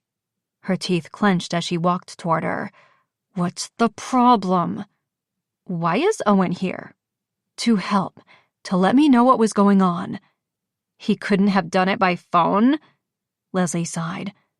"Look, I know you're not a fan, but he's here to help, and right now, I'll be honest with you, I'm doubting my own ability to keep you safe, so I could use his assistance on this." "Bullshit. You don't need him." The vote of confidence was coming a little too late. Leslie had made mistakes, both personally and professionally, and she really just wanted to get out of there and put all of this behind her, even if that meant heading back to LA to face the music. "Well, he's here." She guided Selena down the street. "And this is kinda your fault," she mumbled. Selena looked enraged. "I told you, I didn't post any pictures online, Leslie." Reaching the shop, she saw Owen waiting near her car, and Leslie extended a hand toward him. "Can I have your phone to show Selena the pictures she claims don't exist?" Owen hesitated, but then clicked on his Instagram app and handed Leslie his phone. She turned it to face Selena. "Don't remember somehow stealing my phone and posting these?" Selena squinted to look at them. "That's not Wild River." She looked harder. "Except the photoshopped parts." Leslie frowned. "What are you talking about?" Her head hurt, and right now she actually didn't care about the photos. She just wanted this whole ordeal to be over. It was tempting to let Owen take over and walk away from this mess. Selena pointed to the picture of her on Main Street. "This picture is on set at Universal. The background has been doctored to look like Wild River. But look closely." Leslie peered at the photo. It did look off. Where was North Mountain Sports Company? It should have been in the corner of the picture. But it wasn't. That space on Main Street looked under construction. And look at my clothes. I wasn't wearing that any time we were here, Selena said, pleased that she was in the right. It was true. These photos weren't real. She was really slipping not to have noticed those things herself. Why had she let her personal life throw her off her game so hard? Owen's unexpected arrival hadn't helped. She rubbed her aching temple. You're right, but they say they were posted from your Instagram 3 days ago. Someone must have hacked my account. Happens to celebrities all the time, she said with a shrug. But how would they have known to change the photo to a shot of Wild River? Leslie asked. This made no sense. She owed the star an apology. But first she wanted to figure out how this happened. I don't know, Selena said, but her mistrusting gaze was focused on Owen. Leslie turned toward him to ask, but a right hook caught her cheek and she stumbled backward. Owen had punched her? Her brain felt rattled as she steadied herself and prepared to fight back. Leslie! She heard Selena's voice, but another quick jab had her blinking furiously to maintain focus. She staggered, struggling to comprehend and recover, but a final hard blow had her lights out. Chapter 20. Okay, so Selena's gut feelings about Owen were right. Her eyes opening slowly, her head throbbing, Leslie forced her brain through the fogginess swirling around her, the events replaying in a haze. Owen and Wild River. Owen knocking her out. Photoshopped photos. By him? Why? And how the hell had he known where to find them? What the actual fuck was going on? Had Owen been somehow involved with Selena's stalker this entire time? Or was he Selena's stalker? Leslie blinked away a wave of dizziness and swallowed the saliva gathering in her mouth as she quickly assessed her current situation. Her hands were tied tightly with a thick rope and fastened to the door handle in the back seat of her own car. Her cheek and left eye felt swollen, and she could barely see over the puffiness. Her stomach was queasy, low blood sugar queasy, which meant they must have been on the road a little while. Outside it was dusk, and she couldn't pinpoint their location. It was just stretches of highway and trees as far as she could see. Selena sat next to her, her hands in handcuffs behind her back, her mouth covered. She talked too much and had probably tried screaming for help. Owen knew that once awake, Leslie wouldn't jeopardize their safety like that. It would be futile anyway in the secluded section of the Alaska highway. They could drive for miles and not see another vehicle. Selena's eyes were wide and bloodshot when they met hers. She was obviously scared, but looked slightly relieved to see Leslie had regained consciousness. Leslie forced her own expression to be calm as she whispered, "It's going to be okay." It had to be okay. She needed to get them out of this. Leslie took a moment to stare at Owen behind the wheel, trying to assess his mental state and his motive. Why would he be interested in the Hollywood star? The Owen she thought she knew wouldn't be, but the man sitting in the driver's seat right now was barely recognizable. His shoulder-length wavy hair looked dirty and messy in a low ponytail, not his usual carefully styled man bun. His hands clutched the wheel and he was mumbling to himself, incoherent babbling that she couldn't decipher. How the hell had she been so stupid not to see who he really was? She cleared her throat and his gaze shot to the rearview mirror as though she'd scared him with the noise. His wild-eyed expression made him look unhinged. Wonderful. She was indeed dealing with a dangerous person. "Don't make any noise or do anything stupid or I'll shoot you and throw you out of the car," he said. Her own gun and handcuffs were in her bag, sitting on the front seat, and she didn't have her cell phone. Her heart thundered in her chest. Just what was Owen capable of? What had he done already? The break-in at Selena's house, the messages and blood? Was that all him? How had she missed the signs, the connections? She took a deep breath. Gauging his mental state and finding out his intentions was the first step in getting them out of danger. "Owen, let's talk about this. How do you plan on executing this kidnapping?" He stared at her through the mirror. "You made it very easy. No one knows where you both are. Only I knew where to find you." About that. If it hadn't been Selena's fault, if the photos weren't real, Then what had given away their location? How did you know? I mean, if you doctored the photos to convince me it was Selena's fault, then how did you know? I put a tracking device on your vehicle months ago, he said, returning his gaze to the road. On all of Selena's vehicles, too. Jesus. He'd had access to the star because of Leslie. All the clues, the letters, the photos, the intimate details about Selena, the knowledge about her daily schedule, when she'd be on set, when she'd be at home. Everything had been because of her relationship with Owen, their closeness, her trust in her coworker. Letting her guard slip had put them in this position. The first person she'd tried to open up to in years, and this happened. Maybe she was right to stay closed off, guarded, or maybe she needed to trust the right person. Thinking of Levi only made her stomach twist in the worst way. What if their last goodbye really was the last one? What if she never saw him again? Panic at the thought made it hard to breathe, and her regret was so strong it had her chest tightening. So she pushed all thoughts of him aside. Survival was the priority right now. So why didn't you abduct her before? You know the answer to that, he said. Right. The toying, the intimidating, the pleasure of watching a victim become more paranoid than scared. But all things have to end, he said casually. I knew once you heard about the suspect being released, you wouldn't head back to LA, and I was tired of waiting. And besides, you really did create the perfect situation for my next steps. Next steps. Truly abducting the star. Where would he take her? They certainly weren't heading back to LA right now. He could take them anywhere. No one would know. He'd never tell her where they were heading, so instead she asked, "Why Selena?" Hollywood royalty had never really seemed to interest him. He claimed to hate LA and said the job was a stepping stone to a career with the NYPD. That mutual sense of not really belonging in California and not identifying with most people living there had been one of the things that had bonded them. Either he'd really presented himself as someone he wasn't, or he had a reason for targeting Selena. He glanced in the rear view, but this time his gaze was locked on Selena as he spoke. I was 15 when she starred in Surviving Junior High. The after-school special that taught morals in a fun, often lighthearted and touching way. Leslie vaguely remembered watching it as a teen. Selena had said she'd been 10 acting like a tween in the popular show. She'd seen her sign posters for her fans with catchphrases from her character. In the show, her parents were going through a divorce. So were mine, Owen said. I felt like she understood what I was going through. Her struggles were my struggles, even though she was only 12 in the show. Leslie nodded. I can understand that.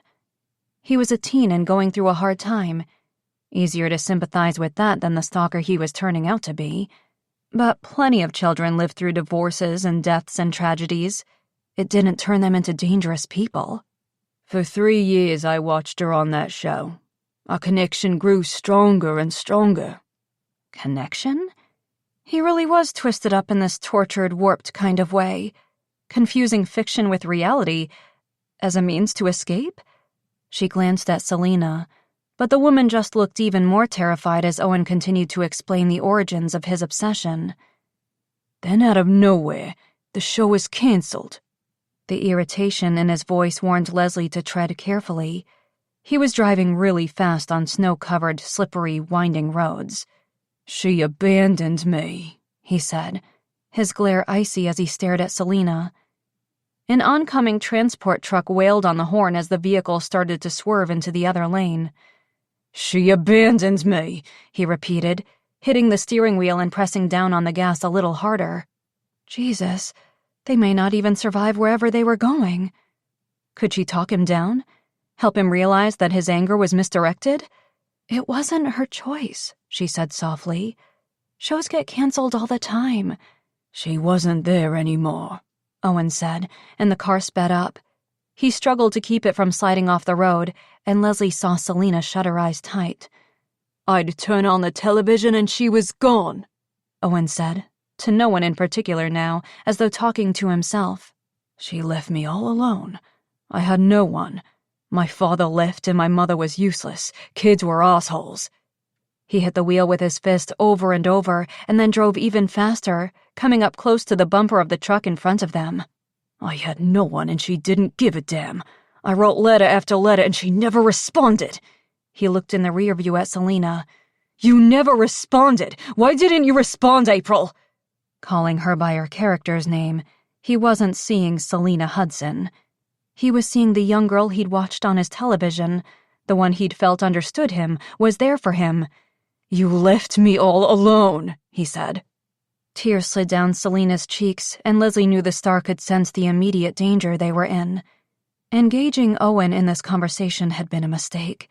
He was losing his temper and, with it, his ability to navigate the treacherous roads. She had to do something. She tugged on her hands, desperate to loosen the ropes enough to break free. She scanned the back of her vehicle for something, anything to use as a tool or a weapon. But Owen had wiped the back seat clean. Selena glanced at her and her expression changed. Gone was the terror and the tears had stopped. Now there was only a look of sheer determination. Shit. What was she going to do? Selena, she whispered, a note of caution in her voice. One wrong move and this guy could snap. Or worse, they could go off the road. Plunging to their death off the side of the highway wasn't the way Leslie wanted to die. Selena motioned toward Leslie's head, and Leslie inched slowly and quietly as close to her as possible. She saw her raise her hands and quickly slide a bobby pin from Leslie's messy bun. Owen glanced at them over his shoulder, and neither of them moved. Her heart pounded in her chest as she watched Selena maneuver the bobby pin into the lock. She struggled with her shaking hand, but Leslie nodded her encouragement to keep trying. There was no way she could get free of the ropes. Selena wiggled the pin desperately in the lock as the car continued to pick up speed on the highway, and finally the cuffs broke open. She did it! Leslie clamped her lips together and tried to signal Selena to make a dive out of the vehicle. She might get injured, but at least she'd be out of this car.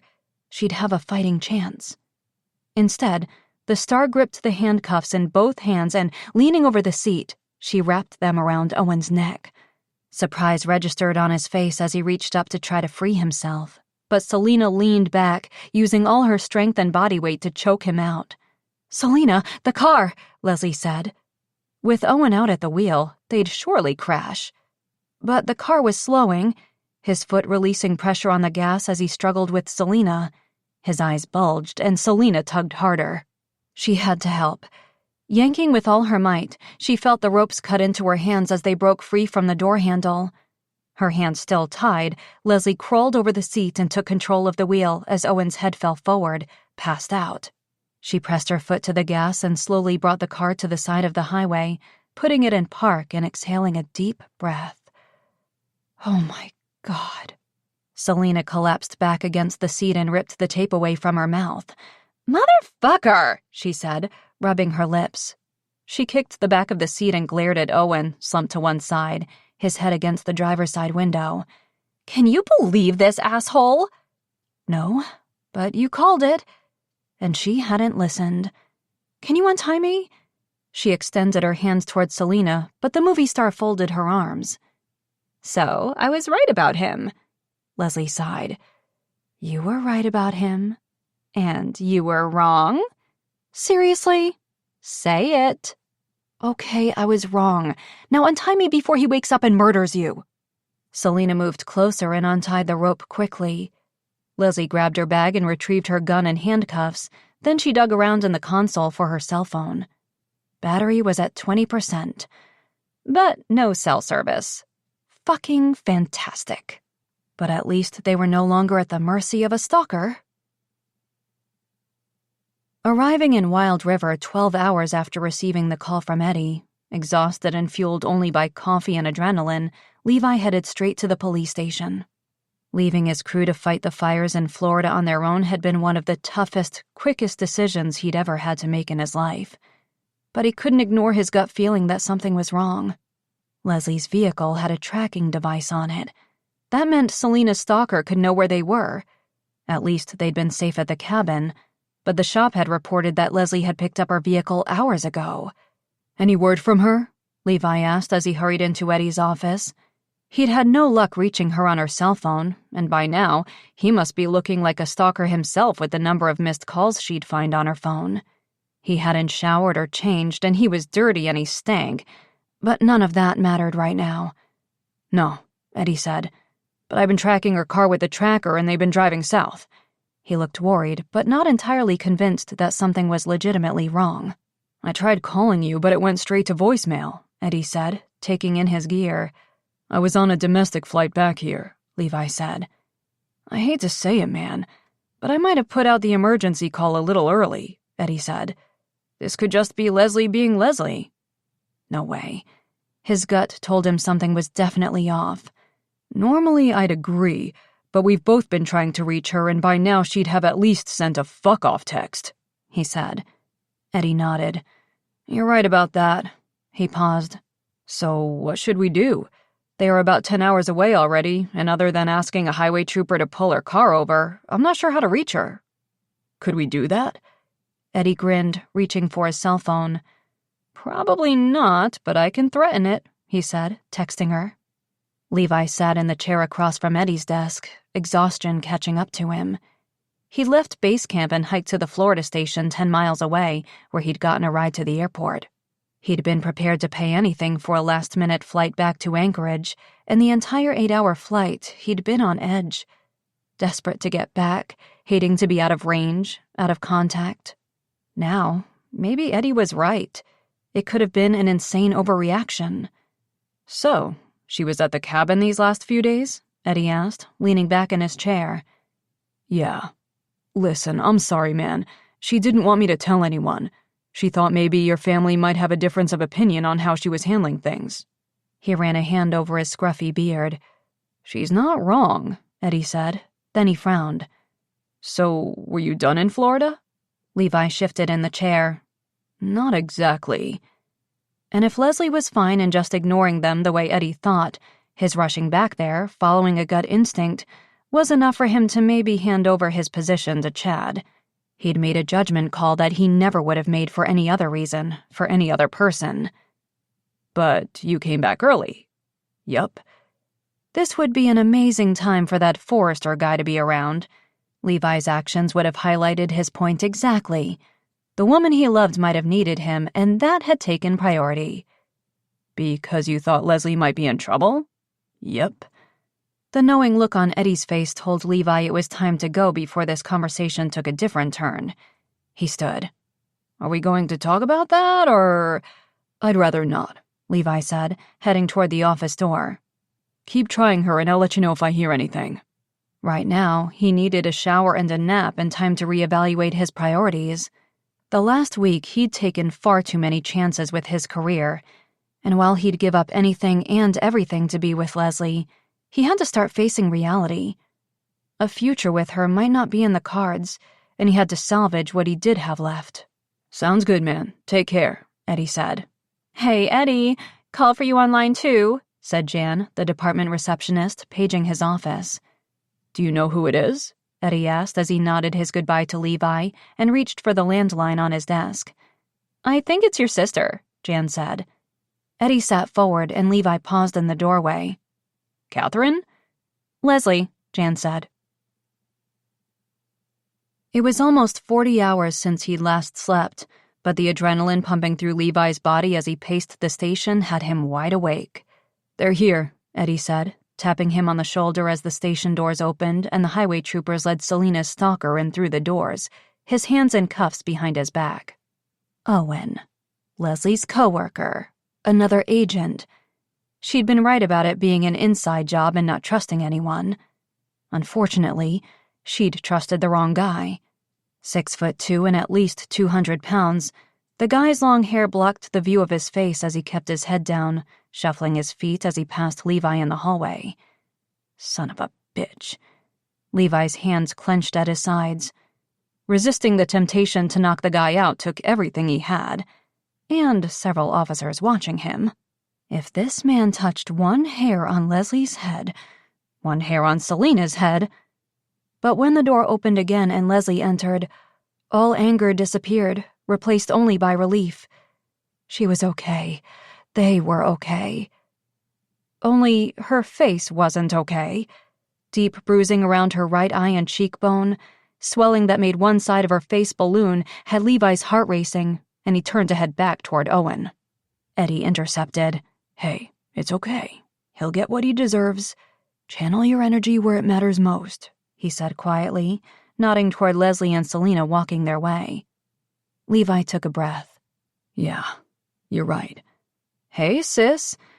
Looking good, Eddie said as the two women reached them.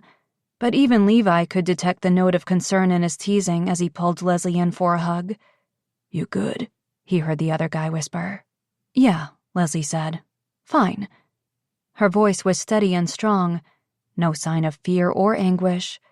Forever the professional badass, she would never let on if this experience had shaken her. When she pulled back and her gaze met Levi's, she looked happy to see him, but also slightly confused. Weren't you... I came back, he said awkwardly, staring at his feet. 2 arms were wrapped around his waist, but unfortunately they were the wrong ones. So happy to see you, Selena said, smiling up at him. He forced one of his own, squeezing her quickly with one arm, then releasing her. Happy to see you in one piece as well, he said. She looked tired and she was dirty and wet from the hike along the highway to get cell reception, but other than that, she was injury-free. I knew not to trust that guy, she said, and he saw Leslie's irritation mount. Eddie saw it too and quickly addressed Selena. Hey, why don't I start taking your statement? Get you some coffee and something to eat.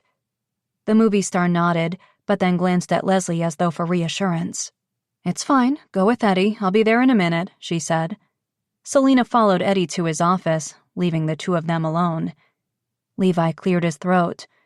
I want to kill him for doing that to you, he said. It's not as bad as it looks, Leslie said. Forever tough, forever strong. Aren't you supposed to be in Florida? Obviously, she didn't want to discuss what had happened. Unfortunately, that meant he had some explaining to do. I am, yes, but Eddie called. She shook her head. You were supposed to be ignoring Eddie's calls, remember? I knew something was wrong. When you weren't answering, I just had a feeling that something was wrong, that's all. She stared at him as though conflicted by his actions. That made 2 of them, but he couldn't regret his decision. He wanted to give himself shit over putting his career on the line, but ultimately it was a decision he'd make over and over again. What if something had happened to her? The thought of potentially losing her for good was too much. He was glad he was there. This was the only place he should be right now. Although standing there, not touching her was torture. She looked like she'd been through hell that week, and he was a mess, but he didn't care. He'd wrap his arms around her if she'd give any indication that she'd welcome that. She didn't. Instead, she folded her arms across her chest. What about the assist call? I can't say I'm even thinking about that right now. He stepped forward and touched her arms anyway. All I care about is you being okay. I'm fine. And you could have risked your job. It's a risk I was willing to make.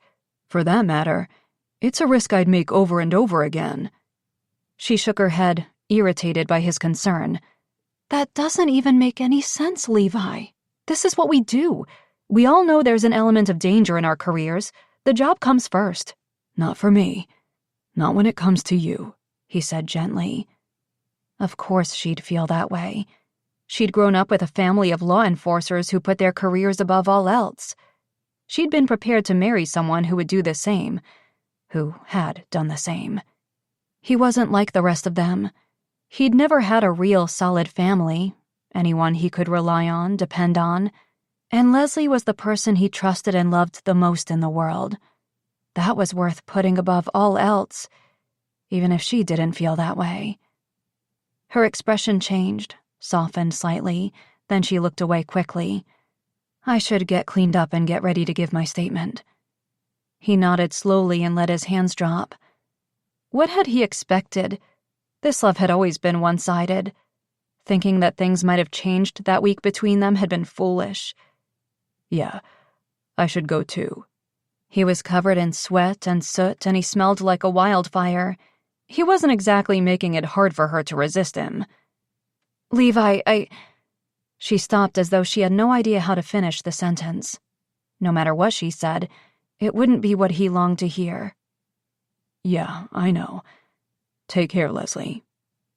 Walking quickly, he headed down the hall and out of the station, hoping he didn't look as pathetic as he felt. Chapter 21. The next 24 hours were a blur, and it was only when she was in her seat on a plane from Anchorage to LA that Leslie let herself relax. The Alaska State Trooper Department was holding Owen in custody until he could be transferred back to California. Leslie and Selena had provided their statements, and she'd received medical treatment for a fractured cheekbone. Her call to Federico at the agency had been short and sweet. He'd advised her to get Selena back to LA as soon as possible, and he was glad they were both okay. Flying back was faster. She'd figure out how to get her car back later. The movie star looked like she wasn't suffering any after effects from the trauma. Sitting in the first-class window seat next to her, Selena thumbed through a fitness magazine and sipped a glass of wine. Hey, how on earth did you do that anyway? With the handcuffs? She hadn't had a chance to ask Selena about her quick thinking skills with everything else going on. I pay attention sometimes, Selena said with a grin. At your family's house. I watched and learned. Leslie laughed, but it was more strangled relief. I think you might have saved our lives. Might have? Okay, definitely did. She hesitated. I'm sorry about all of this. I should have listened to you when you said you didn't trust Owen, and when you said you hadn't posted those pictures. She shook her head. Disappointment in herself, her judgment, her perception of things, her inability to listen to Selena, was starting to set in now that the immediate danger was over. Selena shrugged. Don't beat yourself up over it. We've all been gaslit by a man before. Yeah, but I shouldn't have been. Not by Owen. I'm trained to see the signs, the dangers, the warning patterns of behavior, but I just didn't. Maybe she wasn't as cut out for this career as she'd thought. How could she not question her abilities when she'd failed the first time she'd really been put to the test? Selena closed the magazine and touched her shoulder. Why are you being so hard on yourself? Of course you didn't see it with Owen because he didn't show any of that. He was trained the same way you were, so he knew how not to act. He knew you'd pick up on anything suspicious, so he made sure not to fall into any of those recognizable patterns. She had a point, but I still let him get close. To both of us. That never should have happened. Why? Are you immune to the need to have connections with people?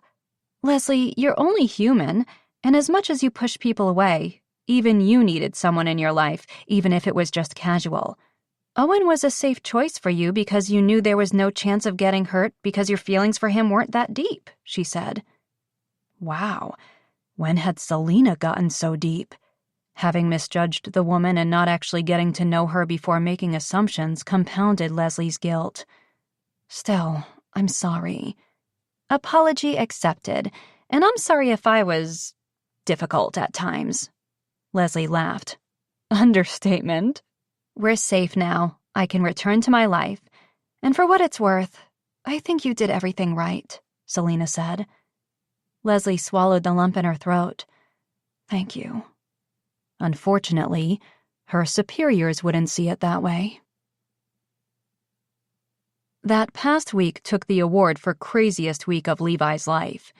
He'd struggled with every emotion possible. Heartache, love, fear, disappointment.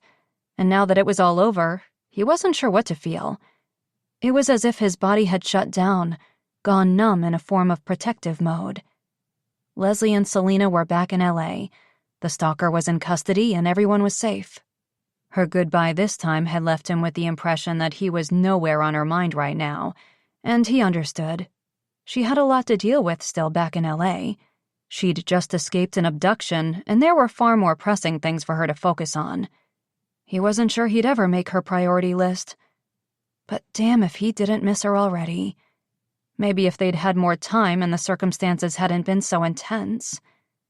He'd give anything to see her right now. Hey, turn on Channel 5 News, Chad said, entering his office without knocking. He and the rest of the team had just gotten back from Florida a few hours ago. Levi still had a tough decision to make regarding his own career. He needed to meet with his team and find out whether they all still felt confident with him at the lead. Levi grabbed the remote and turned on the news.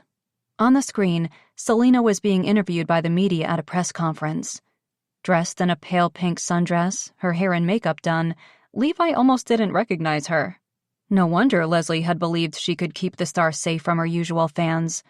Gone was the girl next door look she'd sported here in Alaska, replaced with a glamorous Hollywood persona.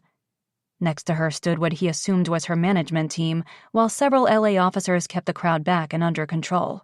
"It's been a scary few weeks," she was saying, "but I'm just happy to be back in LA, knowing that the bad guy is behind bars." The bad guy. Owen. The guy Leslie had been casually dating. He knew she'd be beating herself up over that right now, blaming herself for allowing Owen to get to Selena through her. Once again, she'd feel validated in keeping people at a distance. Keeping him at a distance. She hadn't called or texted to let him know they were settled, and resisting the urge to reach out to her was nearly impossible. He didn't need answers about them, he just wanted to hear her voice. Selena was safe, her nightmare was over, but he was still worried about Leslie. She'd pushed through this the way she always did, by shutting down, putting walls up and pushing everyone away. "We know it's been tough on her fans, but we needed to do what was in her best interest, to keep her safe," her PR rep said, speaking next. Bullshit. Leslie had made that call all on her own, and now she'd be the one owning up to that decision, her future on the line. She deserved praise for her actions, but unfortunately, Levi knew the agency was going to want to make a clean break, distance themselves from this mess, and that would include letting Leslie go. Next, to his surprise, Leslie appeared on the camera, her right eye still swollen and bruised. Levi's fists curled and anger raged through his body. That son of a bitch. If he could have 5 minutes alone with the guy. He stood and moved closer to the television as though it could somehow bring him closer to Leslie, and studied her expression as the interviewer questioned her. "So, the Executive Protection Agency had no idea that one of their employees was the suspect?" the female reporter asked, turning the microphone toward Leslie. "No. Owen Hartwright's background checks came back clear of any indication that he could be a threat to any of the company's clients."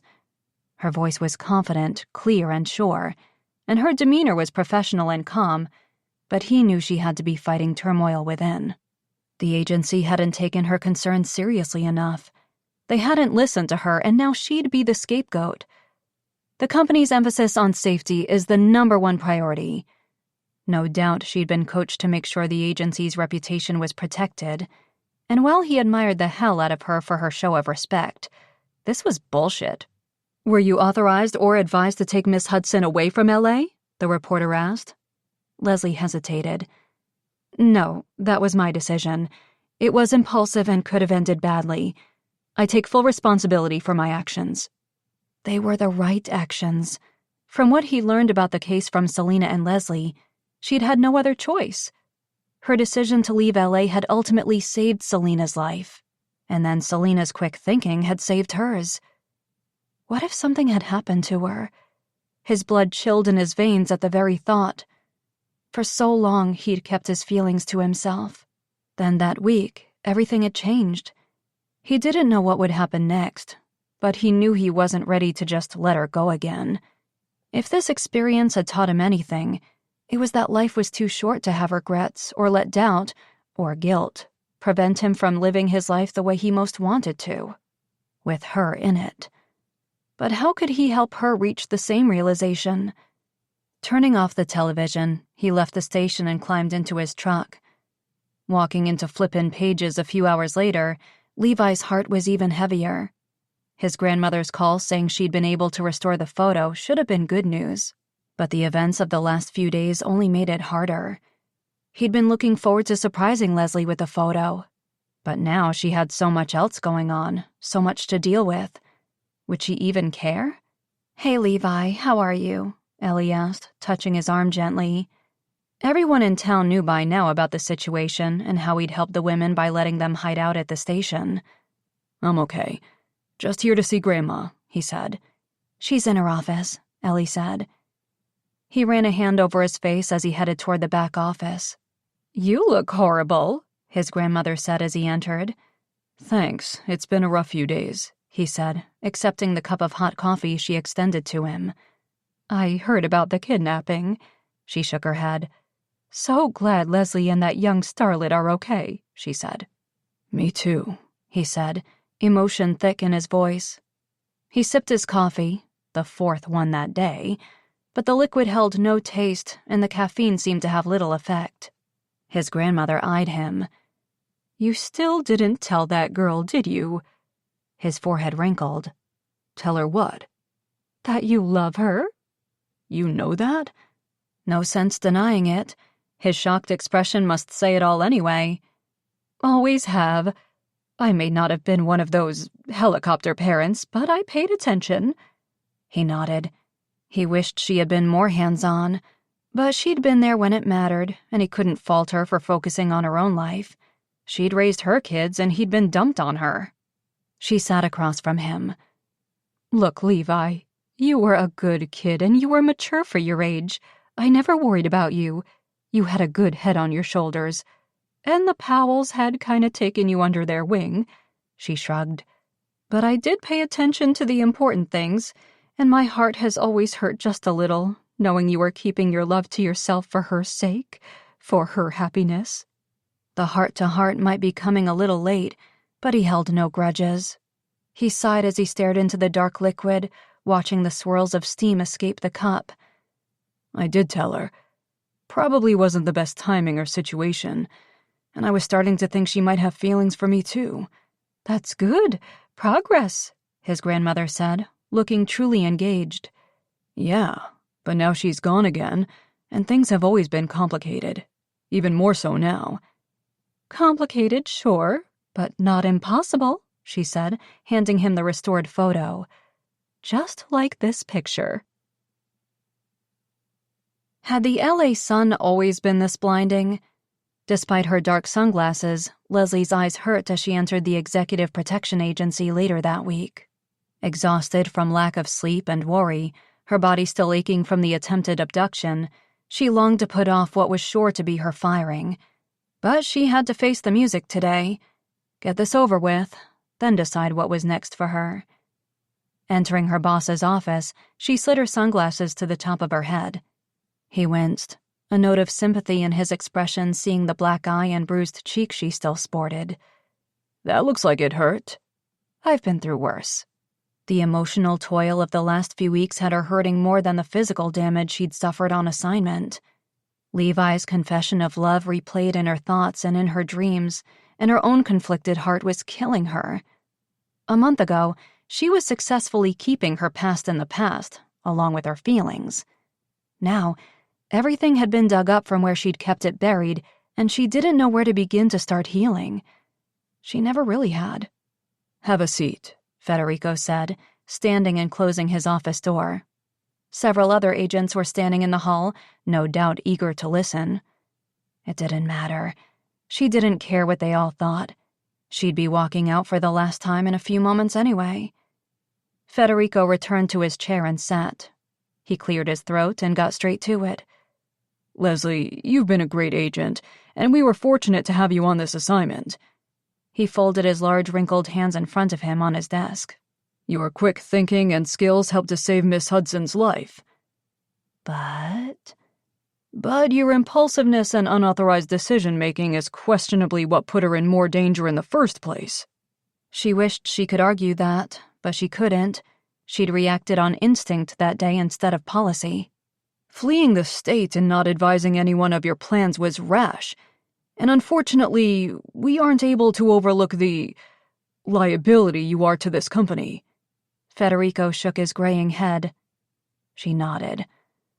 Liability. That stung more than she thought it would. "I'm afraid we have to let you go," Federico said, looking genuinely saddened by the decision he felt forced to make. "Effective immediately." I understand, sir. She stood. I apologize for putting the agency under scrutiny and for not recognizing the danger that Owen proposed to my client sooner. He nodded quickly at the mention of Owen, almost as though he'd hoped not to have to discuss the agency's own lack of judgment in hiring the man. "Yes, well, The office door flew open and Selina burst in. Federico stood. Miss Hudson, what are you doing here? I mean, nice to see you. Is everything okay with the new security detail? The agency had convinced Selina's management team to allow them to stay on and had replaced Leslie with another agent. No, everything's not okay, Selina said, sliding her Tiffany sunglasses up over her dark hair. I got up this morning expecting my peppermint herbal tea with my 2 scoops of Swerve and honey made the way I like it to be waiting for me after my workout, and it wasn't there.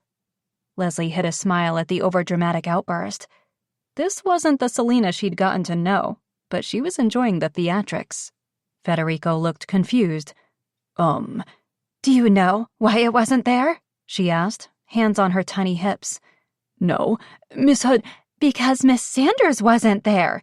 Instead, I have this 8-foot-tall beast scaring the shit out of my chihuahua and handing me a plastic one-use water bottle. She said the words in a whisper hiss as though the environment police were in earshot. Federico stammered, unsure how to respond. Despite the deep ache in her chest, Leslie felt a smile tug at the corner of her mouth. She hadn't realized she'd missed this 5'6", 100-pound terror until that morning when she wasn't swearing over making the herbal tea. She hadn't seen Selina since the press conference. She hadn't returned the 10,000 text messages from her either, thinking it best to cut all contact. I apologize, Miss Hudson, but given the circumstances, Federico stammered. Circumstances? You mean the fact that this woman saved my life? Selina gestured to Leslie. Technically, in the end, they'd saved each other, and to her surprise, Leslie had felt a small void not being in contact with her the last few days. Must be the shared life-and-death experience. That was all. A common bond of having gone through something traumatic. Yes, she did, but... Federico said. Selina waved a finger, silencing him. I'm still breathing and bullet hole free, so there is no but. Federico's cheeks flushed and he shifted from one foot to the other. It wasn't every day someone almost 2 feet shorter than him could intimidate him, but Leslie could almost see his balls shrinking up into his body as he said, Well, she also broke protocol. If she hadn't, I'd be dead. Or worse, Selina said, cranking up the drama. Only in Hollywood. Federico looked at a loss for further excuses or rationale and glanced at Leslie. Leslie remained calm and professional as she turned to her former client. Selina, I appreciate you coming to my defense like this, but Federico is right. My actions put you in danger. Bullshit, Selina said, looking at her like she was disappointed that Leslie hadn't already filed a lawsuit for wrongful dismissal. Do not let these assholes gaslight you like that. You followed your instincts and you were right to do it. Unlike this agency hiring someone without completing a full credential verification.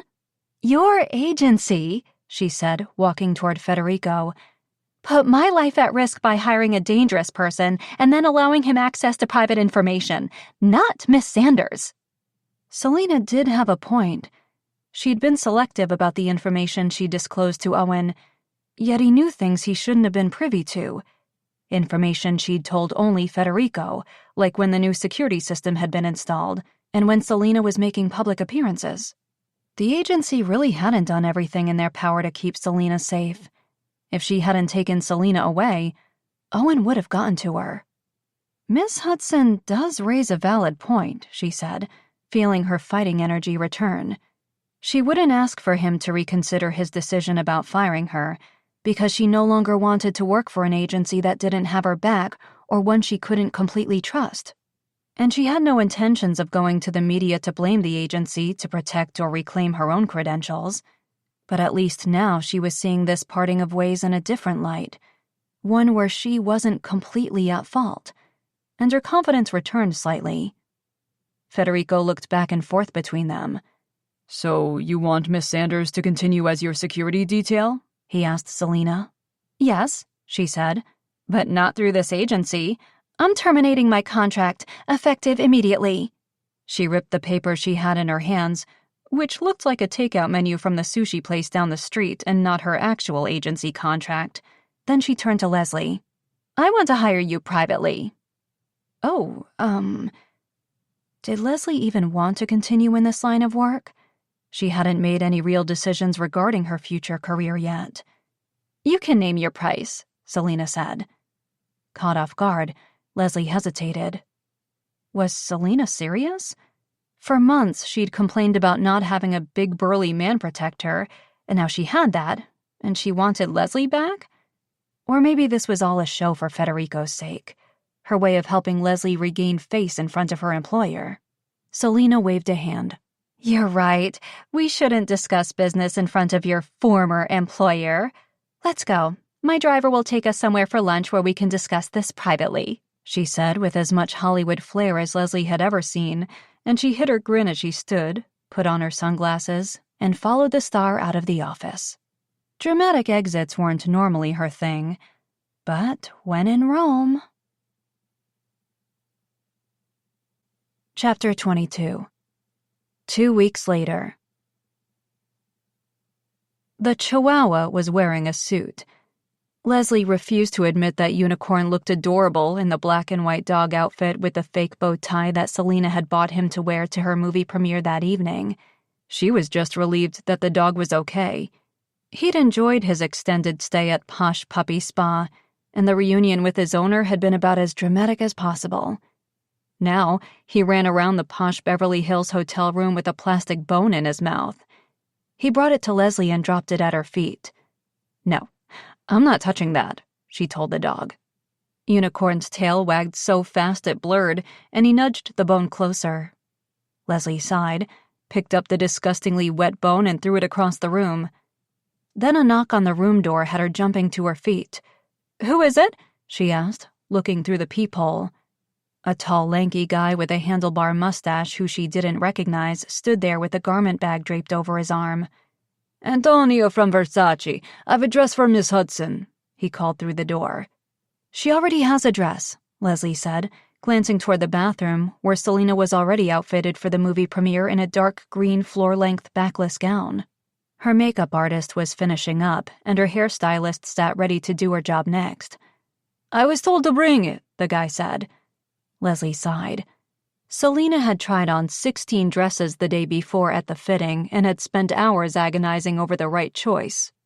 If she was changing her mind again, they might make it to the theater for the movie premiere before the final credits rolled. "Hey, Selena? This guy Anthony says he has another dress."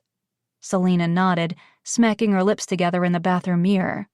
"Yes, and it's Antonio. Let him in." Instead, Leslie opened the door and stepped out into the hallway. She patted the guy down and unzipped the garment bag to look inside. No concealed weapon. She went back inside the hotel room and let him in. Selena met him with a warm smile. "Antonio, thank you so much for bringing this last minute." "No problem, darling, but it's the wrong size. They said at the shop that they confirmed with you that this was the one you wanted, but it's going to hang off you all wrong." The guy looked sincerely distraught at the thought that the dress wouldn't show on the red carpet properly. And Leslie was relieved. They wouldn't have to waste more time on another dress. She couldn't wait to get Selena to the premiere so she could relax in the back of a dark theater for a little while. She'd agreed to return as Selena's security temporarily until she decided what she wanted to do moving forward. And if she was being honest, now that Owen had turned out to be a stalker, Selena was the only real friend she had in LA. Her family were still reaching out to check on her, primarily Eddie, but she was keeping up the facade of being okay. But the truth was, emotionally, she wasn't sure she'd ever not feel so exhausted. Her conflicted heart had her yo-yoing between reaching out to Levi or leaving the week they'd had together in the past. She hadn't made any promises to him when they'd said goodbye, and he wasn't expecting anything from her. Which made things a million times worse because it was really all on her. She knew where he stood, and despite him not reaching out to her, she didn't doubt for a second that he wanted to. But she had no idea what she wanted. "This dress is not for me." Selena turned to grin at her, and Leslie's head was shaking. "Absolutely not. I'm your security detail, not your date." "Look, I'm still freaked out by the whole experience, and I'd like you to stay close." Lies. The star had bounced back after the incident faster than a wrongly addressed email. I can do that better not in a dress. The last dress she'd worn had been to her grandmother's wedding months ago, and that had been under extreme duress, and she loved her grandmother, and just barely recently started tolerating Selena.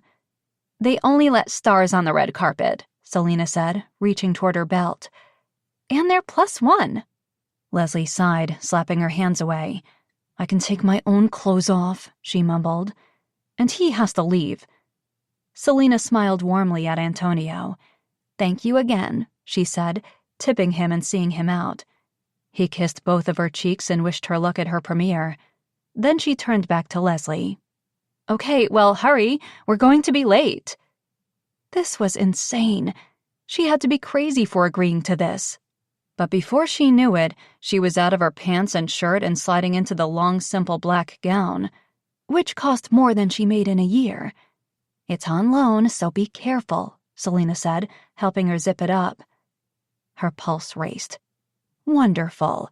So not only was she going to be uncomfortable all evening, but she needed to make sure she didn't spill anything on it or rip it? Wow, you look amazing. Who knew this curvy body was hidden under all those unflattering clothes you wear? Selena said, turning her toward the full-length mirror. The dress fit her perfectly. Actually suited her as well. Nothing too flashy or over the top, no sequins or bows or revealing cutouts. She ran a hand along the soft fabric as she stared at her reflection. What would Levi think if he saw her in it? Would it be silly to snap a selfie and send it to him with the message, "Help, I've been abducted"? Yes, it would. And also, it would open up the lines of communication again, and she wasn't sure she was ready for that. Unfortunately, the more time that passed, the less ready she was. Some makeup and a few curls, and you might actually steal some attention away from me, Selena said.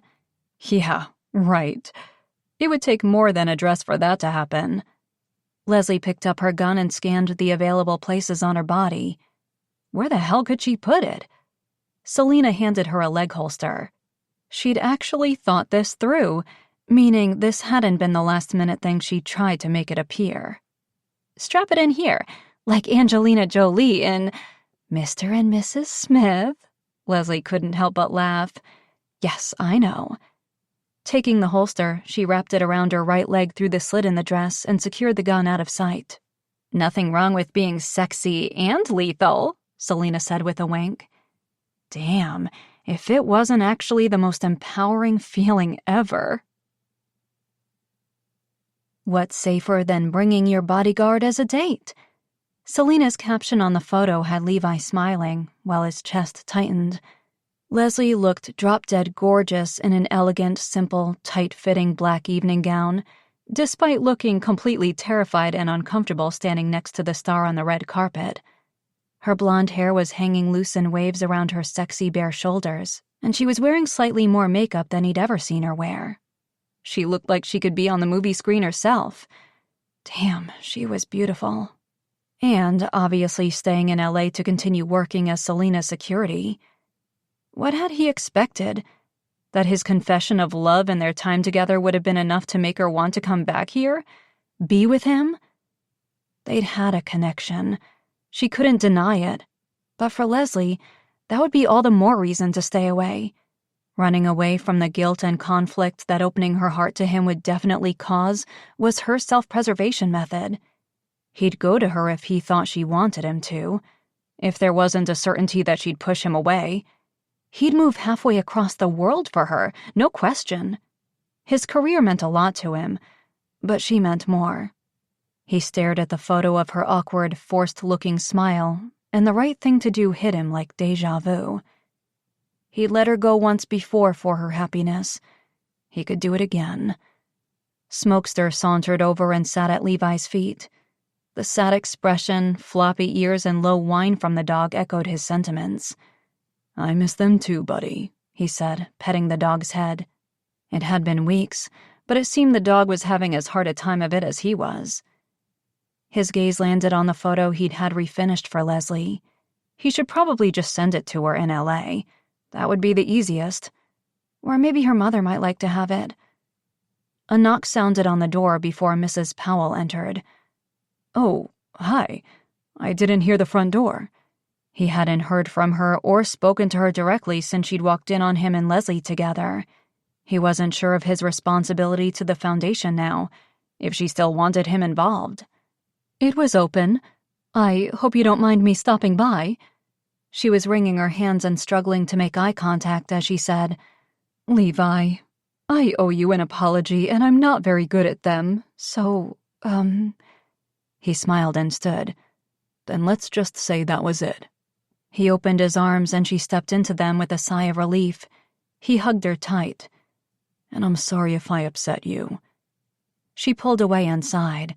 The fine lines around her eyes looked deeper that day, and this conversation seemed to be taking a lot out of her. Darling, it's your life. You can love who you love and be involved with anyone your heart desires. She glanced at her shoes. And I should have been more supportive. He sensed she was talking about support she should have given in the past as well. To her son, and maybe even Leslie. He knew from experience how regret could manifest in different ways and could be spurred from new realizations after it was too late to make amends.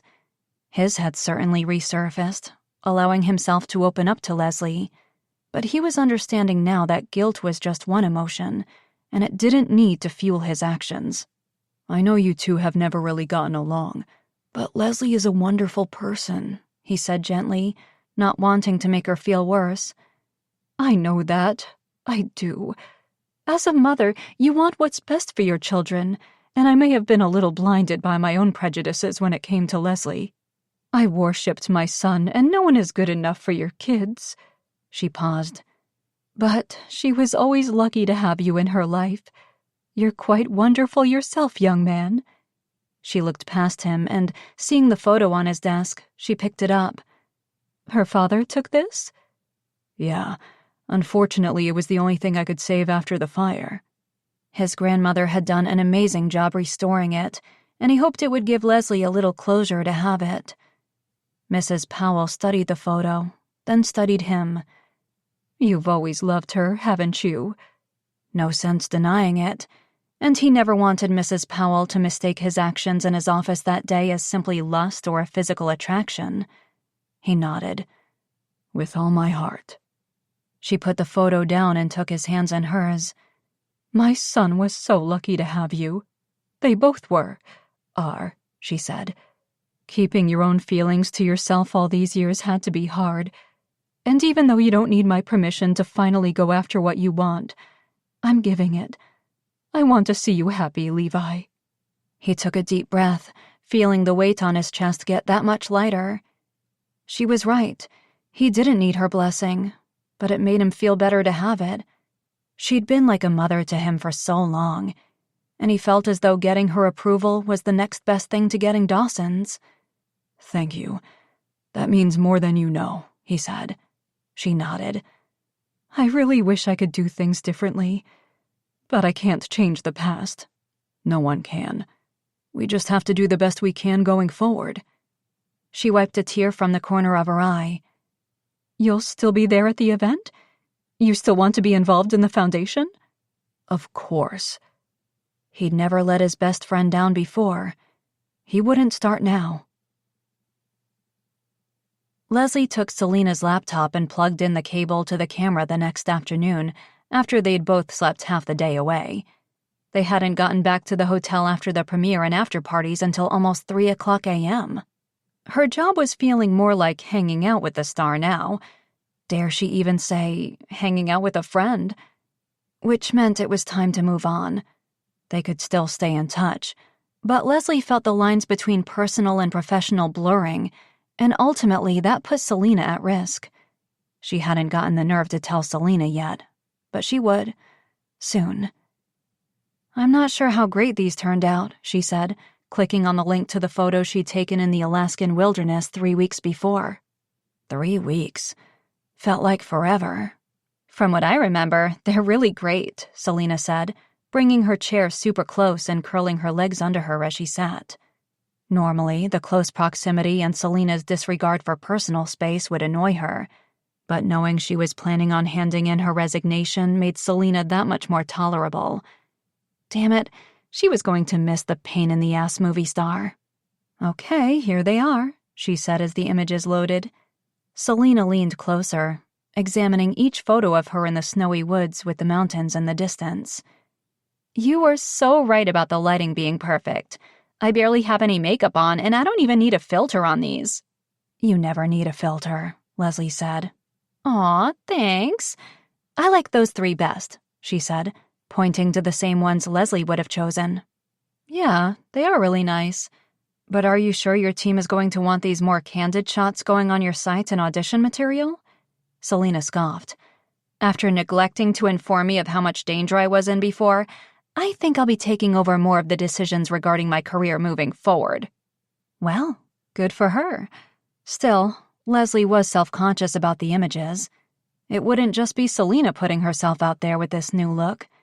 Leslie's photography had always been private. Now millions of people would see it. Okay, but maybe we should take new ones here in LA. On the beach, maybe? Selena shook her head, her long brown braid swishing back and forth. These are perfect. A message icon popped up on the screen, and Leslie's heart all but stopped. A new message from Levi. Is that Levi? My Levi? She asked, staring at the name on the screen. Selena shot her a look with one perfectly arched eyebrow raised. Oh, so he's your Levi now, she flushed. You know what I mean. She hesitated. Selena and Levi corresponding was none of her business. She knew the star had friended most of the people she'd met in Wild River as well. Hell, she'd Skyped with Kaya 2 days ago. She was an extrovert and liked connecting with people, and staying in touch with the man who'd helped them out was completely natural, expected even. So why was Leslie jealous again? You're still in contact with him? She asked. Of course. I told him to reach out if he needed advice or had any questions regarding foundation stuff, Selena said casually. So he was still working on that. Good. That was good. She was glad she hadn't gotten between him and Mrs. Powell. Oh, right. That's good. She paused. How is he? Did that sound casual? Good. I've set up a GoFundMe page for the foundation on the new website. It will help them collect donations throughout the year, not just during events. Wow. Does he ever does he ask about me? Damn, why had she asked that? What did it matter? And if he wanted to check in with her, he could text or call any time. She'd answer the phone, wouldn't she? She'd definitely answer a text. Don't answer that, she said quickly. Selena did anyway. He does. Every single time we chat. Her heart had lodged itself in her throat, and she nodded casually. So, these 3 photos then? You're in love with him. She swung toward her with a scoff designed to make people keep their distance. No, Selena eyed her. I'm the expert on love, remember? You're the expert on fake love, Leslie argued, but her words were only half-hearted. I spent a week and a half glued to your side, and the only time you were even remotely relaxed or happy was when things started getting friendly with Levi. And the tension between you both was full of sexual chemistry even in the beginning. You were different with him. Okay, fine. I love him. It was the first time she'd even admitted it to herself, and she knew it was true. But you know why it's complicated. Selena shot her a look. You want complicated? Try dating your on-set intimacy coordinator. Leslie almost laughed. Leave it to Selena to find the most awkward situation to put herself in. Well, so you get it. She hadn't been able to erase thoughts of Levi from her mind in weeks. She really didn't want to talk about him. It hurt too much. But the star was adamant. No, I don't get it. He loves you, you love him. As much as you adore me, I'm not enough to keep you in LA. Neither is this job. You want to make a real difference in the world? Maybe start by making a difference in Levi's. Leslie studied her. I don't remember that line from any of your movies. Selena slapped her arm. That's because it's not. It's from the heart. Look, I know I can be a pain in the ass and out of touch with reality. But what I saw between you and Levi? That shit's real. The pain you both went through connects you. Right. We're connected by my fiancé's death. How could they both move forward together with Dawson's ghost overshadowing their future? And if Levi was continuing with the foundation, then obviously he and Mrs. Powell were okay again, and Leslie didn't want to come between them or cause unnecessary conflict. No, you both knew Dawson. You both loved Dawson. But you both lost Dawson. And as hard as that was, and no matter how much you both still miss him and want to respect his memory, no one would fault either of you for moving on. And I truly believe that Dawson would be happier knowing you'd found one another in a true connection than for both of you to blame him for not taking the chance on what you both want most. More than that, what you both deserve. I don't know. It's been a long time. Really, only a few weeks.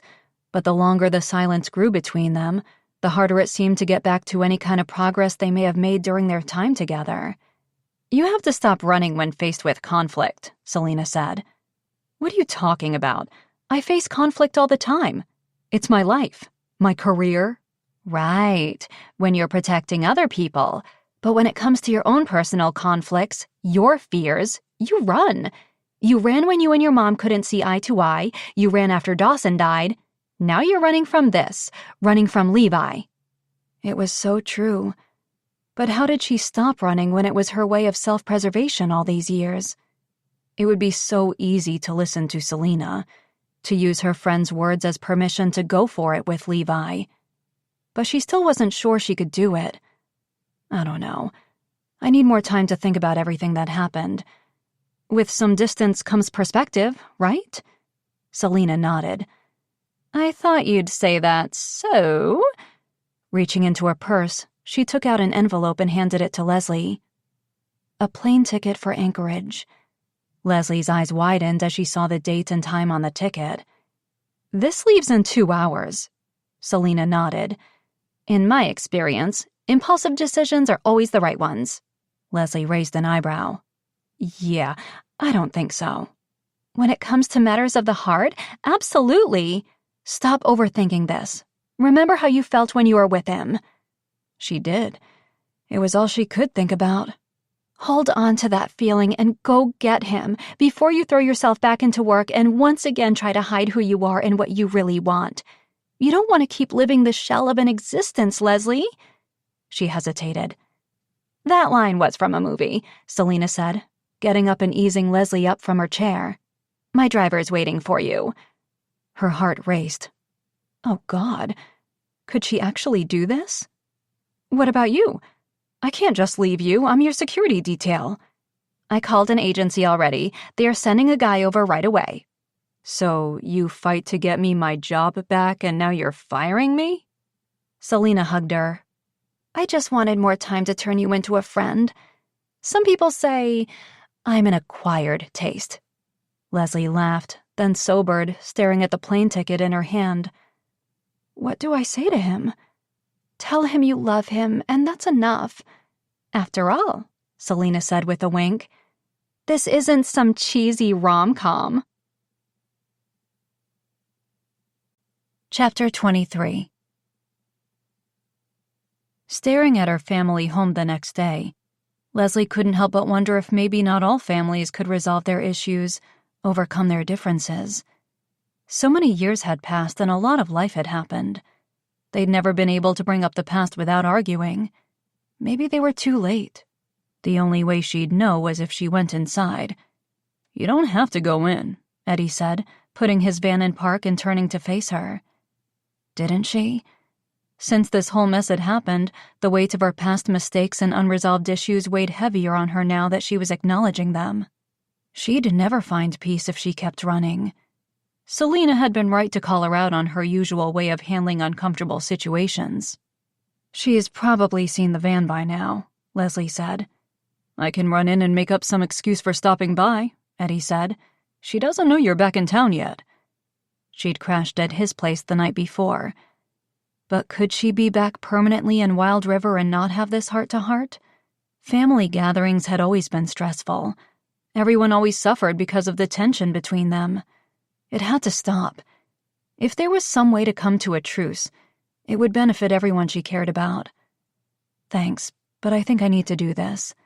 Even if they could never see eye to eye or have a close mother-daughter relationship, Leslie needed to offer the olive branch.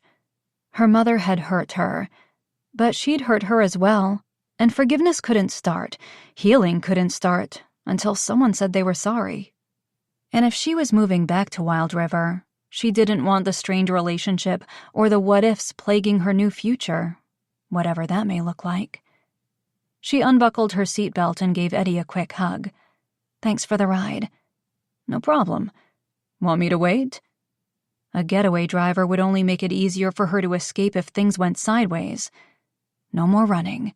She was facing conflict head-on. One step at a time. "No, I'll be okay." If things didn't go well, she could jog back into town to let off steam. "Okay. Don't forget Kaya's school play is tonight at 7 at the junior high school." "I'll be there," she said, climbing out of the van. She shut the door and took several deep, calming breaths as she walked up the stairs to the front door. Knock? Or just go in? She still had her old house key on her keyring. So many times she thought she should get rid of it, but could never bring herself to. She knocked. Her mother's look of surprise quickly evaporated, replaced by one of tremendous relief as she stepped out onto the porch and wrapped Leslie in a hug. The lump in her throat was so thick she could barely breathe. This had to be the first real hug she'd gotten from her mother in years. She couldn't even remember the last one. Even at Christmas, they'd do an awkward one-arm shoulder squeeze thing. Never a full hug. Realizing her arms still hung at her sides, she lifted them slowly and hugged her mom back. From the corner of her eye, she saw Eddie watching from the van and waved him on. Their rare display of affection for one another wasn't a spectator sport. She heard the van drive away as she pulled back slowly. Her mother wiped an eye quickly and then scanned Leslie's face. Her black eye had faded to a yellowish hue, but the look of concern on her mother's face was still there. "I'm so grateful you're okay," she said, sounding slightly choked. She wasn't the only one. "I'm fine. Just a few bruises, that's all." And a fractured cheekbone and third-degree burn still healing on her hand. But she wasn't there to talk about the craziness of the last month. Injuries were part of their chosen careers. "I'm moving back home," she said. Then, realizing her word choice, she said, "I mean to Wild River, not home. Her mother nodded slowly. "I mean, you could. I mean, if you wanted to. Just temporarily, obviously. We're not going to be permanent roommates or anything. That would be weird. But until you find a place of your own." To say the offer came as a shock would be an understatement, and she couldn't find the right words. "I'm just putting it out there that you could stay here, if you want," her mother added awkwardly. Could she, though? She hadn't lived with her mother in over 12 years. Would they be able to put their differences aside that easily? Had it really only taken this experience for them to realize life was far too short to shut out the people who loved them? She'd done a lot of thinking in the last few days, and she understood now everything her mother had been trying to do. She didn't agree with all of it, but she suspected her mother regretted some of it as well. And she was finally able to acknowledge her own part in everything. "I'm not sure that's the best idea." "It's not a terrible idea," she said quickly when her mother looked disappointed. "But I think maybe we start slow? Baby steps." Her mother nodded eagerly. "Like brunch?" Leslie laughed. "Like brunch." An awkward silence hung over them. Should we hug again, or—" "I think one was enough," she said. Her mother looked relieved. "Baby steps. Did you want to come in? Were you here to visit?" "Yeah, if you're not busy." "Not at all. Actually, I received a bit of a surprise the other day." She moved back into the house and Leslie followed her inside. The usual gripping feeling in her chest she normally experienced upon being in her former family home, around her mother, didn't appear, and she took it as a good sign. In the kitchen, her mother handed her an envelope. "What's this?" Leslie took it and read the return address. L.A. Selena's address. She frowned. "Selena sent you a letter?" That was old school. Leslie had assumed Selena wouldn't have known what to do with the stamp. Then again, she'd underestimated her quite a bit. If she was being completely honest, she missed the woman already. which was unexpected. The star had driven her insane. Yes, her mother said. And, she's right about everything she says. Oh no. What did she say? She asked slowly. Just that family was too important to throw away because of differences. That a bond between mother and daughter should be stronger than anger and hurt. Leslie took a breath. I'm sure she stole that line from a recent script, she said with a teasing grin. She also sent this, her mother said, taking a check out of the envelope. To cover the cost of the cabin. Leslie's eyes widened at the number of zeros. Holy shit! This was quite the apology. The sticky note attached read, hoping this will help with the rebuild. Still lots of memories to be made. Wow! This amount of money could build 2 cabins. This was generous of her. Yep. Her mother leaned against the counter and stared at her for a long moment. I mean, I was thinking of just sending it back. We can't really accept it, can we? If I know Selena, she'd just hire someone to come build the cabin for us. She's a little headstrong when she cares about something. Oh, okay. So we should keep this gift from her. Leslie nodded. She'd be offended otherwise. But do we even want to rebuild the cabin? Suddenly, Leslie wanted to rebuild so much more. So many aspects of her life had been put on hold the last few years while she buried her feelings and held on to a past that no longer let her choose her own happiness. I definitely think we should rebuild, she said. Selena's right. There are still more memories to be made. The junior high school gym was standing room only by the time the play was about to start that evening. Leslie scanned the auditorium from the second-row seat they'd been able to snag because Eddie had insisted on getting there 2 hours early. Her brother's affection for his girlfriend's daughter was obvious, and it didn't surprise Leslie how wonderful he was at this future stepdad role. Eddie really knew how to step up to responsibilities, and seeing the 3 of them together, Leslie knew the admiration they all held for one another was mutual. I think there's more people here than at Selena's movie premiere, she said. I heard that, Selena said, as her face appeared on Leslie's phone via FaceTime. She was filming on set, but had insisted on being there remotely to see Kaya's performance. Leslie wouldn't admit how much that meant to her.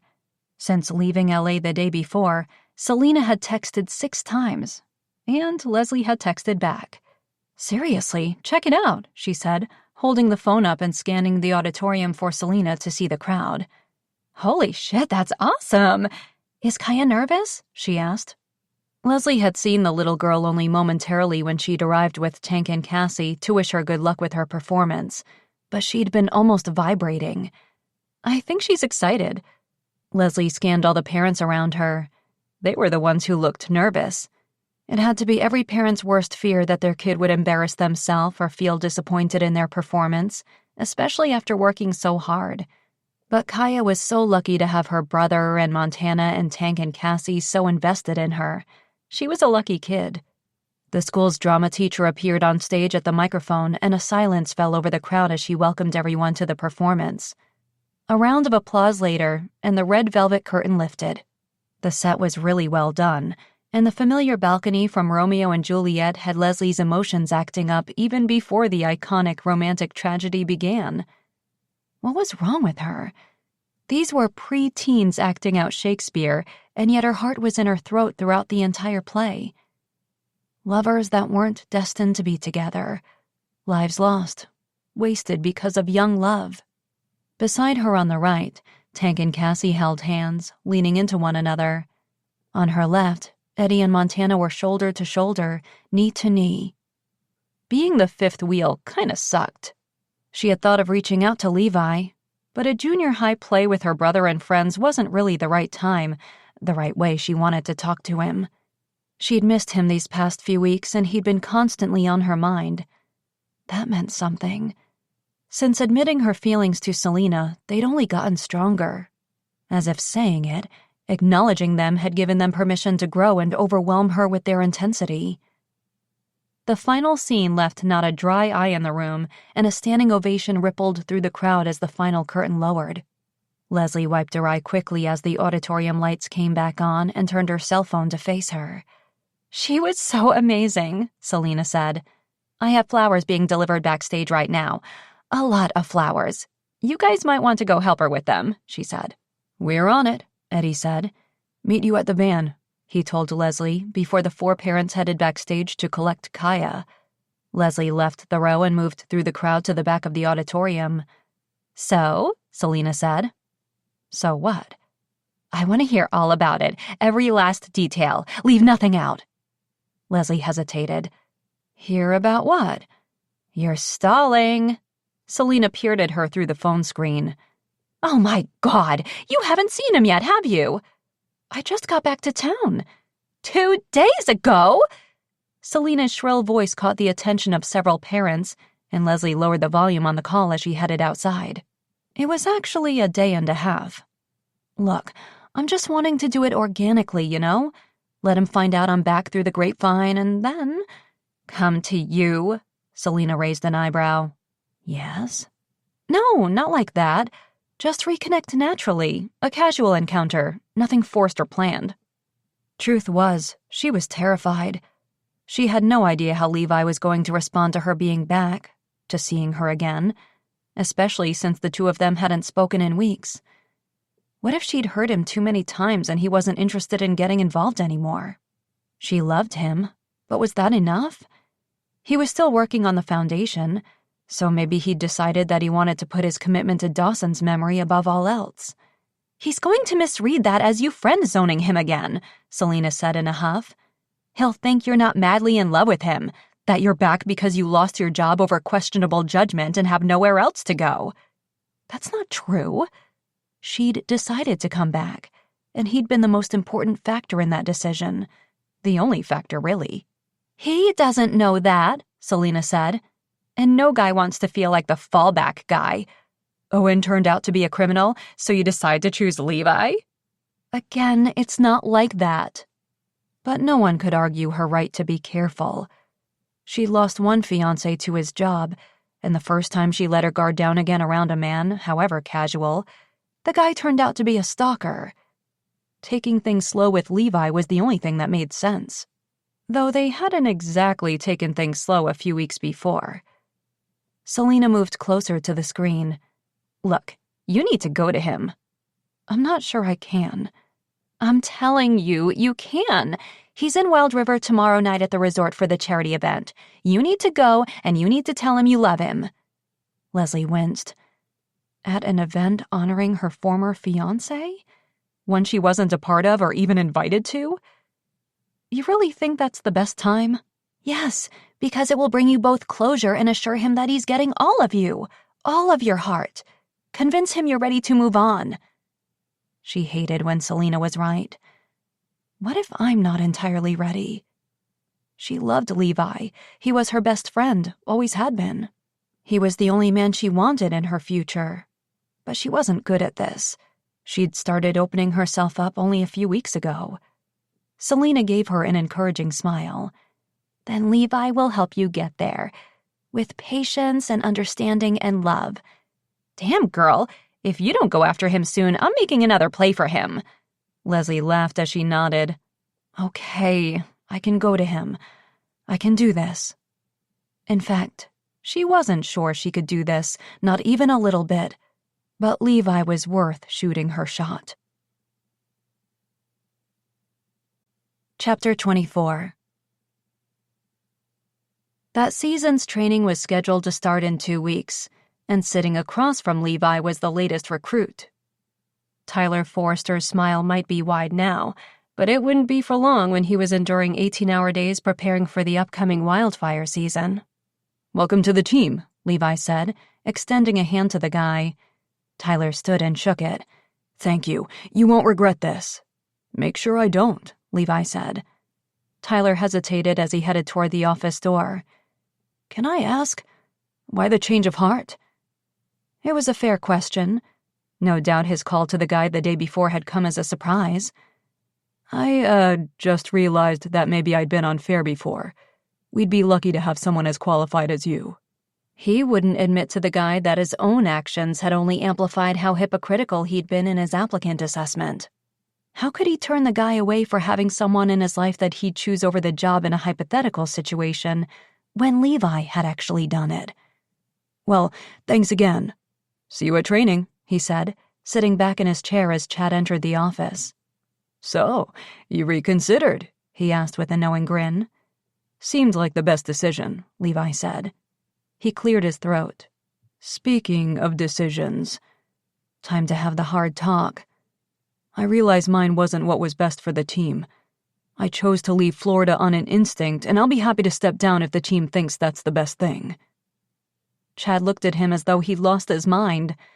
What are you talking about? I abandoned the team. Chad shook his head as he entered. No, you prioritized, and you made the right decision. Besides, you'd completed the jump. Lead member or not, your name would have been moved to the bottom of the jump list. The next one was Miller's fire. But I would still have assisted. Levi, give yourself a break, man. You've chosen a life of serving and protecting, no matter what that looks like. Jumping out of a plane into a fire or being there for a loved one. Chad patted his shoulder. Now stop stressing and get ready to have your ass handed to you by that new recruit at training camp, he said as he left the office. Levi nodded and sighed as he fell back in his chair. Now that was over, he had something even heavier weighing on him. He stared at his computer screen, the blinking cursor at the top of the page, where it had sat all morning, taunting him. He had 20 hours before he'd be standing in front of a crowded room and delivering a speech to honor his best friend, and a blank page was all he had so far. Thinking of things to say about Dawson wasn't the hard part. It was putting all of his respect and admiration for his friend into coherent sentences that would ring true and give everyone in the room a sense that they knew him. He started to type. Dawson Powell was a hero. He backspaced over the stale introduction and ran a hand over his face. Come on, Levi, get it together, he mumbled. Take care of my girl until I see her again. His buddy's last words had replayed in his mind every time he'd sat down to write this. Maybe that was it. Maybe that was what he needed to convey. Sitting forward, he started again. Dawson Powell cared about everyone the same, and that made him the kind of hero not everyone can be. He didn't make decisions based on his own heart, but on prioritizing the needs of those around him, a trait that those of us who loved him often didn't understand.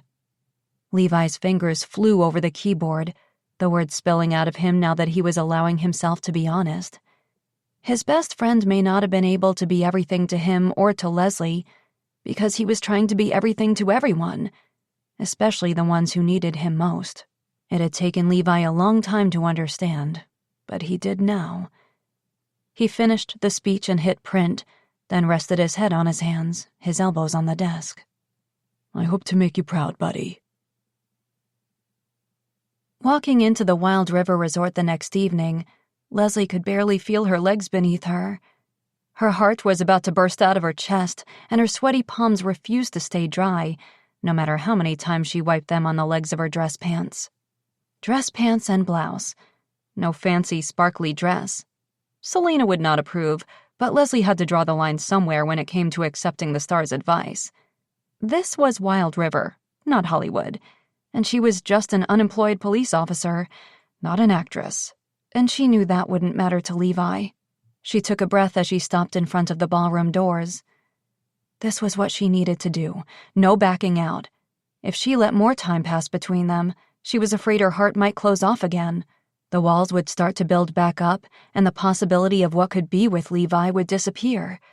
She didn't want that. She wanted Levi. She opened the door, and the sight of the decorated ballroom made her smile.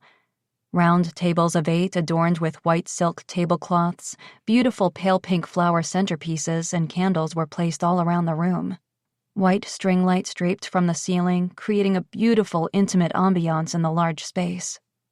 At the front of the room was a podium with a large display screen containing information about the foundation and how to donate, and next to it was a large framed photo of Dawson in his state trooper uniform. It wasn't the posed, serious shot that was featured at his funeral, but a candid shot of him laughing, and it warmed Leslie's heart. That was Dawson captured perfectly, always smiling, always happy. No one could say that Dawson hadn't enjoyed life, every aspect of it. Selena was right. He'd want her and Levi to enjoy their lives too, even if that was together. Maybe especially if that was together. The event wasn't scheduled to start for another hour, and she scanned the otherwise empty room and spotted Levi with a man hooking up the media equipment. She swallowed hard. He looked amazing in jeans and a white t-shirt, his hair messy and uncombed, a scruffy beard that she suspected would be trimmed and combed to perfection by the time the event started, which was soon. She didn't have much time. When he turned, she froze, waiting for his expression to settle on one emotion, beyond surprised. Would he be happy to see her? Relieved? Stressed? His gaze softened, and her shoulders sagged in relief as he gave a small wave. She raised a hand and fought to control the urge to run toward him and jump into his arms. Damn, those movies Selena had forced her to watch were messing with her brain. He spoke to the technician, then headed toward her. Hey.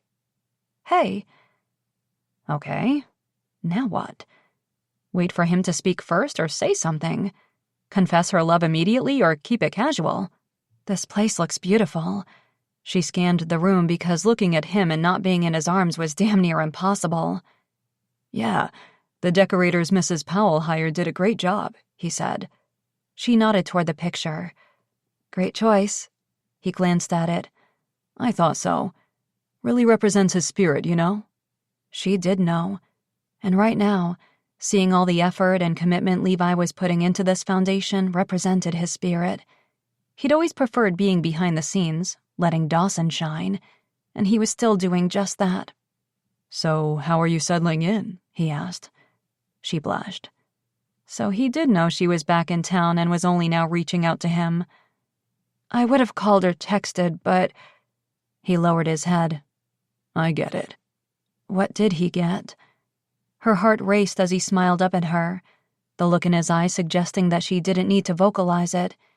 He knew she was there to let him down easy. She took a deep breath. No, I don't think you do. She stepped forward and reached for his hands. The look of surprise on his face gave her courage. I didn't call or text because I wanted to say this in person. He searched her face for a clue of what was coming next. Hesitant, but hopeful. Just say it, quickly, before her natural instincts kicked in and she ran out of the room. I'm in love with you. That's why I came back. It wasn't because I was out of a job and had nowhere else to go, or because I missed my family, or because I was tired of LA. And you're not a fallback guy, she said. What else had Selena mentioned that she needed to clarify? He gave a strangled-sounding laugh. I would never have assumed that. Right, of course not. Her friend was getting an earful. But, can we just back up a little? You're in love with me? She nodded. Madly. He laughed, drawing her closer. Madly, huh? I've been watching a lot of sappy movies, and there's always the big gesture.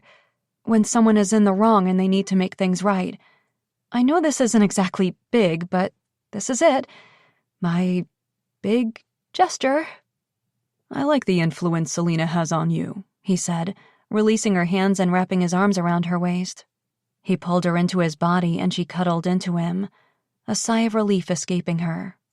This felt right, real, exactly where she wanted to be. This moment and always. I'm sorry about everything before, she whispered. He kissed the top of her head.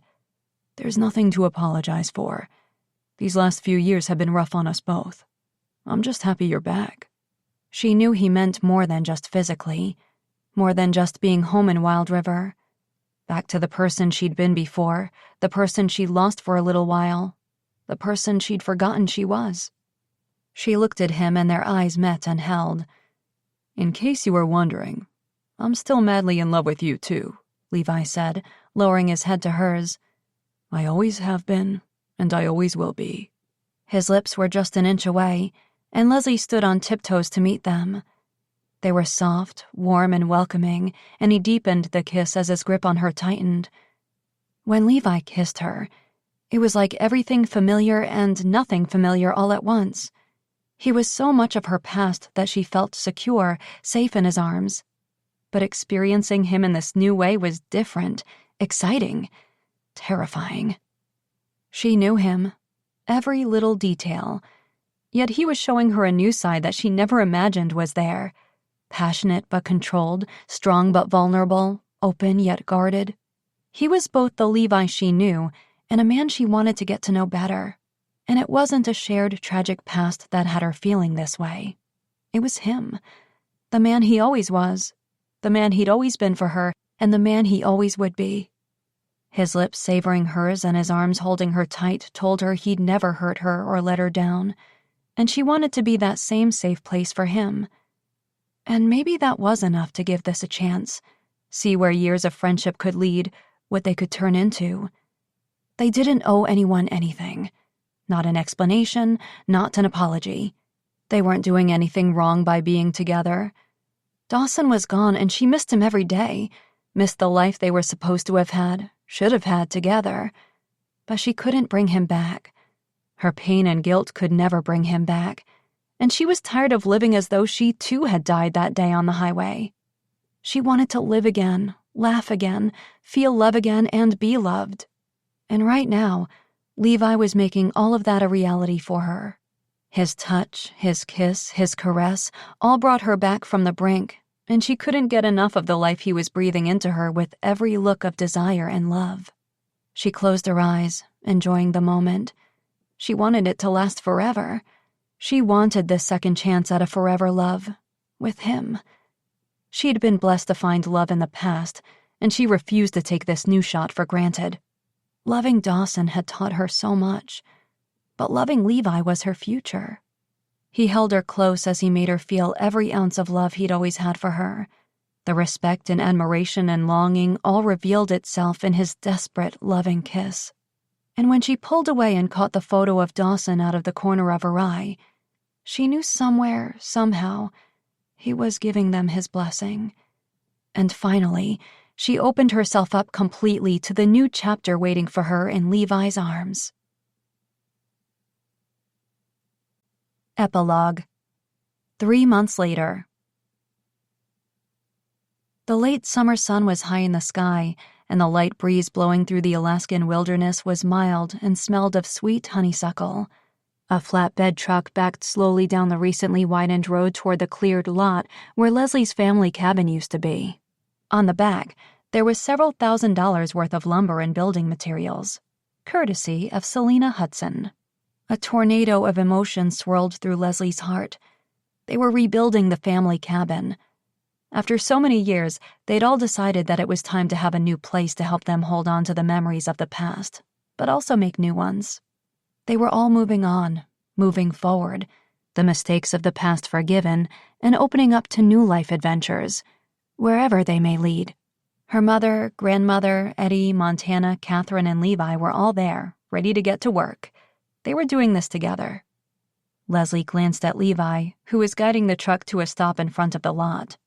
She'd once thought her heart could never be mended, that the love she'd once had was as strong as love could get, and there was no such thing as second chances. She'd been wrong. Levi was not Dawson, but she loved him just as fiercely. In a different way, a more mature, steady kind of way. A love that she felt in her entire being, one that was solid, one that would last. The last 3 months together, their connection had only grown stronger, and she wanted to spend the rest of her life growing even closer, opening herself up to everything a life with him had to offer.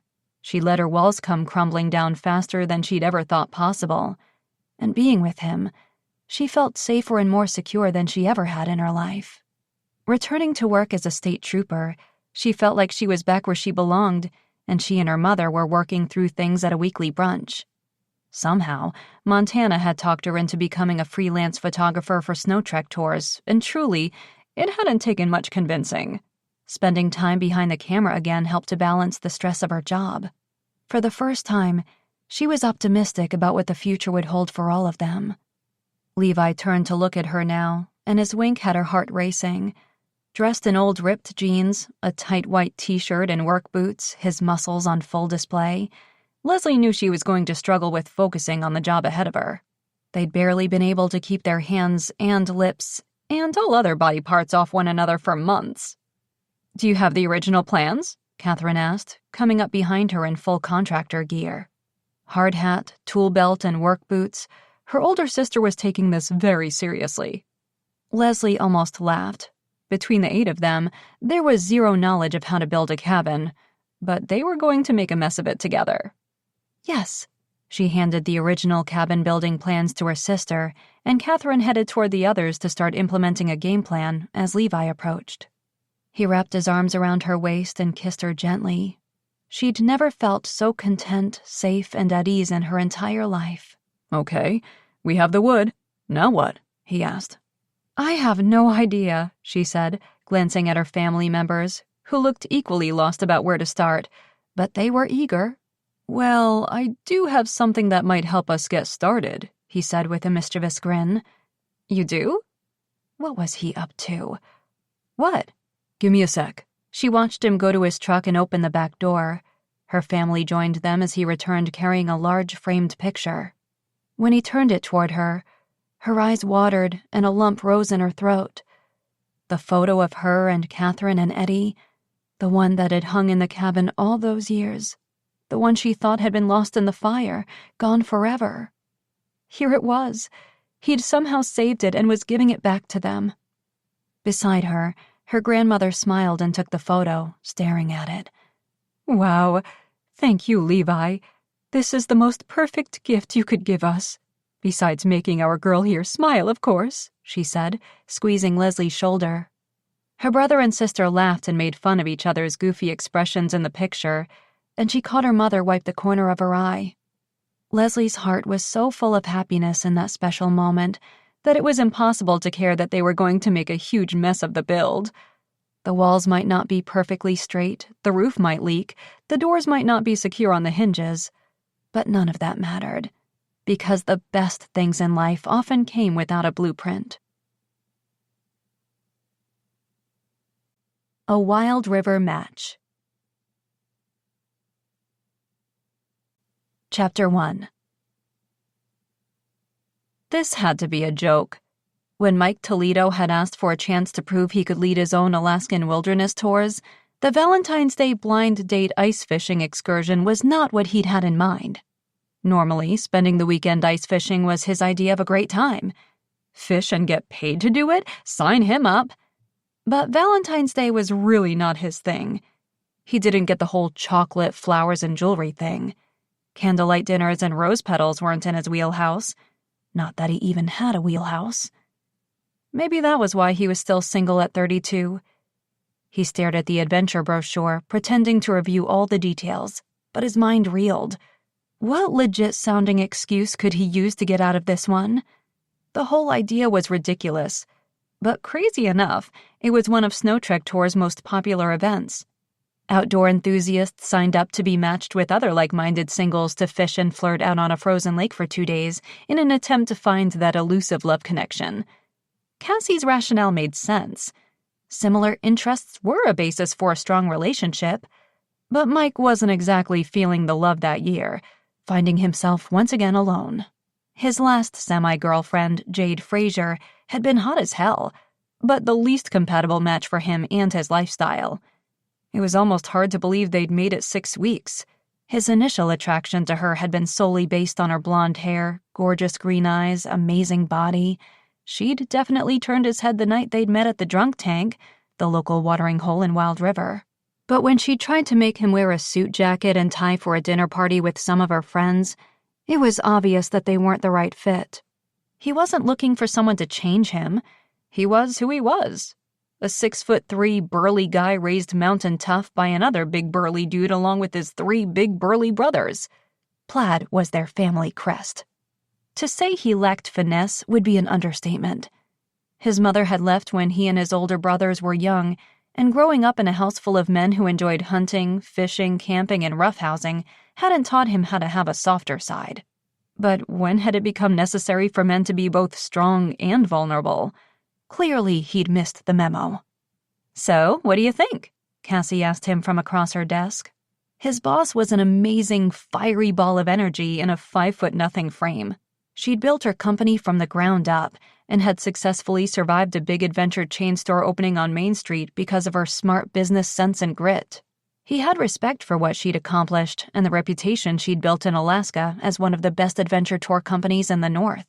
If he wanted to prove to Cassie that he was a team player and could handle any tour she gave him, he needed to accept this challenge. He'd been working at Snow Trek Tours for 2 years. He had all the proper certification and even wilderness survival skills based on his volunteer position with the Wild River Search and Rescue, so he was more than qualified to handle group tours on his own. He could keep this group alive out in the Alaskan wild. Helping them fall in love? That would be the hard part. "Yes," he said, nodding with more enthusiasm than he felt. "This is great. I won't let you down." He stood and left the office, determined to survive the toughest challenge his boss could have thrown at him. Maddie Fraser opened her duffel bag on her bed and scanned her packing list for a weekend of ice fishing and finding her perfect match out on the lake. "You're insane," her sister said as she entered the bedroom. Jade picked up a thin, silky-looking nightie from Maddie's drawer and tossed it into the bag. Maddie shot her a look and stuffed it back into the drawer, opting for her fleece pajamas instead. Sexy could wait until summer. February in Alaska meant practical clothing, unless she was out to catch more than just fish and feelings that Valentine's Day weekend. "Seriously, you're actually hoping to find love out on a frozen lake in a tiny, stinky fishing cabin?" Jade wrinkled her nose as though she could already smell the bait. "Why not? I love fishing. So if the guy isn't the one, I'll have a few rainbow trout as a consolation prize." She shrugged, hoping to make light of how optimistic she was about this matchmaking process. But Snow Trek Tours had an amazing success rate with this annual event. 3 couples who'd met on previous year's excursions had already gotten married. 1 couple had a baby on the way. At 29, Maddie wasn't quite ready for that, but she was overdue for a relationship that lasted more than a few weeks. Her last long-term relationship had been in high school, and it had ended horribly with her boyfriend dumping her for her best friend. Former best friend. That had been the toughest part, losing the guy she loved and her closest friend at the same time. But her heart was finally over that, and she was ready to trust again. Optimistic with 0 hang-ups. That was the goal. "How are we related?" Jade asked, shaking her head. Maddie had asked herself that same question a lot over the years. They were only 2 years apart, but more different than any sisters could be. Jade was studying to be a fashion designer through an online degree program. She had impeccable taste and never left the house without her hair and makeup done, which was one of the reasons she hated camping and hiking and anything outside, really. Too messy, too dirty. Rain and wind were not a friend to Jade's 2-hour beauty routine. Maddie was definitely more like their father. Maybe it was because he had 2 girls and not the son he'd wanted that he'd taken her fishing and camping and hiking. Either way, she loved the outdoors. As an educator at the Alaska Wildlife Conservation Center, she spent most of her time in the wild, protecting nature from humans and vice versa. Hiking, mountain climbing, biking, off-roading were all ways she loved to spend her days off, and growing up in a ski resort town gave her ample opportunity. Unfortunately, acting like one of the guys meant that the guy she'd grown up with had trouble seeing her in any other way. "Are you going to be okay here alone all weekend?" Maddie asked. They'd been roommates since their parents died, and she hated the idea of leaving her sister alone on Valentine's Day after her recent breakup. She'd been dating Mike Toledo for almost 2 months, but had complained about the guy almost as long. Maddie hadn't said anything, but she hadn't really seen the connection between the big, quiet guy and her outgoing, extroverted sister the few times she'd seen them together.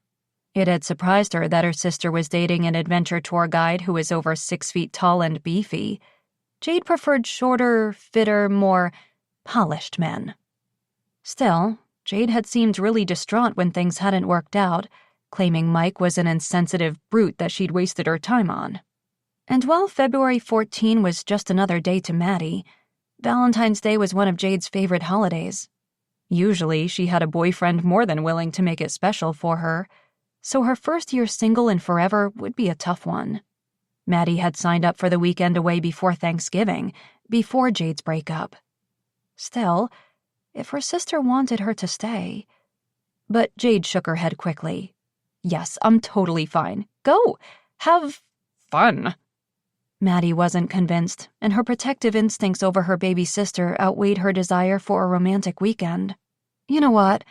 I'll stay home and we can have a Galentine's Day instead. Decision made, she started unpacking. Jade stopped her. No way, you're going. I'm 100% over the breakup. Believe me, he was not worth the tears. I just wish I'd found someone else in the last few months. But I can buy my own chocolate and flowers this year. You're sure? Absolutely, Jade said reassuringly. Then she paused. But if you see Mike, feel free to slap him with a fish for me. Chapter 2. Of all the tour guides at Snow Trek tours, Mike Toledo was assigned to her excursion. Fantastic. That wouldn't make things awkward at all. Maddie took a deep breath and squared her shoulders. She wouldn't let this bother her. She wasn't there to spend time with Mike. She would just ignore him. Once they were paired up, she'd be too preoccupied getting to know her match to even notice him. She scanned the group as everyone arrived and loaded their gear into the back of 2 vans that would be taking them out to the lake. They hadn't been assigned their matches yet, but there were a few great-looking guys so far. Hi, everyone! The owner of Snow Trek Tours, Cassie Reynolds, addressed them. Thank you all for signing up for our 5th annual blind date ice fishing event. My expert tour guide Mike Toledo will be hosting you all this weekend. He's very qualified and capable of ensuring everyone's safety and comfort. Yeah, except when it comes to matters of the heart. So far, Maddie wasn't entirely impressed with Snow Trek's choice to allow this guy to be in charge of whether they found love that weekend. But she refused to worry about him. Her Mr. Right could be standing right next to her right at that moment. Most of you are here already, but a few are running late, so Mike will load 1 van and then I'll drive the others up to the lake once they arrive, Cassie said. Have fun! Everyone was all smiles and chatter as they loaded into the van and headed out to the lake. But sitting behind the driver's seat moments later, Maddie couldn't help her gaze from shifting to Mike's reflection in the rearview mirror as he drove. Please don't let this inconvenient coincidence ruin my weekend. Maddie Frazier. Wonderful. He was stuck hosting Jade's sister for the weekend. He assumed Jade had told her all about him, or her version of him anyway. Didn't matter. He wasn't the one needing to impress her. That job fell on her match. And what an impossible feat that poor guy had if Maddie was anything like her sister. Okay, everyone, gather around. Mike called the group in to the edge of the frozen, glistening lake. His gaze fell on Maddie, and her piercing look revealed she wasn't thrilled by this turn of events either. Well, hopefully they could both be adult enough to get through the weekend. So, this is how the event will work, he said. You've all been expertly matched by our selection process and questionnaire, but you will also get a chance to meet everyone at tonight's fire pit dinner, where we'll have a speed dating opportunity. If you're not feeling your connection or want to explore something else, the option will be there. The group nodded, and he saw a few of the guests sizing each other up. The heat sizzling off these people already could potentially melt the ice, and they hadn't even gotten started yet. Mike scanned the matchmaker sheet Cassie had given him, and then forced all the enthusiasm he could muster as he glanced up at the hopefuls waiting to be shot by Cupid's arrow. Unfortunately, there was an uneven number. Shit, someone was missing. He scanned the name tags on everyone's jacket and then reviewed the list. Daryl Lovejoy wasn't there. Maddie's match. I just have to make a quick call, he said. Cassie had dropped off the last of the group a few moments ago, but she hadn't said anything about the missing guy. He walked farther away and dialed her cell. Hey, Mike, everything okay? She asked. Daryl Lovejoy isn't here. Maddie Frazier's match. Shit, I knew I forgot to tell you something. He canceled last minute. So do you want to come back for Maddie? He hated that he had to call Cassie with a problem only 2 hours in, but he could hardly be blamed for this. Not really, she said. I have another tour scheduled. Unless, of course, she wants to leave. I don't know. I haven't told her yet, he said, dreading the conversation. No doubt she'd cause a scene and demand her money back. Well, there's still a possibility that she'll connect with someone at the speed dating thing. So maybe try to convince her to stay, and in the meantime, just make sure she has fun? Damn it. He clenched his teeth. Yeah, of course. Disconnecting the call, he returned to the group. Okay, as I pair you all up, meet your partner at your sled, load your gear inside the wooden box, and you can head over to your shared hut. Get settled, get to know one another, and I'll be around to make sure everyone's comfortable and has everything they need. The group nodded, eager to get started. Mike called all the names, and everyone looked pleased as they headed off toward their huts. Except for Maddie, who was left standing there alone. He approached with caution. Unfortunately, it looks like your match couldn't make it. Disappointment clouded her face momentarily before she hid it. Oh, well, should I leave? He shook his head. There's still the speed dating round tonight. Cassie suggested you stay and see if you find a connection there, but it's up to you. She nodded and shrugged. I guess a solo cabin retreat doesn't sound all that terrible. It would in a minute. He cleared his throat. Actually, our release form requires 2 people in a hut for participant safety, so I guess you're stuck with me. He'd been looking forward to a hut all of his own for 2 days with forecasted perfect winter fishing conditions, but that had been shot to hell. Like a fill-in match? Her horrified expression at the prospect would be reason enough to say no, if that was the situation. No, I'll just be filling the vacancy from a safety perspective. Oh, really? I'm safer with you? She huffed. Just let it go. What's that supposed to mean? Maddie shrugged, but it was anything but a casual gesture. She obviously had a lot to say. Just that you're not exactly the most attentive. According to your sister? Jade's idea of attention bordered more on doting. He couldn't even check his cell phone while out with her, or she thought he was being rude or ignoring her. Constant talking was the only way to convince her he'd been engaged in their conversations, and her frequent texting and calls when they weren't together had been borderline stalking. It had been exhausting. Are you telling me she's wrong? Maddie asked. Mike sighed and fought the urge to set her straight. It doesn't matter. He picked up the handle of the wood sled box containing their gear and headed toward their fishing hut. What mattered was making sure everyone survived, most had a good time, and he proved to Cassie that he could handle anything the great outdoors threw at him. Even Maddie Fraser. This was just great. Not only did she miss out on an opportunity to connect with a like-minded outdoor enthusiast, but now she was trapped in a 6x10 hut with her sister's ex for 48 hours. Only her own stubbornness prevented her from leaving. That and the fact that she really wanted to ice fish.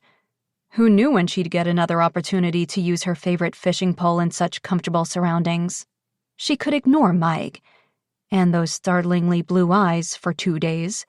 She'd never noticed how light they were. The shade of blue was almost crystal clear, yet they held a deep intensity. Following him toward their hut, she cast a glance toward the other couples making their way across the ice. They all looked to be getting along already. Snow Trek had really done their research to pair everyone with their ideal mate. Mike stood at the door, holding it open for her as she approached. Entering, she momentarily forgot her frustration as she took in her accommodations. The space was already toasty warm, heated by a small wood stove, and the dim lighting from the 12-volt interior spotlights in the ceiling created a warm glow. 2 comfy club folding chairs sat side by side in the center of the intimate space, 2 lockdown hole covers on the floor in front of them. Behind were 2 cots made up with plaid bedding and a down comforter, and along the wall was additional bench seating with storage boxes underneath. The hut door closed and Mike cleared his throat. Take whichever cot you prefer. I'm cool with either. She scanned the options. One was visibly bigger than the other, and probably the better choice for him considering his height and build. I'll take that one, she said, pointing to it, leaving him with the smaller one. The only sign of annoyance was the way he pursed his lips. No problem. He handed over her duffel bag from the wood sled box, and she carried it to her cot. She could do this. She wouldn't argue with him. She'd ignore him and fish. You brought your own pole? He asked behind her. She turned to see him examining her Fenwick Elite Tech Ice spinning rod. I don't go anywhere without my own pole, she said. She couldn't tell if he was impressed or in disbelief as he slowly handed it to her. Well, it's a good one. We supply everything you need, But this pole will definitely be the best one out here this weekend, if the pole has anything to do with the catch." She raised her chin. "It all comes down to skill." "And you've got skills?" "I guess you'll see," she said. His smirk actually softened his features just a little. "Well, what are we waiting for? Let's get you started." He unlocked her portal on the floor, revealing the hole already drilled in the thick ice, and handed her the tackle box. "There's plastic ice fishing lures in there as well if you'd rather not touch the live bait." Was that a note of challenge in his voice? He obviously thought she and Jade were the same person. Her sister would definitely opt for the non-living bait, but she wasn't going to catch anything big that way. "I'll take the live minnows, please." Again, the slight look of surprise, but he simply cleared his throat as he handed her the bait. "Good choice." Painfully aware of his gaze on her, she baited the large hook at the end of her line. Watching to see if she was bluffing? Maybe other women pretended to like these kinds of things to impress a guy, but that wasn't her game. She had no game. She was who she was, take it or leave it. All the men she dated so far had chosen to leave it. Her dating profile consisted of about a dozen guys over the last 10 years, all of whom had claimed to want a down-to-earth, outdoorsy type of partner, but ultimately, they hadn't expected her to keep up with them or outdo them when it came to the great outdoors. Fragile egos weren't something she found attractive. "So what made you sign up for this? What was appealing about meeting someone this way?" Mike asked. "I'm a vegetarian," she said. He frowned. "You know, bars are meat markets." She waited. "Nope, right over his head." "You know what? Never mind." This was another reason she was still single. No one got her jokes. But Mike's delayed chuckle made her chest twist. It sounded genuine and sincere, and it was the first indication that he wasn't completely hating this entire experience so far. As much as he tried to appear upbeat, it was obvious he wasn't thrilled about being the one to lead this tour. His enthusiasm had seemed forced since they'd boarded the Snow Trek Tours van, and she suspected he'd rather fight off a bear than coordinate a speed dating event.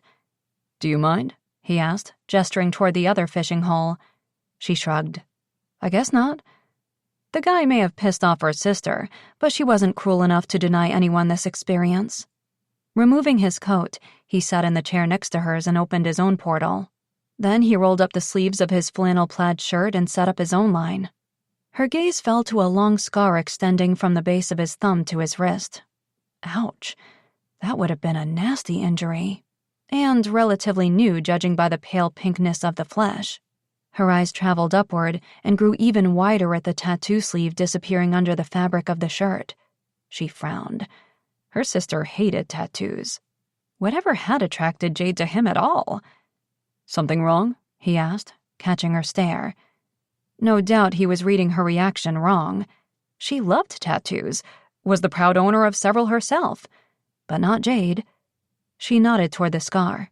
She couldn't help herself. Scars fascinated her. "How'd you get the scar?" "It was actually during an emergency response mission.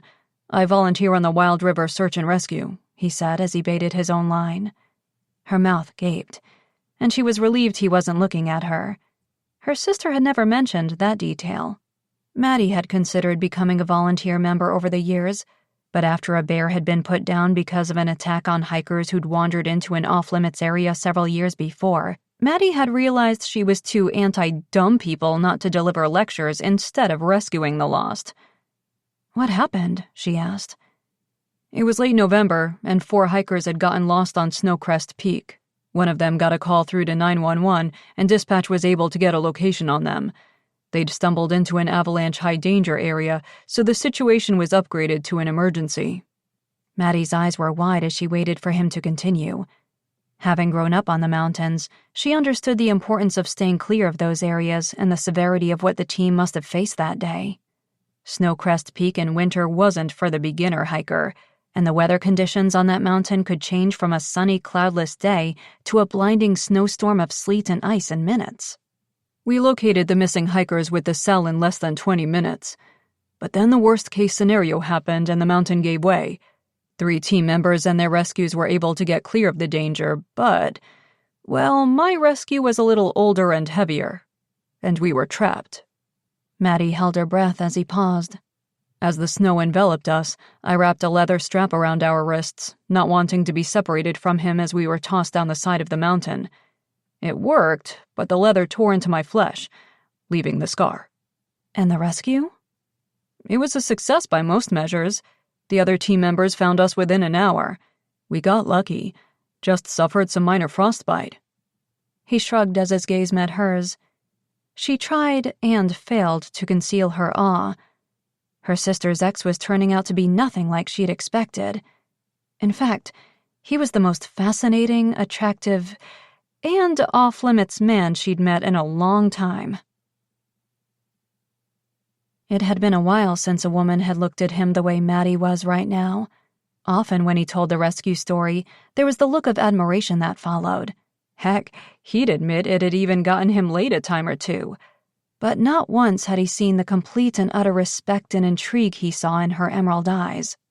Resisting the urge to brush her blonde hair away from her face and place a trail of kisses on her pink-flushed cheeks and hypnotizing eyes took every ounce of his strength. "So, what do you do?" he asked, forcing his gaze away. "I'm an educator at the Alaska Wildlife Conservation Center." His expression was one of surprise as he turned to look at her. "What?" He shook his head quickly. "Nothing. I guess I just hadn't expected that." Jade was so anti-outdoors, anti-animals, anti-everything Mike considered fun and interesting, it was hard to believe her sister could be the complete opposite. But he was quickly realizing the two were nothing alike. Just because Jade isn't exactly outdoorsy? He shrugged. "I shouldn't have assumed." "It's okay. Jade and I are so different it's sometimes hard for me to believe we're related." It wasn't so hard from an outside perspective.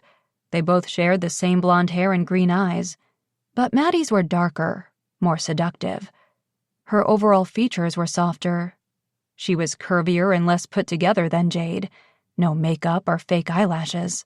Sitting next to him in jeans, hiking boots, and a thick plaid jacket, she looked comfortable in the hut. He couldn't picture Jade sitting there. "So I take it you enjoy your job?" "Love it," she said. "Educating people about the wildlife out here is exciting, especially the kids. They really light up seeing the animals up close. Every day is different, and I just love being outside. I couldn't imagine being cooped up in an office all day, every day." He couldn't have said it better himself. He'd tried and failed to be happy in a corporate job. He had a degree in accounting, and he was great with numbers. But suits and desks would drive him to an early grave. Giving it up to become an adventure tour guide might have been a step down financially, but there was more to life than money. It might not be the most lucrative career, but happiness has to be a factor in life choices, right? She said. Once again, caught off guard by their similar philosophies, he simply nodded. Was it possible that he had more in common with his ex's sister than he could ever have thought? It was quickly becoming obvious that he might have dated the wrong sister. Chapter 3. "Guess the fish just aren't biting today," Mike said as the sun started to set outside the hut windows. "I wonder if the others had more luck." Maddie pulled her line up and frowned at the slightly frozen bait at the end. Her disappointment over not catching anything wasn't as strong as it would normally be.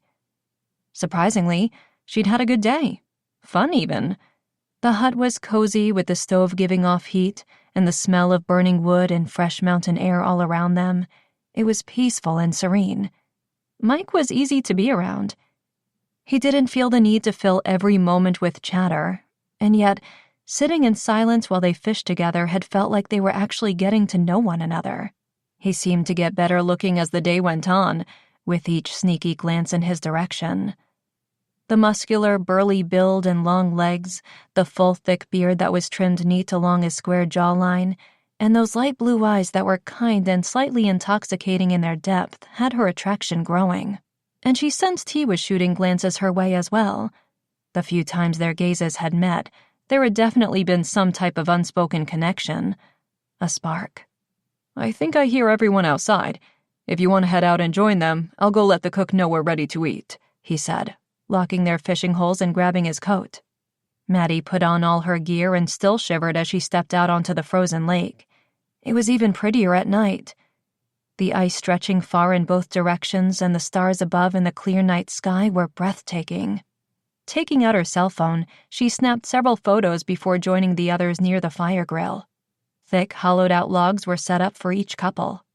Everyone looked caught up in their partner, so Maddie quietly sat on her empty log, taking in the group. Smiles and laughter, light touching. One man had his arm draped around his match as they snuggled together. Looked like so far so good. For the rest of them, anyway. Cassie had obviously done a thorough job pairing everyone. What would her match have been like? The questionnaire had asked everything from preferred physical characteristics to personality traits. She'd been honest.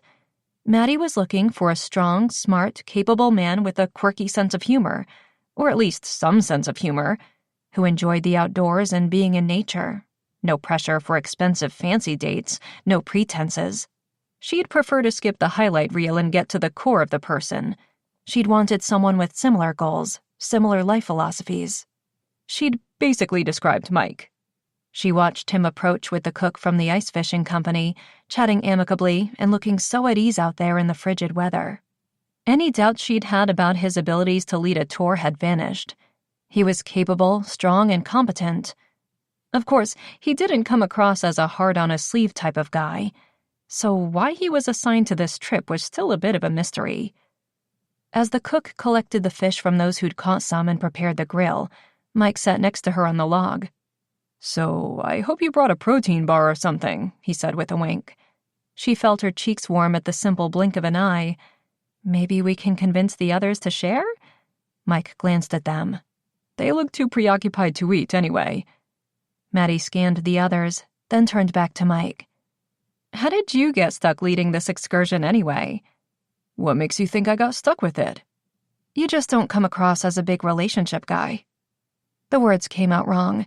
She'd meant he wasn't the romantic Valentine's Day, flowers and chocolate kind of guy, but it was too late to clarify. Jade tell you that? He asked, his voice slightly cooler, and she regretted the question. It only reminded her that this guy had dated and dumped her sister 3 months ago. You're not exactly her normal type, if I'm being honest, she said carefully. He turned to face her. No? Well, whose type am I? Mine. But somehow the word stuck in her throat, so she looked away. In theory, on paper, he was exactly her type. Everything she was looking for in a man, but unfortunately, being her sister's ex unchecked all the boxes he'd ticked. Once the food had been cleared away, Mike drained the contents of his thermos and stood to address the group. Back to the dating element of the weekend. Forcing as much enthusiasm as he could fake, he said, "Okay, so we're going to begin our speed dating round." Only one couple who had clearly friend-zoned one another looked eager to mingle. The others seemed content to retreat back inside the individual huts, and Mike was tempted to let them do it. But this was part of the experience, and Cassie was right. Maddie deserved to see if there was someone there she might hit it off with.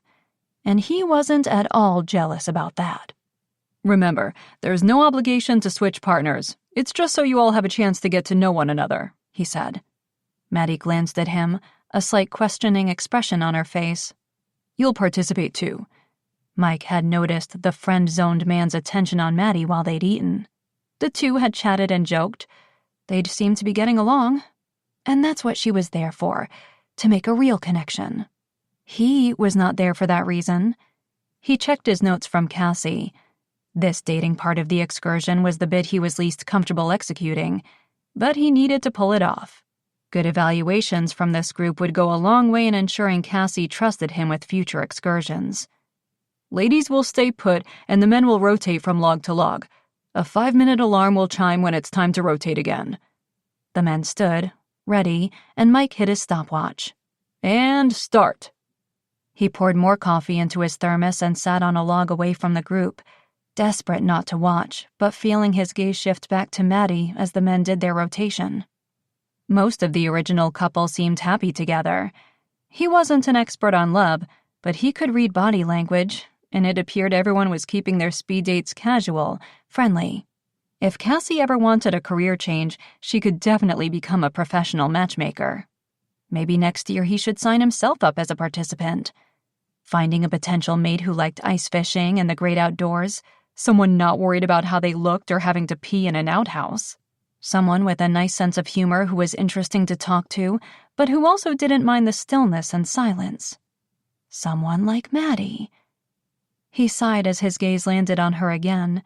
His ill-timed attraction for her had him foolishly hoping she'd say no to his next question as the speed dating wrapped up. So, anyone want to switch? 3 women shook their heads to the relief of their partners, but friend-zoned guy's hand went up slowly. He glanced at his current match and she nodded her approval. I'd like to hang out with Maddie, if she's up for it.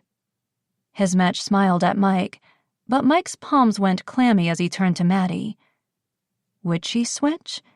It made sense, seeing as how this other guy was available and there for the same reason. It's totally your choice. She hesitated, smiling politely at the guy. Actually, I think I'll stick to my original hut. Her original hut, meaning her original stand-in partner. Him. Okay, well, everyone can head back inside. Have a good night, he said quickly, before Maddie could have a change of heart. Chapter 4. The vibe inside the hut was definitely different now. Maddie's choice to stay with Mike had him all kinds of conflicted, and she seemed uneasy as well, as if they both knew her decision meant something, but weren't sure what to do about it. At her cot, she opened her duffel bag and took out her pajamas. "Turn around, please," she said when he continued to stand there awkwardly. "Oh, right." Mike turned, and when he caught a glimpse of her removing her sweater in the reflection of the window, he shut his eyes tight. Unfortunately, not fast enough. The image of her bare, shapely back and shoulders would now be ingrained behind his eyelids, along with those piercing green eyes and wide, easy smile. The inventory of images he was collecting was sure to stick with him long after the weekend was over. "Okay, I'm good," she said a minute later. He turned around in time to see her pull the heavy comforter back and climb into her cot. Her white fleece pajamas with grizzly bears all over them made him smile. "Cute PJs." Her laugh sounded slightly embarrassed. "Yeah, right. I'm sure the pajama choices in the other huts are a little less cozy." He opened his own duffel bag and retrieved a pair of pajama pants that could be the male version of the ones she was wearing. He held them up. "Yeah, but are they matching?" Her laugh broke any lingering tension between them and made his body tingle with that same fight-or-flight response he always got on rescue missions. Unfortunately, he wasn't sure what the right actions were this time. He didn't want to run away or fight the crazy attraction he was feeling for Maddie, but the fact that she was his ex's sister meant he needed to do one or the other, and running away wasn't exactly an option at the moment. "That is an odd coincidence," she said, fluffing her pillow behind her. "Yup." Though it didn't exactly shock him, he and Maddie seemed to have a lot in common, not just their preferred choice of sleepwear. He turned around and removed the plaid-button shirt and then lifted his undershirt off over his head. He caught Maddie's stare in the window reflection, and she looked away quickly. Not before he caught the glimmer of unconcealed attraction in her eyes, though. He quickly removed his jeans and pulled on the pajama pants, and then climbed into his cot across from her. An awkward silence fell over the hut, and he cleared his throat. "Comfortable?" "Yeah, this is actually surprisingly comfortable. At least she was." He wasn't sure he'd be able to roll over without falling onto the floor. His legs hung over the end of his cot. "Good. That's good." "Hey, did you want to switch?" she asked. "I chose this one to annoy you, but I'd be happy to swap with you." "Nah, I'm okay. You're the client after all," he said, immediately regretting the word choice. She was so much more than just a client, but he had no right to see her in any other way. "Okay," she said quietly. He stared at the ceiling, still kicking himself for the comment. He couldn't claim to be great with words, one of the reasons he preferred not to talk too much. "Lights off?" "Sure, yeah. Probably be easier to sleep." He sat up and hit the switch on the wall, and immediately the hut was dark, except for a small beam of light streaming through the blinds. "Well, hopefully tomorrow we have more luck catching something," he said. Something other than these unexpected feelings. Maddie lay awake on her cot, listening to Mike toss and turn on his. It was late and she'd been up early. Normally she'd have no trouble falling asleep, but she was hyper-aware of him just a few feet away. She also couldn't shake the nagging question that had plagued her most of the day. "Hey, Mike? You awake?" "Yep." His bed springs creaked as he rolled onto his side to face her. She could faintly make out the outline of his naked upper body. "What's up?" he asked. She hesitated. The question was embarrassing, but she had to ask. "When you spoke to Cassie, did she say what happened to Daryl?" "No, just that he'd had to cancel last minute." She bit her lip, straining to see her hands in the dark as she played with her nails. She swallowed hard. "You don't think he drove past Snow Trek Tours, saw me, and then bailed, do you?" Mike scoffed, then made an odd coughing noise to cover it up. "No, I don't think that's what happened." She nodded, even though he couldn't see her. "I mean, the guy would have to be crazy if that were the case," he said softly, but also slightly gruffly, as though sentimental comments took a lot out of him, which had the butterflies in the pit of her stomach fluttering on full speed. She was grateful for the dark so he couldn't see her flushed cheeks. "Okay, thanks, Mike." "But I'm sorry he didn't show up," Mike said, an odd note in his voice. "I'm not," she said. "Night, Mike." Chapter 5. Maddie yawned and stretched before her eyes opened the next morning, and she quickly scanned her surroundings before remembering where she was. She hadn't expected to sleep so well in an unfamiliar bed, but the silence out on the lake had been like nothing else, and once she'd finally dozed off, she'd been out cold. She glanced toward Mike's cot, but it was already made, and he wasn't in the hut. Maddie got up quickly and peered outside. 2 couples sat on the logs, drinking from thermoses. Smoke spiraled into the air from the outside grill, and the smell of breakfast cooking made her stomach growl. She dressed quickly and was about to reach for her coat when the hut door opened.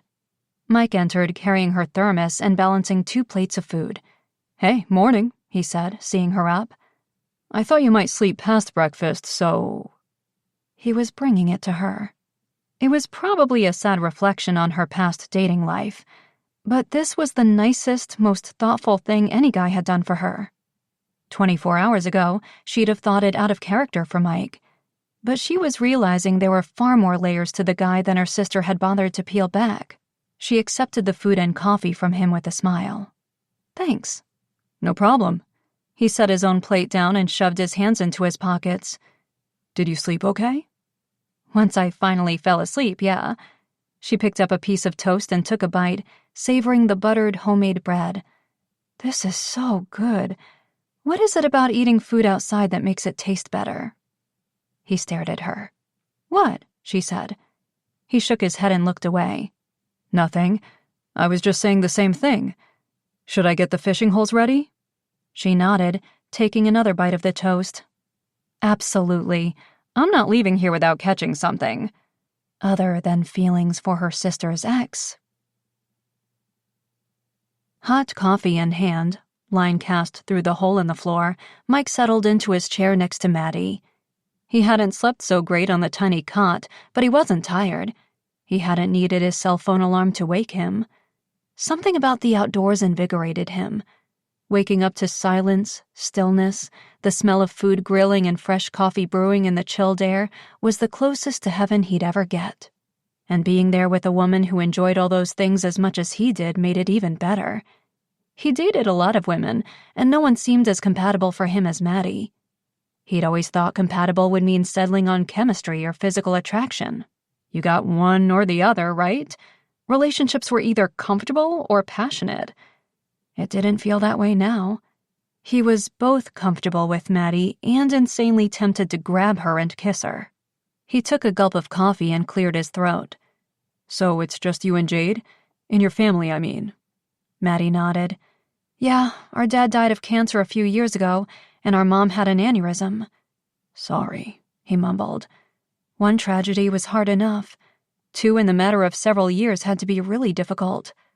"That's why Jade and I are so close. It's just us now," she said quietly. He nodded. He understood. He could also clearly hear the note in her voice that said she'd never do anything to hurt Jade or jeopardize that strong sisterly bond.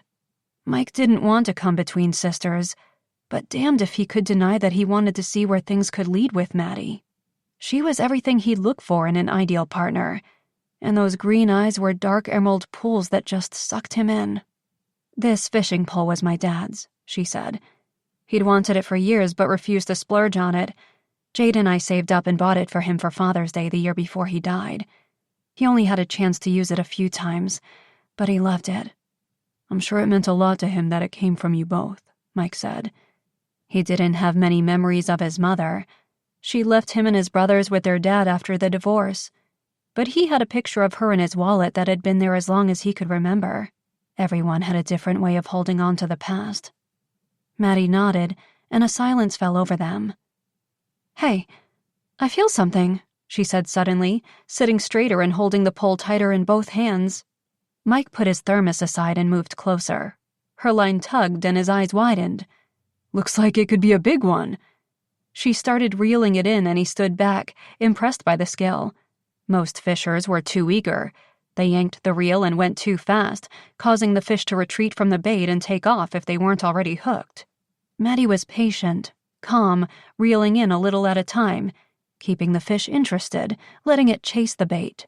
More desperate, more confident in its conquest, until it was too late. It was hooked and met its fate. She pulled the fish up through the ice, and the wiggling, struggling rainbow trout had to be a 10-pounder. And when she carefully removed the fish from the hook herself, delicately, thoughtfully, respectful of the catch, he was a goner. She picked it up in both hands and displayed it proudly. "Think it's the catch of the weekend?" She was the catch of the weekend. He couldn't stop himself. He strode toward her and cupped her face between his hands. Her eyes registered surprise first, then mirrored his own attraction. The fish in her arms was the only thing between them as he leaned toward her, brushing her blonde waves away from her face. He paused, unsure and more than a little hesitant. Her gaze flitted from his eyes to his lips and back again. "Well?" "Well, what?" he asked, his voice slightly hoarse. "Are you going to kiss me or not?" It felt like an eternity as she waited for his answer. His eyes burned into hers, his attraction evident, his desire intense.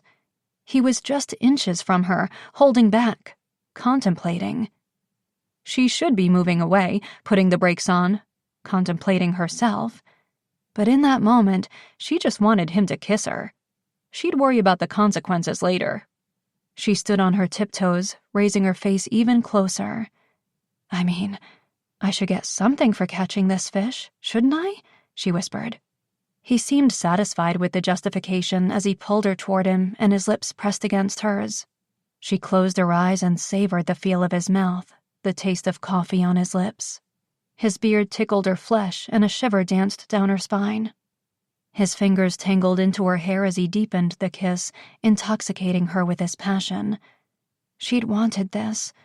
Her attraction to him had been growing with each minute they'd spent together, every new thing she learned about him.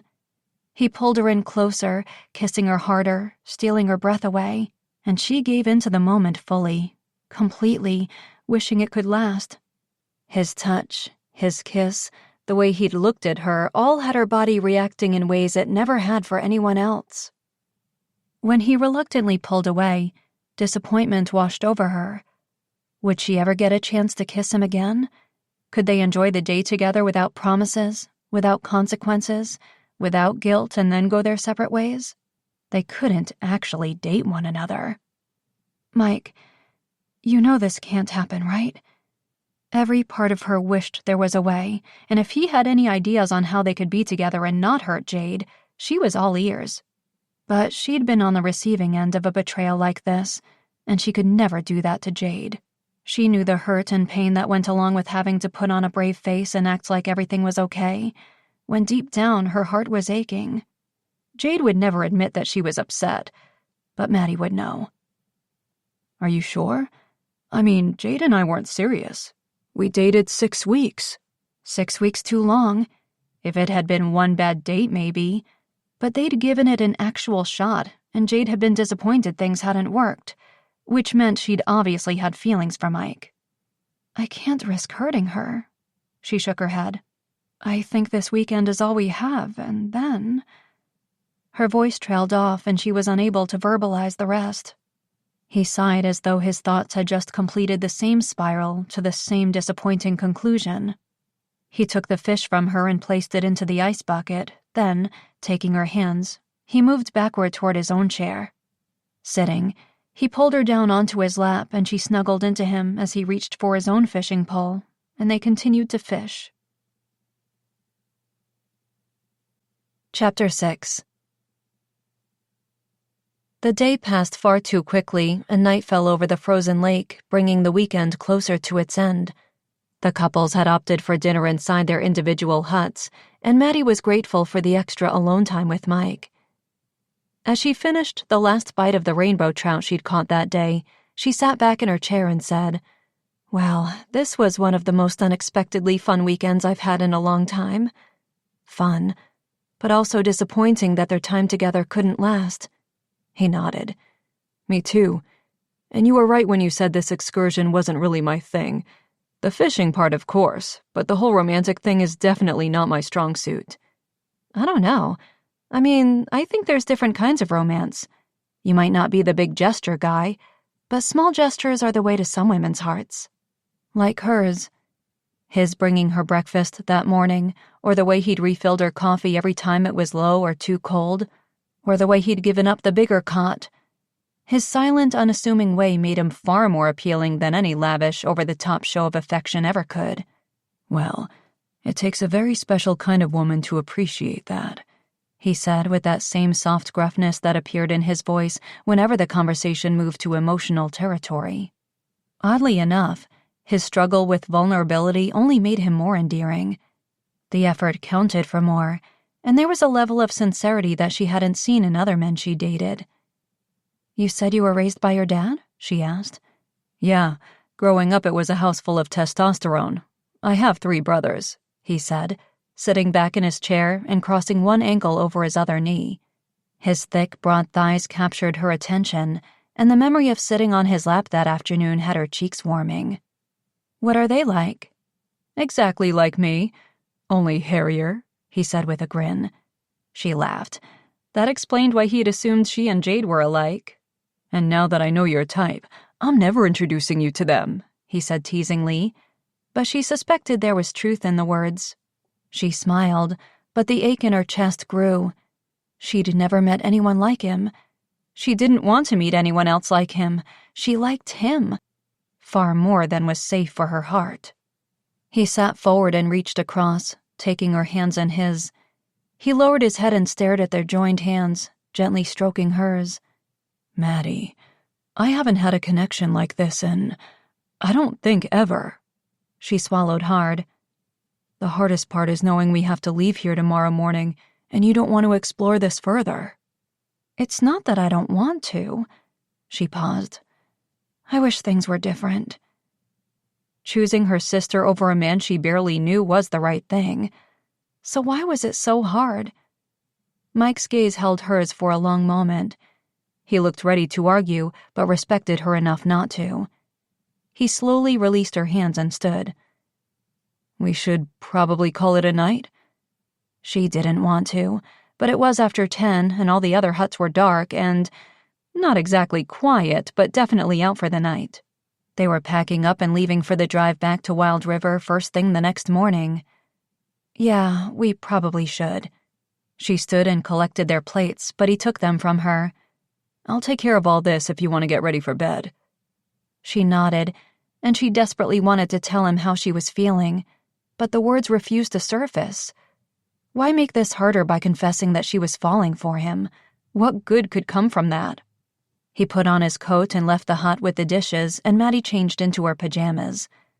But instead of the big fleecy shirt, she pulled on a light-colored tank top with her pajama bottoms. Then immediately second-guessed the decision when Mike returned and his gaze took in her body. He didn't say a word, but the look of desire in his eyes had her heart pounding out of her chest. "You sure you don't want the bigger cot?" she asked as casually as possible. Only if you're in it, too. Her pulse raced as her mind came up with all the reasons that was a bad idea. Their attraction for one another was obvious. There'd been more kissing than fishing that day. No talking about what it all meant. They'd agreed that it was a one-time, one-day thing. One-night thing as well? What happens in the fishing hut stays in the fishing hut? But it was already going to be hard to walk away from him the next morning. If they shared a night together, it would be 1,000,000 times harder. I just want to hold you a little longer, he said. Unfortunately, that was almost worse.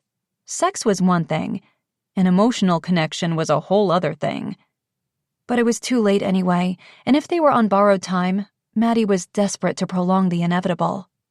She climbed into the bigger cot and pulled the sheets back, inviting him in. Mike quickly removed his clothes, grabbed his pillow from the other cot, and climbed in next to her, wearing only his underwear. This okay? He asked.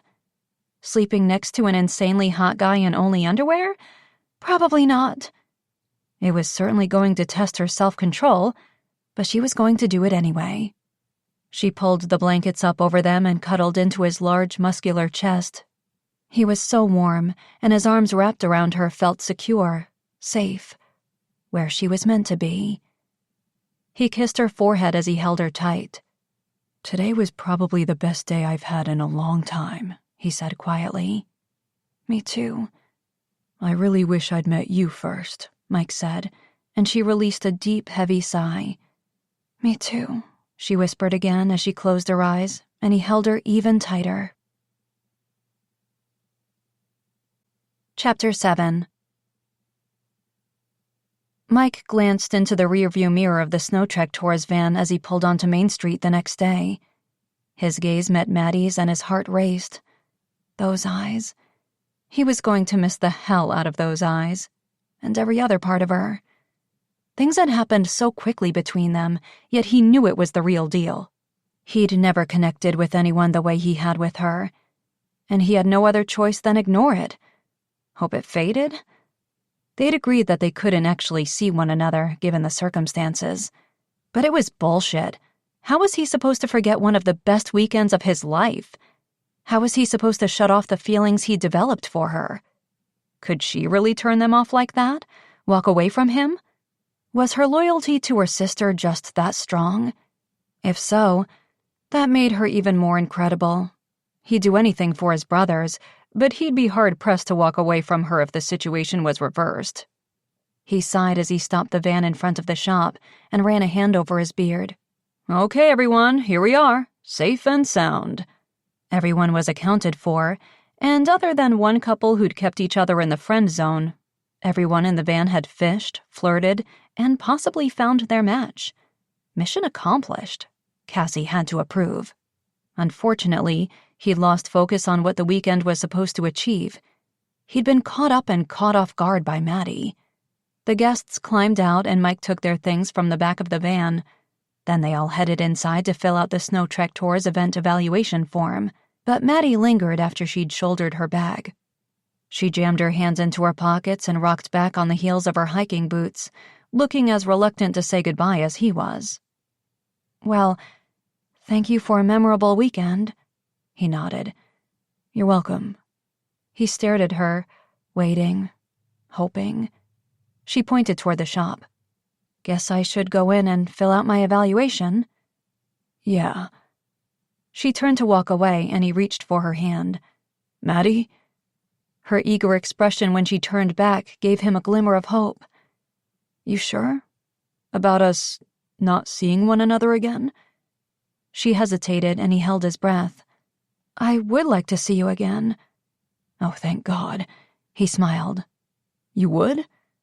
Yeah, I mean, there's no reason we can't be friends? Hang out sometime. Friends.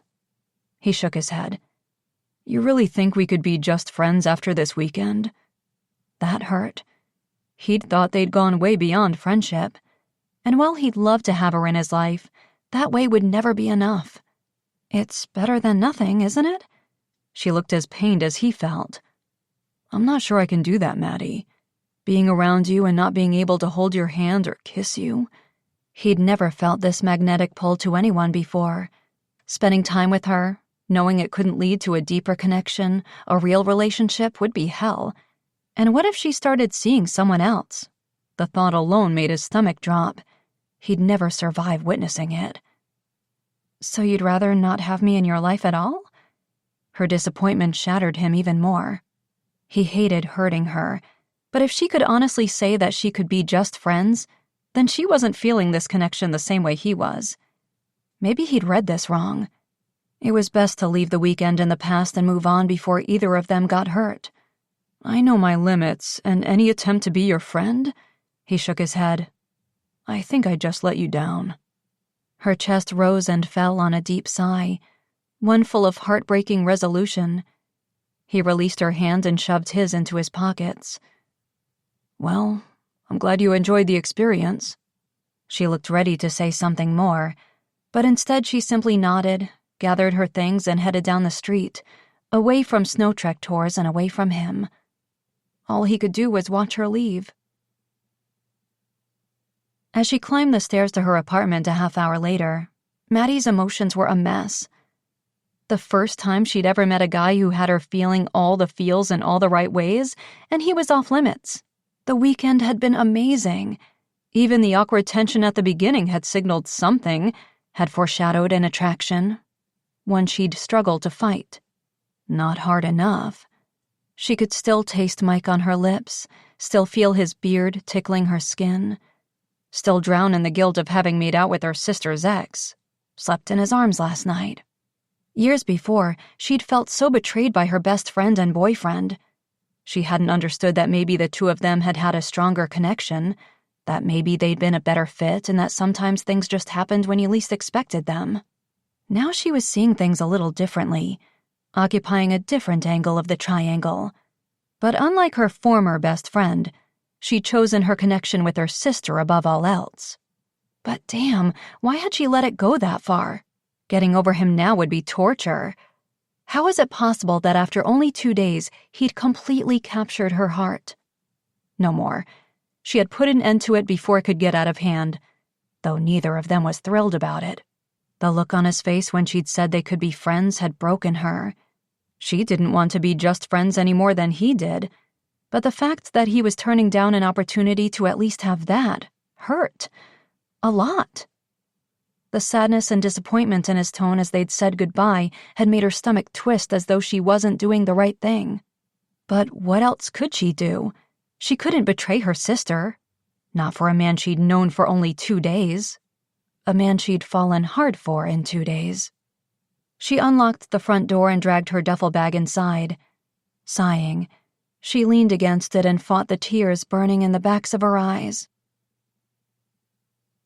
As Mike unloaded the gear into the back room of Snow Trek tours, he could hear the laughter and happy voices of the tour guests as they mingled at the end of weekend event and filled out their evaluation forms. Maddie hadn't stayed to fill hers out, and Mike hadn't been able to stay out front with everyone.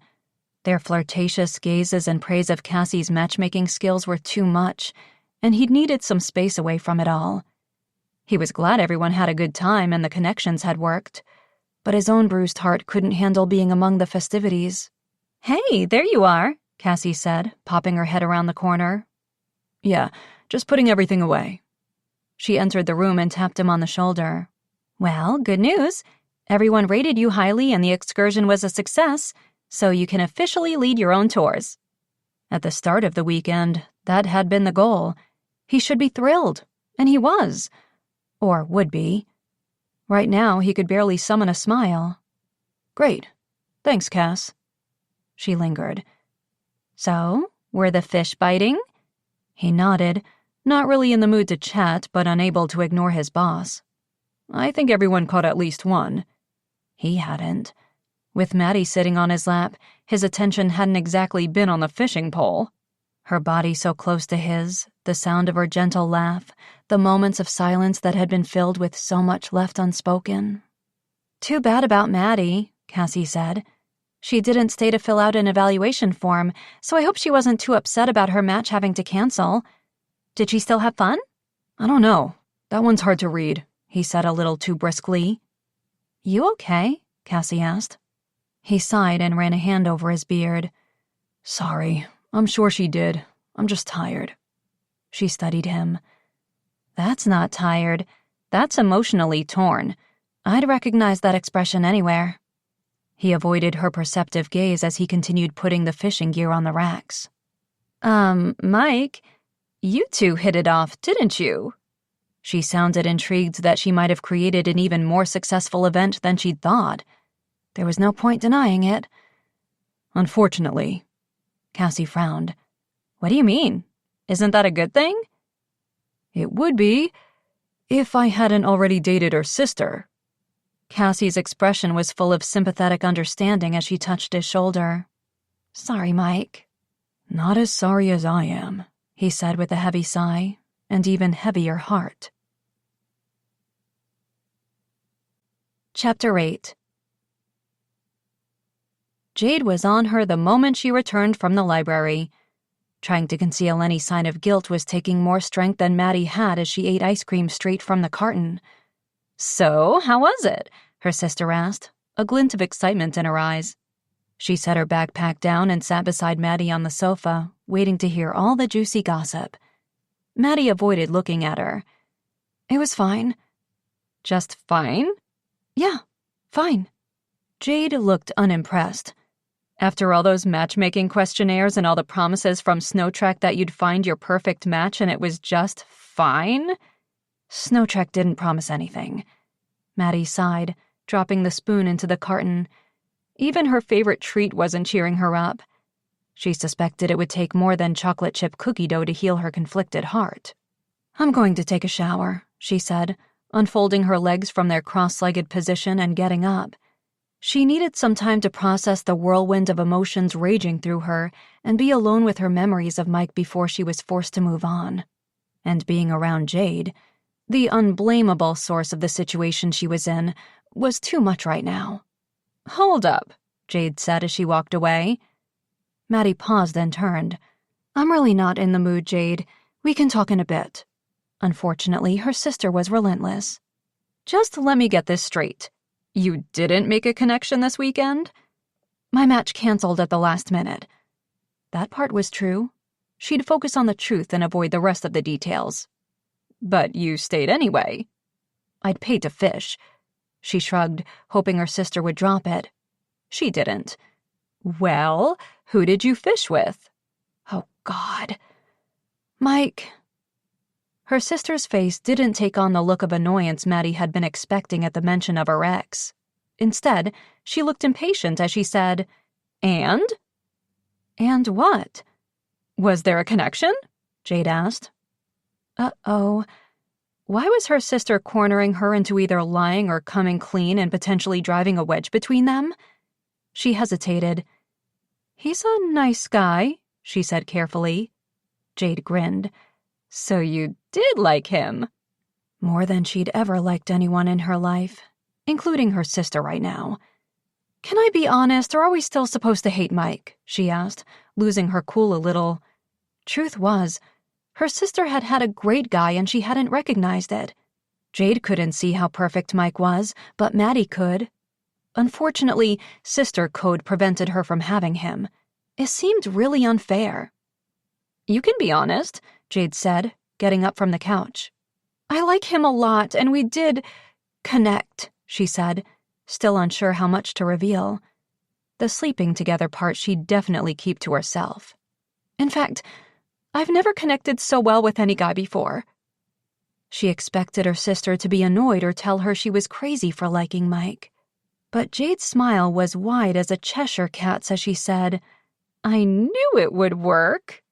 Maddie narrowed her eyes. Knew what would work? Okay, don't get mad, but there may not have ever been a Daryl Lovejoy, Jade said quickly. No Daryl Lovejoy? What the hell was her sister talking about? Wait, how did you know my match's name? I may have invented him, she said sheepishly. I'm sorry, what? Either she was more tired than she'd thought, or her sister wasn't making any sense right now. Invented him? Why?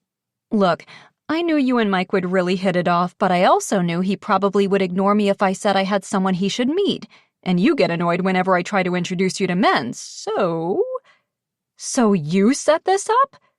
Jade nodded, and her grin said she was proud of herself. Yep, and it worked. Maddie swallowed hard. She forced herself not to reach out and strangle her sister. Yeah, only it didn't because I told Mike I couldn't see him. Because of you. What? Jade looked confused. Why would you do that? Right now, Maddie had no idea. A few days later, Mike loaded the snow trek towards van for a winter camping expedition. His first one leading a group of 6 campers on a 2-night trip in the Alaskan backwoods. Getting out of town again would give him a reason not to reach out to Maddie and hopefully help take his mind off her. The past few days had been torture not hearing from her. He kept hoping that maybe she'd change her mind. All set to go? Cassie asked, coming outside. Just about, he said. The campers were seated inside the van and the gear was loaded. He closed the back doors and turned to his boss. Hey, Cassie said, I was wondering, have you read those evaluation forms from the ice fishing excursion yet? I read some of them, he said. Everyone seemed to have enjoyed it. Was she still worried about his ability to lead the tour? Had someone had a concern? Did you read this one? Cassie asked, extending one toward him. He took it, and his heart pounded in his chest, seeing Maddie's name at the top of the page. He read her evaluation of the excursion, skimming her praise for the accommodations and the food and the overall tour rating. Then his breath caught in his chest as he saw the guide evaluation section. At first, I was disappointed to learn that our guide was Mike, seeing as how I believed him to be a gruff, egocentric guy who'd broken my sister's heart. Turns out I couldn't have been more wrong about him. He's kind and considerate and strong and capable, and all the things I look for in a guide. When my match didn't show up, I thought being trapped in a fishing hut with Mike for 2 days would be difficult. The only thing difficult was the weekend coming to an end much too quickly. Mike is the perfect guide, and I hope to experience more excursions with him in the future. He released a deep breath as he raised his gaze to Cassie's. So, I guess she enjoyed the experience. Her evaluation was great, but he already knew she felt those things. Trouble was, they still couldn't be together. Cassie grinned. So much so that she booked another one. She cocked her head to the side and nodded down the street. Mike turned to see Maddie headed their way, bundled warm in a thick ski suit, knitted hat, scarf and gloves, rugged thermal winter boots on her feet, and an overnight backpack and winter sleeping bag on her back. His mouth dropped. She's coming? Cassie patted him on the shoulder. Just keep your wits about you and bring everyone back safe, okay? She said with a wink as she went back inside. Maddie stopped in front of him on the sidewalk. Hi, she said. Hey. She was here. She was coming on the trip. They were going to spend 2 full days and nights together out in the Alaskan wilderness. And she looked so breathtakingly beautiful, those emerald eyes lighting up his day. But she'd said they could only be friends, so his stomach turned at the thought that she might still be sticking to that. So, it turns out my sister really doesn't have an issue with us seeing one another, she said quickly, sounding slightly nervous. In fact, she thought we'd be perfect together. So, if you were still wanting to ask me out or something, that would actually be okay. Oh, he wanted to ask her out. Over and over again. But right now, he wanted to kiss her. He stepped closer and pulled her into him. Maddie, would you like to go on a real date sometime? He murmured against her lips. Only if it includes the outdoors and the night sky and hours of just being together, she said, moving even closer, wrapping her arms around his neck. Where have you been all my life? He asked with a smile, touching her flushed, cool cheek. Waiting right here while you dated the wrong girl, she said with a grin before kissing him, hard, her passion making his heart soar as he held her tight and deepened the kiss. He wouldn't be letting this amazing catch go anytime soon. This is Melissa Moran. We hope you have enjoyed this unabridged production of Stars Over Alaska by Jennifer Snow. featuring the bonus story A Wild River Match by Jennifer Snow. Presented by HQN Books and Harper Audio. This program was produced by B Audio. Executive producer, Jennifer Lopes. Stars Over Alaska, text copyright 2021 by Jennifer Snow. A Wild River Match, text copyright 2021 by Jennifer Snow. Production copyright 2021 by Harlequin Enterprises Limited, used under license with Harlequin Books S.A., all rights reserved. Thank you for listening.